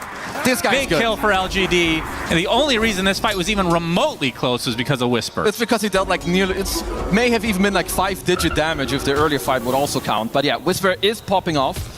You do have good timings on Largo, like with more levels and the talents, and especially the Conjurer's Catalyst as well. Like this late in the game, you have a lot of ways. Because even here, they find the Enigma first, but there's no real way for them to follow. You just had GPK blinking into the front. If Tailang isn't there to deal the damage, even if you jump Miero, it doesn't do anything. Yeah. How many buybacks came out of that? Was it just a single one for Yuma? I think it may have been only Yuma's, yeah. Not the most disastrous, but still, Breaking Bread team will go for Roche again. Okay, let's see. Rocket soon, so they can delay this one. But yeah, problem is that Yuma is down for 50. And you need this Necro. Like, Whisper can do a lot, as we can see, but he needs some people to make a little bit of space for him. GPK has damage room, by the way. Yeah, and he has like... shows up. Oh, he gets it licked off. Laguna Blade onto Tai Lung, trying to heal up at the last moment, but it's not nearly enough. Miero gets the kill, and now the surround tactics onto the Frog. Overgrowth on top of him. Whisper pops the BKB in retreat. He will walk away, but the rest of his team not so lucky. The Olakor likely to be chased down, going to get slowed, and GPK is there to help finish the 4th kill now, and this will set up Roche and BB team in an exceptionally good spot now here in game number 1. This could just be a game where GPK just doesn't die a single time. He's 13-0-11, 11,000 damage in this fight. What do you do to him? You have so many problems if you're LGD. I feel like in some of these fights, I'm not looking too much at Kiritich because I don't have to. If there's a good black hole or GPK getting right clicks off, it's kind of cooked. Yeah, it feels like Kiritich is the icing. Yeah. Top barracks are under attack. And LGD is lactose intolerant, so they can't handle it. No, they can't at all. They want to get out of this game real quick. Yeah, well, BB team are going to help oblige as they get their 2nd pair of barracks now and a 20k lead. They probably go for Roche next, although the respawn timers rather for Tai Lung not that far off. I mean, we have to see what LGD can kind of come out with, the cooking here. You have Yuma who's queuing up a blink, which I like. You need to find a way to go in together and then apply the utmost pressure the moment you go in. Like maybe if you get to double blink on Miero, you get to immediately siphon with some follow-up. You can make some stuff happen. Yep, Roche has belched for all to hear. Unfortunately for LGD, hook shot in the last moment. GPK picks up the Aegis, but the Clockwork not able to get anything. Just dies. Not much to be done there. A good attempt, and honestly, what else can you do here? You had to try.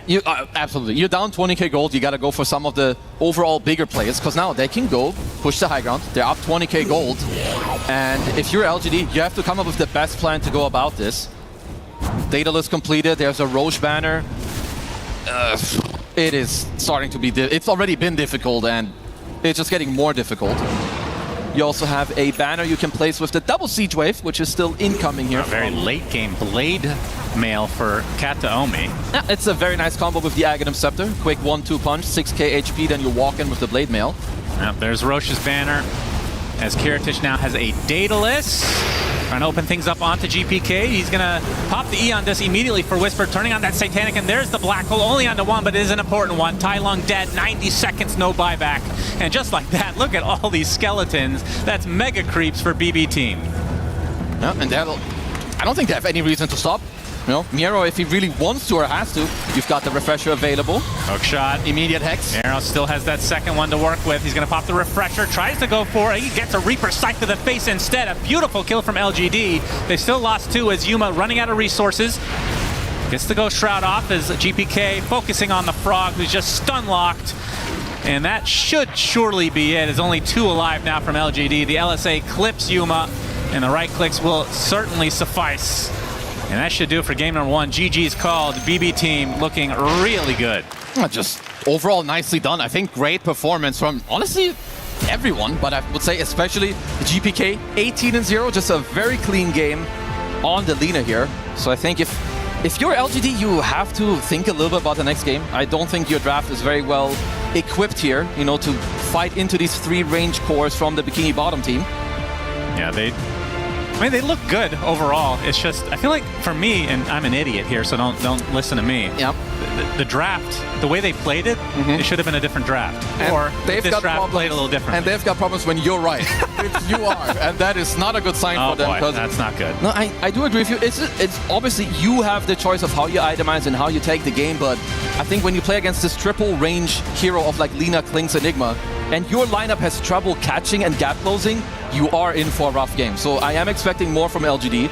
I do think that Whisper still had a crazy game on the Frog. No problems there at all. But the rest of the itemization and how you're playing, yeah.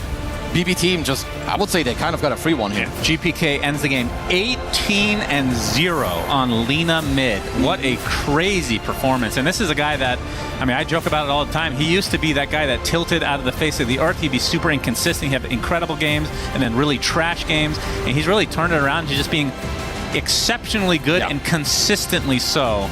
Not many players, I feel like, turn it around. No, he ain't that guy anymore. I think this guy is very clutch, very clean. I think Miero as well on the Enigma had a very, very good showing here. And Lina as a hero overall has been impressing. We've seen it now from carry. We've seen it from mid, both with the magical and the physical build, which I have to commend GPK for. I would thought, you know, maybe the magic build is quite good against the Necro, but I'm pretty sure he showcased the perfect itemization for this game. Yeah, I can see GPK. Basically, all these highlights towards the end of the game are just him right-clicking. If Klinks dies at the beginning of the fight, literally doesn't matter at all, somehow.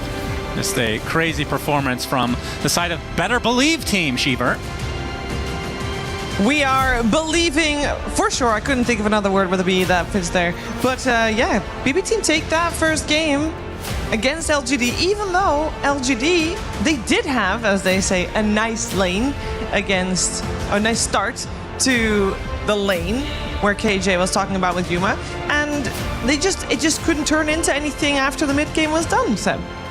Yeah, I mean, at least he delivered like what he promised, which is like a good lane versus Save Miero. It really happened, but you know, I think their lineup was supposed, or maybe I had a misunderstanding of the lineup, but you know, I think of Necro with a good start, Largo, Prophet mid, like you want to bring the tempo, you want to like accelerate the game, especially versus an Enigma, a Lina, and a Klinks, and we saw the late game scaling coming from 3D zeros, but then you buy double Radiance and Maelstrom on Prophet, and how greedy can you be? Yeah, it's like it's so greedy. You're looking to farm, and you're okay farming versus Enigma, and then Enigma things happen. It's like you kind of wonder, like maybe they missed out on their strategy, like they didn't really execute it properly. I'm not sure. I'm not sure either, because it looked like everything was going according to plan. And it was actually, if you were to ask BB team what they would like to do with their drafts, like, well, we're going to get farm, and the later we go, the happier we are, because the scaling definitely on our side. And we saw that in action, and I will say, seeing GPK on the Lina again after a long time, it's been one of his it's one of his siggies, indeed. I really love the itemization as well coming out from him, like Casters touched upon it in the end, but also this Force Staff slash Spike that he picked up, and also you can tell the team, they played around him. Like he gets one item, he gets Hurricane Pike, immediately they start to play around him, he gets a BKB, they smoke again, they try to find something on the map. But I do feel like this build was so much superior in this game because they couldn't really close the gap on him, seeing that this Force Staff is really good against the hookshot, it's very good against like Clockwork in general, it's very good against the Nature's Prophet, so you can get that of the Sprout at the later stages of the game, and he never felt threatened. Like there were a couple of situations where they're like the Reaper side, but they didn't have enough damage. Their damage was also mostly coming out from damage over time, with the Frog Stomp, multiple spells coming out from Largo, Necro with the Ghost Shrouds like Radiance Burn as well. Nature's Prophet needed to be the right clicker, but he also wasn't really interacting much with Lina in a sense. Yeah, and with these kind of lineup, they can't really stop him from getting the Satanic off. They don't have enough lockdown, they don't have enough control, and he really abused that. And you know, like now that I see his item build and I see how the game played out, I think the Rasta pick was super nice. Like, you know, he was probably very grateful. He had all this, you know, disables in front of him, the hexes, the shackles. When the draft went on, I was like, Rasta Lina, you know, interesting. I don't know, like, why is it that good together? Because the Lina just plays on bursting a hero down. She already has like some sort of lockdown, but this right click Lina with Rasta looked very good. So I think they already had that plan laid out very beginning.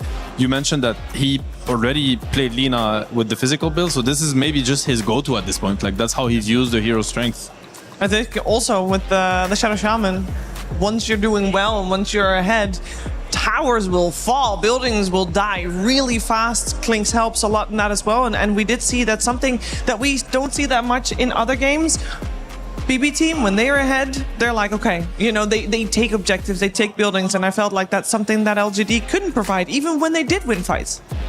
Yeah, there was like this one big fight that, you know, around Roshan that I'd like to showcase, because they, at the time, they were 5k gold ahead. They weren't really able to like find a way how to make this fight work for them, because they were definitely lacking some of the damage. And this is pretty much, if they win this fight, the fight could have been going like even maybe the whole game. Like, it would give them quite a lot of momentum with the Aegis on Necro. So we're gonna showcase like the angle that BB is approaching from, immediately finding Theolic Core. Like, the heroes are gonna melt. The insane amount of damage that they do have. Also GPK checking inside Roche Pit, making sure that they're not doing it.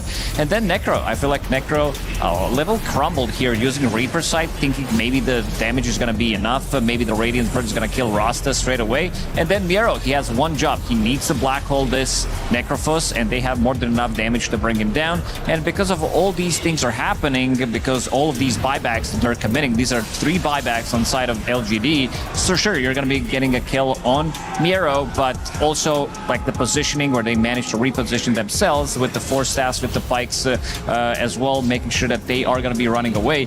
If they find a kill here on GPK, maybe it's a bit of a different thing, but also if you look at the timer, it's 29-23 at the moment, which means that you're not going to be able to kill Roche off of this, which also means that BB team is going to be out, managing to contest the next Roche as well. That's exactly what they did. It is what they did, and seeing these fights still makes me wonder like where it all went wrong for LGD, because was it the draft? Was it just their indecision to not push more, pressure more? Yeah, I think the draft a little bit. Like, I'm not the biggest fan of the draft personally. I feel like Prophet, Necro, Largo is a little bit too much of the same thing. It's like, I think of Prophet as a hero, like especially Prophet Pit. Like, he wants stuff to be happening around the map. Like, that is what the hero's made for. Like, you have to think about it this way. It's like the hero has an ability to TP to places that others don't. So it's like he doesn't use any resources. He can be in the fight, and as soon as you get an advantage, he TPs away and just farms like the whole map because he got the info from, well, they also TP'd there, let's say. So he really enjoys when there's stuff happening and he gets info on the map so that he can be aggressively farming areas that usually you're not allowed to enter. You just don't have the tools to do so. In that case, he has 2 Radiance heroes that are also kind of vacuuming the map, and they're not really making plays. So he's just there and he's trading farm. But Prophet is not a hero that at equal farm will scale. Like, he scales from getting ahead in gold. And that didn't happen. So I don't think to me, the Prophet mid really never came into play. Like, he didn't get to TP to side lanes early in the game. We haven't seen Prophet ultis. Cute things you can do with Prophet mid, like the teams that abuse that, they stack Ancients, they place a ward there to buff the ulti. These kind of cute things that are going to make this hero feel really strong. I think it was just a casual Prophet mid. Like, he could have been anything else. And I don't think it's the way to play the hero, personally. Maybe it's a little bit out of their comfort zone, but we didn't see the full potential of the draft, is what I'm trying to say. And what we saw was not good enough to beat BB team. But this was overall last pick, Nature's Prophet. Yeah. So normally you'd expect something there that gives a little bit of a win condition. I mean, it could have looked better if it was better executed. Okay. I don't think we saw the potential of it. Like, there was no ganks. He was just trading farm, essentially, with very greedy side lane heroes, which, again, I don't think is what Prophet is built for. Like, you need active heroes with him, at least one, so that he can skyrocket with the farm. A little bit like an alchemist, you know, you have to make space for this hero. Yeah, I also like the early gem pickup that they did. Basically 16, 17 minutes into the game, Teodor decided to invest his gold, but it also like has a little bit of anti-synergy because of the double radiance. I feel like if you're trying to push the tempo, because it's like very good to D-ward, it's very good to see Treant Protector, this Clinks that they managed to kind of punish even in this game because he has been pretty silent, but if you think about some of the timings that you want to be hitting, like it's definitely not the double radiance timing. Sure, it sounds like good. We saw him doing quite a lot of damage in most of these fights, but it just felt like this wasn't it. And it's not just that; it's double radiance and Maelstrom first item mid. You know, like it's more. We're thinking maybe Midas and one of the supports. Like at this point, you know. And honestly, like I would love to go back to the replay. I'm sure I could find moments where core heroes were idling because there's no camps to farm anymore. It's like BB team is defending their side of the map and everybody's just looking for another camp to farm. There's no more. So there's like, you can only greed up to a certain point. At some point, the map doesn't have enough camps. Yes, I mean, farming potential. This is Necro with Boots of Travel and Nature's Prophet that can TP anywhere, plus his ulti. So they are consuming, I would say, 70% of the resources, maybe even more. And Largo is just getting a little bit of extra. He could definitely be farming at a faster speed or providing something else for the team if they're trying to utilize that extra bit of a farm that they're getting on the map. But it never really came down to that. Yeah, I feel like maybe this is also a situation, though, for LGD that it is, from their perspective, probably relatively easy to pinpoint where they went wrong. So in terms of game number 2, I am expecting there to be adjustments. I'm also expecting there to be adjustments on the side of BB Team, because I'm sure they would have liked to have the lanes go a little bit better. That's something that they potentially can be working on for that game 2. There is elimination on the line, so a lot of pressure coming on to this stage for this best of 3. And one of these two teams will be going home after this one. We'll find out if LGD can force out that third game to the series or if BB will take this one 2-0. And of course, all around, we have a lot of action throughout this day. We had a lot of action yesterday where also elimination was on the line. And I'm sure that some of the conversations that were happening were maybe heated. I actually have no idea. But I will have an idea very, very soon because we are going to listen in to some of those moments with the Saudia radio comms.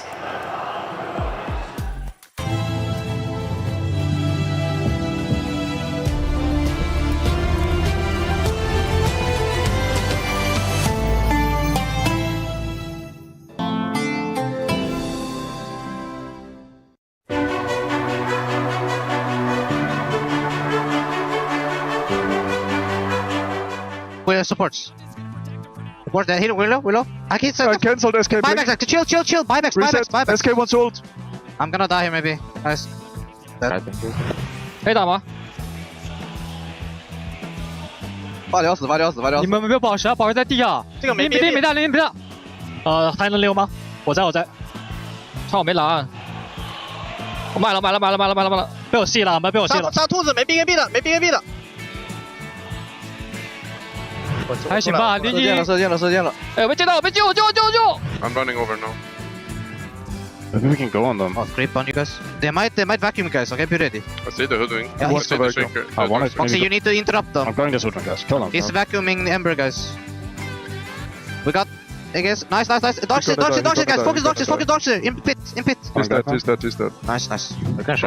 I want you. Wait. Listen to me. I want you. Yeah. Smoke the Husker. I want you to flare when I tell you. Flare, and if I see Londra, I just burst him. Okay. Flare. Welcome to the last round of the survival stage. We have LGD versus the Boomer Boys. That's correct. BB team at it again. They have been very strong throughout this tournament, throughout the last 6 months, in fact. LGD are just starting to catch on fire, though. What do you think? Was that like a natural That was the throw to you. I think what do you think? LGD, they're quite good. I'm a big fan of both Whisper and Tai Lung. I think we've seen them pop off, especially yesterday when they were playing. You know, BB team, they're very good. They're the favorites to me, but just by a little bit. You know, we know that they can be very good, but they're also, you know, they've got some other stuff. So Tai Lung versus GPK, I got my eyes on that one. All right, 3 games, 60 minutes each. Let's go. We're at the STC Arena. Things are kicking off today, Ginny. We've got the league starting. Don't boo, Dota fans. A lot of things going on. Over here, though, we've got the French fans getting themselves involved. Yeah, KC, this is their second time on stage today because our format is a little bit different than what we had in Valorant. We have 4 groups of 4 teams competing. You need to win 2 matches to go on to that next stage to be in that top 8. So far, KC has actually lost their first game, which now puts them in an elimination match against Team Secret in a best-of-3 series. So anything can happen in that regards. But for the teams that have already won that first game that they need to win, the most notable ones that I would say for the club championship is going to be G2, AGAL, just from the sheer amount of teams that they have competing, but also Gen G going through flawlessly. They're the ones actually that beat KC, and they're the title defenders. So this is a potential 1,000 points up for grabs for them. Yeah, there's a lot of points up for grabs for some of these teams. Some of the big club championship teams very much involved here at the STC Arena. We'll be keeping up as the week goes on.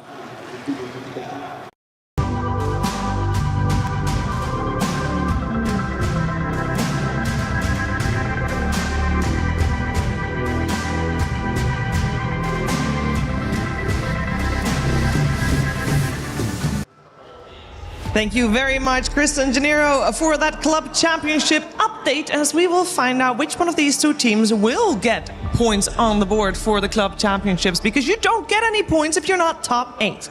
And this is the fight for top 8. BB team is 1 game up here against LGD, and LGD is looking to strike back. We're hoping for some cool adaptations from, actually, to be fair, both sides going into this game number 2. And I was expecting a bit more of a brawl in the mid game, and instead it felt you got the Radiance. That's why.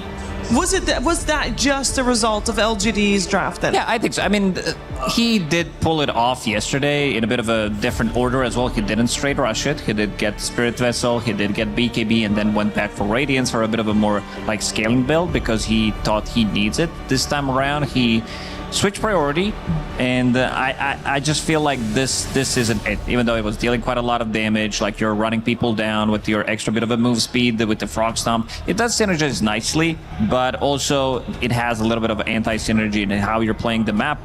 I do like what they did yesterday against Maus in that first game when they were trying to speed things up. I think this might be the key because you are playing against BB team, so you want to be matching up with the speed when they had quite a lot of synergy between their carry and their offlane. You have Ursa, who you can surge, give the Ion Shell to. You have a Ghost Push. He did go for the Helm of the Overlord, not just the Dominator. And you also had your mid Huskar that puts quite a lot of pressure. You are the ones controlling Roshans with both of these heroes. So I would like to see something similar, not just like hero-wise. It doesn't necessarily mean to be just pick those heroes. It's more about a strategy and how they interact with each other. Oh, they can't really pick all the heroes because Huskar is already removed from the pool. We also see the respect on the Enigma there with the ban that LGD brings out. The sides will be the same for this game, but we did change pick priority with first pick going the way of LGD, and it is their turn right now. Yeah, and BB team, they will put more respect on the Treant. They don't want to play against it. They first picked it last game. It was given away by LGD, and to be fair, I think they did a pretty good job at surviving the lane against Treant. If anything, I think they got a couple kills on the Clinks, and BB team needed a little bit more support and help. I think GPK ganked that lane pretty early to try to stabilize what was happening. So, like, regardless of the outcome of first game, if you think about the early to mid game, I think LGD were pretty much in the driving seat, even though they went for greedy item builds. Like, they made a lot of cool moves and rotations around the map. So I wouldn't count them out whatsoever. I think if anything, they played, I don't want to say they played better, but they had a good 10-minute sequence where they were completely dominating BB team. Yeah, I would like... right? Yeah. Yeah, the early game looked really good. They were kind of trading the farm in the mid lane. We were thinking about what's going to happen in that matchup because it's Lina. We in the green room, you mentioned the block that Lina did have or didn't have. So the lane was kind of on top of the enemy hill, which she wasn't able to control too much, which did lose some of the CS, getting harassed by those Treants as well. But Largo again for LGD. Yeah. And Lina banned out by LGD, also smart against. I think against BB team this year will be banned a lot. Again, they can play it on mid. I'm sure Kiritich can play it position 1, and Watson is probably gonna put that hero, in really high place this tournament just because of how successful he is with his team, and we know he's going to be playing it more. And everybody looks at the winning team and the most dominating team, and that's how it goes. I also believe it can be a support hero, so glad to see that ban on LGD's side. I think it's one of the key pieces to BB's drafting right now. Yeah, we saw signs, something about, Latam, what LGD stands for.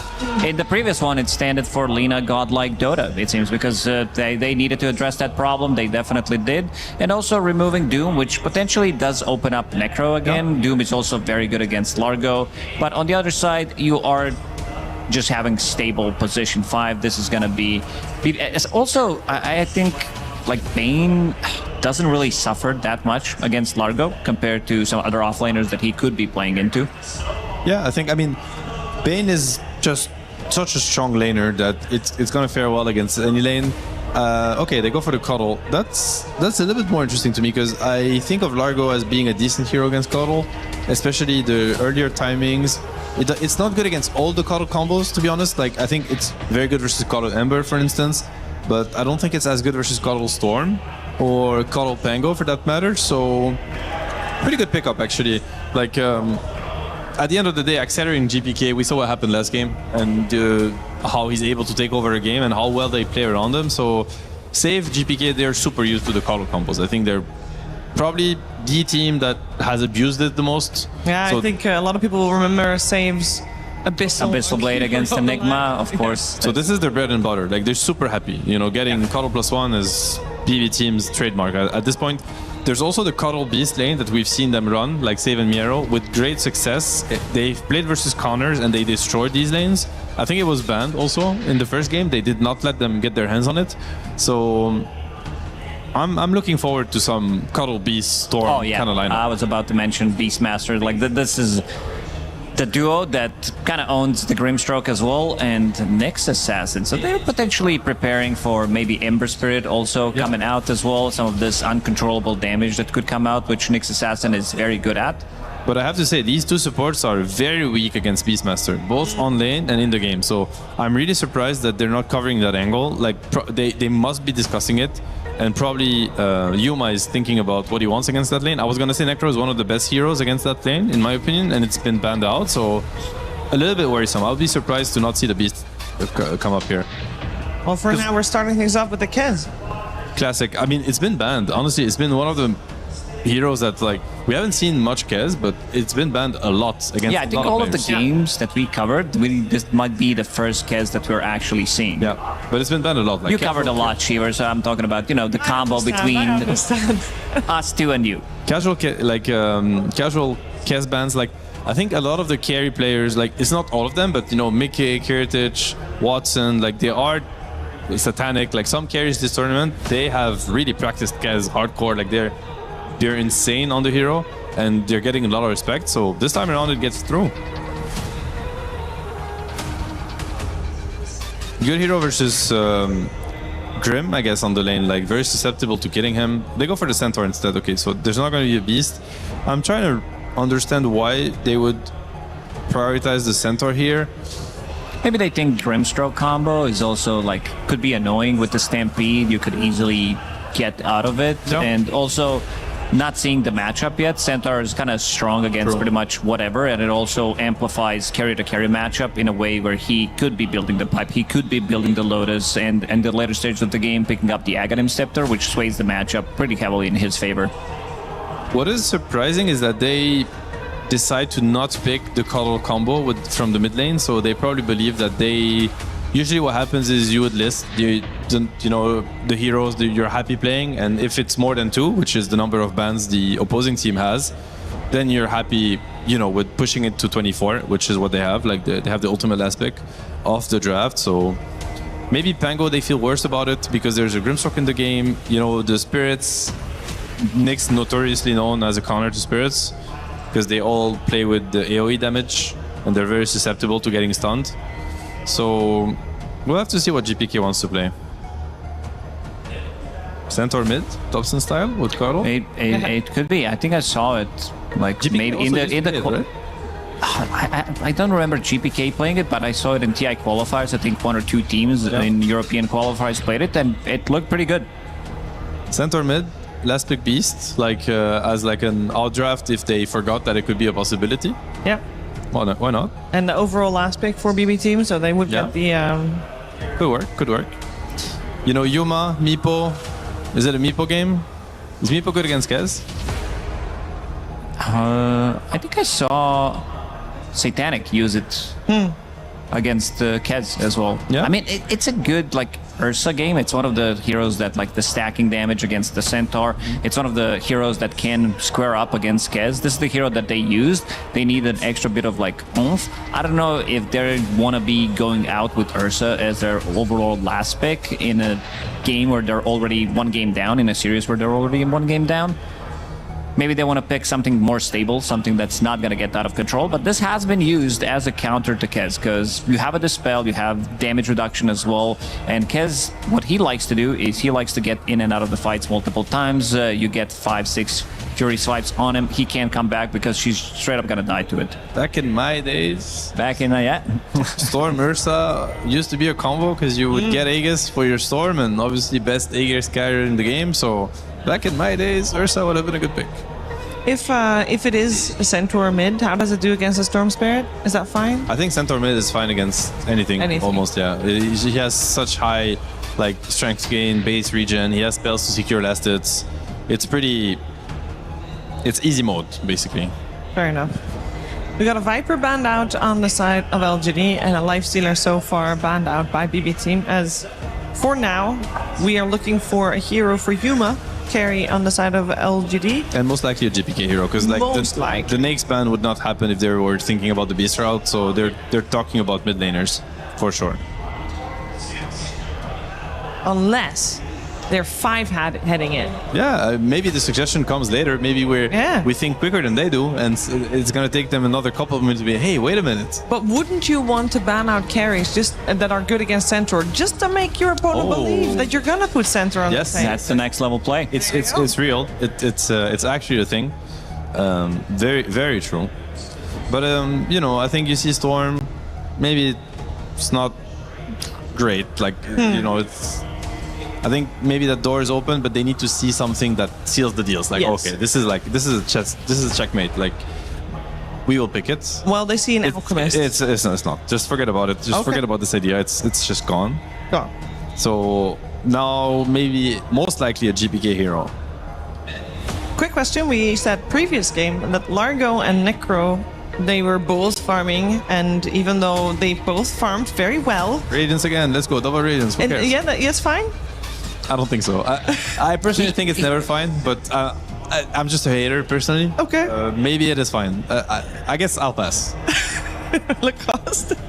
I mean, do you really need it? You might eventually even like get the Aghanim Scepter, so you will get the gold back. Like you'll get 6,000 gold influx, and GPK is gonna be playing Invoker. This is Bane Invoker, you mentioned it, I think, earlier today. Yes, I wanted to see it. It's just too good of a combo. And also, I think Kiritich, he has a lot of buffs. Like, every single hero can give him some kind of a buff. Whether we're talking about Chakra Magic, which works insanely well with Kez and all his abilities, whether Stampede, later on Cart, and also Alacrity. Like, I think this is the highest DPS that you can have in game. Maybe like Morta with Alacrity, but Kez, he just eats pretty much anything. And once this hero goes in with the BKB, I'm really not seeing how LGD is going to be able to punch back. I think I've seen it now, like the Kez Butterfly Alacrity timing. Yeah, just bazillion attacks. Like, what is this? You know, sometimes the game just breaks. You see something that's just, you're like, that it's not supposed to work like this. this. Yeah, that is not okay. This is way too quick. This is way too much damage. And this is typically that kind of draft. I also really like their side lanes for Invoker. They have setups on both lanes, like Centaur Stun, Bane Nightmare. Even my Invoker would hit the Sunstrike. So GPK is going to do great. Very solid last pick, honestly. Like the lane, I think the lane can go both ways, but you know, if both mid laners are delivering and a stable performance, it should be pretty even, that lane. Is there a team that will outscale the other one, definitely, if it does go late? I would say BB. I mean, it kind of depends what the gold graph looks like, because if Alk is completely uncontested and they're bleeding gold, then, you know, it's a different story. But if it's even, I would say BB. Yeah, I gotta agree. BB, they look super solid. These, like, strong mid lane, strong side lanes as well. Super scaling draft, and I feel like they can put quite a lot of pressure onto the Alchemist lineup as well. Grimstroke plus Nyx Assassin support duo that we probably haven't seen so far in this tournament. LGD Gaming trying to dig deep, trying to find something that's going to work out for them. But this type of a support duo is also very, very bad at the early engagements. They don't provide you with much damage, so playing with the Storm Spirit is not going to be as strong. We're gonna have to find out how it will play itself out as we're ready for game number 2 between BB and LGD with Sunsfan and Kezu. Thank you, Shiver. Indeed, if our predictions are correct, I almost called you Cinderin. Wow, that was Dude, it's been like 10 days. I just miss him so much. This will go to a game 3, according to us pre-series. Do you still believe after these drafts? I have faith in LGD to give us a better game than in game 1. That didn't answer the question. Well, let me get there. Okay. They have better chances, and I believe that they will take us to a game 3 here. Because you can't just go up against Bada Bing Bada Boom team and think that it's going to be easy. You know, you got to get clapped once in the face, come back, do it better, not build double Radiance, not farm for 30 minutes and lose, but take it to them and show them what's up. And that double Radiance is not going to age well, I feel like. No. Maybe they just didn't know. Yeah. They thought it stacks double burn. No, maybe they didn't know they were building it. And the cool thing is, as a hold your thoughts about the bounty runes and whatever is unnecessary and useless information, we get a Nyx Assassin. That's right. It's been a while. It's a good hero. Great against Bane. Great against the Injoker as well. Can always, you can catch him. You can always use the Carapace on the Coddle Blast as well. So I like this here. Coddle too. Yeah, the Illuminate. Yeah. What? It's very good against the Coddle. That's what I said, did I not? I thought you said Invoker and the Coddle. No, you didn't say Coddle. You said something else. Very good casting. Go back. Very good. Back to the cast, of course. GPK playing the Invoker this time around. Exort Invoker, here we go. Yep.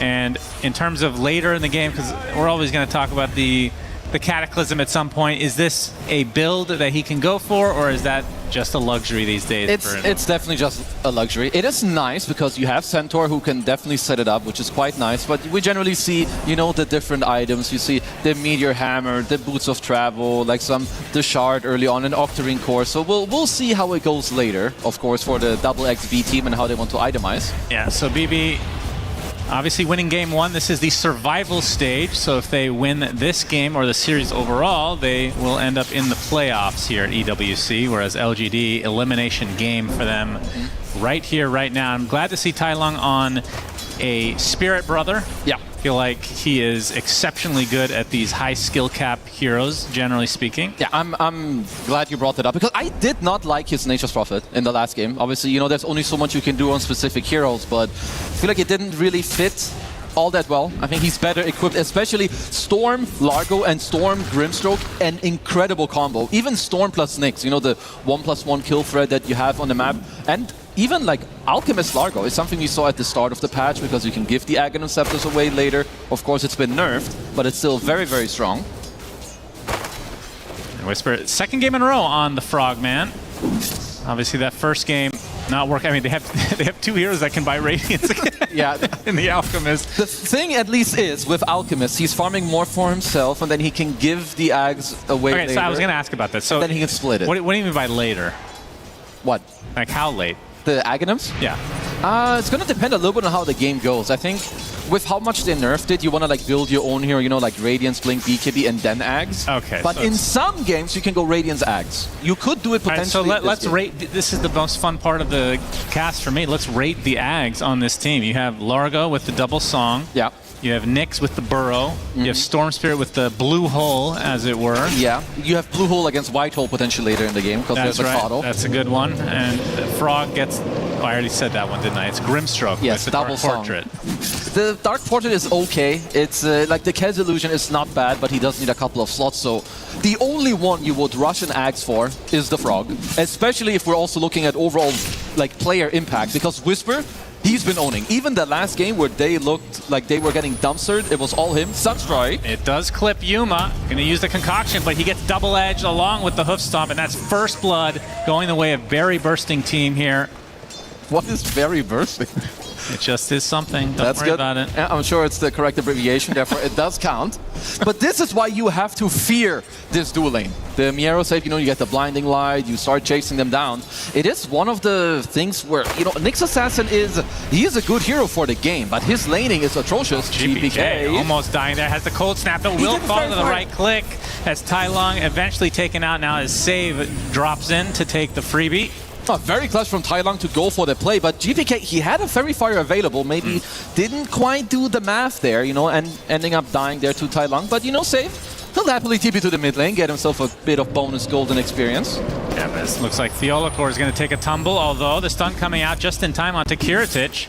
He's going to try to walk away. Theolacor was sticking around, very greedy, as Whisper does kill off the Chicken Man.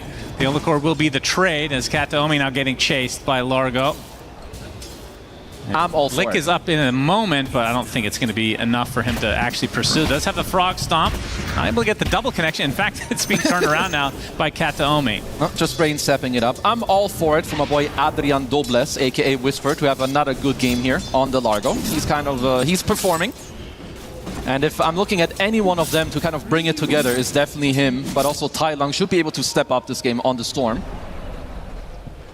Yeah, in terms of BB Team's overall strategy, since we talked about LGDs a bit, what's the pacing looking like for this team?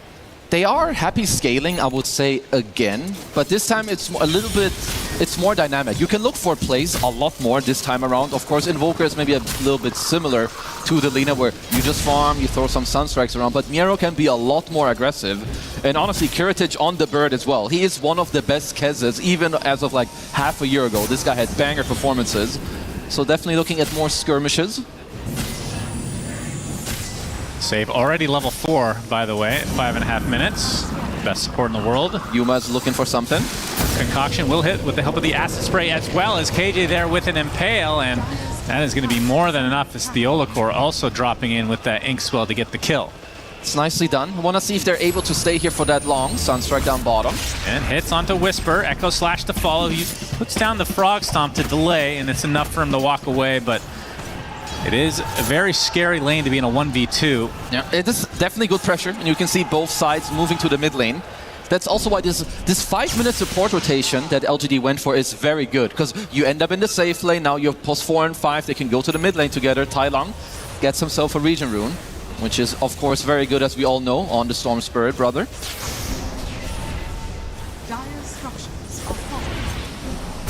Sticking around is Kataomi trying to make a play, but KJ and Theolacor also in the area, so both teams have similar plans right now.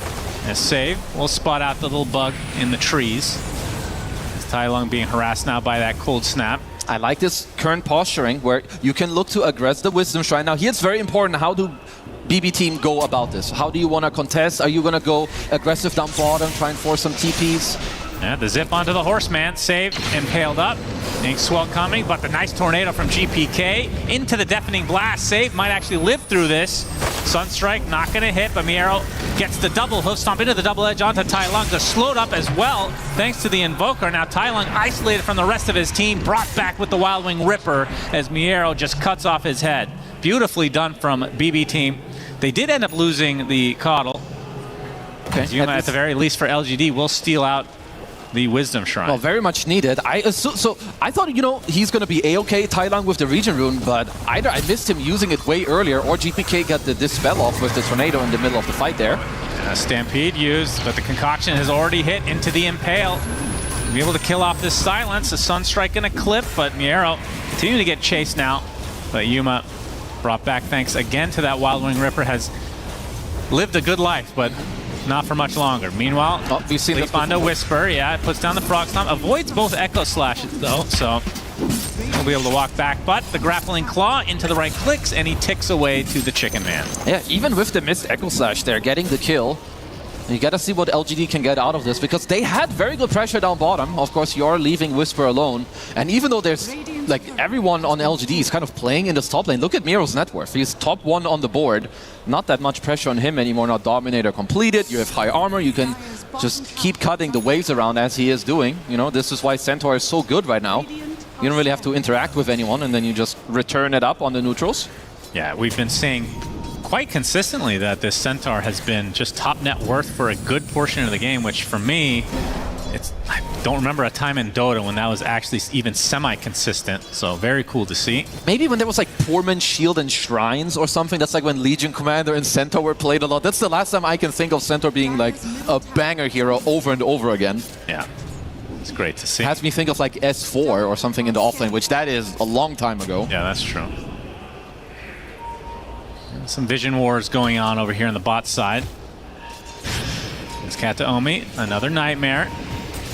There's a backup in the form of Theolacor, though. I hear an Alchemist. The grappling claw away. Yeah, you're right. Coming from the south is Yuma with the concoction onto Kiritich. Stunlock. You get stun-locked and destroyed. Beautiful kill from LGD, as now the supports will end up dying as well. Save falls as GPK actually makes the rotation. Nice nightmare from Kataomi will keep him safe.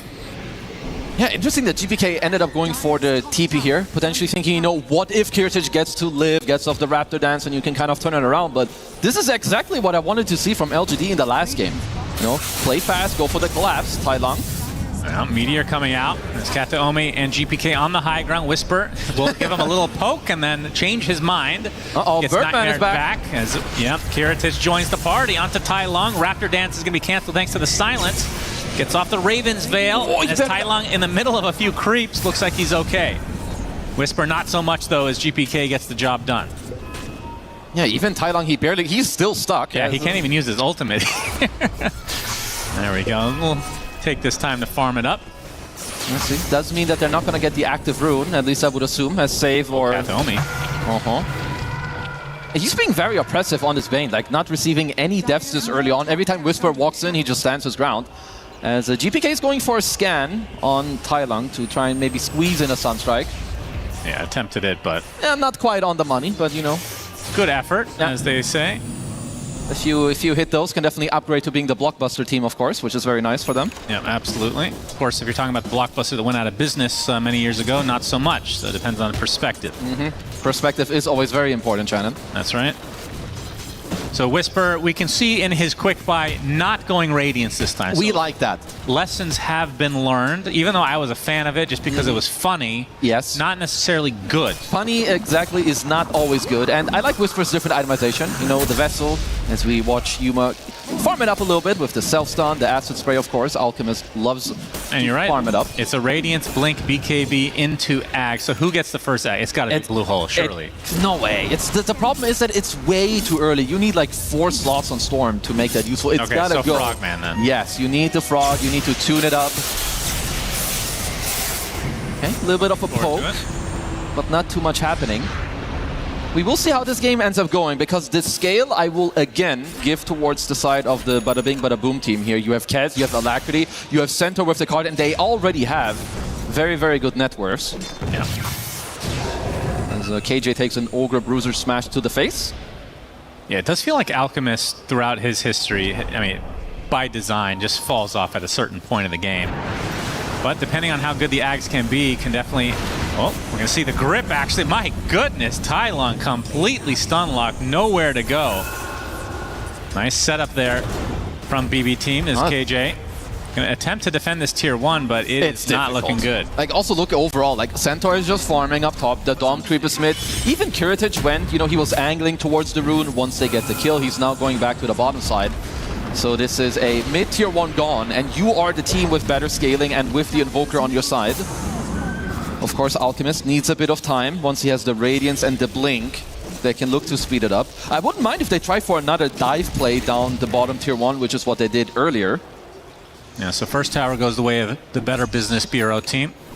2K lead them now for them, and we can see that Miero is farming up a Storm. He's been left completely uncontested. Has the helm of the Dominator, of course, and it's going straight into Heart. Has actually the casual... Wait, is he going straight into Heart? He has pipe. His pipe is flying out, which means he can match the Radiance timing with a pipe, which is a huge problem. Because for now, all you want to do on Centaur is farm on your side, put the Dominator creep somewhere, and then press Stampede for your team. But now if a fight ever breaks out, you just TP there with your pipe.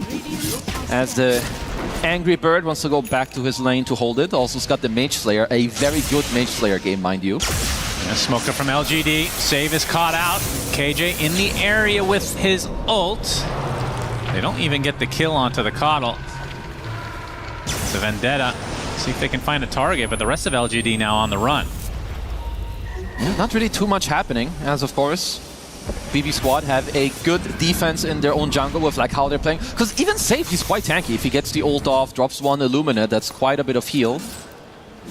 Okay, Jay, Vendetta running out here shortly. We'll get the free hit onto Kiritich with the silence and the lick from Whisper, but not enough. So he will be able to get out just fine. Well, let's see if they can turn it into more. This does at least mean that Stampede is on cooldown.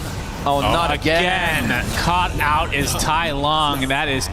He has 4 deaths. I didn't even realize that. 4 deaths already at 14 minutes. Yeah, he had that one earlier. Now those two back to back. I'm also kind of missing one.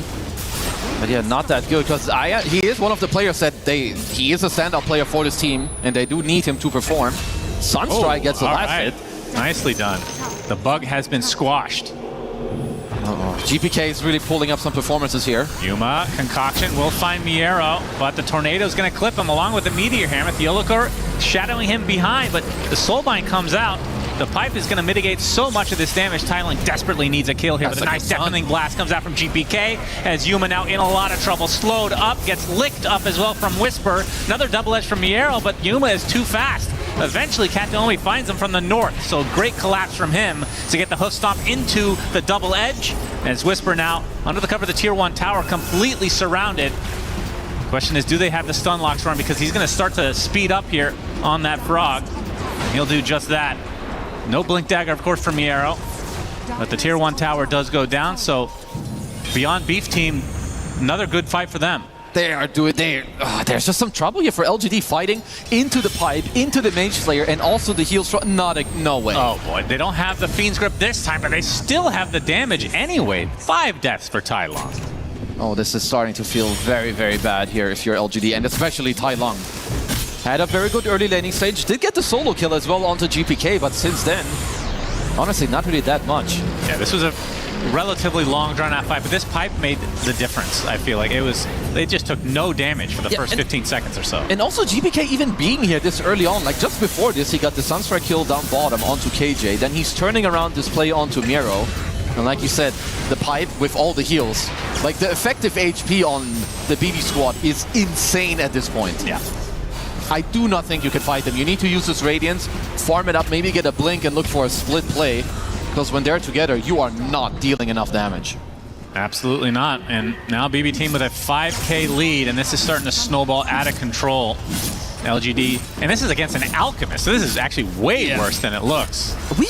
Who had Alchemist the other day too? That was like the biggest lead I've ever seen against an Alchemist, and this one is looking a little bit better, but certainly not good.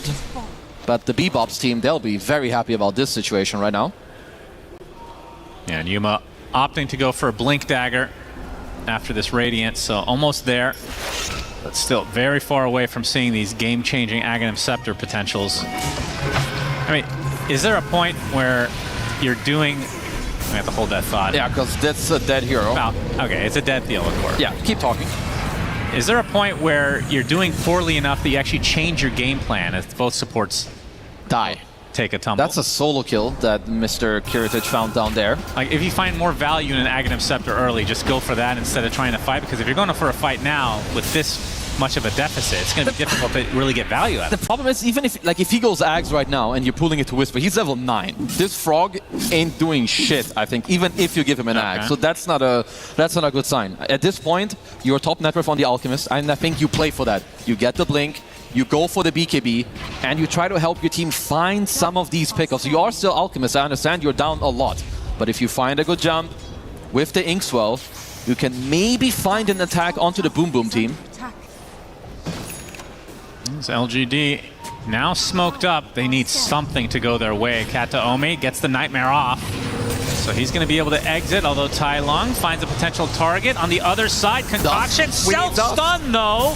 Oh boy, disastrous for LGD to start things out. Fiend's Grip into a double hoof stomp from Miero into the double edge. That's 2 kills right off the bat, including 4 Frogman. Tai Long zips away, abandoning the fight completely, and they're going to likely find KJ as well. So Brown Bag Team with a 9k lead now. as this is getting out of control. Yeah, this is very early on.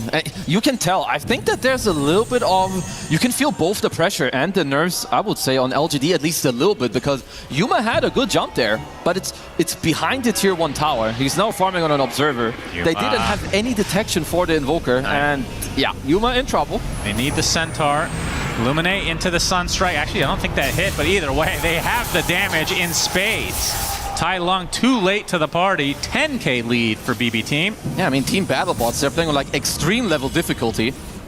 Whereas LGD, I don't know what their strength is at the moment, because they're dying one by one here. They don't have detection against the... Surely not again. Too much. Surely not again. They don't have Fiend's Grip. Nice grief. Sunstrike, it's a no. He gets off the Essence Ring just at the last moment. Now double TP coming in from LGD. Have to get something out of this, surely. Another nightmare for the road for Kataomi. Will eventually pay the price as KJ joins the party. They're getting healed up, though. They just don't have any damage. Is this real? They can't kill a single support. That is really unfortunate for LGD.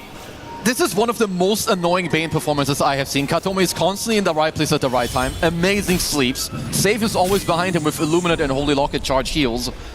At this point, even killing this guy would feel amazing if you're LGD. Absolutely. Anything. Nice BB Team now smoked up. As I have to say, Kataomi has been incredible so far this game. Fiend's Grip up in 1 second. So if they run into anyone... Yeah, and he's got a lot of stacks. I don't know how to pronounce it. The Icar of Nektasha. Yep, that's right. Yep. Okay, they get the Soul Bind. Actually does end up connecting onto 2 with a double Electric Vortex into the double Concoction as well. Is there more damage follow-up, though? GPK gets off the Meteor, and now the Alchemist just blows up. Tai Lung and company just have no damage to their name. They had the perfect setup, but just absolutely nothing going the way of LGD. So Bunker Busters team get a 3rd kill. What the fuck did you come up with Bunker Busters? That's a good one. No, you can just tell that LGD don't have the damage. Like, perhaps you could have channeled one of the stuns longer to like kind of keep it going, because I think they had the Nyx Impale, you had the 2-man Zip, and also the Alchemist stun. But even in all of these stun looks, there isn't enough damage coming out.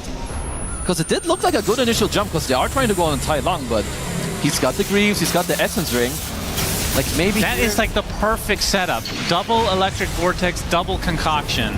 But maybe you could have waited on the Concoction a bit longer. I mean, at this point, everything needs to hit. And you also, like, Whisper couldn't really connect. He zoned off KJ as well. Because, yeah, this is just starting to be a bit of a problem. Belly Button team are just kind of owning them. Yeah, a lot of lint in there to get rid of. So 13k lead for BB Team. As the Tormentor is gonna go their way as well.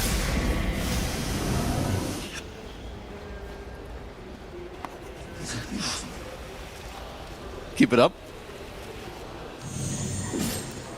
Maybe this one, with KJ looking for a scout. Of course, you know that they're a little bit split after the Tormentor. I mean, even Kiritich, who we've not talked about a lot, he has incredible timings. Mage Slayer, so his BKB is up. The next time you see this Kez on the map or you're going to fight into him, he's going to have that as well. Yeah, he's been a part of the story, but he hasn't been the story, and eventually he's going to get to that point. Yeah, and he will be main character eventually. Currently he's going through the training arc. The time chamber, if you're a Dragon Ball fan. Meanwhile, LGD have been basically NPCs, if we're being real, so far this game. They've just not shown up to it's a bit the rude, second but game. It does seem that way. It's got the Omi, it's got the Cobalt Cup, got an Aether Lens to help out for now. You need to kill these supports if you're LGD, but I have to stress it over and over when we cast these games. If you're down a lot of gold in the game and there's every tier 1 available, it's very difficult to find the enemy team out of position. They can constantly TP around, they're ahead. Even if you go on this Kez, there's an Aegis, there's a Mage Slayer. Yeah. I don't currently blame LGD for trying to slow down the game by any means. Courier snipes, cutting some waves, it's good for them. Tai Lung on the high ground, finds, he gets Nightmare though. And he's going to be surrounded. What is happening? What is happening? What was that? What do you mean? Why didn't he zip out? He had so much time. I mean, he didn't expect Kataomi to play in. All right, Hoof Stomp finds the Froggy. And Whisper going to be another casualty for LGD. My goodness, Bleeding Barracuda team is owning so hard as the Ravens Veil comes out, but KJ... At least this one, he does... Not worth the chase, apparently. Get to walk off. He's just scuttling away. I mean, let's see if you're LGD, what kind of moves can you look for? Because if you're the best body team, honestly, you are... Holy cigar! Yeah, well, it's going to have to be attempted TP, so Kiritich is BKB. He didn't have to BKB that quickly, but that does show me he's in the zone on Kiritich, because that was a near instant BKB reaction by him. The lead continues to grow for BB team. I mean, how are we looking on Yuma? He did now finish up his BKB. The problem is, and it's the problems we've talked about the entire game, they have damage issues. Yeah. How do you go about these heroes? There's a pipe, there's, I believe, a BKB coming out soon also for GPK. You have a BKB on the Angry Bird who's running around as well. On top of that, Glimmer, Holy Locket, defensive sleeps. And it is, like we said, it's elimination on the line here for LGD. They gotta find something big in this game to stay alive. Well, the saving grace, the Aghanim Scepter, 1,000 into it. Yeah. They do have decent scaling, right? You have the Storm, you have the Largo for later, as a Theolicor. Not the best scaling, because he's dead. Yeah. You don't tend to scale too well in the grave. Kill the Bane. Kill the Bane. I'm invested. That's kill the Bane. Concoction, a lot of damage with that Acid Spray combination, and they get him. That is very therapeutic, if nothing else, as GPK. He's continuing to chase, though. Stampede going to close the gap. Yuma. Nice Ice wall comes out with the meter, going to force out the BKB. As Yuma will back away. KJ gets spotted on the way. Definitely hasn't been able to find much yet on the Nyx Assassin in this game, but a much needed kill. Any type of trade or where you force, you know, the BB squad to come around and kind of go together is good for you here for LGD. Create a little bit more time and more space for your draft. Get a couple of levels, you know, 15 talent on Largo with the Crow. Maybe get closer to the next couple of neutral items. Maybe you get some Spell Amp from the Partisan brand. You get closer to the tier 4 items with the Conjurer Catalyst. All of these things can add up. BB team ready to go high ground. They have that Aegis. They have Alacrity on the Chicken Man, so a lot to fear for LGD. Concoction onto 2. Soulbind to follow. Nice Impale as well into the double lick. But there's the pipe, going to mitigate a lot of damage now as a result. Meteor coming in right on top of the Frog. And the Raptor Dance brings Kiritich back to basically full HP. And he gets the last strike onto Theolicor as well. He will be isolated, and that's life number 1. Buyback now immediately from Theolicor. Tier 3 tower down and out. Hoof Stomp connection onto the Alchemist, Miero. He's going to get ink swelled up. Impale to follow, but gets licked up on the other side. And looks like he's going to be able to get away as a result. They find the Fiend's Grip again reserved for Tai Long. Death number 7 for the Storm Spirit, and this is going to be surely a full set of racks now for BB team. Yeah, and you're starting to see some of the strengths of these heroes. You see Kiritich with the Alacrity and everything. The hero's already nasty as he is. He doesn't really need any buffs going his way. 25k lead at 26 minutes. You know, we've kind of said it, when you out-GPM the clock by 1k, you know, the game is in trouble. They're not just fat, they're bulbous Bison team right now. Yeah. They are going high ground with no fear at all. Okay. Yuma coming with the BKB, connection made. Look at the HP regen coming out. They get the heals, they get the pipe, and now the Raptor Dance back again to get the full HP. Yuma gonna bite the dust here. Double Edge brings him down. Miero with a double kill. And BB team in a huge momentum swing, 30k lead to their name. One of them. They're going to get a second set here. It's just one of the cleanest games I've seen from them, and I think just in classic EWC fashion for our BB team, they're just kind of owning. They might even try just to go for Mega Creeps. They're done. So Bad Breath team able to take this game number 2, and they're going to stay alive here at EWC, whereas LGD completely eliminated, and unfortunately for them, not the best performance in this game number 2. No, honestly, I would even go as far as to say in neither of these 2 games, and I really love this team, and I know that they can do more, so this is it's gonna hurt them, absolutely, because they know they're capable of more, but you know, if you look at BB team, you know what these players are capable of in both games. Very, very good performances as a team, individually as well. I think GPK in game 1, in this game, kind of all of them. But I think especially Kateomi on this Bane went ham. Easily MVP of the game is Kateomi. I feel like, am I being conservative when I say there was 4 Fiend's Grip kills on Tai Long?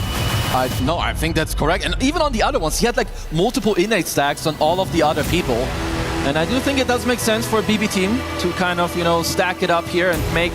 I mean, where do you stack up BB team with the rest of the field as they head into the playoffs now? Quite high, probably within like the top 4, I would say, parameter.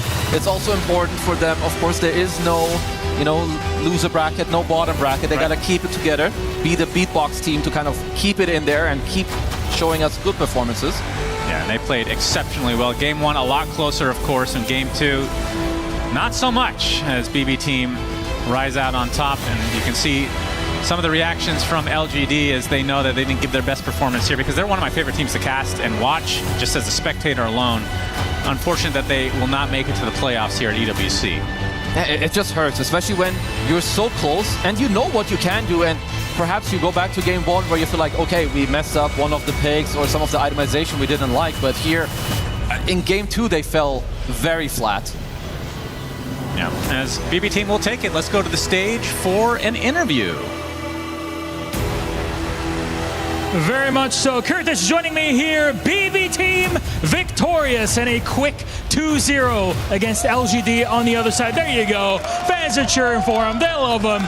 Maybe to the fans and to myself, you're the MVP of this game. Who do you believe was the MVP of this match in your mind? I think it's GPK. He destroyed first game solo. 1x9. Worked very well for you, but I want to talk to you about the Kez and really ask you about an uncommon hero pick. What was the idea behind it? Just casual hero. I'm very confident in this hero. It's my signature, so that's it. It worked out well. It was a 2-0. Was it just also the Kez, your comfort altogether? What won you over this game so effectively? I don't know. We just played very good. That's it. It seems like you're ready to go, and if I have to tell you this, next up in the bracket, you're playing Nigma Galaxy. That is a huge matchup. I think one that we could all expect to be a wonderful game. But is there anything you'd like to say to Nigma, to GH, to all the team on the other side? Waiters, we're gonna destroy you. Oh, there you go. Fighting words then. Fighting words. You know what? I'm going to leave it to you and the team to crush LGD's key just to get that adrenaline pumping. Gentlemen, come on over. BB team, come over here. It's time to crush that key. Come on in. It is always a different experience. We'll see. Who would you think wants to crush it? Is it going to be you, or are you going to give it to someone else from the team? Me. Oh, Kiritic wants to do it himself. Give it up for Kiritic and BB team. Let's bring you guys back. And let's open that damn door and get this game done. Because we got to crush some keys over here. And this is just to tell you the quality of the crusher, because Slacks has been crushing for 18 hours here in the back door. And he's going to take us in for this one. Go ahead, gentlemen, please. Be careful on your way in. The key is ready and set. All right, Kataomi is gonna pull this one off. The man is on crutches, but don't you worry about it. Doesn't need any of that. And so, yet another key joins the pile, and it's time. It's BB team crushing LGD.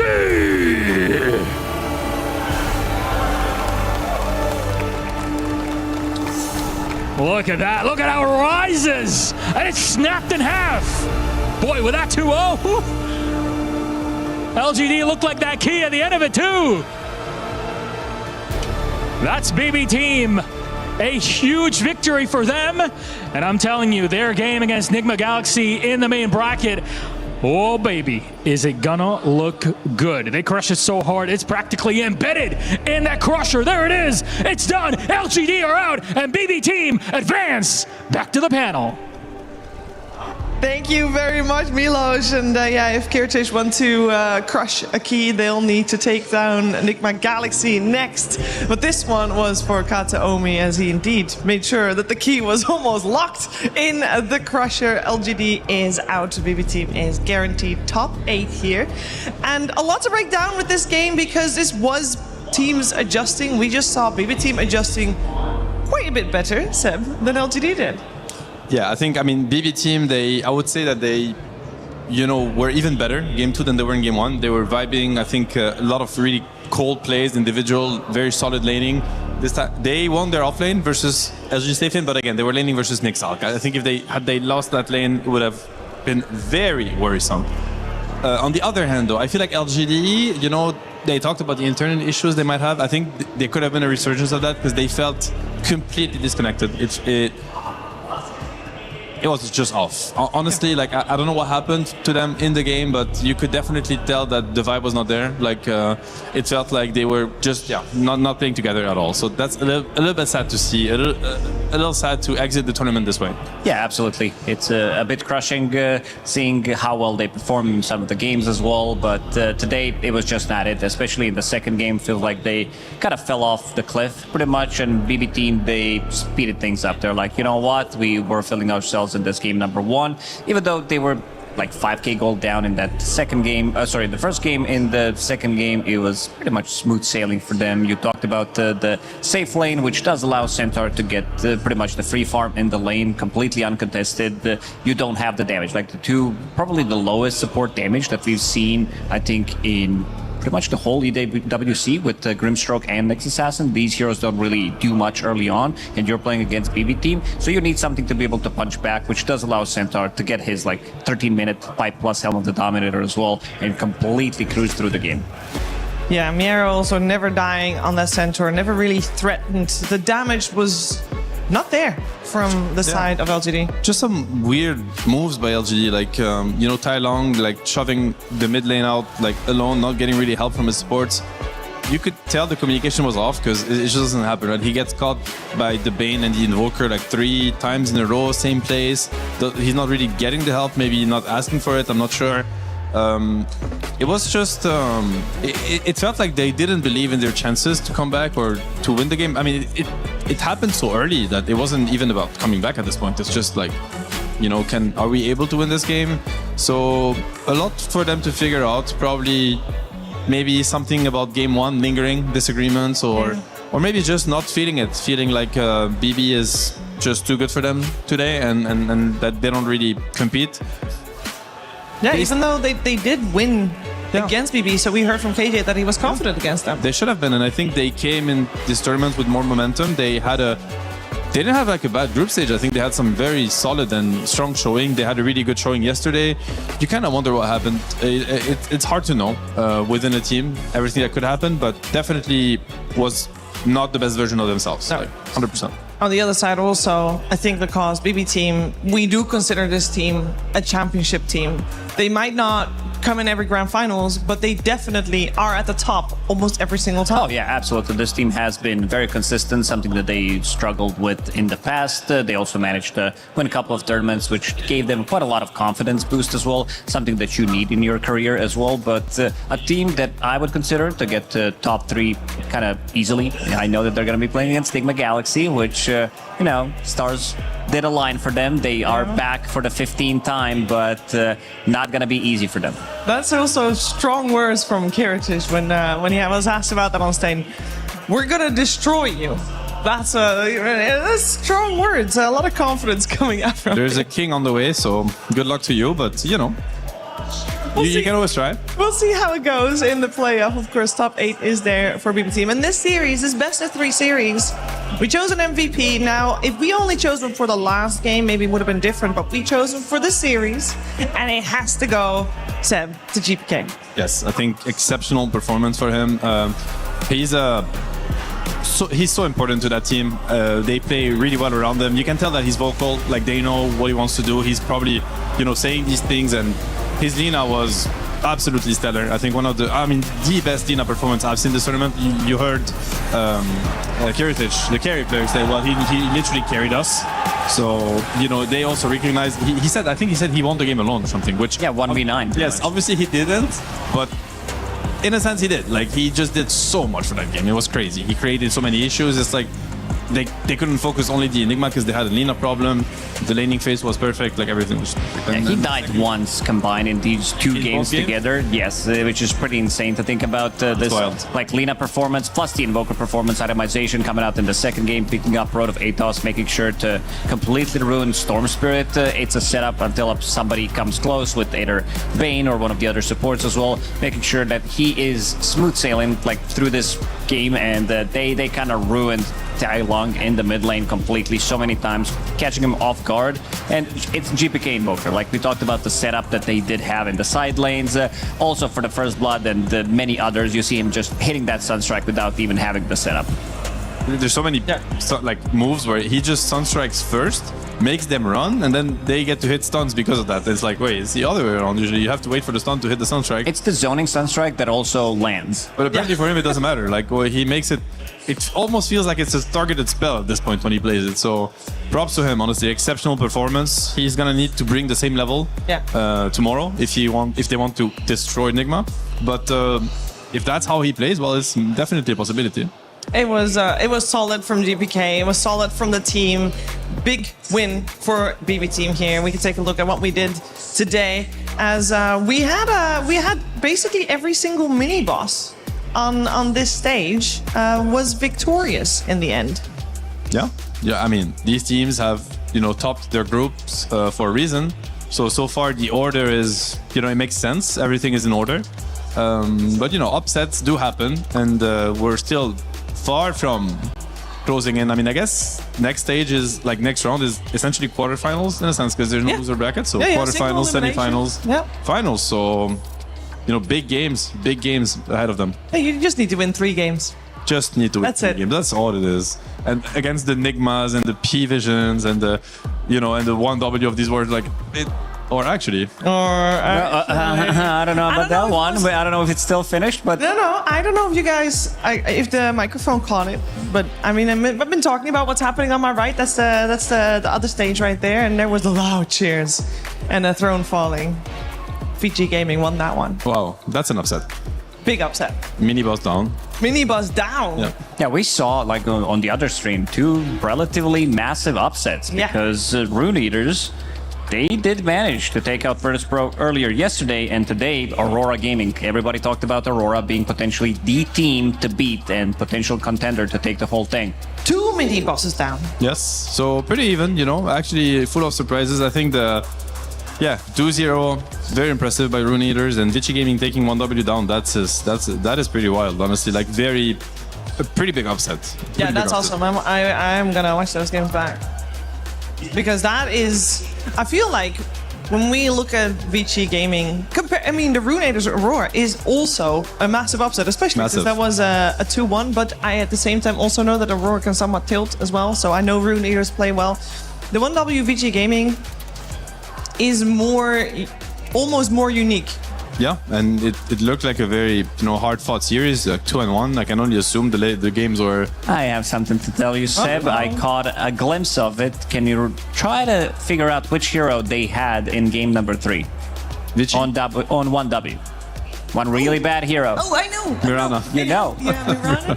Okay, which role? Position 4. No. Position higher priority. No. It's mid Mirana. It's mid Mirana. She lost. Wow. It's busy at mid Mirana. I've been there. I've been in these games. We lost a lot of. I think we lost ESL Birmingham against Falcons. Like we got knocked out with we got knocked out of a bunch of tournaments with mid Mirana. But I'll do him justice. His mid Mirana it's good. Very good. Yes. Yeah. But again, the hero. What can you do? What can you do? Baited into that one. Let's take a look at our tournament bracket. Top 8. That's what we got completed, and we'll be working our way through those 8 teams to have only 1 team survive at the end of it all. And these are our matchups, and to be honest, all of them are looking quite cool. Yes, I mean at this point you can only have the best Dota in the world essentially is what we're getting. The top 8 in the world, so all these games are gonna be crazy. The one that I'm looking the most to is probably going to be Team Yandex versus Team Spirit. I think this is going to be, unfortunately, we're going to have to say goodbye to one of these teams. But Team Yandex, I think everybody kind of placed them in this, grand final position, that they're gonna probably reach it, but also team spirit. We saw them powering up. They looked almost unstoppable today. Yatoro on his Siggies, like bringing in some old classic gyrocopter as well, completely dominating this matchup. Anything can happen. It's like if I were to tell you, you know, Team Yandex are the favorites, pick a team to try to defeat them, to try to stop them from winning it all. It's that team. You would probably pick Team Spirit. You know, you'd probably like, you know what, this is my Joker. This is my Joker card. I'm gonna put Team Spirit against them. So it's actually happening first round. At the same time, I'm kind of feeling like what we saw today upsets anything is possible. Yes. As every team can bleed. And I mean, literally nothing is earned. Nothing is granted, everything is earned. Like this is a case of that. Like at this point, forget about the group stage, forget about your shape, whatever. Like you're gonna have to earn it. Well, I do want to reflect back on today and yesterday because the survival stage has come to an end before we go to the playoffs tomorrow. So final thoughts on this survival stage, Sam? Banger. I really like the format. I mean, if I were a player, I would not have liked it in a sense because, you know, you kind of want a second chance, but at the same time, you know, this is EWC, this is the World Cup, you know, you don't get a second chance. You have to deliver every single game. So as a viewing experience, it's super cool. Yeah, I also love the fact that you have like one last chance potentially. Like you have to be the best at this time right now. Didn't have too much time to prepare. Like either your ideas are working or you're not, and we're gonna find out because we only have 4 days left, and we've seen some banger of the series, and that it's just gonna get better from this point. Yeah, the top 8 teams are known. The playoffs will start tomorrow, same time as today. But that was it for today and for the survival stage. So thank you so much for tuning in. If you missed any of today's action, don't worry. We'll of course see you tomorrow for more action and relive some of today's. But right now also you get to relive some of today's action with the SDC recap of the day.